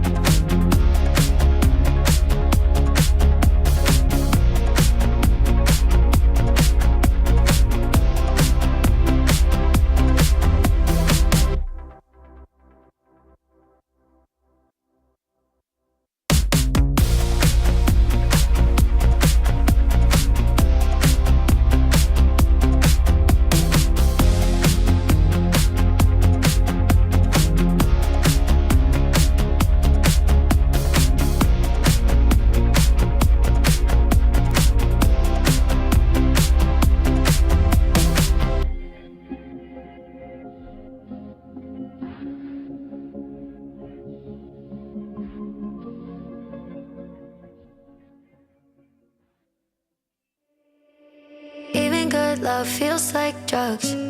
Even good nights get you high. Little bit wild, but it's alright.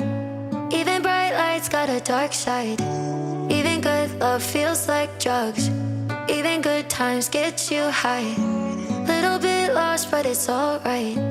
Even bright lights got a dark side. Pleasure is pain and the pain is pleasure. Grass won't grow with no rainy weather. We keep flipping coins for luck and we're just trying to ease the suffering. Broke a heart first and my own got shattered. Never one tear really ever mattered. World keeps on turning and we all keep learning that even good love feels like drugs. Even good nights get you high. Little bit wild, but it's alright. Even bright lights got a dark side. Even good love feels like drugs. Even good times get you high. Little bit lost, but it's alright. Even bright lights got a dark side. Rounding corners, high and low. Ones can't have one without the other. Jumping in the neon colored feelings without feeling all the broken chords that came before. Sidewalks right hit the floor. Windows closed, but there's a door. That's how it always goes. Yeah, the world keeps on turning and we all keep learning. Even good love feels like drugs. Even good nights get you high. Little bit wild, but it's alright. Even bright lights got a dark side. Even good love feels like drugs. Even good times get you high. Little bit lost, but it's alright. Even bright lights got a dark side. Even good love feels like drugs. Even good nights get you high. Little bit wild, but it's alright. Even bright lights got a dark side.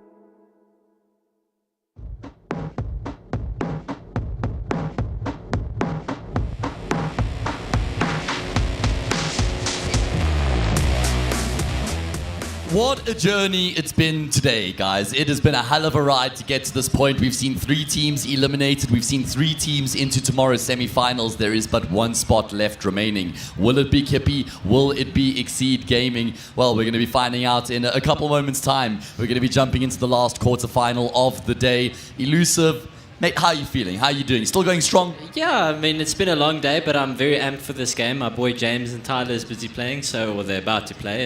So I'm very keen to see them hopefully, show us what they got. Trev, you got a taste of the broadcast day yesterday, but now you're getting the full experience, mate. Are you regretting any of your decisions to be here right now? I think if it wasn't for you two, I probably would have regretted it. But you have made it pretty easy for me to stick in, And I'm also, like Ruan said, I'm really excited for this last game because I really want to see my boy James pop off. 37 years of age, still competing. Yeah. That's what we call passion. Nothing impartial about this desk, clearly. Listen, I'll just take the opposite side. I'll back the Exceed boys if we're going to have a little bit of, some fun banter bias going on here. Either way, let's get the players up on stage so we can get into the action in this last quarterfinal. Okay, thank you very much to the desk. And can I get some noise from the crowd? Team Exceed? Team Kippy? Okay, there we go. Okay, so folks, this is the moment you've all been waiting for. Let's make some noise for the teams as they come out on stage. Make some noise for Exceed.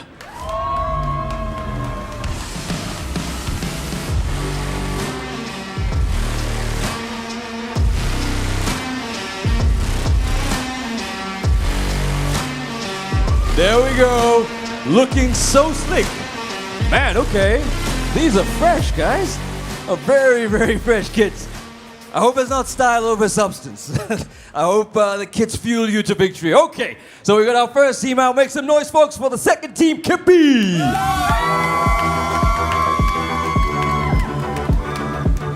We got Electro Lord in the house. Adaro. That guy. Always trips me up when they have the numbers in their names.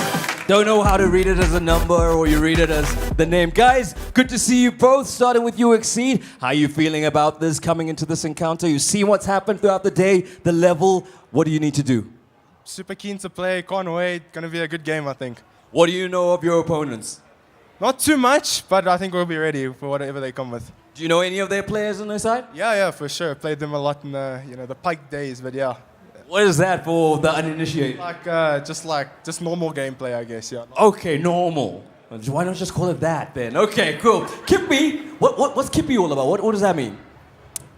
It's a personal joke between the boys. I'm not really going to put it on stage for everyone to know about. After hours. It's after hours jokes. It's a kids show, so we'll keep it chill. And then in terms of this team here, they look dashing in their kits. Are you intimidated at all? No, not intimidated at all. I think we know that they're a strong team, and we're focusing on ourselves. And I think we consider definitely the underdog in this game. So hope we bring the fire on the server, and we'll take it from there. We hope so too. Guys, I'm going to send it back to you because you got all the details, the maps that have been selected, vetoes, all that crucial information. As I encourage you both to please take your seats, wishing you all the best of luck for that best of 3. No, I know, apparently that happens at the end. No. Why are you being nice? Why are you being nice? Yeah, I mean, listen, it's all ferocity until the end of the series, either way. I suppose we just start at the point that everybody is the most excited for coming into the series, and that's the fact that Zero Chance has returned to South African Counter-Strike once again, and he's back with a vengeance, qualifying for Comic-Con Africa, joining up with the Kippy lads. He is 37 years old. The last time we saw Zero Chance playing on LAN in South Africa was 2019 under the Sinister 5 banner. It's been a long time, 5 years elusive. He's now 37 years old, the 37-year-old talent, and I genuinely cannot wait to see him on the server again. He's not going to let something as simple as age stop him from competing. Like, that man's as passionate as any other CS player here. So yeah, I'm just very keen to see him, and obviously my boy Tyler as well. He tried to rope you back in as well, didn't he? Yeah, well, I mean, he was the one that actually approached me and said, you know, how cool would it be, you know, being the only people in the country to have attended 1.6 CSGO and CS2 LANs. And we had a little team going there for a while, but then I decided to retire about 4 months ago. So I can join you guys on the desk, of course. I'm grateful. Yeah. So him and Tyler carried on. They found their footing there in Kippy, and I'm super stoked for them. And yeah, I just hope all of the best. Trev, what are your first memories of Zero Chance? My first memory of Zero Chance was actually running into him at a trance party, asking him, what are you doing? And he says, no, you should come play this small game called CSGO. I think you'll enjoy it. And then I did. Wow. So, wait, he was one of the players who introduced you into Go? Yeah, I hated CSGO when it first came out, much like how CS2 is now. But the game developed Gamers really hate change. Yep, the games do change, and CSGO evolved into a really beautiful game. Yeah. And it was thanks to James that I started competing again. Yeah, I actually, a lot of people won't know this, but in 1.6 I played in a team called XTC with my brother, and then James was in that team. Unreal and Dark Mode was in that team as well. But James, I think James was like 18. I know couldn't be 18. He was a little bit older, but I know I was about 15 years old for the first time where I started playing with James in the team. So yeah, that's quite a history that we have as well. I mean, the fact that he's actually been able to pick up the mouse once again and qualify for this event is actually really impressive. We've got another player who's returned from the Kippy side, and that's Adaro. He also played at that 2019 LAN against Zero Chance when he was still playing for Goliath Gaming. That's when Detrony stood in for Goliath, and they actually won that event. Now they've been banded together. Yeah, so Tyler was also one of the guys that, you know, after James and I, we made that team. We were playing together for a while, and then we had some lineup changes, and we figured, you know, Tyler's available. Let's see if Tyler's keen to play, because I think he was playing Valorant or Valo, or whatever you want to say it.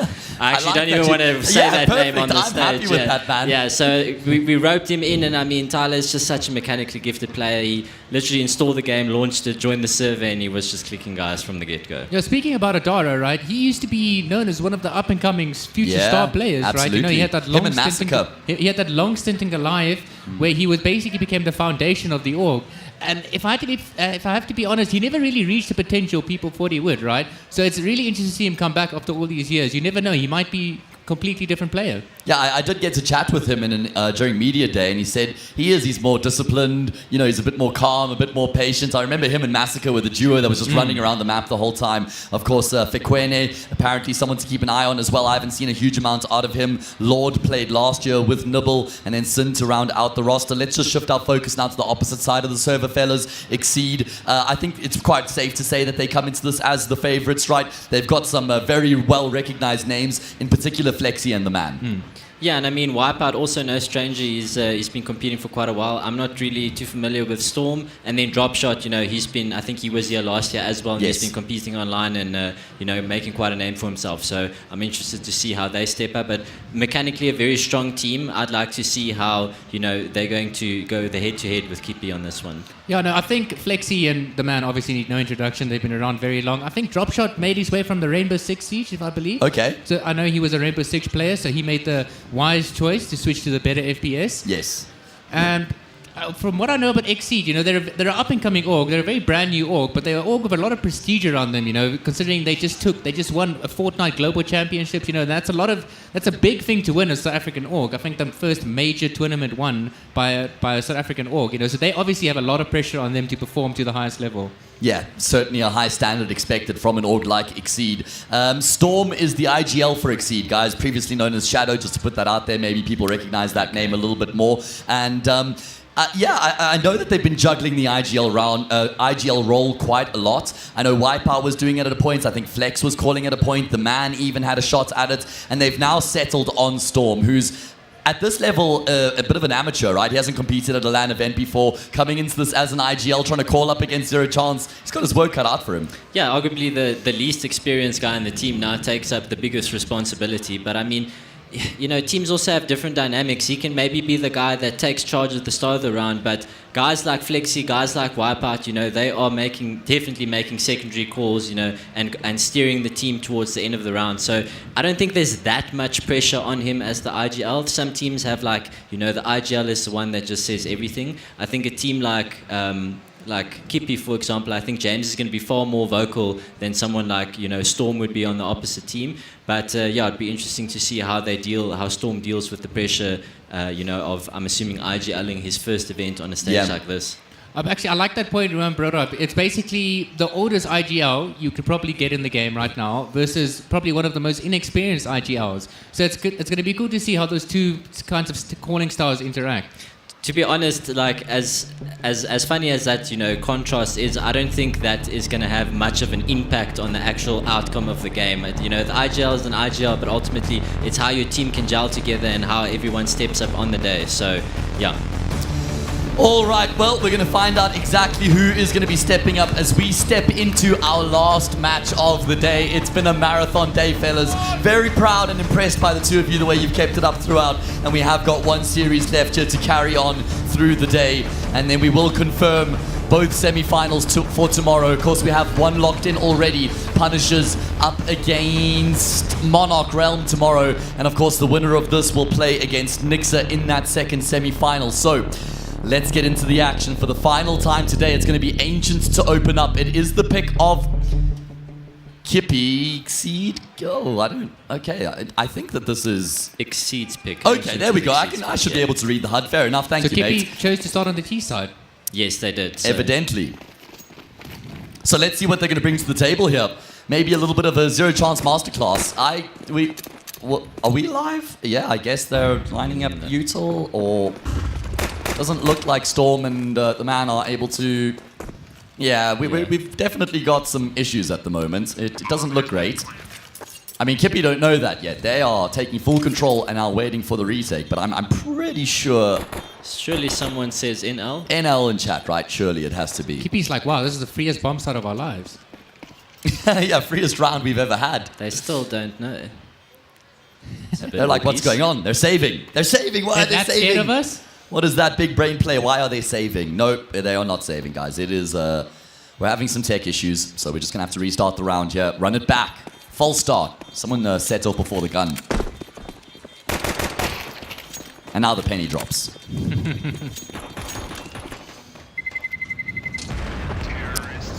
I know Dropshot competed last year. I'm just trying to remember who it was. I think it was Royalty. But I actually can't remember off the top of my head.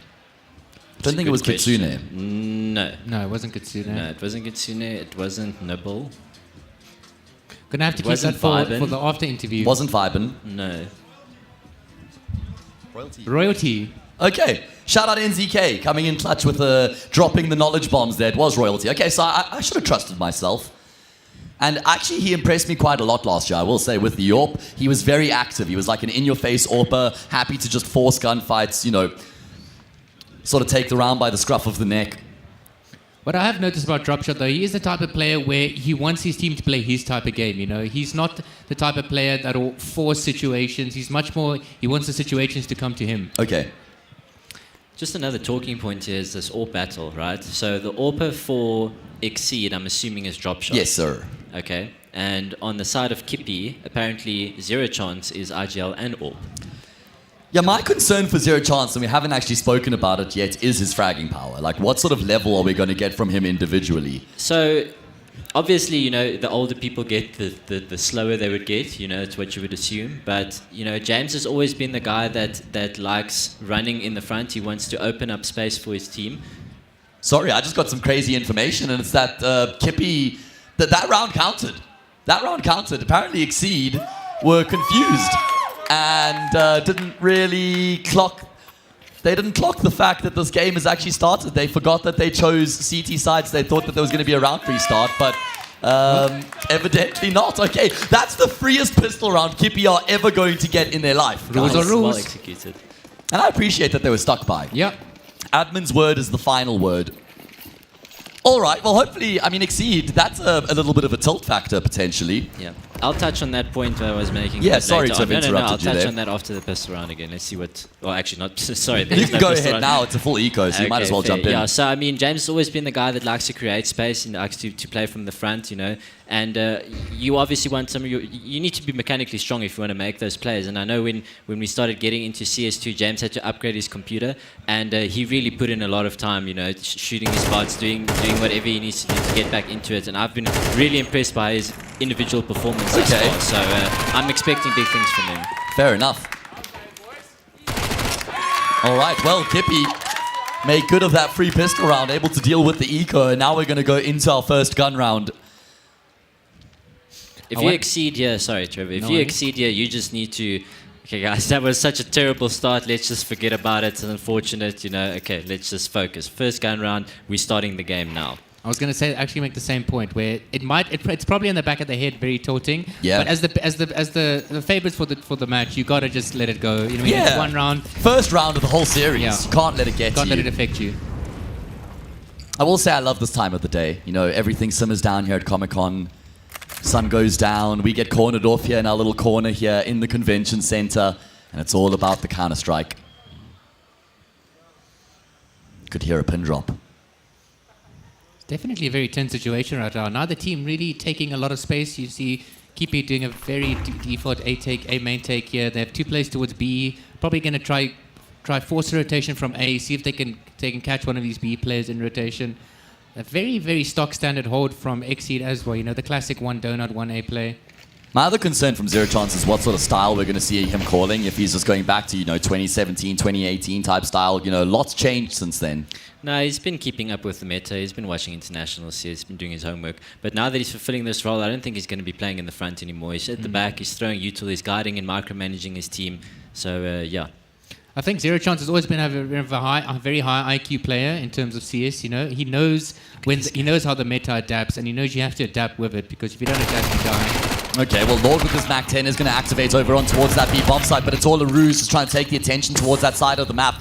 The man backpedaling. Mac 10s continue to try and chew them out of the round here, but Wipeout is looking to try and support the man, and he will at least cut Zero Chance down, but that molly will force him out into the open, and Fekwene has been able to get a kill elsewhere, so it's now all down to Mr. Flexi. One of the stalwarts of South African Counter-Strike, Mr. Reliable. He thrives in these situations. A hunter-killer. Problem is no diffuse kit here, so time is of the essence. Listen, it's very quiet, guys, so we have to be careful about the information that we give away. And Flexi will find the first, but doesn't expect Fekwene behind the box, and that will be Kippy winning the first gun round here. On their opponent's map pick, they've gotten off to a nice start. Yeah, good round from Kippy. I would have liked the guys towards A main to, obviously, the idea was to create a bit of a B presence and then pop towards A. But if the guy from Exceed that's going to be playing A is going to be jiggling like that with util, you kind of want to step and challenge him early so that he drops that molly, so that it opens up the opportunity to go there later. It's a similar concept as like B-apps on Mirage. You want to apply pressure on that CT, make him use his molly so that it opens up the avenue later on in the round. I also really like how Lord got all the way up B there. He got all the way onto side without being spotted and caught the guy off guard. And that could be something that Kippy could abuse later on. Yeah, he played his hand well there in that situation, all things considered, and he's going to be able to now get some work done with the AK. First frag in the round was found by Kippy, and they get a couple more here as well. This is a bit of a half buy coming through from the CT side, and they'll fancy their chances. 2 versus 2, dust settles for a moment. The bomb's been dropped as well. Yeah, they're going to have to go on a rescue mission. I think they can retrieve it with that smoke that's down. I'm not sure. they should know that a CT still have a player in middle, you know. So I would like to see them clear out these angles together. They are a bit separated, you know, one cat, one middle. That molly is a bit misplaced though. Well, they're going to look to try and combine here and fight in conjunction with each other. Storm and drop shot. 2 versus 2 to a 2v1. Fekwene at least gets the trade. Time of the essence now. And drop shot is making moves. Looking to try and reposition himself. He will catch He gets the kill. Catches Fekwene in transition. And that is a great half buy coming through from Exceed. Just so much emphasis on middle. Yeah, it's unfortunate that they lost the bomb there. I think the first player spotted 2 or 3 guys in middle. That call should have just come through. I think the guys on the side should just activate and take the space. That's once again just the problem. If you've got an IGL that's kind of micromanaging, I'm not saying that is what's happening here, but if you've got this set structure and you're micromanaging your players, then you find that in situations like this where there is space to take, the players don't just always take the initiative and go, you know, take that space. And because they feel limited, right? Exactly. It's a good point to make because they're also waiting for the IGL to basically validate what they're going to do. And when you do that, you miss the timings in CS that are oh so valuable. That's why you need that freedom, right? Yep. But I do think how XE played that last force round, just sending all 5 middle, gambling, and just like taking the fight to Kippy. It's really well played from them. Yeah, agreed. It was a good plan considering what they had to work with in the round. A lot of mid control here from Kippy though. Going to be moves made elsewhere. Yeah, makes sense, right? Feel like they've got to try and do something considering the fact that they have relinquished middle. Sind, born in Ukraine, lives in Mozambique. That's really cool. So we have an international player on the stage right now, fellas. He could be family of Simple as well, you never know. Long lost. They've actually got the Ukrainian flag on their t-shirt with the South African flag. Yeah, so. Repping it. It's a very slow round. Yeah, much slower approach from Kippy in general. I feel like most of their rounds have been very measured so far. Yes. Gotta have to be a change of pace somewhere. This is definitely a zero chance type of calling where you put the onus on the enemy to make a mistake while you just try to capitalize on it. Nice trade there from Zero Chance to go away and opening up this B bomb site. Going to create enough space here for the plant. Very risky plant from him. At least he's able to activate the bomb before he inevitably goes down. Adaro on the second or third shot there will find the kill on drop shot. And that should be enough to just close out the round, especially with them knowing exactly where Wipeout's going to be coming through from.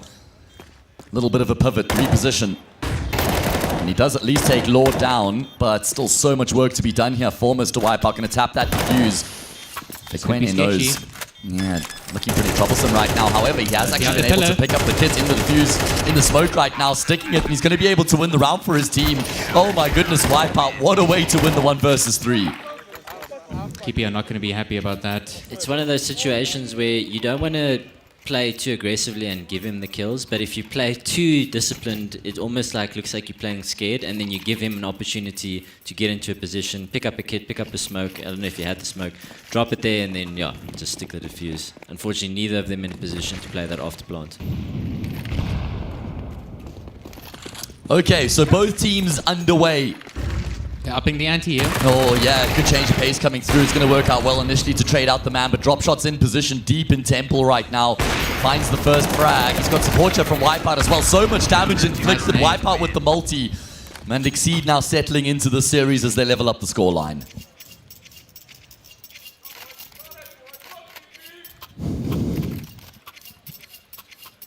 Yeah, you can definitely see Exeter getting comfortable now. You know, they gotten over the hurdle of that the pistol round scandal, and now they're definitely getting to the rhythm of things. I feel like players like Wipeout and Flexi really want that sort of settled environment as well for them to thrive, right? The man is normally a Telkom VS Gaming Masters merchant, by the way. It's ugly from both of those players. Yeah, just highlights it, right? Goodness me. Fekwene just tears them apart with the Tech 9. Cinder's been able to get a kill with the P250, and Exceed are going to be licking their wounds. Adaro, rattles off a couple of shots, not as clean as he was a couple rounds back. We've just seen a clutch out of Wipeout a couple rounds ago, but he's not going to roll the dice this time round. Wow, that's very uncharacteristic from Flexi and the man, both pretty much whipping their sprays.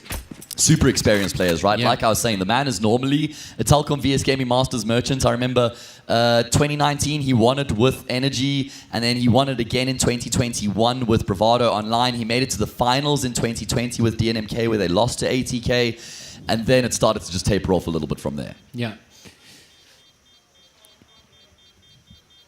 Flexi, of course, a a previous winner here as well. One with bravado alongside the man in 2021. I wouldn't be surprised to see attack pause from Exceed now, so Flexi can change his config. Oh, There's really? definitely a type of spray whiffs where he changes his config after. Not just like sense or resolution, it's the entire Everything. config. Just go download Donk's latest config. You don't think he's got all of those hot binded to his F keys? I wouldn't be surprised. especially Res and Sense, those are the two main ones. Elusive, would you ever change your sense in the middle of a series? I've been playing with the same sense for 50 years. I'm the same. I'm the As same. well, same Trev? sense my entire life. You had the worst view model I think I'd ever seen from anybody. It's gorgeous. It's like a Quake view model. That's exactly why, from the Quake days. There we go. But I changed to default. Oh, eventually. really? I did. Yeah. 2.5, 400 DPI. There was the time where I thought of pushing it to 3.5 because I was going to be entry. So it just helped you kind of clear the corners and stuff, but it's just a little bit too fast for me. I really enjoy the 2.5. Exceed forcing into this round. Very scuffed by, as they say, but they do have an AWP. So if Dropshot can get impact early in the round, it's definitely going to benefit his team. I feel like we've seen quite a few messy rounds, and the point I wanted to make is that both these teams have been waiting a while for this game, which sometimes can just, allow for some fatigue to set in. Must admit, for Quene so far, it's really performing. He's getting a lot of entries, really setting his team up. And there he goes again. Brilliant, just a wall bang, yeah. Checking PC. At range, Storm has been dispatched of. That sucks. You don't even get to see the guy who killed you. No fair fight in that occasion. 3 versus 5 now. Dust settles, but only for a moment. Adara catches a glimpse of the player front A main. He's going to be able to deal with him as well. Kippy just going through the motions, going through the processes really well right now. Nothing catching them off guard. Every time Exceed have tried something to get back in the round, they've just been shut down. Yeah, it's just a very measured and structured approach from Kippy right now. Very patient. Okay. Dropshot has something to say about it. Consolation kills. Yeah. But knowing James, he always used to do this thing when we get to LAN. He'd be like, guys, he's the captain, he's the IGL. Just trust me. Trust me. I'm gonna bring us this W. Listen to what I have to say, and trust your teammates, and we'll make it through. And you can see that everyone's just zoned in, listening to what he's saying, and doing exactly what they need to do. I feel like he's an exemplary leader. You get IGLs, but he is a captain as well as he is an IGL. He knows how to rally the men around him. 100%. Looks like Dropshot will be able to save the AWP, which is very, very important. The money is not good for Exceed. Next round, he can look to get active with it. I feel like Zero Chance also just exudes such calm energy. Have you ever seen him angry? Oh yes, no. James and I have words on the regular, especially when we were playing together, because it got to a point. Obviously, he used to always be the IGL and the captain of the team, and now when we made this squad in the last couple of iterations, I'm a little bit more experienced now, and now I'm taking over the IGLing, and then we have a bit of a back and forth from time to time, But it's never anything personal, Of course, naturally. It's just the passion, that we have for the game. And it's always, the best for the team is what you guys have in mind at the end of the day. 100%. Trev, I'm pretty sure you've never played in a team with Zero Chance before. No, I have in APG. Oh, sure. Okay, yeah. 2015 kind of thing, I guess. I remember, I think what happened is we removed Hackham because we had some issues Oh, with Hackham. my boy Hadley. That's crazy. No, not Oh, Hadley. Hackham. Hadley was actually in our team Convex. as well. True. Yeah, I played with Hadley Hackham as well. Dean. That's right, Yes, yeah. yes. And then we got Zero Chance. Okay, hold on. Let's pick up that conversation just now. There's lots of moves being made by Exceed right now. I think they are pretty well poised to deal with it. They're going to be able to find that first frag. Zero Chance gets in on the act with his AWP as well. Very messy. Yeah, I mean, this is an anti-eco right now, so it makes sense that Exceed are desperately trying to force the issue. Yeah, it took a little while there to get that util out. We've got full belts, but no one's throwing anything. Completely locked out as well. Kip, you're going to have to restart here from spawn. The problem is they have no map control. So it's going to be really rough for them now. They're basically just going to have to gamble somewhere. I'd like to see them walk out middle here, just maybe get someone close house, maybe take some donut control, just get some map control, and then maybe pivot back to the B side. You can see how Exceed are played now. They are very worried about the flank. They're not sure where any of the T's are, so that can definitely benefit Kippy. Should be a formality from here. So just going back to some podcast mode. 2014, when you guys went across and you nearly beat Navi on Nuke, that was you, Zero Chance, Goals. Who else was in that team? Tulani and TC. Okay. Yeah. Lighters for anybody who might not know. Okay, drop shot. Oh no. That is a huge multi-kill coming through from him, a collateral. I thought we could just ramble on. Evidently not. Oh, Kippy, that would have been the worst possible pathing they could have had to try and finish off the round. Of course, they wouldn't have known that, but boy, does drop shot punish them. Yeah, very unfortunate in that situation. Of all the potential avenues that you could have gone through, you went to the one that drop shot was holding with his AWP. But that's why you saved the AWP, guys. Yeah, if true. he didn't save the AWP, that would never happen. Absolutely, man. And he found a number of extra kills in that previous round. Here, he gets all the damage done. 11 and 5. He's got his team on his back right now, does Mr. Dropshot. If we look at how this game's played out, there's 2 rounds now where Kippy could have won. The wipeout defuse and now the round with the dropshot collateral. Kippy must be kind of feeling like, we could be up 7-2 right now. Yeah, true. Cost themselves a couple rounds. Still do have a lead and a buy in the bank. Another failed smoke. I think I've seen that fail twice now, 3 times. Nah, they're just trying to smoke Temple off, mate. That's all. It's new meta. You wouldn't get it. Yeah, you wouldn't get it. It's actually a one-way.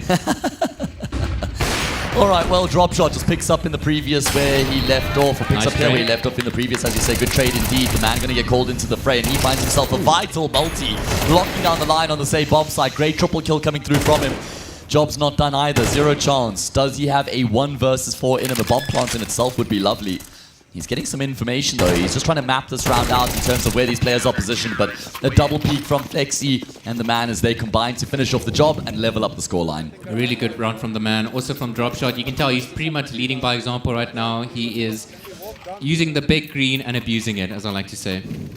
And it's more respectable in CS2 because it's not as easy as it was in Go. So we got to give it some credit. Not as much as a rifle, but still some. I still miss the Kenny S era of AWPing, the quick flicks. Well, he was the reason they nerfed the AWP. Yep. Yeah. Imagine being the single reason why they nerf a gun. That's a myth, but we run with it. No. It's a fact in my eyes.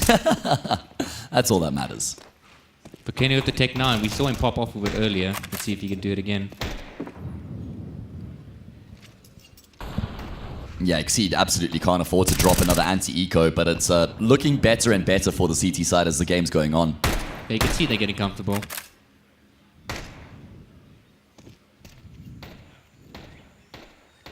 Going to be tough for Kippy to try and breach in towards this B-bomb site. They have got a lone smoke grenade. I was going to say dangerous game to play there. Storm is going to be the one to find the multi. And Flexi will conclude proceedings as Exceed get themselves a lead for the first time here on the map. That's going to boost the confidence and morale. Yeah, not too much to say about that round. A little half by. Everyone was just trying to do their own thing there at a stage. But yeah, this is the last round of the half. Kippy obviously buying into this one, getting the util that they need. I think this is a really important round for Kippy. They want to get 6-6, especially considering the lead that they had initially.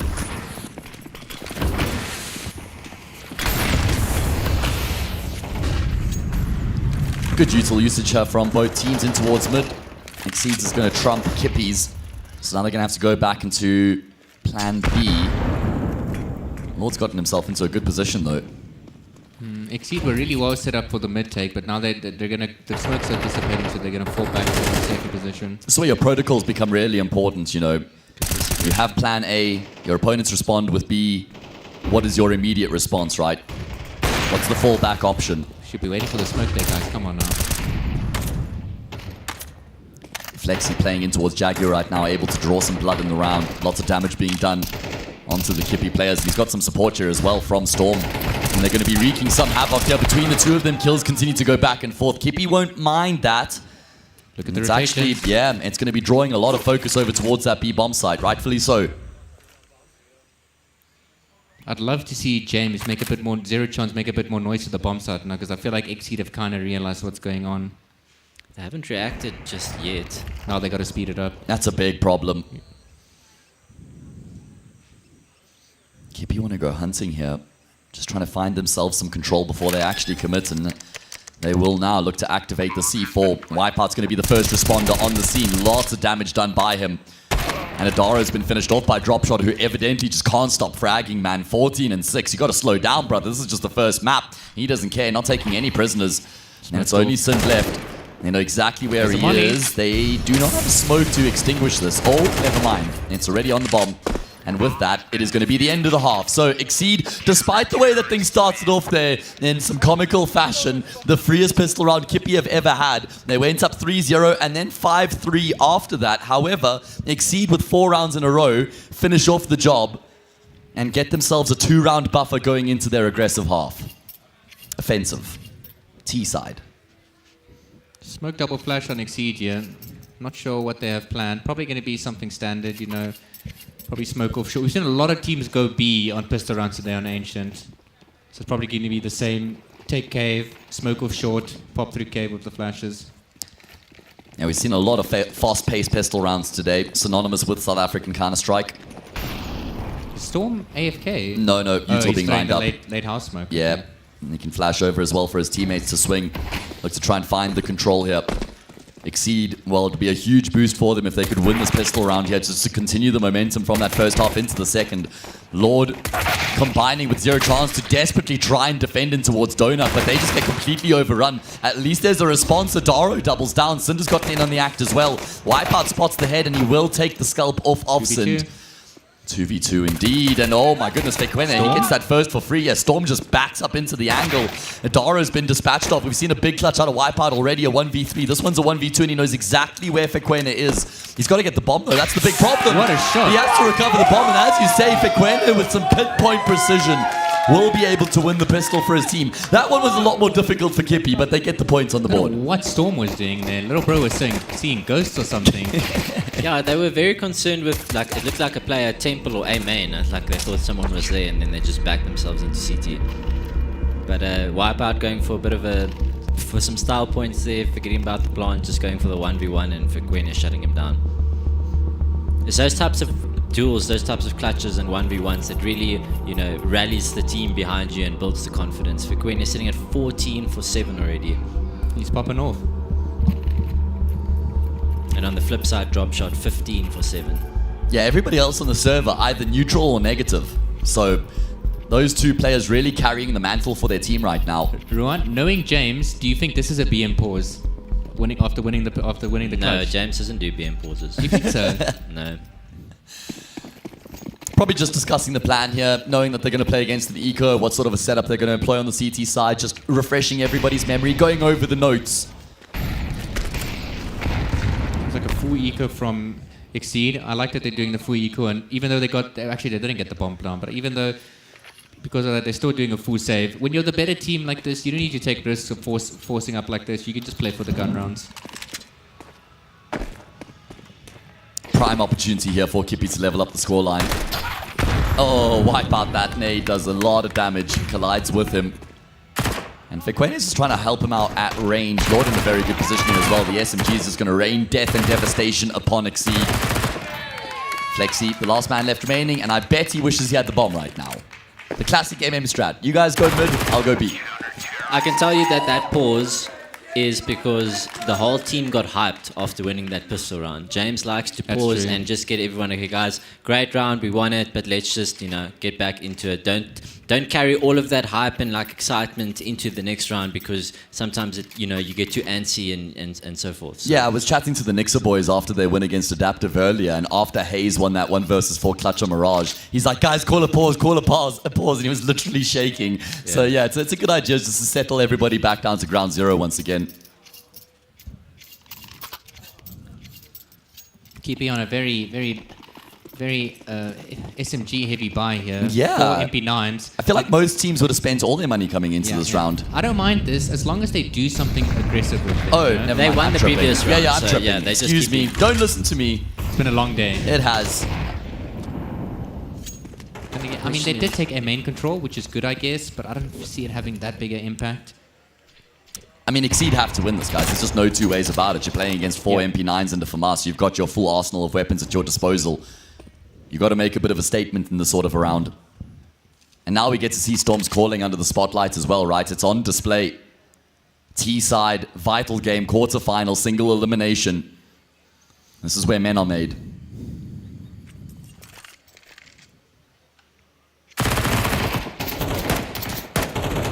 And the MP9's proving to be a little bit troublesome right now. I really like this play from Kippy. Yeah, and it's a fairly late smoke as well, so that should take the round fairly deep. Don't know. I'm not a fan of Flexi's positioning there. I don't know how the CT gets to see him before he sees him. Bit of a minor mistake from him. I would really like Sind on A main there to activate, because you've already seen so many people towards B.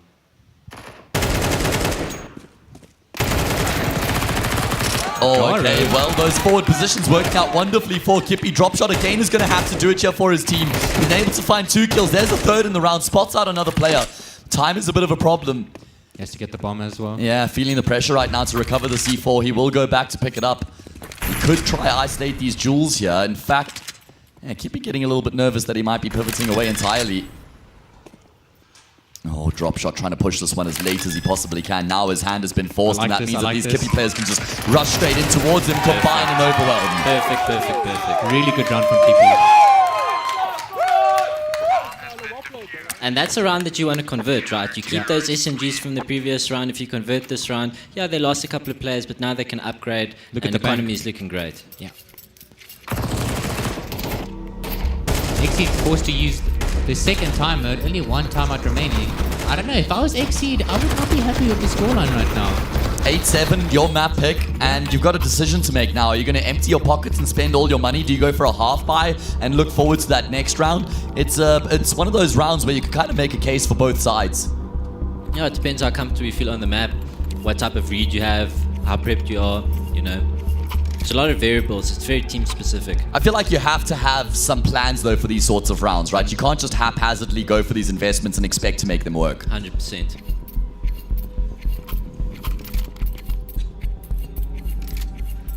XC choosing to force up here. I see 3 Galeos. Oh, little love tap as well. Do you like that? That gets him going, man. I do. There's 4 Galeos actually. Don't threaten Ruan with a good time. I'm a happy man. 35 bullets. It's got a massive magazine, boys. Seems like Exceed have a plan Listen, here. can we agree that the FAMAS is just ass? Yeah. Surely, that's unanimous. Yeah, I'm not a big fan of Can I just say, Ruan will agree with me here that the FAMAS in 1.6... The burst fire? The burst fire was perfect. I wish that burst fire actually did have a genuine use case in CS2. I love that in 1.6 that burst fire on the Like a Glock and laser. burst fire on the FAMAS were both really viable. Just want to get back into this round. If we look at the splits 4-1 and look at the util that's on Flexi, so what's going to happen here is going to be faking towards B on a timing, and then these guys on A are going to activate and hopefully force some sort of a rotation from Flexi's fake. It's going to be up to James as well. He's going to be first point of entry on A as well, so he's going to have to hold it down. It's going to be a late take coming through here. Kippy not really too keen to make any moves of their own. A stalemate across the board as things stand. Trying to run the clock down here. They want to make Kippy guess, keep them guessing. I'd like to see Kippy going for information somewhere, but I think that timing has come and gone. This is going deep, man. And there's going to be an extra layer of abstraction here from Exceed being woven into the round. Util raining in on that B bomb site. What does that do to Kippy? Well, they aren't rotating. Not just yet. Full focus over towards the same bomb site. They've got the read, 0 chance. We'll find that first kill combines with Slim, and that smoke is going to make it so difficult for Exceed to try and get out of A main. Drop shot again, though, somehow continues to unlock these rounds for his team. 3 frags in the round eventually is cut down, and it's going to be Flexi who is faking on the opposite side of the map to try and save the day. But as you say, time is his worst enemy right now. And he can't afford to die after the time, and that would actually be the end of the world. Flexi's got to get out of there. Lord will find the kill. Sure, he gets the death reward, does Flexi, but still, Kippy go up 9-7, and no bomb plant means surely no buy. Drop shots is really the only one keeping them in the running in this round. If it wasn't for him, like, this would be a lot more one-sided. But I'm very impressed with Kippy's hold there. They didn't flinch. I think they had a read on what was happening. So yeah, I'm really, really impressed with that A hold. I just did the maths now. Everybody outside of Dropshot combined has got 29 kills on the side of Exceed. And Dropshot has 21, so he is really carrying the can right now for his team. The man, certainly one of the players we're going to look at to improve his numbers here. And does go a long way in helping his team here in this eco, able to find some kills, or at least a frag and help with the second. I'm not the biggest fan of his positioning against techies, but... Oh, and he... wasn't spotted? Okay, Wipeout will still find the frag. Oh man, Kippy, they've struggled in a couple of these eco rounds on this map alone. All up to Adoro. He's gonna have to go massive here. He's ahead of the smoke, able to find the first, but the trade comes through immediately afterwards. And this is a hard save for James and Wall. Oh man, what a let-off for Exceed, right? Able to win this type of a round. It should have been 10-7. Dropshot's just wondering, guys, can I get some help here, please? He's putting the server IP in his team's chat to me like, guys, can you connect? It'd be nice if I wasn't alone. That's mad banter. It's your own teammate, sheesh. Sometimes you gotta let him know, eh? Yeah, I think that's hitting the nail on the head there, man. It's not like that could be misconstrued. When you have players like Wipeout and Flexi and the man, you're expecting them to pop off, especially against what's essentially a mixed team, right? Just team that was made just for this tournament. I think that they had like a core going before this. Yeah, I believe the core 3 stayed the same, and then Adaro and Zero Chance came in about 2 or 3 months ago, maybe 4. Okay, well, looking at the finances here for Kippy, they've kind of been painted into a little bit of a corner. They will be able to juggle some weapons around and actually piece together a full buy for the most part. 9-8 Exceed looking to claw their way back, level up the scoreline once again. Another missed. That cannot be happening. Someone's jump throw bind's not working. You're not allowed to use it anymore. That's probably why they're failing it. Beautiful shot. Oh, Zero Rolling Chance back the doubles years. down. Okay, he's going to be able to find a third here as well. Sin was the player who was being baited in. Guess who? It's Drop Shot once again trying to save the day for Exceed, but surely this one's too far gone. He will get his weapon of choice eventually. Juggling the guns, my goodness. Zero Chance, what a multi-kill. Just bodies littering the floor right now, all at his hand. Rolling back the years, eh? Yes, sir. But I really Drop wish Shot, oh my Kippy god. would stop giving him these 1v1s. It's because it's always been Drop Shot lost alive, and they keep giving him the 1v1s. It's dinner time, mate, and they're feeding him. It's also difficult when you get into these type of situations because you see the round slipping and you don't want to give him the 1v1, but then you overcompensate by not stepping with your teammate or not doing the basics, So you can't be scared in the situation. Just be smart. The best thing to do in these situations is just find your closest teammate and don't let go of him. Make sure that whenever he's peeking, you are peeking at the exact same time, or at least a little bit delayed so the trade is there. Kippy are going to go hunting, but... This is good. I think at this point, this is where you start running if you keep here. Yeah, you figured out, listen, if he's not here, then he must have moved elsewhere, right? There's 30 seconds. Like, he's either in middle going to donut or he's going to B. Just start running. I'm glad that they're sticking together, though. Yeah. Problem is, Drop Shot's not going to have the luxury of being able to clear out the bomb site the entire way through before he actually commits. Yeah, no, look where they are. They're not going to know if this is A or B. So they're going to have to gamble as well. They should They're hear when they gambling get a for bit B. closer. They should hear it now. And Drop Shot's been able to get back to a pretty good post-plant position here as well. So this was a 1 versus 5, guys. A 1 versus 5 that looks incredibly doable in the current 1 versus 2 state. There is a kit, there's utility as well, and Drop Shot realizes where they're coming through from. Oh my goodness, completely blinded. That flash was so good. And unfortunately, with his position that he's in right now, he can't do anything about the defuse being stuck. The player without the kit is the one who's actually sticking the defuse, but it's not going to matter. Drop Shot eventually dropped. He had his crosshair on. I think he switched guns as he was about to shoot. I think he just forgot to click. Yeah. Happens to the best of us. And he was on him. If he landed that shot, he had a molly for the plant as well. Very, very winnable.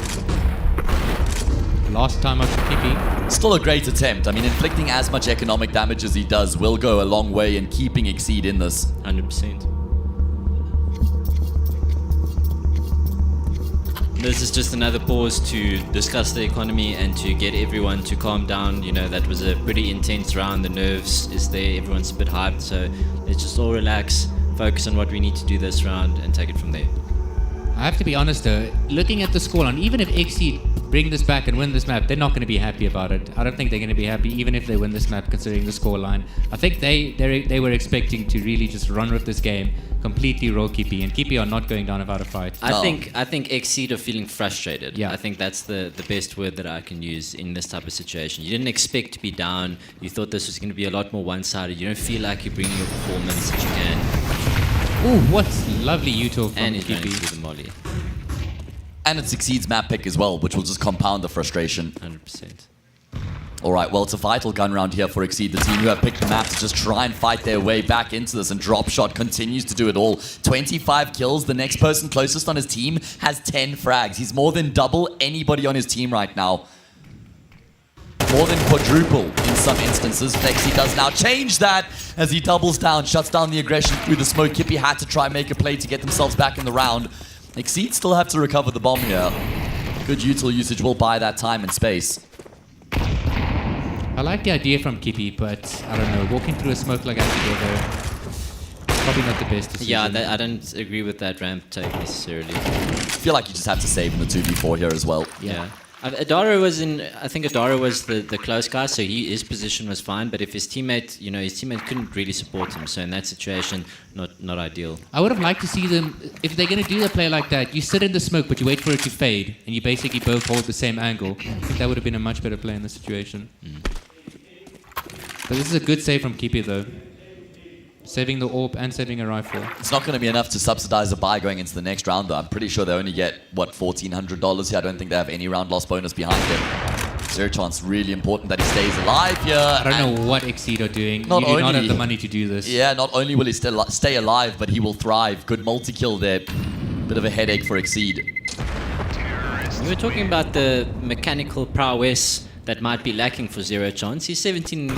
I was just speculating, mate. Just putting it out there. 37 years old, 5 years since his last LAN. It's a fair question, but he is absolutely delivering. You're right. He is second top fragger on his team right now, and he has been good with the AWP. Happy to be wrong. It's a very important round, this. Kippy went for the full buy around the AWP.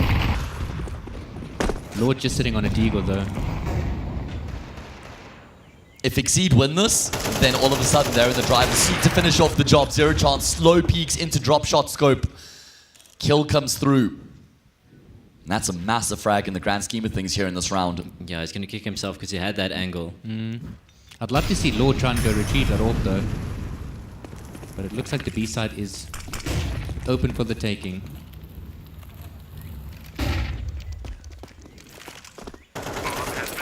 And this is going to be Exceed leveling up the scoreline, assuming Kippy can't pull off some miraculous retake. Just take the save, yeah. Just save.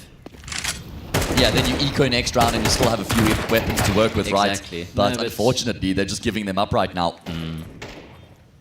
Adara had no business being in Jaguar there. After you lose the bomb site in a 4v5, in a post plant, with a gun disadvantage, you can just save.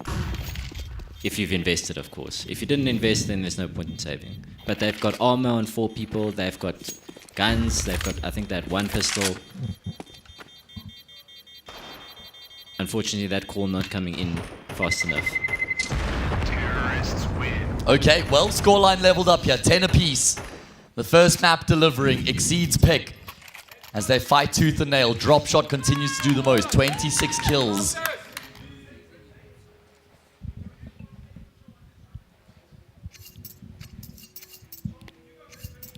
Kill drop shot, win the round.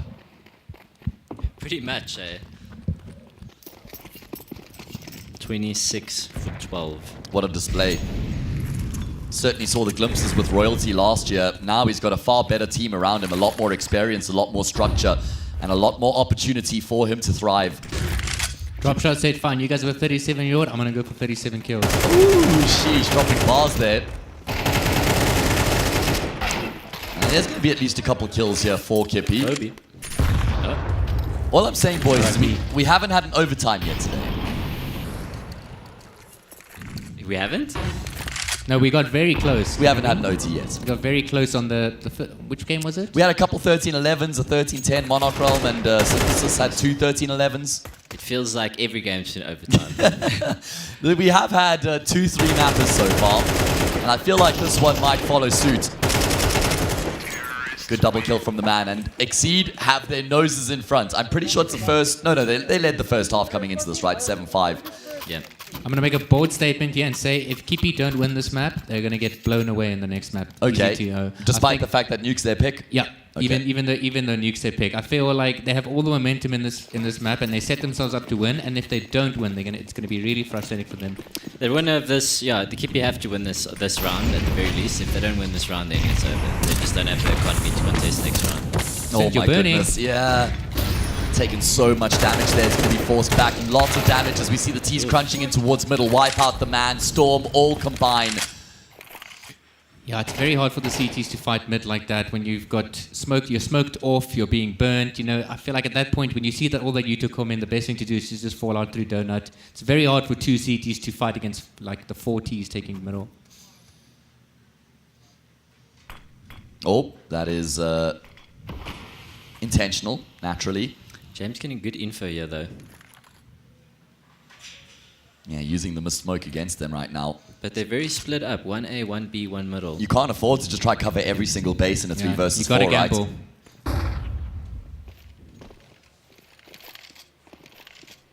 Exceed, it's the complete opposite. Just clustered together right now, working together, death ball mentality, pack-based as they make their way forward. Bomb being juggled across right now. Zero Chance spotted in Donut. They know that he is the immediate threat. And Dropshot spots the player dropping out of Temple, but he can't do anything about it. Garo, he's punishing them. He gets out. And he gets back into Temple The bomb alive. hasn't gone down yet. What a huge play coming through from Adaro. Zero Chance is going to be able to capitalize on it, but no. Wipeout able to get a kill. That's going to create some space now for this T side. Oh, Wipeout, not necessarily expecting the player in the corner. The sprays off the mark. Adaro, what a round coming through from him right now. 3 frags found. Dropshot evidently is human. Going for the Glock. He just doesn't really have the health for this right now. In his AWP. Oh my goodness, the magazine is empty. And unfortunately, he will get dropped. Fikwene finishes off the job, and Kippy alive and kicking on Ancients as they get themselves back up to 11. Such a big round. I really like Tyler's position, Adaro's position. They're hiding in Temple, not showing any presence, and then activating at just the right time. Unfortunately, Dropshot missing a sitter, I believe. But yeah, good one on Adaro, and then even escaping back into Temple again. I'm wondering if there was a miscommunication there, because he saw Adaro come out, and Adaro still got 2 kills. I think it was one of those things where it's just happening too quickly. Yeah. Okay, well, we're guaranteed to go the distance here. We're going to require all 24 rounds on Ancient, and we may need some more. Been very back and forth on this map so far. Tough to split these two teams. On the bright side for Exceed, even if they do lose this round, it seems like they'll have enough money to buy it. The same can't be said for Kippy though, so Kippy, this is a must-round win for them. How has he got him there? Straight through A main, I guess.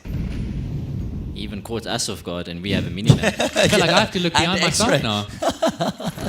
It's a good volley.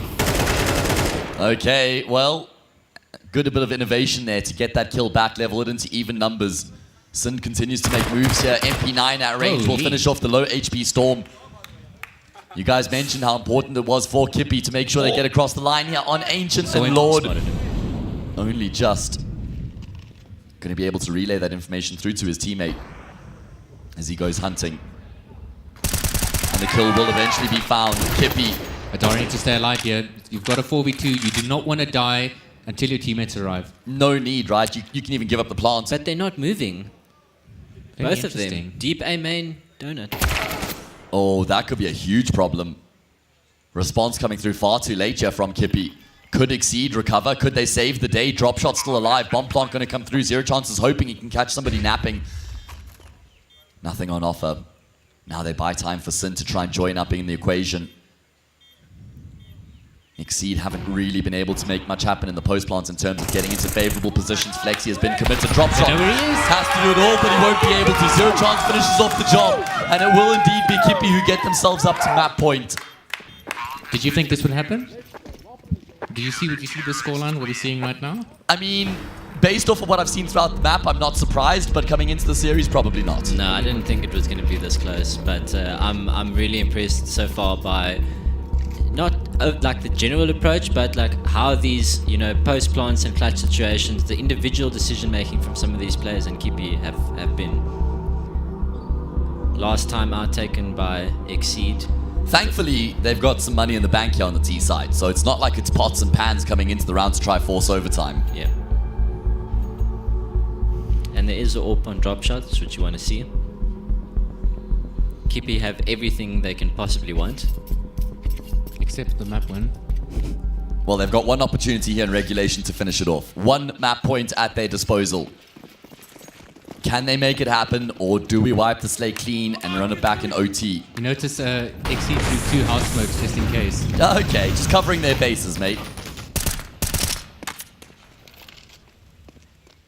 Very standard approach from the Kippy this side on the CT side.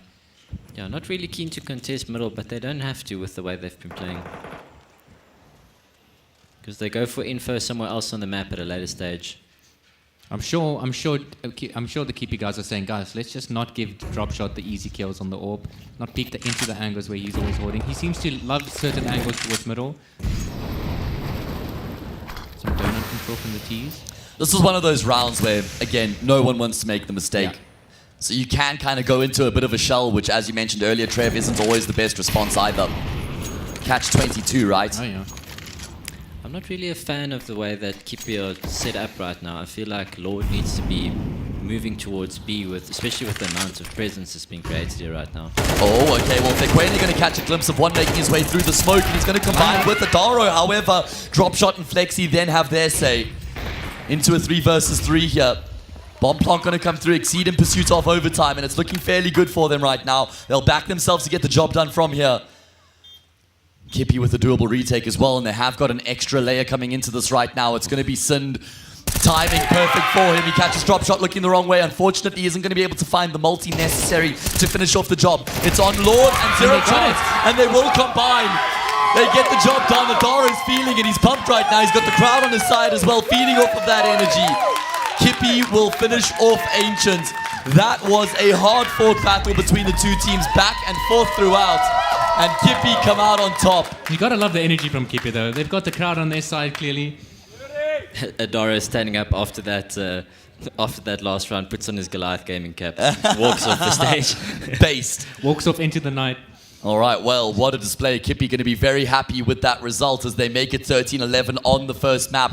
They win on Exceed's map pick, guys. It means we're going to nuke next. It's the pick of Kippy. We're going to have a little bit of a breather now. It's been a long day, so we're going to have a break. And when we come back, it's time for the explosivity of the Cedar Creek power plant.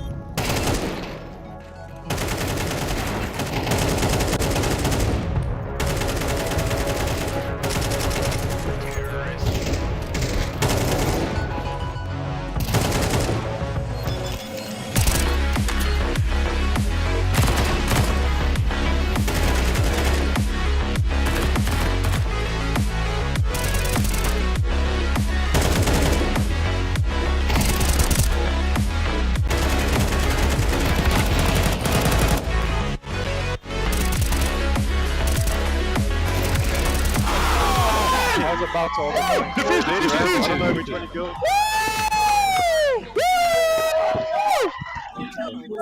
Alright, oh.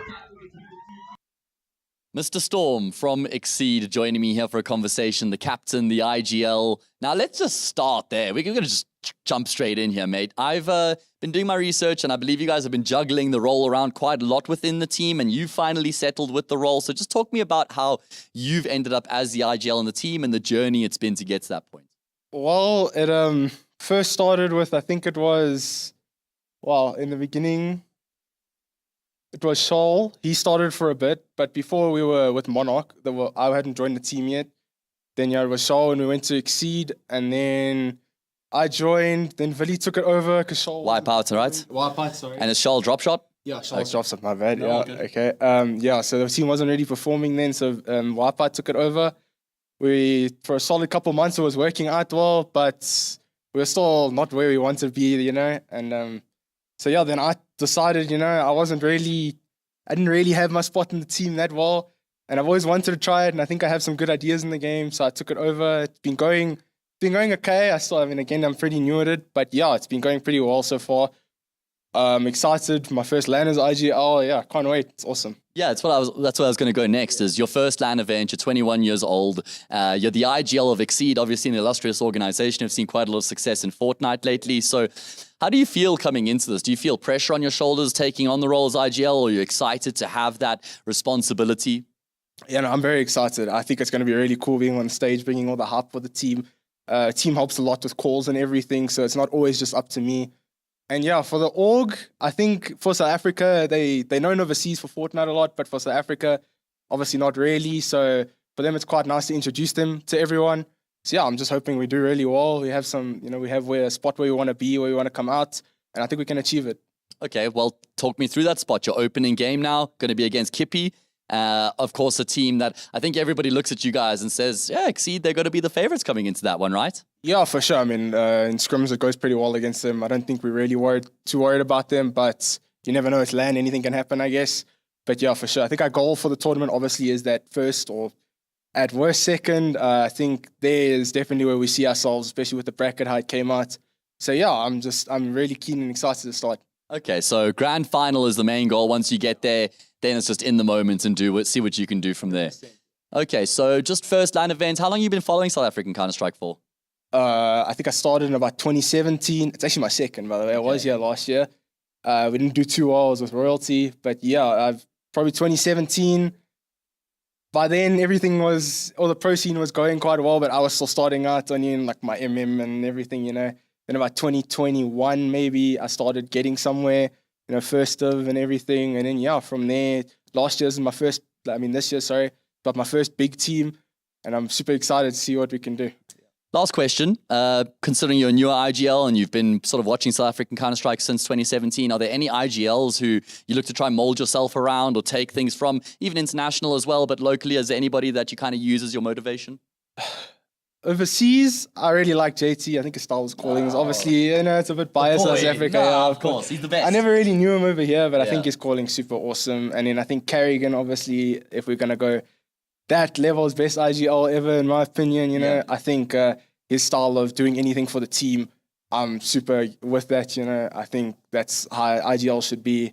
And yeah, that's who I try to imitate, make space for the team, and let my teammates do the rest of the work. All right, awesome, man. Well, all the best for the event. Thank you.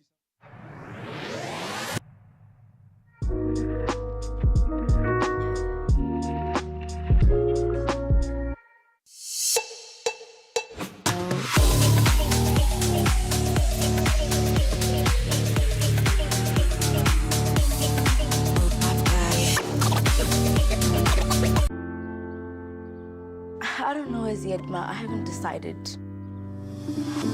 Hey sis, did you get my email? Ungabi gwala. Find your courage. Get out there, dude. Find your tribe. And together chase the sun. The world is big. May you always be bigger. Dad, Mom. I know. Telkom. Possible begins here.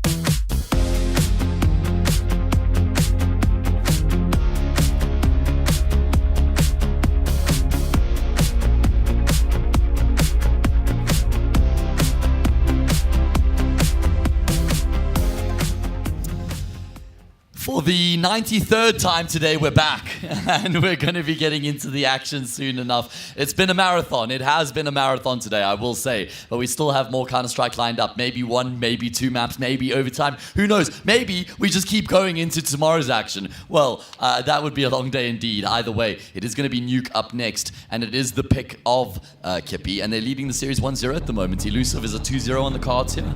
I believe so. They're going into their map pick now. I'm not sure what to expect from either of these teams on Nuke, but I do believe that Kippy have so much momentum behind them right now. I mean, after that previous game, James definitely took the guys to one side and said, see, if you just listen to me, I bring you the dubs. So just trust on this next map. This is our map. We got this. We're going to 2-0 this. We're going to go home. We're going to prep for the semis. Trev, he's the IGL who takes that responsibility, but if things don't go wrong, he still holds that responsibility and accountability, right? Yeah, no, that's exactly what you want of your IGL, right? He's not just an IGL, he's a proper captain. Like Ruan spoke about earlier, he's the type of guy that will bring the people together, really rally his troops, and I feel like with the momentum, Kippy might take this in a 2-0. All right, well, we're going to find out whether or not that is the case as we get into the second map of the series. It's the pick of Kippy, means Exceed get to choose which side they start off on.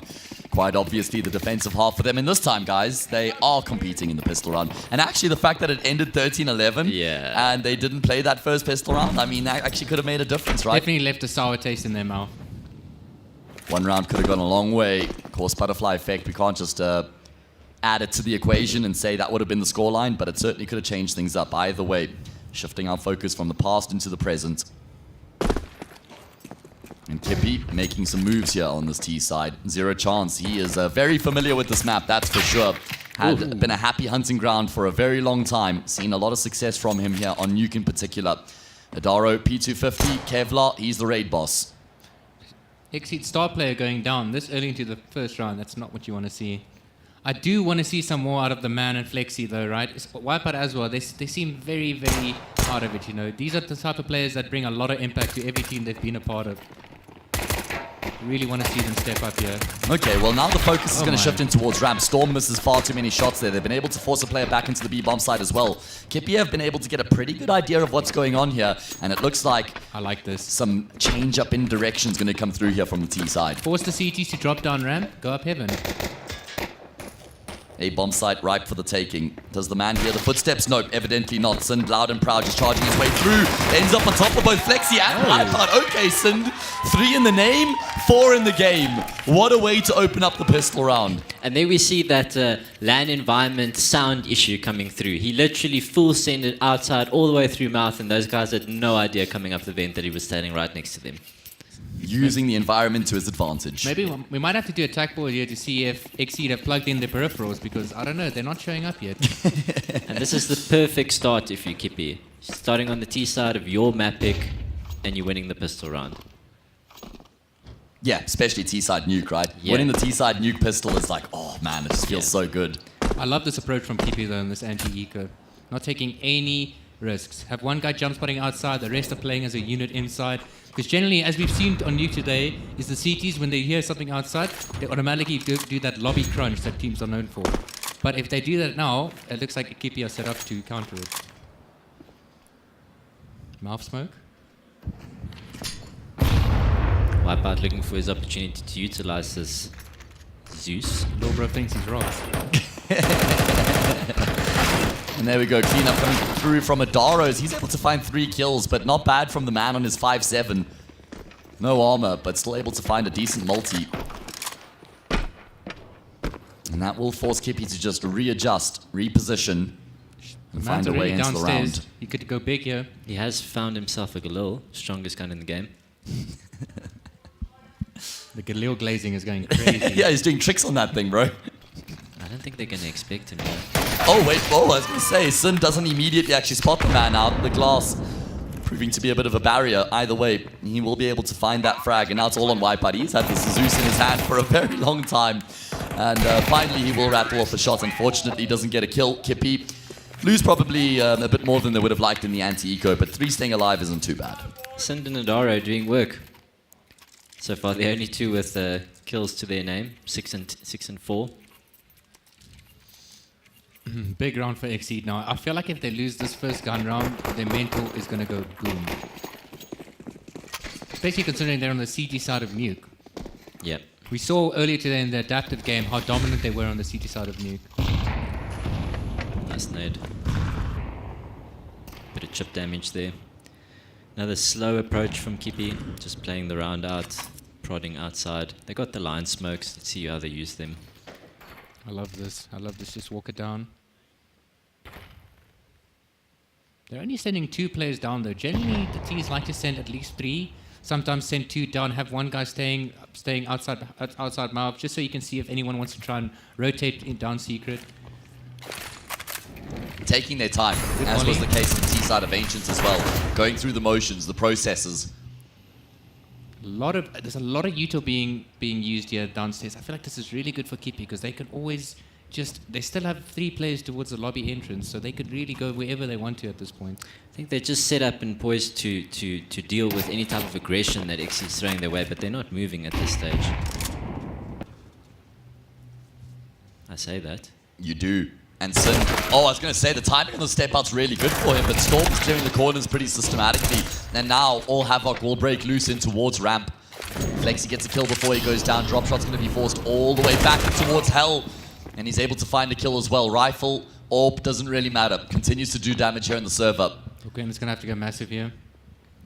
But look where Zero Chance is. Oh, he's making a lot of noise though. So much noise. Surely these footsteps are being heard. Storm, Sound, hello? question mark?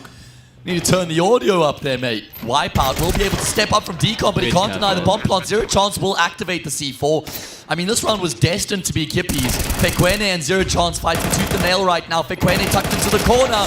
Desperate spray with the Galil, but it can get wild. And he's betrayed. Despite the fact that Kippy loses this round, this is best case scenario for losing the round, right? You killed 4 out of the 5 guys and you got a bomb plant. So look at what that does to the money. Exactly. So Kippy going to buy up again here, and the economy on X's side, they are not looking too good. Obviously, they're buying up here, but but they're not going to have what they need. There'll have to be an MP9 or a FAMAS. Someone's going to have to take a step down coming into this next round for the CT side. Prioritize that utility. Drop shot was able to drop a rifle, at least Wipeout. Yeah, he's going to have to settle for an MP9.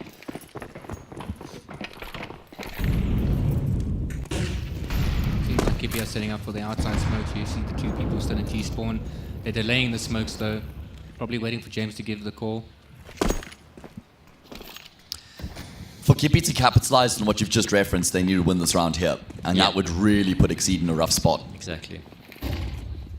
It's also just the mental aspect of being on CT side Nuke and going down 4-1, 3-1, and then you lose another round. You're like, it's 5-1 down. We're the favorites. Good kill from the man though. They just have to force the issue on him. They can't allow for him to get any more kills from this position, knowing that he's there. The spacing not great, but Adaro at least going to be able to eventually force the trade. Man advantage persists now for the CT side.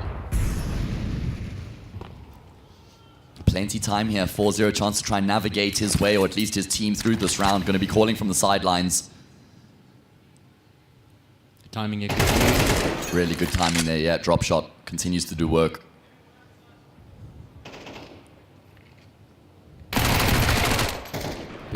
Okay. Lord managed to find an AK as well. He only had a Deagle before that. It's all on Storm now over towards the safe bomb site. Drop shot, his presence made known, but Storm continues to do work right now, man. Lord desperately wants to force this trade, and he's going to end up peeking into 2 players. Really good rotation from Flexi to join up with his teammate on the A bomb site, and Exceed fight their way back to level up the scoreline early on here on Nuke. Yeah, they really needed that round. It was very important for them. Now they can start building that economy. We're going to see a little bit of a half bar or even a full save coming from Kippy.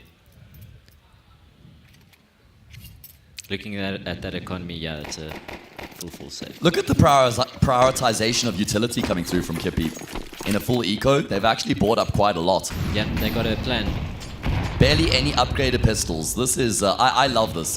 This is something I just barely ever see these days, honestly. Normally everyone wants the upgraded pistol, right? But Flashes, I think, go a lot further in terms of trying to enable a team on a full eco. Looking to try and make their way in towards ramp right now. Flash is raining on in, but there's support here from the CT side as they will be able to clean up the aggression. Pretty clean from them as well. 4 players staying alive. Exceed get the lead. Going back to what you said about the buy there, what that tells me is that Kippy have a full trust in our IGL. Because normally players, we're a bit selfish. You tell us to only get a Glock and Flashes. We're going to buy a P250, maybe a Deagle. So the fact that they are of that discipline and listening to their IGL, it's going to work wonders for them in the long run.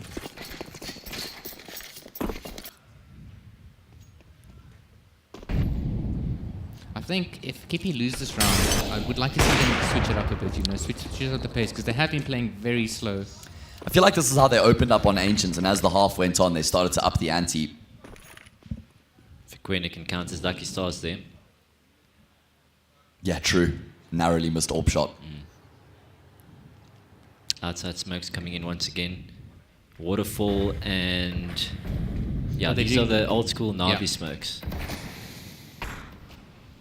What's nice about these smokes is that you have different avenues you can go. You can either follow the smokes, go down secret, but what I've seen a lot of teams do is they get close to warehouse of the smoke, wait for a flash, pop through warehouse.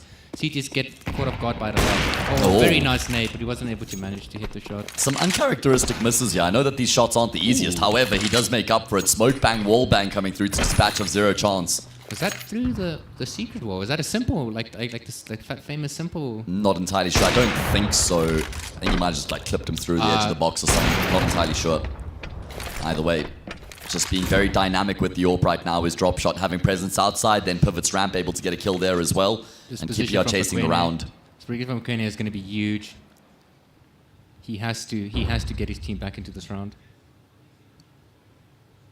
Certainly is in a power position right now. Dara has been waiting on this angle for a long time, and his patience will be rewarded as well. And now Kwene going to be able to activate coming through from heaven. Beautiful trading. Lord able to get in on the act as well. As you say, really good trading, great space being taken, 2 versus 2. And Flexi isn't able to catch the player jumping back around Silo, so Bomb Plonk going to come through here. And it's not really great for drop shot having an AWP trying to get back into the round here. So it's on Flexi. He's got to create the space. If he can get a kill, that makes the AWP's life a whole lot easier. Drop shot really struggling to find a way, and actually he's going to force the fight with Lord, and Flexi comes out on top of the gunfight with Love to Adaro. see how he got that kill. Yeah, if we could, I don't know if we can get a replay of drop shot getting that. Might have to look at the big screen. Yeah, I guess Lord must have peeked down the ladder, right? Don't think we're going to get to see it here in the sequence of highlights. Unfortunately not. No, there it is. Oh, there it is. Okay, shout out production. Yeah, I don't know. That's Shout a bit out of a production mistake for from Lord catching there. that. That is sick. Yeah, I think Lord should have just played that a little bit more safe. There was no reason. The Yeah. pressure is definitely on drop shot to come up there, but you also don't want that AWP to come up the ladder and no scope you know, because that's also such a But it was viable the thing bomb to was do. planted for him. He had the advantageous position there. Definitely, you need to be patient. Force him to come up the ladder to give up the gunfight, man. 100%. Russia blood to the head. And seems Exceed rushing to victory here, up 4-2 right now. Perfect start to this map considering what happened on Ancient, just to put those demons to bed. And Kippy deciding to go for a half buy, I like it. Yeah, I was going to say as well, they had enough money to irk out like a Galil buy, but they decided against it. No, they want the AWP or they want the good rifles, not the Galil. I still think a Hero AK when you've got max round loss bonus behind you is absolutely something you should be buying up in this round. Just means you get a Galil in the next, and it gives you a whole lot more firepower to work with in a round of this nature. They do have a couple of Deagle armors, you know. They know what they say about ZA players and their Deagles. What do they say? Pretty good. Pretty good.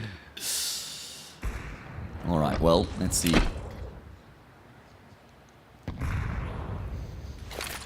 Got to be some sort of a plan here from Kippy. Nice underarm flash blinds the man up, but he's able to regain his vision in time. And Xyz really don't have to do a whole lot here in this round. Can just force Kippy to come to them. In anti-eco rounds, it's so much less important to obviously contest the map. It's all about keeping the numbers alive, keeping your economy healthy. I want to know what the joke about Kippy is and how the Org's name came to fruition. Doesn't sound PG. Yeah, I know. And That's Zero something for the Chance, after party. he inherited the name, right? Because he joined this team. So, I don't know if they were called Kippy back then, but yeah. okay. Don't really know what the reference is. I think I just heard the man scream after the round, so it's nice to hear the XE guys getting louder. Getting vocal, right? Yeah, Just yeah. getting that energy, bringing that ferocity. That gees. The gees, there we go. It's a word we haven't used nearly enough this weekend.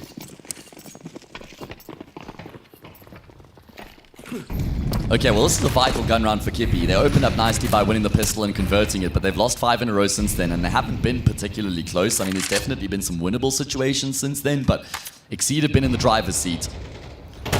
seems like Kippy have been putting all their focus towards outside, and it's a really good strat on Nuke, but it hasn't been working. I'd like to see them change of pace, maybe try hit the A bomb site, do some sort of a ramp pop. Definitely change it up a bit, because I feel like Exceed have to put it out right now. I don't know what Sean's doing. Storm is at least in a good position to try and wrestle the round back in his team's favor, but Adaro, he's done really well to actually lock Secret down in a couple of these rounds. He's going to force that player all the way back. He's doing work outside. He's definitely aware, you know, he's definitely aware of the possibility of where Storm can be. Yeah, just good awareness in general. Here's the big man, drop shot himself. 8 and 2, man. I mean, it just shows that it wasn't a fluke what happened on the first map from him. Bit of overextension there. I do like this idea from Kippy. Adaro taking a lot of presence outside while the rest of them shift towards ramp. Oh. Flexi's been bypassed. Thankfully, he can relay the information through to his teammates, trades the name of the game. Zero Chance is able to get the kill back. But Flexi, can he make the 1 versus 2 happen for his team? He's going to get the first frag for free, and he knows that Zero Chance was here as well. Gun's going to be juggled. Bomb picked up. Flexi Really versus Zero Chance. Yeah, and he knows. All right, well, mate, if you're Heaven, I want nothing to do with you. You're going to guarantee himself a bomb plant at the bare minimum here.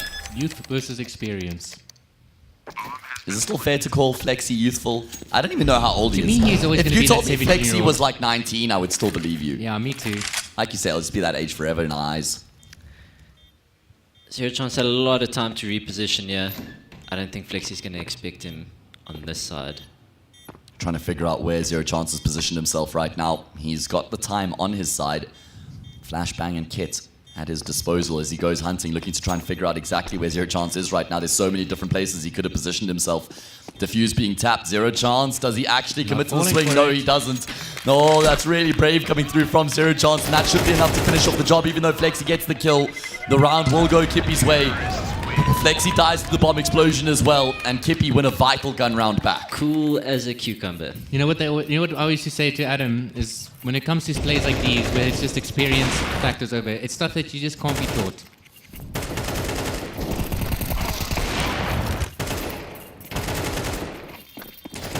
Looking at the economy for Exceed, the only person with money after this round is going to be Flexi. So what you're saying is, if Kippy can win this round here, then they'll feel like they're straight back into the game. Yeah, they kind of have to, otherwise it's another 2 rounds on the board for Exceed. And then it's full control at that point for Exceed once again. Have found a good opening frag here. Oh my goodness, okay. It's looking good for Exceed. Just winning the gunfights being offered up to them right now. Sind, Fekwene, and Lord have to combine the previous trio. The longest standing core of this team. Okay, well, yeah, good work out of Lord to open up ramp. That's going to create some space here on the map, create some opportunities. Cinder's looking to capitalize on the moves that are being made as well, and he'll activate beautifully. Coming out of Hut, he finds himself a vital multi-kill. And look at what that's done. Kippy had a plan, I think, to try and go down ramp in towards the B bomb site, but Sind has given them a far better option, a far more appealing choice. What an opening. I love the adaptation from Kippy. It's a huge nade, yeah, it does a massive chunk of damage. Flexi and Storm to try save the day now. This was always supposed to be Exceed's round after they got those opening 2 frags into the 5 versus 3. Fekwene giving his life away there. Yeah, a little bit unnecessary indeed. And Flexi's got a very good idea as to where Cinder's going to be positioned, and they seems like they know where this last player is. Lord just trying to deal with the flashes, but he gets overwhelmed. And Flexi, along with Storm, will save the day to get a 6th round on the board for Exceed. Such a small mistake in that moment. If Lord in Heaven is just watching, the way that sounds, Lord in Heaven. Lord in Heaven, baby. If he just watched Vent, properly in that situation, because the only thing that really needs to be covered, there's no way anyone's going to come from underneath Heaven. So if he was just posting that Vent, he would have picked off Flexi, and then the round would have played out completely differently. I agree with you to an extent, but I also think because Lord is in Heaven and the bomb is planted for him, you kind of want him to be the one to be last alive. And I feel like Fekwene peeking out there was not necessary because he had the guy in HUD holding his cross. No reason to peek out there. It's just how quickly rounds can unravel in this beloved esport, right? And there we go. One small mistake completely unlock a round for a team. And there was a bomb plant for Kippy, and that's been enough to just push them over the edge here in terms of the investment coming into the round. I feel like the man has been doing a fantastic job outside as well. It continues to find these opening kills and not be traded. And normally when you're in that position underneath Silo, if you get a kill, you should go down straight afterwards. He's been able to get out of dodge, but eventually he does fall. Really nice shot from drop shot. And he continues to frag. 10 kills now to his name. Eventually he will be felled, but that's okay because his teammates can finish off the job. As Exceed make it 7-3 here. If I'm Kippy, I just want 4 rounds. 4 rounds in T-side nuke, you can work with that. Yeah. It's sufficient. Yeah. To be fair though, when you win the first 2 rounds though, and you end on 4 rounds, it leaves a bad taste in your mouth. Yeah, but I mean, ending with 3 tastes even worse. Can't argue with that. They're going to have to just eco here, I reckon. Try and play for that 4th round, as Ruan mentioned. They do have a decent counts of round loss bonus. In fact, they've got full round loss bonus behind them, so they are able to dig a little bit deeper into their pockets coming into this round.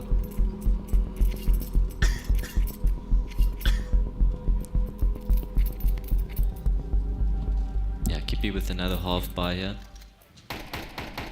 Don't really want to go under 2k. Got some util. 4 nades. Looks like they this need is going to be a something fast, mouth nade spam. Well, we haven't seen a fast upper side take throughout the entire half, and I feel like you have to do that at least once as a T side on nuke. Just to test the waters. Yeah, exactly. See if they have what it takes to deal with it. Zero Big chance kill we'll be able to Storm. find that opening frag. Where's Storm your team? really Yeah. struggling. Numbers eventually coming through in towards the save bomb site, but the numbers are there Very for messy. Exceed as well. Very messy indeed, but a clean tap from Wipeout will finish off the job. Just the spacing a bit disjointed there in that take. James was almost made his way from door to default before anyone else decided to run into the bomb site. But they made it expensive for Exceed, that's what's important. Last round coming into the half.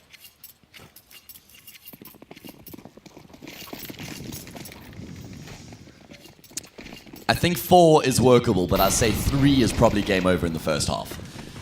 I think 3 with pistol is very doable. Pistol but and it's gun. a long road. Yeah, it's a very long road indeed. For me, Exceed are looking the best that they've looked throughout the series on an individual level and just in terms of how they're working around the map as a unit. Yeah, it's not just drop shot, you know, having to do everything. I feel like he has been a pivotal player here in the half, though. He's had a lot of just impact and presence across the map. That's what you want from your AWPer, though, you know? You want him to be impactful. Absolutely. Now smoke's coming out once again.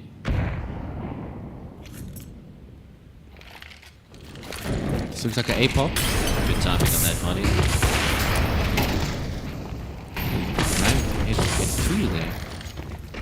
This is looking as good as done. I'm surprised we haven't seen a single upper side take coming through from Kippy here. And now they're going to have to try and force their way in towards ramp. There's so much damage being inflicted. Eventually they will get a kill back, but they're just chasing the round at this point. 4 versus 2. Should be dead in the water at this point. Exceed, despite the fact they lost the pistol and then the conversion afterwards, they're going to win 9 out of the 10 rounds that get played after that to take a commanding halftime lead into their second half. That's just nuke for you. I mean, they won the pistol round, which is why they converted the second round, so that's a 2-0 lead. But then afterwards, as soon as you get the guns up on the CT side, it gets very hard for the Ts. All right, well, job done. Wipeout will conclude proceedings here in the first half. 9-3 for Exceed, complete control. Look at that kill distribution. Yeah. Looks tasty. 13 kills, 11 on 3 players. I think it's just Wipeout is lagging behind a little bit, but that doesn't matter. The numbers that matter at the top of the scoreboard. Definitely need to see Fikwene step up on the CT side. He was such a pivotal reason to help Kippy get over the finishing line in the first map. He's definitely going to have to step up if they want any chance of bringing this back. All right, well, here we go. Second half underway. Can Exceed just carry the momentum from the first half into the second? They basically put the final nail in the coffin if they win this pistol round. This could be massive.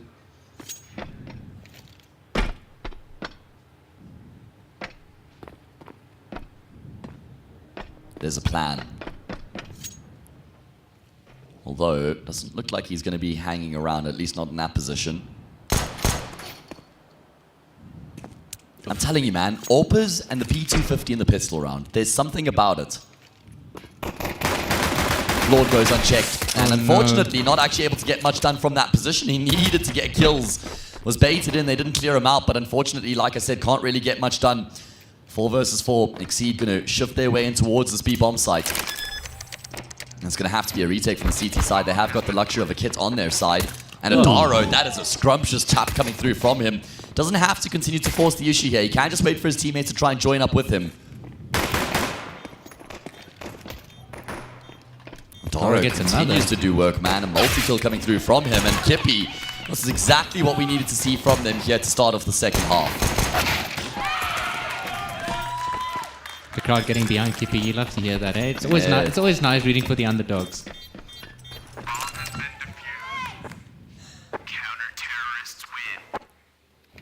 This is how it starts.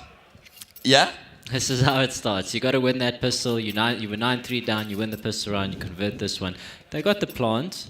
So, looking at the economy now on the T side, they're not going to force into. Yeah, this. I like this decision. Spread, yes. I feel like you got so much time to play with here in the half because you're leading 9-4. Just, you know, take the save and get the full buy in the next. Yeah, and Flexi being the sacrificial lamb in this situation, making sure he's saving money for the AWP next round. Yeah, someone's got to do it. I bet you the IGNing from James right now between rounds is just, guys, let's just take it round by round. Round by round. He's in a really important position right now. I guess he's going to be playing here throughout the CT side.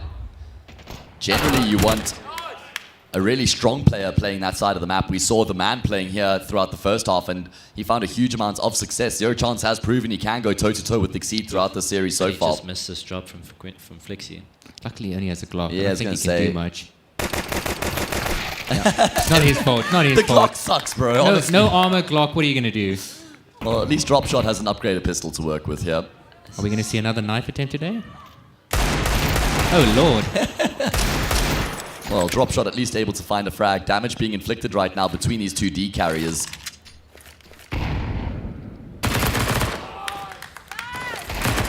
And there we go. Round finished off by Adaro. Not the cleanest, but good enough. Yeah, a bit dicey there, but they made it work. The problem is, even though, I mean, it's not even like this is really, excuse me, a bonus round for Kippy. So they have to win this round, even with a pretty lackluster investment. Oh, 100%. They can't afford to drop any of these rounds now. Because the second that they lose a round here, they are economically reset and they can't buy the next. They need time to build their economy on the CT side.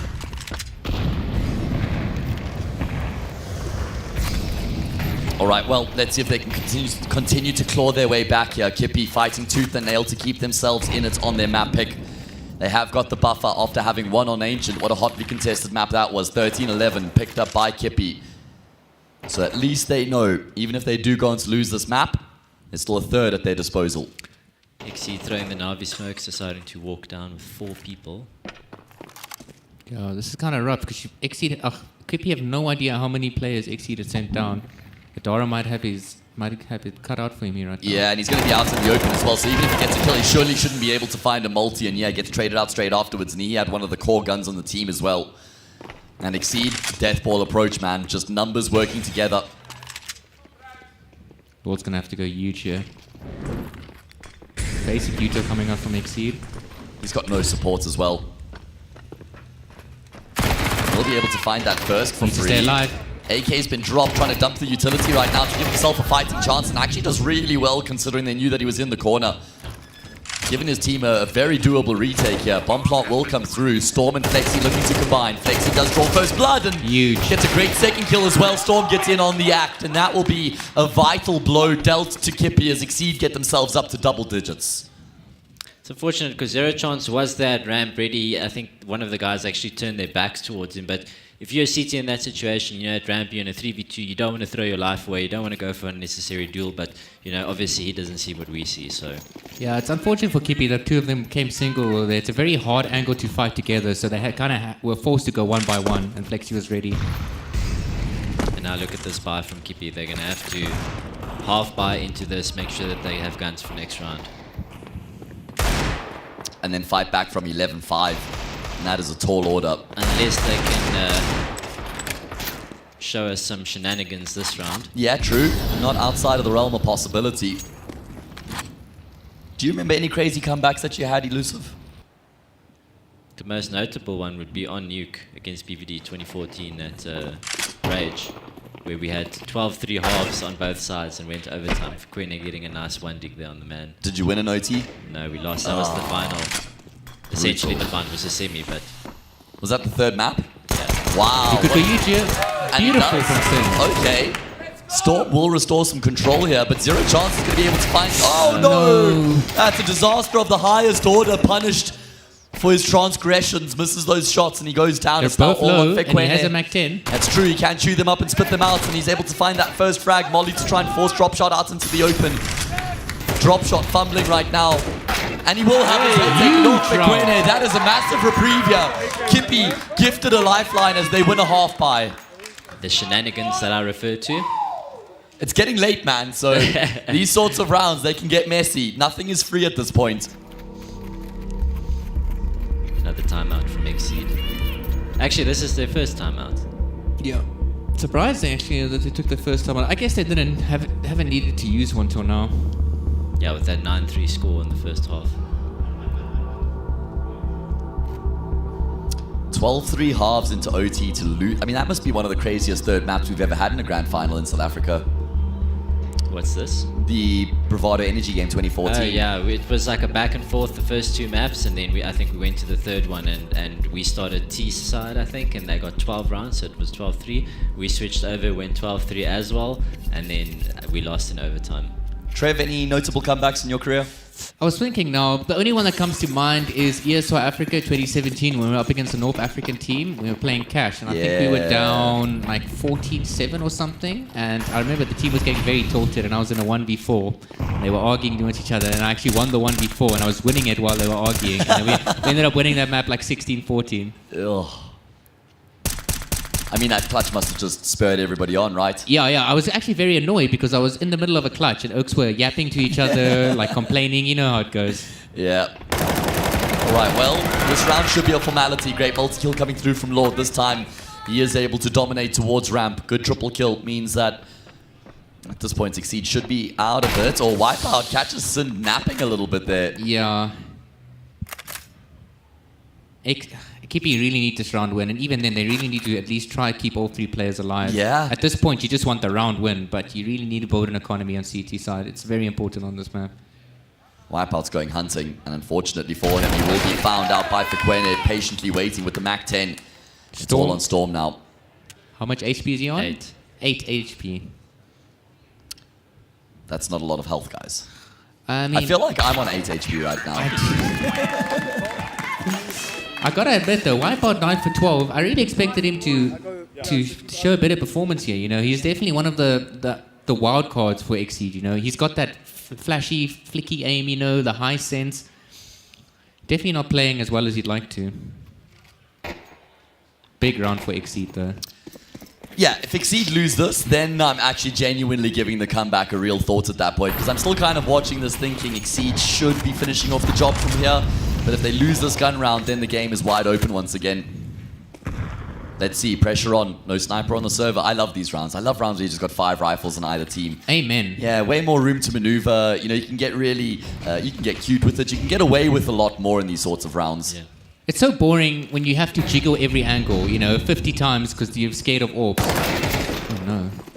All right, well, Fekwene gets caught completely off guard by the man's forward position. He was always going to lose his life out there, but unfortunately can't make anything from it. Kippy need to activate here. They need to take control towards lobby or something. They should know that Xy's plans to go towards heaven here, considering how the smokes were thrown and where Fekwene died. But it doesn't seem like Kippy are moving at all. They are pushing towards lobby. A very weird setup here in Hut. Yeah, peculiar.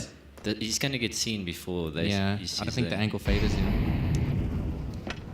We're relying heavily on the setup right now, as Flexi does start to make his way forward, trying to clear Hut out. Okay, well, the setup works out perfectly for them. What do we know? Scrap that point entirely.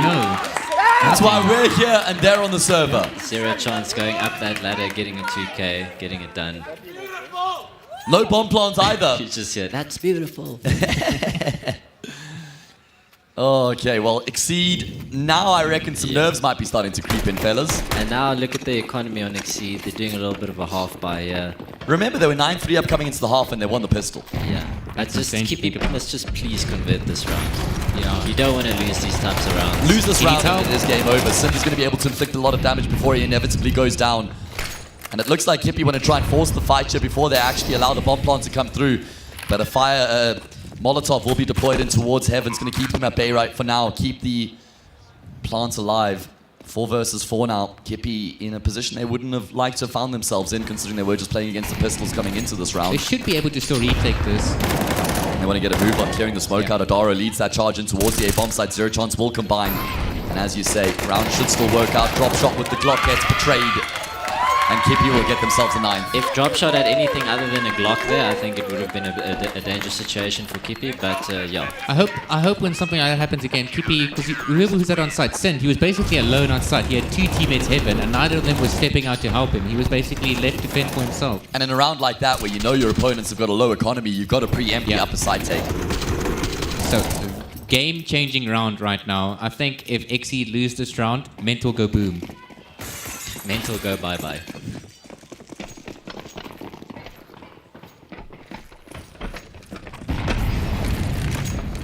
All right, well, I like this.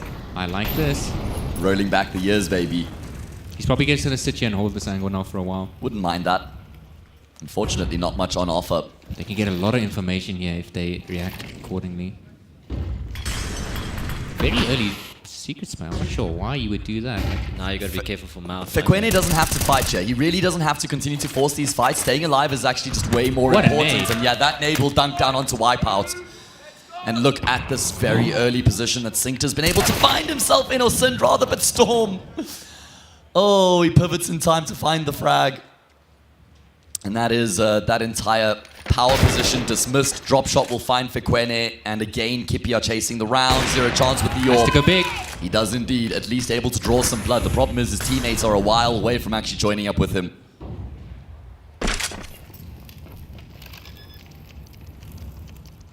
Bomb plant going to come through here. 3 versus 3, the name of the game. This 1v1 with Adoro. The man is looking crispy, I must say. The man is looking dialed in right now. Probably going to be a he's save from saved, Kippy, yeah. I mean, they've got money to full buy in the next. Yeah, Yeah. but It's just so hard, you know. They're both so spread from each other. There's all the chokes have been smoked off. It's like Retake's so unlikely at that point. if they save here, they can buy the rest of the rounds. Yeah. I'm surprised Fekwene stayed in Heaven there after getting that kill. I feel like you should know that Yeah. that when Exceed or like pressuring towards garage like that and under Heaven, the only place they can really go is ramp or come up Heaven, you know. And that play of going on the rafters like that, it's a very common place. I'm surprised he didn't fall back and hold Heaven from a more defensive angle. Yeah. 11-9. Exceed finally able to win another round back on this T side. They were sitting pretty coming into the half. They were sitting pretty. 9-3 and then 10-6. Speaking of things sitting pretty, whose chomp is that? Would you like it? I would. It's all yours, mate. Thank you very much. It's been sitting there the whole day. Wasn't it from yesterday? Yeah, it was from yesterday. I remember when chomps used to cost like 3 rand. I think there's still 3 rand. nah, inflation, brother. It's 5 rand 50 now, bro. In this economy. And a Wonder Bar. Sorry, that was another one. Do you remember the Wonder Bar? You know what I actually spoke about the other day of my friends is that blue chocolate. You know, remember Tempo? that? Tempo, yes, Yeah, yes. Tempos were great. 5-star OG. doesn't do it the same. I don't Chocolate like it. log as well, man. I mean, Yes. they took that from us. How dare they? Man, walk down with the Navi smokes. Oh yeah, sorry. Game of Counter-Strike, of course, naturally. No, people care more about the chocolate. Focus up, boys. Focus up. 9-11. As soon as they Dara get does that go pick on Adoro, they just pull the trigger immediately, start rushing down. Lord is by himself here. He's going to have to do the Lord's work, I'm afraid. He's going to just have his head ripped right off. Storm does not care. This is a save. Yeah, Exceed have found the mojo. They've got the momentum, and they're on the brink now. It's going to be 12-9, fellas. Kippy with a valiant effort on the fight back, but their efforts will be in vain. Unless... Oh, never mind. Gotta call the save, guys. Yeah, you need these weapons in the next round. They only get $1,900 when they lose here. Sin. What's he doing? I mean, his teammates have committed to the save. He's still looking for something. He goes hunting, and he does find something, but not what he was looking for. Led to the brain. 12-9. And, I mean, guys, this is going to be... They're hunting. These third maps... All right, let me not get ahead of myself. As you say, they're committing, and I love this from Exceed, just forcing the issue. There's no way Zero Chance stays alive here. Completely overwhelmed. Exceed, they get themselves up to 12. Map point on their opponent's map pick. in pursuit of Inferno. Would have decided that would be the classic Inferno to finish off the series. We haven't actually seen an Inferno this LAN. No, we haven't. That's true. And this is the 10th map we've cast today, boys. Yeah. 10 maps deep. And we're going to require an 11th, evidently. That's my lucky number as well. Yeah? Why is that? So my birthday's 11/11. It's kind of lame. I'm sorry. What's your birthday? 18th of November. Okay, well that's 18/11. Doesn't sound nearly as cool as 11/11. I love you, Trev. Nah, I mean, I like you. Fair enough. This game's gone on way too long. I'll take that. Yeah. We're starting to lose ourselves here. The sanity's gone out the window a while ago. As soon as this is done and we go home, you're going to close your eyes and you're just going to see rifles and economy and diffuse kits. Clutches and... Yeah, eat, sleep, dream, Counter-Strike. That's what this weekend's about, man. All right, well, let's see if Kippy can try and find a way to keep themselves alive here on Nuke and potentially force overtime. What a storyline that would be. The man doing his damnedest right now to deny that exact case. Sin will continue to do work with the MP9, but eventually is cut down.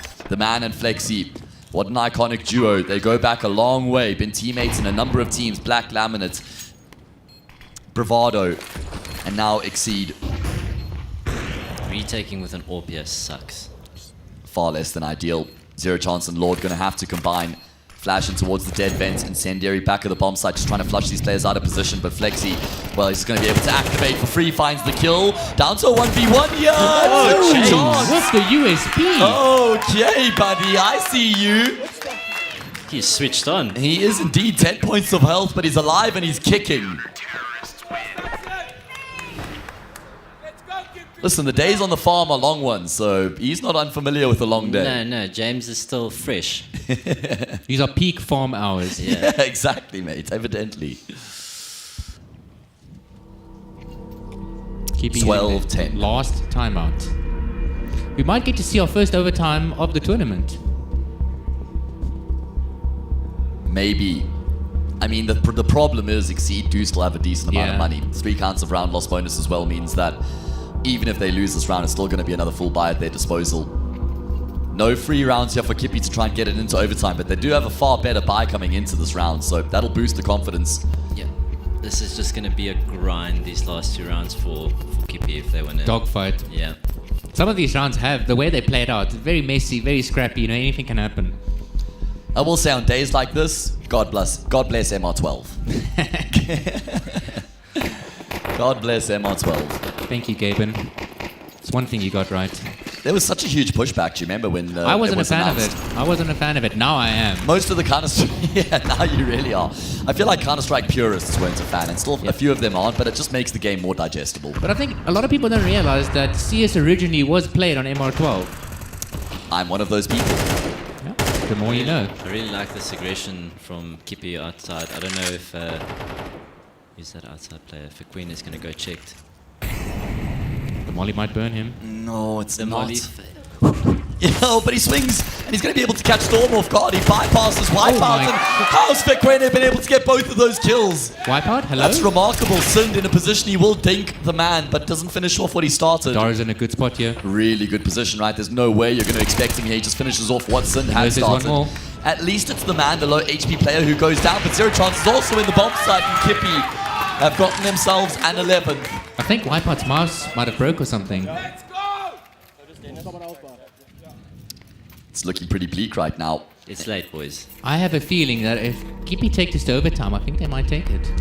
I mean, that's generally the consensus, right? Because the team who force it into overtime are obviously the ones who are going to be very happy about getting the game into overtime. Everyone's eyeing that chomp, eh? Why haven't you started now? He's warming it up. It's going to melt in your hands soon, mate. Throw that thing back. I'm sure you could do it in one bite. We should put the camera on you. I'll save it for. I'll save it for OT. Okay. I'm only allowed to eat this chop if it's OT. Ruan is famished. This is my dinner. All right, well, 12-11. Kippy have done really well to just keep themselves in it, considering they were down 9-3 coming into the second half. It's been a very impressive fight back from them. Can they continue? Stand Missing the jump there, minus 21. Style points. That's a bit of BM, you know? He doesn't need 100 HP. Oh. For Kearney, you'd think with those big arms, you'd be able to throw that net a bit further. Yeah, unfortunately doesn't go as deep as he would have liked. Exceed, though, they are not pulling any punches here in this next round. The pace. Haven't seen them play with much gas in any of these rounds on the T side so far. I guess maybe one or two, but not to this extent. Stock standard Kippy, drum control. yeah, they're getting locked out of the bomb side. I think Exceed are just worried that there could actually be someone on the sides itself. It's why they haven't entirely committed, and now they will. So Kippy, if they're going to force us into overtime and let Elusive eat his chomp, then they're going to have to make a remarkable retake happen. 5v5 retake. You don't see that a lot. A lot of util to work with for the CT.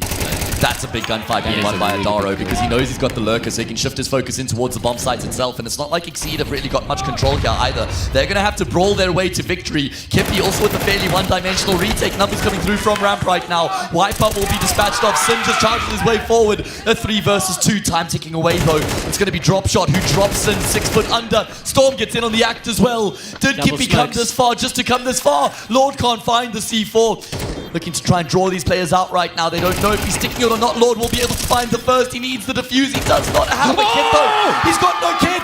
He's got no kit. There wasn't time anyway. Good effort there from Lord, but ultimately in vain. 13-11 on the first map. 13-11 on the second map. What a result coming through from Exceed as they've leveled the series up. We are going the distance here in the last game of the day. I wouldn't have it any other way.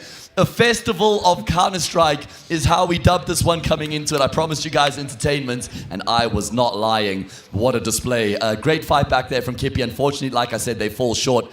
We're going to have a break now for the final time today. We're just going to have a little breather, and we will see you guys in a couple of minutes.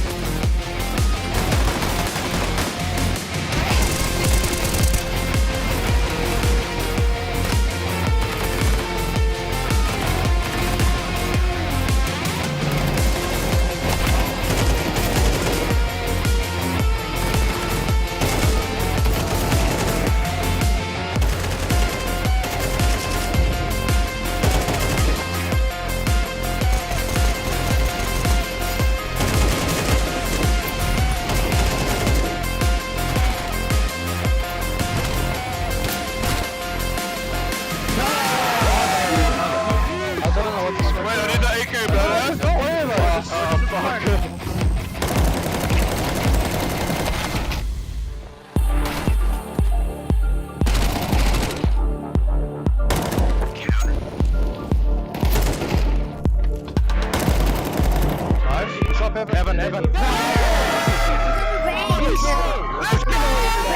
Let's go!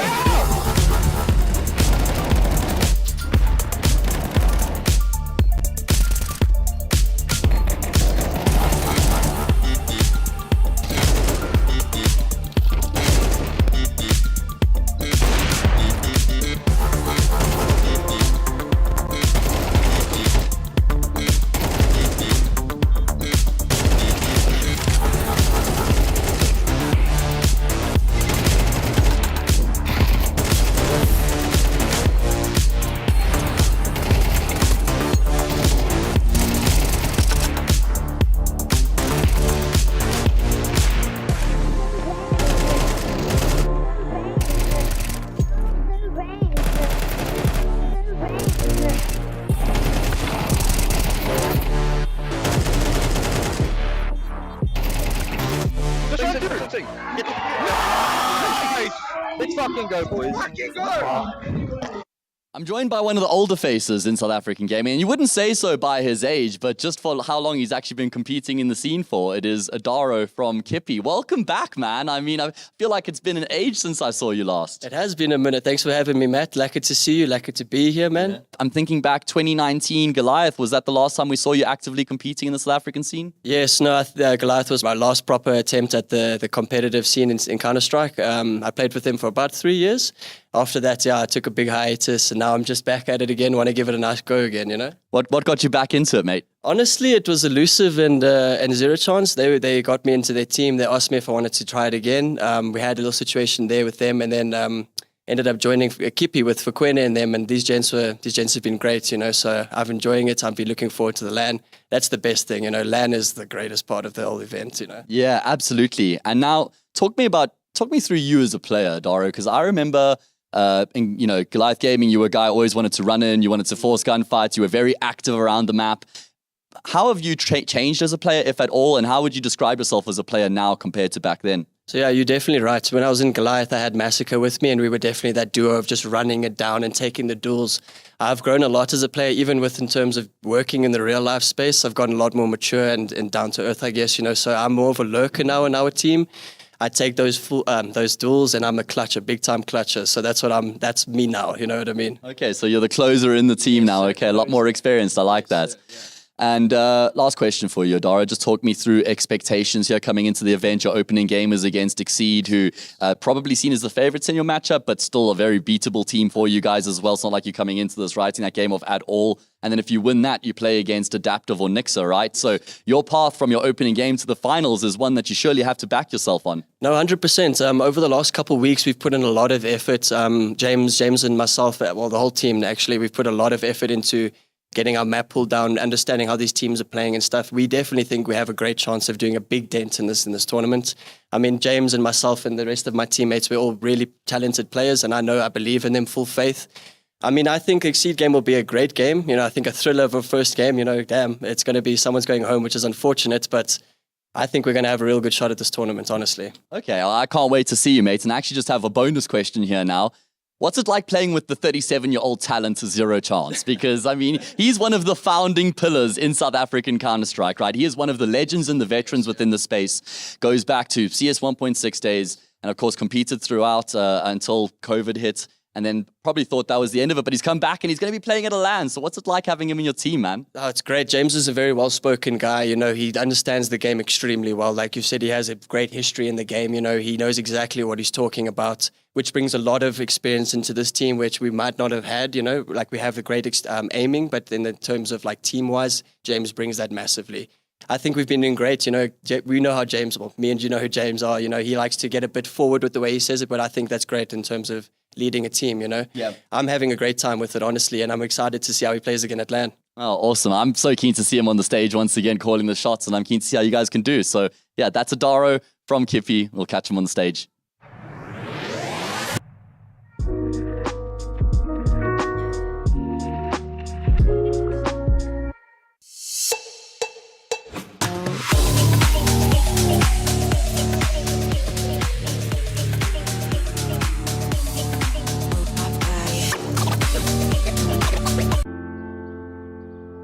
I don't know as yet, Ma. I haven't decided. Hey sis, did you get my email? Ungabi gwala. Find your courage. Get out there, dude. Find your tribe. And together chase the sun. The world is big. May you always be bigger. Dad, Mom. I know. Telkom. Possible begins here.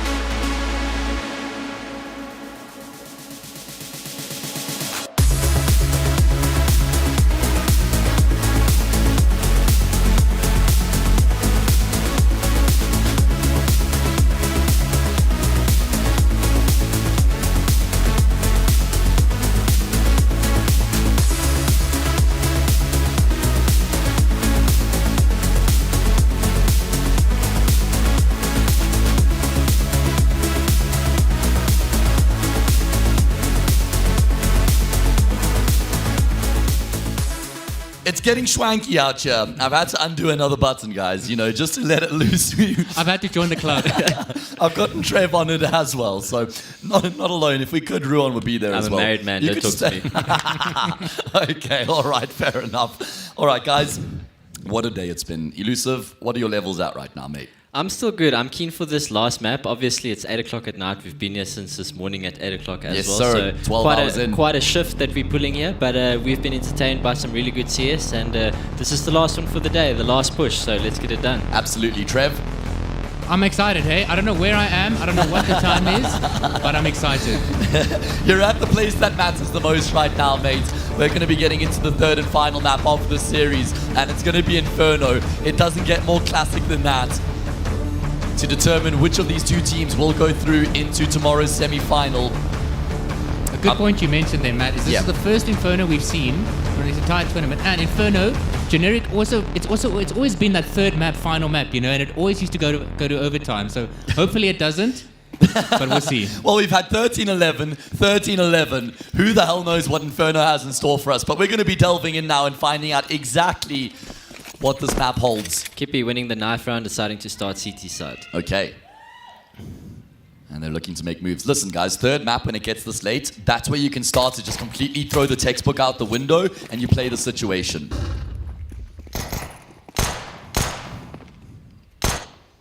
Wipeout with the P250s definitely needs to step up after that last performance. His team basically pulled him over the finish line. Yeah, and he's one of the important members, right? Because he's got the experience behind him. Definitely the wild card. I like the setup from Kippy though, the anti-flash in the corner with one baiting. Yeah, Kippy don't really know what's going on. It's why they, after stacking their numbers in middle, feel like they have to make some sort of a play to figure out what's going on. They can't just sit by idly. But after spotting all those players in middle, Exceed decided to pull the trigger and hit the B-bomb side. Yeah, good decision making. Seamless transition from them. When they're trying to make a play through the smoke, but unfortunately the shot's just not connecting. Adaros does, however, great double, 2 pistols, 2 frags found. And that's going to allow for his teammates to get in on the act as well. Wipeout, 1 point of health. Surely mission impossible, and yeah, he ends up swinging out into all of them. Big round from Adaro. 3 kills on the dualies. Nice tap on the bomber there. I don't know how these kids get it to where they shoot so far of the dualies. Us odd men, we can never do that. You just one tap with the dually. It's either one tapping or like spraying for your life. Yeah. There's a couple of guns in CS I could just never get the hang of it. Dualies is one of them. Dualies, AK, AWP, M4. Basically every gun. The Zeus though. The Zeus though, okay. And I can Scout. get behind that. We give you the Zeus and the Scout. That's all I buy every round. I throw away my pistol and I just keep a Zeus and the Scout. Oh no. It's okay. It's late. We give him a pass. T's randomly threw a nade up middle there. I know. So weird. I didn't even realize they bought one. What do you think about the new Inferno, Matt? Do you like it? Just say no. I hate it. Yeah? I dislike it so much. I think old Inferno was perfect. I feel that. I don't like this new Feels Inferno at all. claustrophobic in Banana. It does. And I really don't like the mid setup, how it works, you know, all these janky angles and stuff. This is a million times better than the first iteration of 100%. Inferno that we saw. But the second iteration of Inferno in Go was perfect. Kippy not really set up for this. Dara needs to stay alive here. Very deep in important the that bomb he- site, as you say, got to preserve his life, stay alive for as long as he possibly can. A bomb plancher for Exceed would be wonderful, considering how little they invested coming into the round, and they will be able to get that bomb plant. Surely nothing more up for grabs here in the round. Lord waiting for his teammates to get close before he initiates the retake. Very good to see. I know there's another guy's site. And there we go. Yeah, able to unlock this retake and get things going with the ZMP9. The man cooped up in the corner was never going to be able to get much done, and Kippy double up. Exceed will be happy with the bomb plant though, and 1 kill.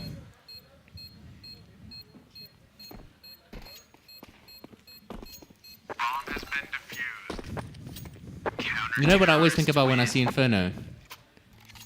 What? There's one clip. There's the most iconic Inferno clip, and you have to know. Happy. Oh yeah, there it is. See, no one Oh, knows. sure. I was thinking the Zaiwu up banana AWP round where he just was Oh, that is a very iconic on map round point, as well. I think, yeah. But Very happy, stylish. the happy clip is definitely the one. He coaches Valorant now, so we don't talk about him. Fair enough. He was also a big beta throughout Yeah. the later stages of his career. Carrigan Deagle from production, I like that. I don't remember a Carrigan Deagle clip on Inferno. I think it was at the major, wasn't it? Okay, well, Apples knows more about Counter-Strike than I do. He should come on the desk. Yeah, do you want to? We can exchange roles. I'm happy to push some buttons now, man. I think my buttons are being pushed. No, your buttons are being unbuttoned, mate. Setting up for a flash player. Yeah, first gun round is upon us. Of course, it is a bonus here for Kippy. He carried a number of these rounds through from the previous. You can make these type of rounds work on the CT side of Inferno, though. It's all about the timing here for Fukwene. He's got a smoke. Ideally, you want to use it here if you're playing this close. There we go.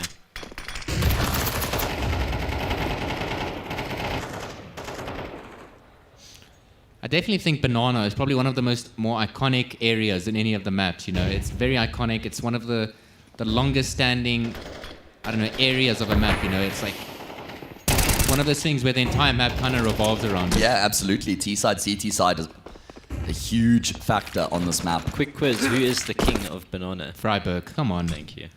Come on, you're gonna have to do better than that. Thank God you answered me. No, I do know, but it would have taken me longer than it took you. Okay, hold on. Before I go off on a tangent, it's an important round here. Straight through the smoke from Zero Chance will net a kill, but he receives that same treatment from the man, just brings it back into an even numbers game. Kippy going to have to make the retake happen in pretty rough fashion, just considering the guns that Big they have to fight work from with. But Adaro. yeah, Daro is certainly going to unlock this retake. Going to alleviate some of that pressure, and he's now the one who will try and push forward. Surely his teammates also trying to force the issue right now. Kills is going back and forth, the man locking it down from quad. Able to find that kill initially. He's taken so much damage from Adaro though. Adaro just and he'll be toying finished with off. him. Smoothment. I feel like back in the Goliath days, Adara and Massacre, this was their best map. Over That's on true. that B-bomb That's true. side. It's because of ADM. ADM loves this map. And I remember that in the ATK era, they just started perma-banning Inferno because it was actually the only map that Goliath could beat them on. Yeah. No, I think when it comes to IGLs, I think ADM, one of the best IGLs on this map. He knows this map like the back of his hand. Almost said something else. Do you remember the Fnatic versus NIP? I think it was 2014 or 15 Katowice, where NIP chasing the game and the retakes on the A bomb side. Freiburg with the entries on A on the retake. You guys, not jogging your memory here. No. He did it twice in 2 rounds and then ended up eventually losing the game like 16-14. But I just remember Anders casting those rounds, man. Incinerated into my mind. Is that what got you into casting? Yeah, Anders is a huge motivation, but then it was Sadekist. Like, he's just always been my goat. What's your favorite casting lines, Matt? There's a few of them. I mean, the Freiburg again and again and again is classic on Cobblestone. Freiburg, are you kidding me? Yeah, that's no, it was Hiko. Hiko, The problem with Anders is he used that "Are you kidding me?" way too much. Yeah, He because it overused became his like line, Yeah, right? yeah. But yeah, You know what my enough. favorite one is? The big apple and snacks is hungry. Iconic. Such an iconic line.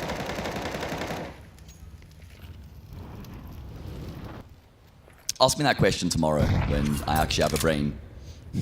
Was it Sadekist or Semler that you said? Sadekist. Yeah, You said Sadekist was Sadekist.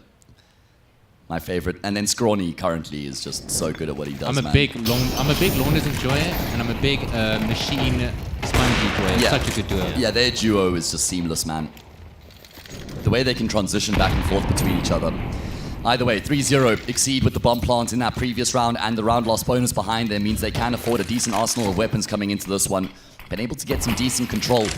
These guys are playing a very standard TT side right now, and I feel like in this type of a situation, third map, it's late, you've been waiting very long for this game. Like I said, coming into it, you can just kind of throw the plans out the window, run at your opponents, and we haven't really seen them try that approach. I'll admit though, I think Kippy kind of screwed the pooch this round because Exceed took brackets control, and instead of fighting them, Kippy smoked it off. Now you kind of smoked yourself off, so you can't re-clear brackets to get that info. And this is your window where you have to go get info now. And that's exactly what they're doing. I think it's a bit late though. 8 seconds too late, but... the rotation should come instantly from the Yeah, as soon as Zero Chance clears it out, right, he should be saying, guys, you need to have it towards us. And Sin will be able to at least find a kill. He combines with Pequene, who's running out of ammo. A little bit more chip damage inflicted. Sin through the smoke will continue to do the work. The bomb plant's going to have to come through here. A 4 versus 2. We saw Kippy make the retake happen in the previous, and Sind is doing his damnedest to make sure that this one will happen as well. Does guy not see smokes? With an attempt, but yeah, maybe not. Smoking his opponents, mate. I don't understand why Exceed didn't wait for the CT smoke to go down. Like, he got a kill before the smoke even came down, and they were like weren't even looking towards CT.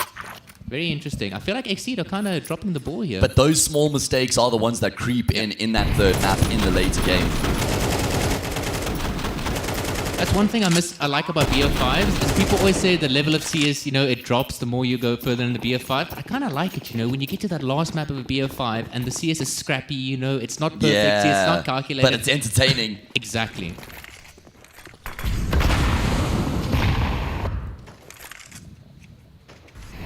Kippy could not have asked for a better start to this last map, though. Oh, absolutely, mate. Generally, these sort of games are very momentum-based. Despite the 4-0 lead, the economy's not that great. Yeah, these rounds have been close. Yeah, if they lose this round, they've got 3 people that can buy. Cheeky little boost from Exceed. Kippy are playing a very calculated CT side. Not taking any risks, though, which it's working out for them right now, but I feel like if they were down a couple of rounds, they probably would have upped the risk factor. Yeah, if you're going to play this passively, if the T's know what they're doing, they're going to exploit you. Yeah. There's ways to bait out the util from the CTs. You challenge Banana, you challenge middle, you get some map control, and then at that point, you make a plan. If I like this triple lane setup. Yeah. Sorry, everyone. From this triple lane setup from Kippy, though. Putting all your numbers together, the trade will come instantly, and you just have that one guy making sure nobody comes out of bulk. 0 chance to shot without flicking. It doesn't really matter. His teammate goes down straight afterwards. It's now all on Adara, and he doesn't really have a position where he can fall back after the first contact is taken. He's going to have to find a multi, and unfortunately, after finding the kill, he does get overwhelmed. Looking good for Exceed to get their first round on the board. If I was Kippy, I'd probably go for the save here, but I don't think they will. I think they should as well. Genuinely. I mean, retakes are just so difficult on this map, especially when there's a fresh smoke moto. Yeah. I mean, that has to be enough to score them today. If they can retrieve Zero Chances off from lane and save that, I think that'd be really big. Might be what Cinder's hunting for right now. We have seen Sind overstay his welcome in a couple of these retakes. It happened on Nuke. This round is dead in the water. There's no way back, surely, right? I've written this one off, but maybe not. Fekwene not able to find that instantaneous trade. Time is of the essence right now. Eventually, he'll force the fight. He has the kit. He doesn't. No, he doesn't have the kit. So this is just a pipe dream. Optimistic. All right, well, Exceed will get themselves on the board. I feel like we're going to have to see more emphasis on Banana here from Kippy because they've been giving it up for free every round so far. Hear me out. New CS update. You can buy gloves that make you defuse the bomb faster. Thoughts? Glad you're not a game dev. I'm too tired to dig. It's $1 million idea right there. Make it happen, Valve. I know you're listening, Gaben. The 3 devs. The janitor. Making CS pay to win. Just think of the cases, though. Think of how many cases people would open. That's it. That's what CS is, right? You're a businessman. It's a case simulator. All right, well, it is going to be a round in which Kippy empty their pockets, and not an ideal start at all. Fekwene in and amongst the thick of things right now. Desert Eagle up close and personal. Unfortunately, not able to connect on that first shot. Wipeout ducks at the perfect moment. And again, 3v5. You've got to call it a day. But that kill might just give them a little bit of motivation. I still think, Inferno, B-bomb side, once you're locked out, you're not getting back. To be fair, Xyz's after plants have been very old. Especially that last round, there should have been no way for Kippy to even get into the bomb side, let alone kill everyone. And it happened on Nuke a few times as well, so it's not just happening here on Inferno. Clearly a deeper rooted issue there. Have we been selecting MVPs for these matches? No, sir. I think we are the MVPs at this point. From tomorrow we can. Yeah, I think we should incorporate that as well. There are some standouts that we can look at. Dead drop shot on that first map, definitely MVP. I thought you were going to say dead shot earlier today. No, unfortunately not. I love you, Robbie, but it might be the LMP, the LVP. LVP? LVP. Terrorists win. Okay, well, Exceed get the ball rolling, double up their round count, and break that CT side economy in the process. We should see no investment from Kippy here. They're going to try and keep their money at around 2k so that next round they can buy. And they still have some firepower here as well. Yeah, 3 guns to work with. I want to see Zero Chance go ballistic on this orb. Just keep peeking and don't stop till all 5 of them are dead or you're dead. This is Zero Chance, not Slowy. Slowy Chance. I want to see what Exceed are doing in Banana that's going to stop this orb from doing what it's doing right now. He's like a fast mid player. Nice nade. I think Exceed have just done really well in terms of going through the motions and getting out of control. I love this. You smoke the left hand side as a CT, you just re-smoke the right. 1-4 trade, not the end of the world here for Kippy, considering the weaker weapons they had to work with coming into the round, and the rotations have come through thick and fast here from Kippy as well. Lord with the M4 is going to have to do a lot of work, but unfortunately he can't uphold his end of the bargain. Zero Chance now. An unlikely 1 versus 2. You spoke about how you wanted to see him go crazy, and he does have a crack at it, rolls the dice, but probably has to just consider the save here. I know it's not great, but he's going to need that AWP. He's going for it. He's going to need that AWP in the next round, man. That's a Galil. He's looking at the Galil. He's like, not worth it. Yeah, not worth. I'm not going for the retake with the Galil. If it was an AK, he would have. Yeah. Can I have your thoughts about that one? Thought that was your friend, mate. If it was me, I'd pick up that Galil. And win the 1v2, right? Yeah. I'd save the Galil. Okay. No financial decisions being made Calm by down, you. Grandpa. Let's get you back to bed. Do you know how difficult it is to get a Galil on the CT side? What's a saying these kids have these days? Sure, buddy, just put the fries in the bag.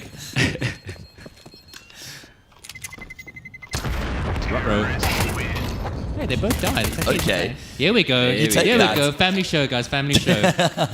You take it. The economic damage. At least they get the kills. 4-3. It was a good start for Kippy, but Exceed have been able to claw their way back, fight their way back, draw within a round. And here's that full investment from Kippy. See what they do with the AWP this round. What a hotly contested series this has been. We haven't had a closer game today. Well, Synthesis and Monarchs was pretty close. That's true. We had a couple 13-11s there as well. 13. I can't remember what Mirage's scoreline was. Like 13-7 or 13-7. Yeah, probably. I'm surprised you guys can remember the scores. Unless I'm probably thinking about a different Mirage game. I wouldn't blame you.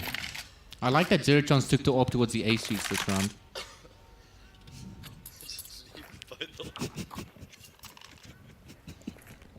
I got this, guys. Don't worry.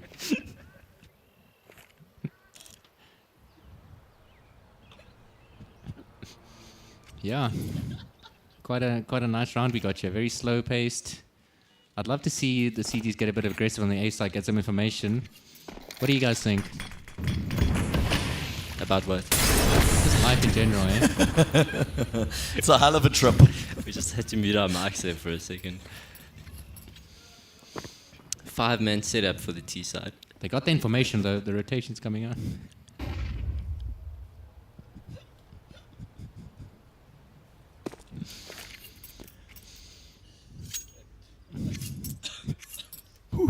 Okay, we're back. We're good. Kippy had 3 people on the B bomb side. They should be in a really good spot here to hold this. Oh!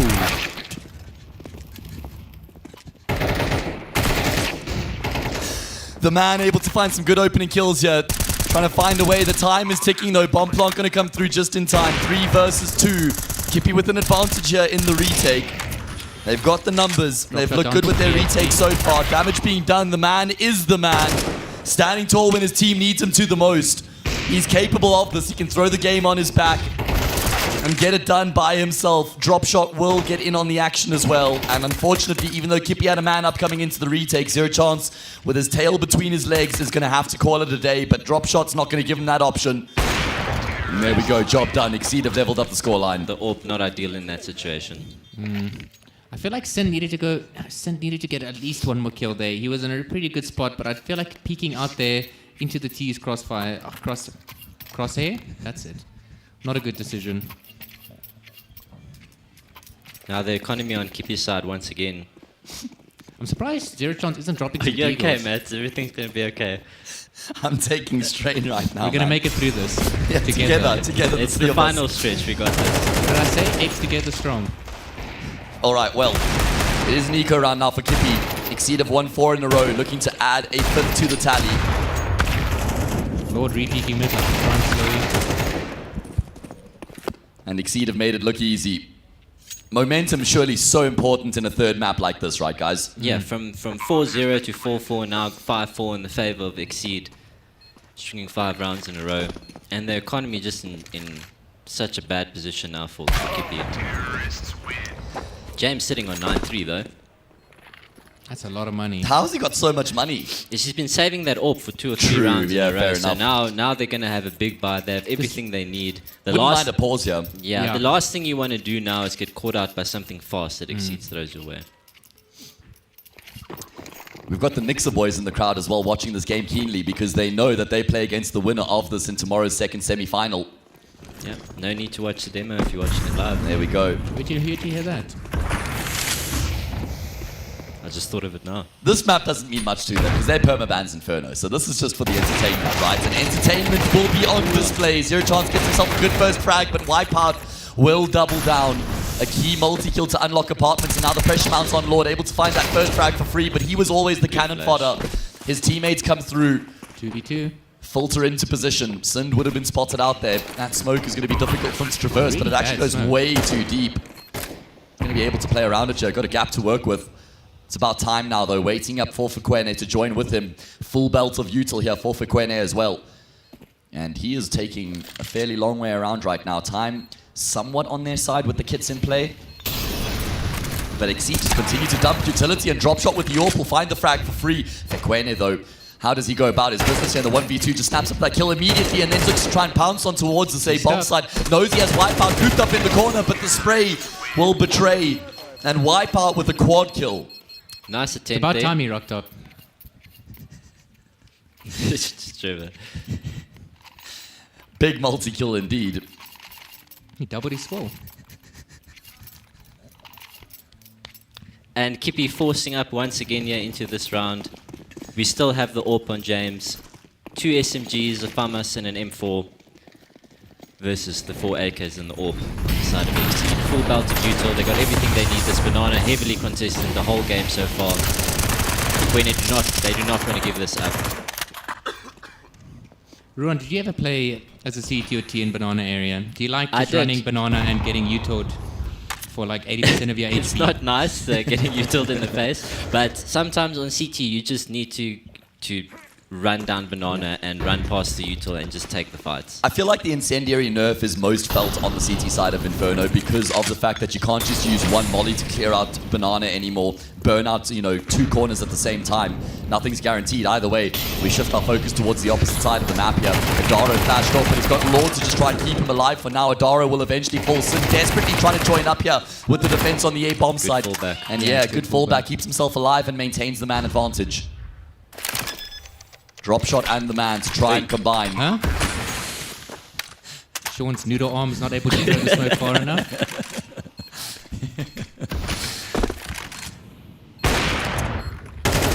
Drop shots and the man have worked very well so far today together. And the man with an AWP. Not normally his weapon of choice, but he spotted out that first player, steps out to force the fight, and he'll come out on top of that. Has no idea. And Fikwene coming through from above will be able to find the frag, and this time he has enough time for the defuse. It's been a while since Kippy have added another round to their count, but they've stopped the streak of Exceed. Yeah, not only did they need that round, but I feel like they really needed to break the momentum of Exceed, and they needed to win a clutch for their own mentality. Just to prove to themselves that they can still do this. Yeah, lift the spirits up a little bit, right? Restore some energy into the team. Absolutely. Yeah. When you lose clutch after clutch after clutch, you start going into clutches thinking you're going to lose. Last round of the half, yeah. I think both teams will be happy with a 6-6. Maybe Kippy not as much, considering they're up 4-0. Yeah, but Exceed won 6 in a row, so I feel like both teams would be okay, content with it. Inferno is the kind of map where you can get 6 rounds on either side. Hello. Good work from Zero Chance taking down his opposite number, and Kippy ruled the roost in banana as well, so looks like 6-all certainly on the cards. Big nade.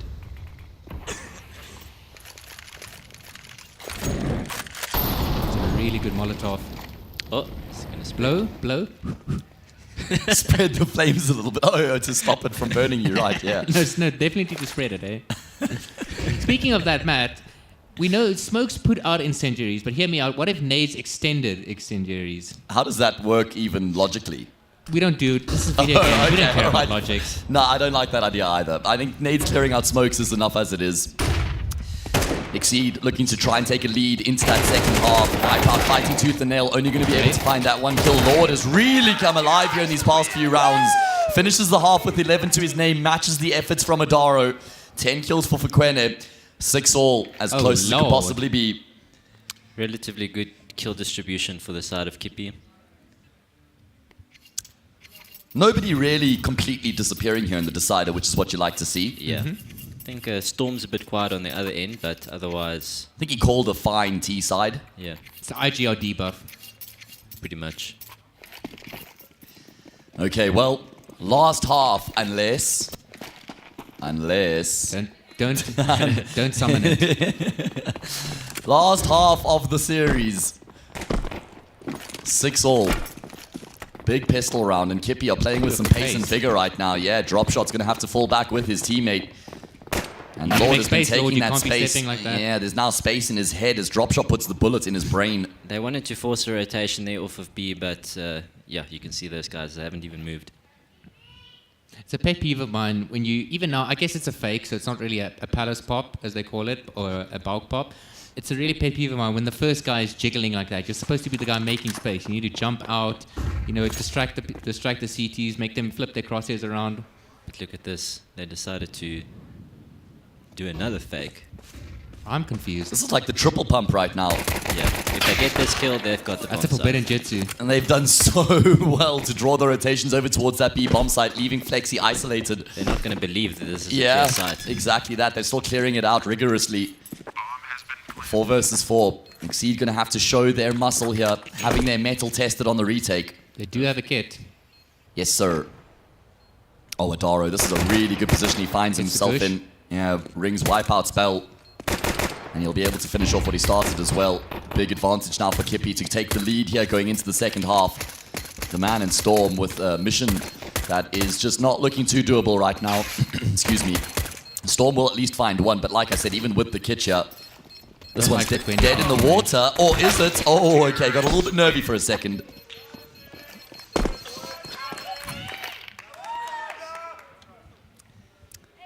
At least the crowd's still hype, eh?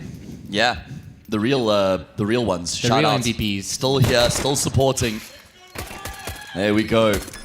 Motivation. I know that there's a number of people here to support Zero Chance as well. Got the OG goals in the crowd. Shout out Ashton. Oh, he doesn't even look back. That's crazy. Oh, Doesn't want to take his eyes off this action. Yeah, fair enough. Don't blame him. What do you think about this new thing they added with the grenades, where it becomes a crosshair, or it becomes a pilot thing? I think it's just like another thing that reduces the skill gap a little bit because it makes it a lot easier for the lineups, right? Double sandbag setup there. You don't see that often. I think it's a slap in the face of people that put it down to their util like I do. That's based from lining up like leaves from a tree on one side with a lamppost on the other. Yeah. My favorite aiming was at a using the cloud net that graph, moves. lining up smokes with your net graph. Do you remember? Funny thing, this crosshair thing, it reminds me of Spoof's crosshair back in the day, where he had a crosshair as big as his screen, and the main reason was just to line up nades. So basically exactly what happens now in CS2, if you hold in the grenade, it creates the big crosshair so that He my just had brother that decided permanently? he's 300 IQ, he's going to do that. And he played Compartmentalized his screen. an entire LAN doing that, yeah. How did that work out? Well, he came up with pretty cool lineups, but then he tried to convince everyone else to get this. So It's meta. So if you look at the far right hand side of your screen, you will see this pixel here, and this is how you throw it. It's like, we're not using the same crosshair, we can't see what you see. It's also this is also the same guy that tried to convince his entire ZA scene that the P90 is meta. Yeah. He really tried, eh? No, he really created tried. strats around the P90. No one's ever done that before. He'll still, till today, come onto this panel and he'll still justify that. There's a time and a place for the P90 rush. Jehovah's It's like the P90. most expensive SMG and you get the lowest kill reward as well. But it's got 50 bullets. Oh, well if you're not And killing with double the a first rifle. 30, you're not going to kill them with another 20, mate. It just feel means like- you don't have to reload once in the round. Just use a Bison at that I point. feel like if Got you don't 60. kill someone with the first 20 bullets of a P90, you have to throw it away. Yeah, that's fair You're not enough. allowed to shoot more. You have to take out the pistol. This is a really important round in the grand scheme of things. Kippy have been able to build themselves up a bit of hit steam, a bit of a lead here. 2-round buffer for them. I like how slow they play. They're playing their T-side very methodical right now. They've got banana control. They're going back. They're going to clear out apps. Probably leave one in apps. Fall out. Take brackets control. Very stock standard Inferno stuff. Ideally, you would want to try and bait out that smoke. That's an important duel. Dara's going to be kicking himself. You want to try and bait out the util towards B a little bit earlier in the round. If they get to start rotating their smokes at about 50 seconds, then it becomes very difficult. All right, well, round in the balance. Man advantage for Exceed as things stand. Have to win this gun round, otherwise they'll be under the pump on their CT side, yet to pick up a round here on their defensive half. They've got a pretty good setup, well poised to deal with what's coming their way.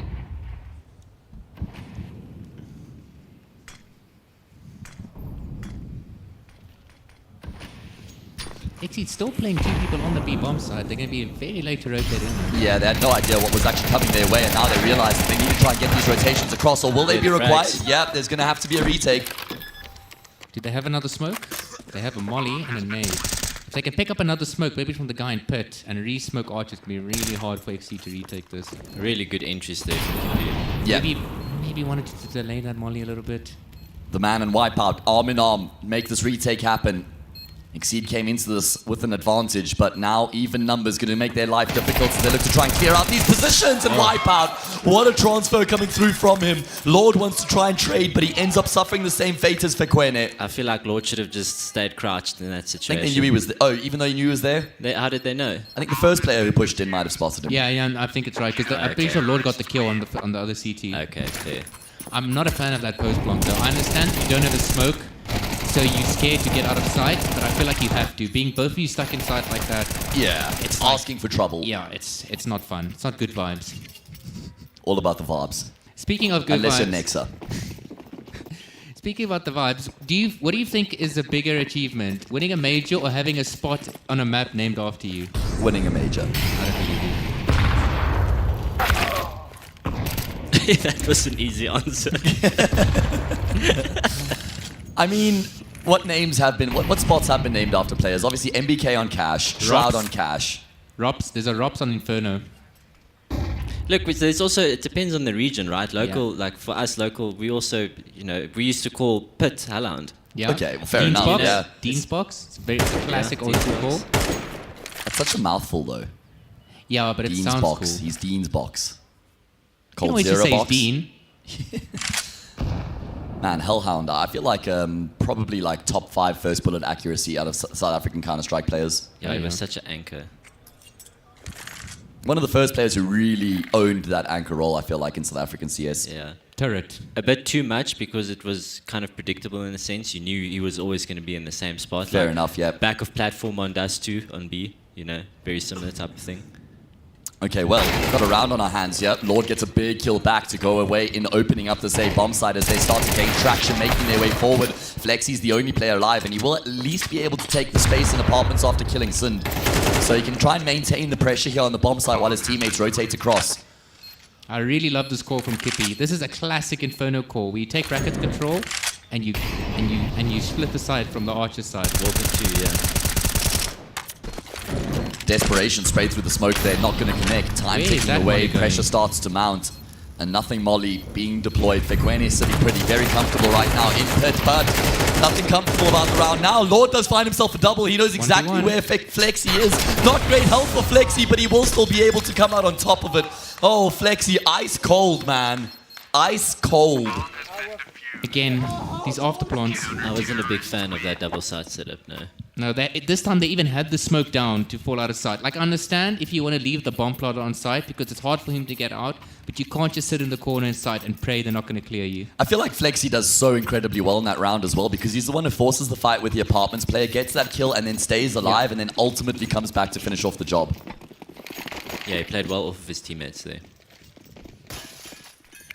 Flexy's game sense is absolutely right up there with the best in the country. Very high game IQ. Yeah, for sure. All right, well, scoreline leveled up. So Inferno keeping up with the trend. Previous 2 maps hotly contested. 13-11 on the first, 13-11 on the second, and now 8 apiece. I don't think anyone expected this game to go the distance like this and be this close. Nice nade. What's worse? Being Kitsune, where you just get steamrolled 13-3 or 13-4, 13-5, or losing a best of 3 that's this close? Nah, definitely the latter. I'd rather lose the best of 3 in this fashion. Yeah, sure. Yeah. But there is a point to be made in the case of like, you came so close, you fought so hard, and you ended up having the same result, still got eliminated at the first hurdle. Yeah, but you can at least be proud with Take the something away. performance. Yes, To some counter that positive though, signs. the difference is like Kitsune, they can look back on the game and say, okay, we played really badly, the enemy team just played better. A game like this though, you can look at individual rounds and individual mistakes that could have cost you the game, and you're going to be thinking about that for the rest of the weekend. All right, well, Kippy looking to try and lead the charge in towards this B bomb site. A smoke going to keep them at bay for now. No, it will not. Never mind. They're trying to go through the smoke, but there's no flash to enable them, and that means it's easy pickings for the man. A drop shot on the opposite side. How did he get here? That was a bit of Just like elusive in 2018 for real. 2018 it was, yeah. Yeah. good times. All right, well, Fekwene last alive here. Exceed about to get their noses in front. It's been a good fight back here. 3 consecutive rounds.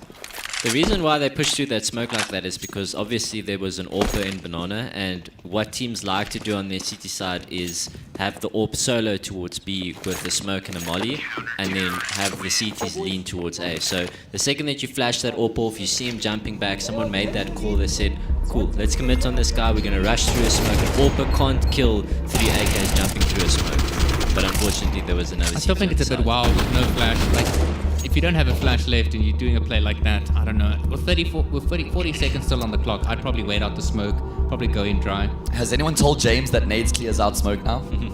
I'm sure he's up to date. Okay, all right, yeah, I'd imagine. Kippy's first time out, surprisingly. And actually, a pretty broken buy here. I think that they're going to have to save, you know.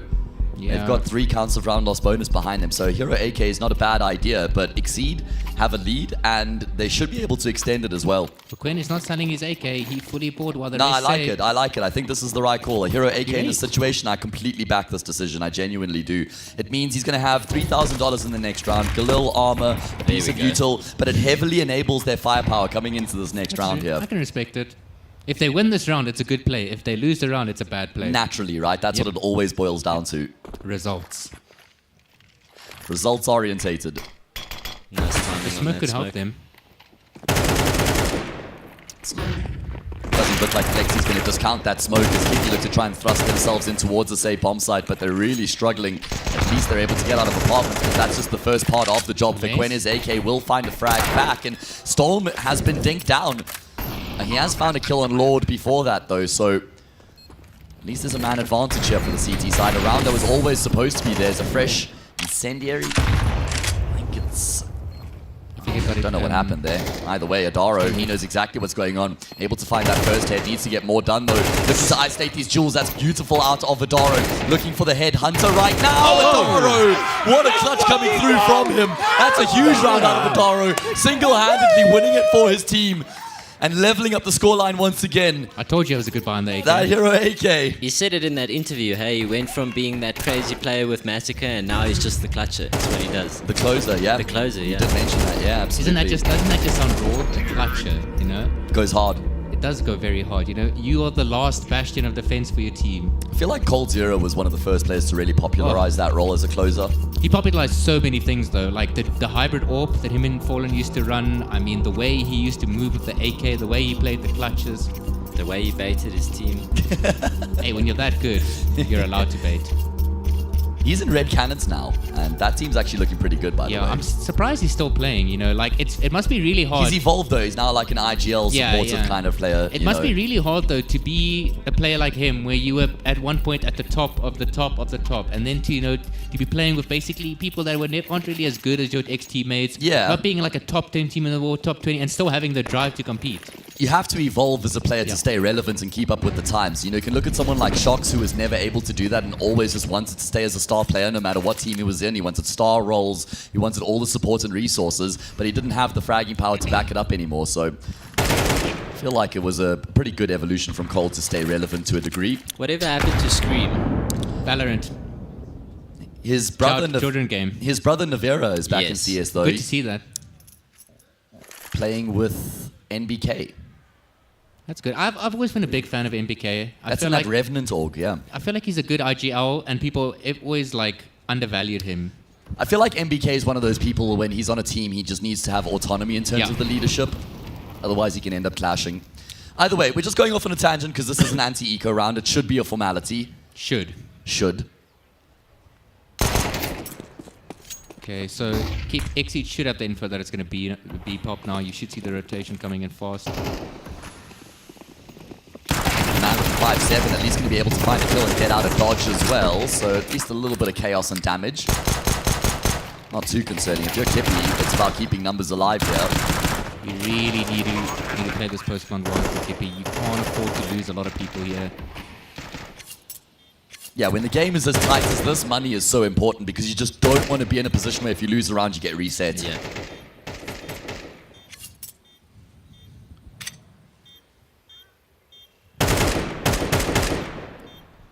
And if you're Exceed, you could even just look for extra kills here, try and keep the players locked into the bomb exactly site. what they're gonna We know do. how big the bomb explosion range is on Inferno. It can be punishing. They can buy it next round regardless. It's actually really big for Kippy that they're going to get out with all their players here. Cheers, Tyler. I think he's fine. Oh, no, never mind. Damn, this bomb explosion range is insane like on it. Inferno. I don't Inferno like it. and Ancient. Surely Nuke should have the biggest explosion range because it's literally a nuclear power plant. Nothing's worse than dying to the bomb when you're on the other bomb site. That shouldn't be allowed. What map does that happen? Nuke. Okay, yeah, but they're stacked on top of each other. Well, nice. There's a couple of others. I just can't think of them now. Can you still save in window room when you plant downstairs? I think if you have full health and the I don't bomb is think so. planted silo, but if the bomb is planted closer to double doors, I don't think so. You know what my favorite was? This map, planting on A and just saving in ditch. Oh, yeah. So Do you nice. remember the Dozier clip? Of Yeah. course. There's Get brained on. Is the poster there in CS2? The No, they perfume took it poster? away. They Can took you all believe the it? spray paints away, right? I don't think all of them. But not I think all of them. the simple flying orb thing is still there. I remember That's on there being cash. some drama about. Yeah, me too. Because about there was the dossier Olaf thing. sticking the diffuse in the flames. Either way, hold on. Yeah, I just need to mention the importance of this round. Yeah, we do have to focus up. You're right, Trev. You're throwing me off, mate. forgot what casting C is. I'm going to blame you here. 10-9. Kippy. They've got themselves a lead. Seed need to fight back. If they lose this round, then they're on the brink of losing the series. 100%. This timing from Exceed is so good. They're going to clear out middle, get all that information.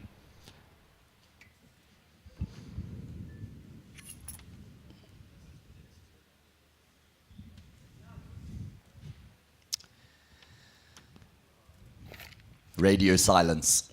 I'm surprised Exceed still have 2 players on the A bomb site. All that information they got.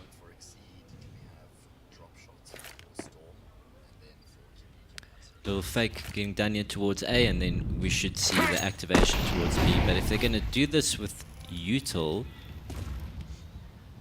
then that rotation's going to come back. Cinder's in such an important position right now. I feel like he has to try and pull the attention, but he's not actually doing enough with so little time left on the clock, so he hasn't really drawn these players away from the side of the map. He's going to kill the bomb plant. Oh, that's huge. Really is that bad. round over? Yeah, it is indeed. No way to pick it up and activate the C4 any longer. Now it's about making sure you don't die after the timer. A huge kill coming through. Was that Wipeout there? Yeah, Wipeout went through and got that kill. Very good decision. I don't know, like, obviously you haven't cleared Dark or Family yet in that situation, but someone needs to be holding for the push. Someone needs to just stand on the bomber and just, you know, have his head on a swivel and swing around. 10-all. This game is just the gift that continues to give. There was more rounds in this in one map than the entire Punisher series. Yeah, quite comfortably. Not a full investment here from Kippy, so they making sure they can still buy next round. But it's, yeah, I mean, have they intentionally just, kind of tried to leave a little bit of money in the bank across the board, I guess, right? Still have some firepower at their disposal. I'm assuming Adara only had like 1.4, 1.5, so he just decided to full buy. Yeah, but Deagle's all he needs, right? Yeah. 19 and 12 right now. Looking very good on one of his home maps is Adaro. Storm in mid going to be able to find a kill. Always would have been overwhelmed immediately afterwards, so at least he finds a frag. They know that Flexy's here as well. He's going to need his teammates to come through and just try and alleviate some of the pressure. Wipeout will swing. Able to find damage. Eventually does finish off the frag, and then Flexy steps off of his teammate. Oh, really good crossfire. Yeah, brilliant combination between Flexy and Wipeout, just pinging contact off of one another. I think they're going to go for a half buy instead of a full investment, but I'm not really sure why the bomber went up first there. First person to step out, the bomb drops immediately, their rotation comes over from B. All right, well, we have to try and figure out now what sort of an investment we're going to see from Kippy. They're forcing. Emptying their pockets, and if they lose this, 12-10 with no money in the Jova. bank. Oh, it could be Jova indeed. It's a 2-round loss. But if they win it, we're Barack. That's a good one, actually. I'll give you that. I didn't make it up, just so it's known. I stole it. You should have just owned it all the way to the bank, mate. Nah, you gotta give You're not a credit where fraud. credit's due. Fair enough. They're probably going to go for some sort of a, you know, smoke off pit, smoke off, what do you call it? Why do I forget what this area is next to? Arch. Moto. Moto, thank you very much. It's late, guys. That's okay. We're working as a team here, guys. The three of us, we're sharing brain cells right now. I still call it Mini from 1.6. Storm again in the exact same position is going to be able to find a frag. The man and Wipeout have inflicted so much damage, and Kippy have fallen flat on their faces in that all-important round. They go down 12-10. Exceed have but 2 opportunities to conclude proceedings here. Day 2 at Comic-Con Africa, and the end could be nigh. Kippy decided they wanted to go all in that previous round, and they might come back to rue that decision. Would love to see an Old Faithful Banana Rush. What a journey it's been up until this point, man. What a road. And as you say, Trev, your wishes might be granted. We can't give up on Kippy just yet. They've got a Galil on Lord. Not any longer. Lord is dead. Wipeout. Wipeout's activated in a massive way. You mentioned, Trev, how you wanted to see more from Wipeout, and more you will get. A quad kill, an ace from Wipeout to finish off the job. 20 kills to his name as he finally finishes off the series. 13-11 on the first map, 13-11 on the second map, 13-10. Genuinely as close as it gets here between these two teams. Could barely separate them. Eventually, it takes some heroics from Wipeout as he will conclude proceedings here on day 2, exceed the victors as they book themselves a spot into tomorrow's semi-final. Yeah, what a quarterfinal. I feel like those last couple of rounds were a bit scrappy from Kippy, but otherwise, yeah, big performances from both teams, and yeah, well done for progressing to the semi-finals. That was a banger series, though. It was. Really good series. What a display. It was hard fought, it was contested, they gave it everything they got. Single elimination, it can be a brutal mistress, a cruel mistress indeed. Unfortunately for Kippy, their run ends here. Exceed will continue to fight. They're going to be coming back again tomorrow. Just waiting for the players to get lined up on stage so we can throw it across to Mr. Kamza, and then we'll be able to bring the winner on stage as well and pick their mind. I'm not sure who we're going to get. Could be Drop Shot, could be The Man, could be Storm. So tomorrow is Nixa versus Exceed then, right? Nixa versus Exceed in the second semi-final, right? And then Punishers versus Monarch Realm. The Man and Flex, both ex-Nixa players. Yeah, that's true. Always love those storylines, right? Looks like we have Drop Shot coming towards the stage here. All right, well, before that, so we can get Mr. Drop Shot all set up on this side, let's head over to Kamza. Thank you very much, gents. Very quickly, we're catching up with Team Kippy. Not the ideal result, but such a close contest and so many momentum swings. When do you think it got away from you? On Inferno, I think there were a couple of rounds where they broke us, and I think the economy wasn't great. And you know, we planned to play quite a methodical style, and if you don't have a lot of util, it gets a bit tough. And I think the pressure towards the end got to us. But yeah, we've only been playing for 2 months together, and I think the guys, you know, made themselves proud tonight. They took a team that were highly favoured over us that have been together for longer, and we took them right to the end. We could have closed it out, you know, on Nuke if things had gone our way. So I'm really proud of them, and yeah, well played to Exceed. I think they also stood up at the right times and showed that they've got BMT. So all the best to them and the future of their comp here. And on that note, what's your future? 2 months together, you had a LAN, you've got some good experience. What now? No, look, the future is wide open. I'm a farmer. I've got a small 3-year-old boy. So, you know, my hands are quite tired with responsibilities, but I think the talent that's been displayed tonight in my team, these guys are going to go really far, and I think there's a bright future of CS ahead for them.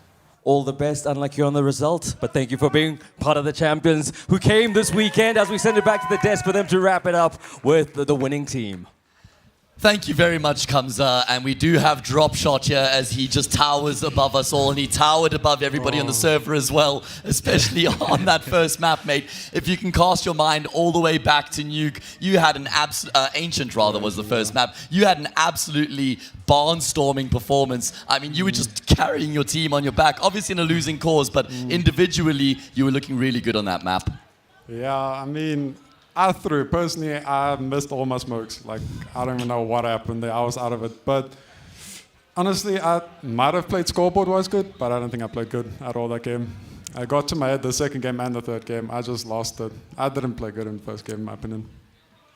Yeah, it's interesting you say that because it can certainly feel like that. You can get a lot of kills, but it's not necessarily like impact frags or lead to the win. But I think you did have a lot of impactful rounds. There's a lot of close clutches as well. That one round on Ancient comes to mind where you pushed towards long and they did a double retake from B ramp, and you actually had your scope on the guy and it just looks like you didn't click. Yeah, no, so unfortunate stuff like that. I just want to ask, coming into this, did you obviously they took you guys all the way? Did you guys expect this type of competition and style coming from Kippy? Not really. We scrimmed them a couple of times, but the scrims go one-sided most of the times, and then we were like, okay, we got this. We didn't just take it easy, but we okay, it's confident enough, and then we realized it's not that easy. And did they bring a similar structure and style in the scrims as well to what they brought today? Nah, I don't know. I think they might have sandbagged, but I don't know. Or maybe we just played bad, but they played very good, very good.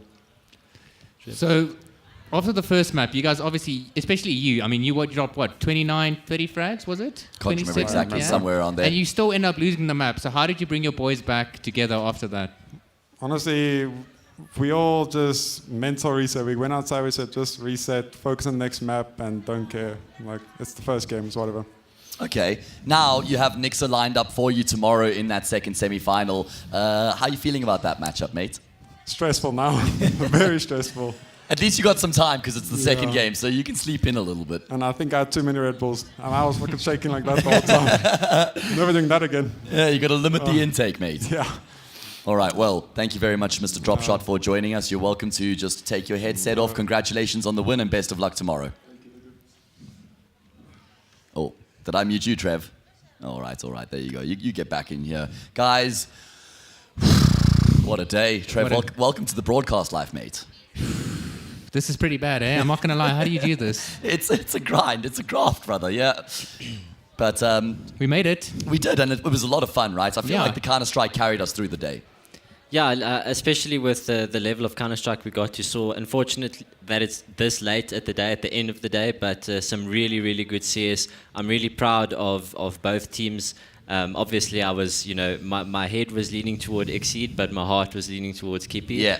For my boy James and Tyler, I'm really stoked with their performances. I think they can hold their heads high walking out of this tournament, and just all of the best for the teams tomorrow in the semi-finals.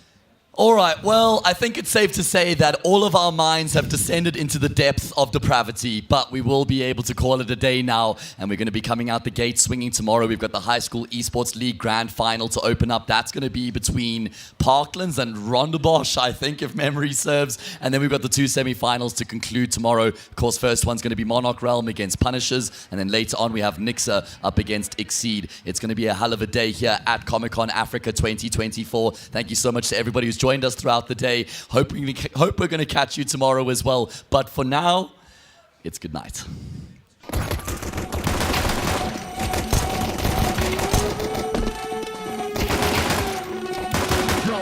get the speaker box loud, getting that stuff, 'cause you hearing that sound.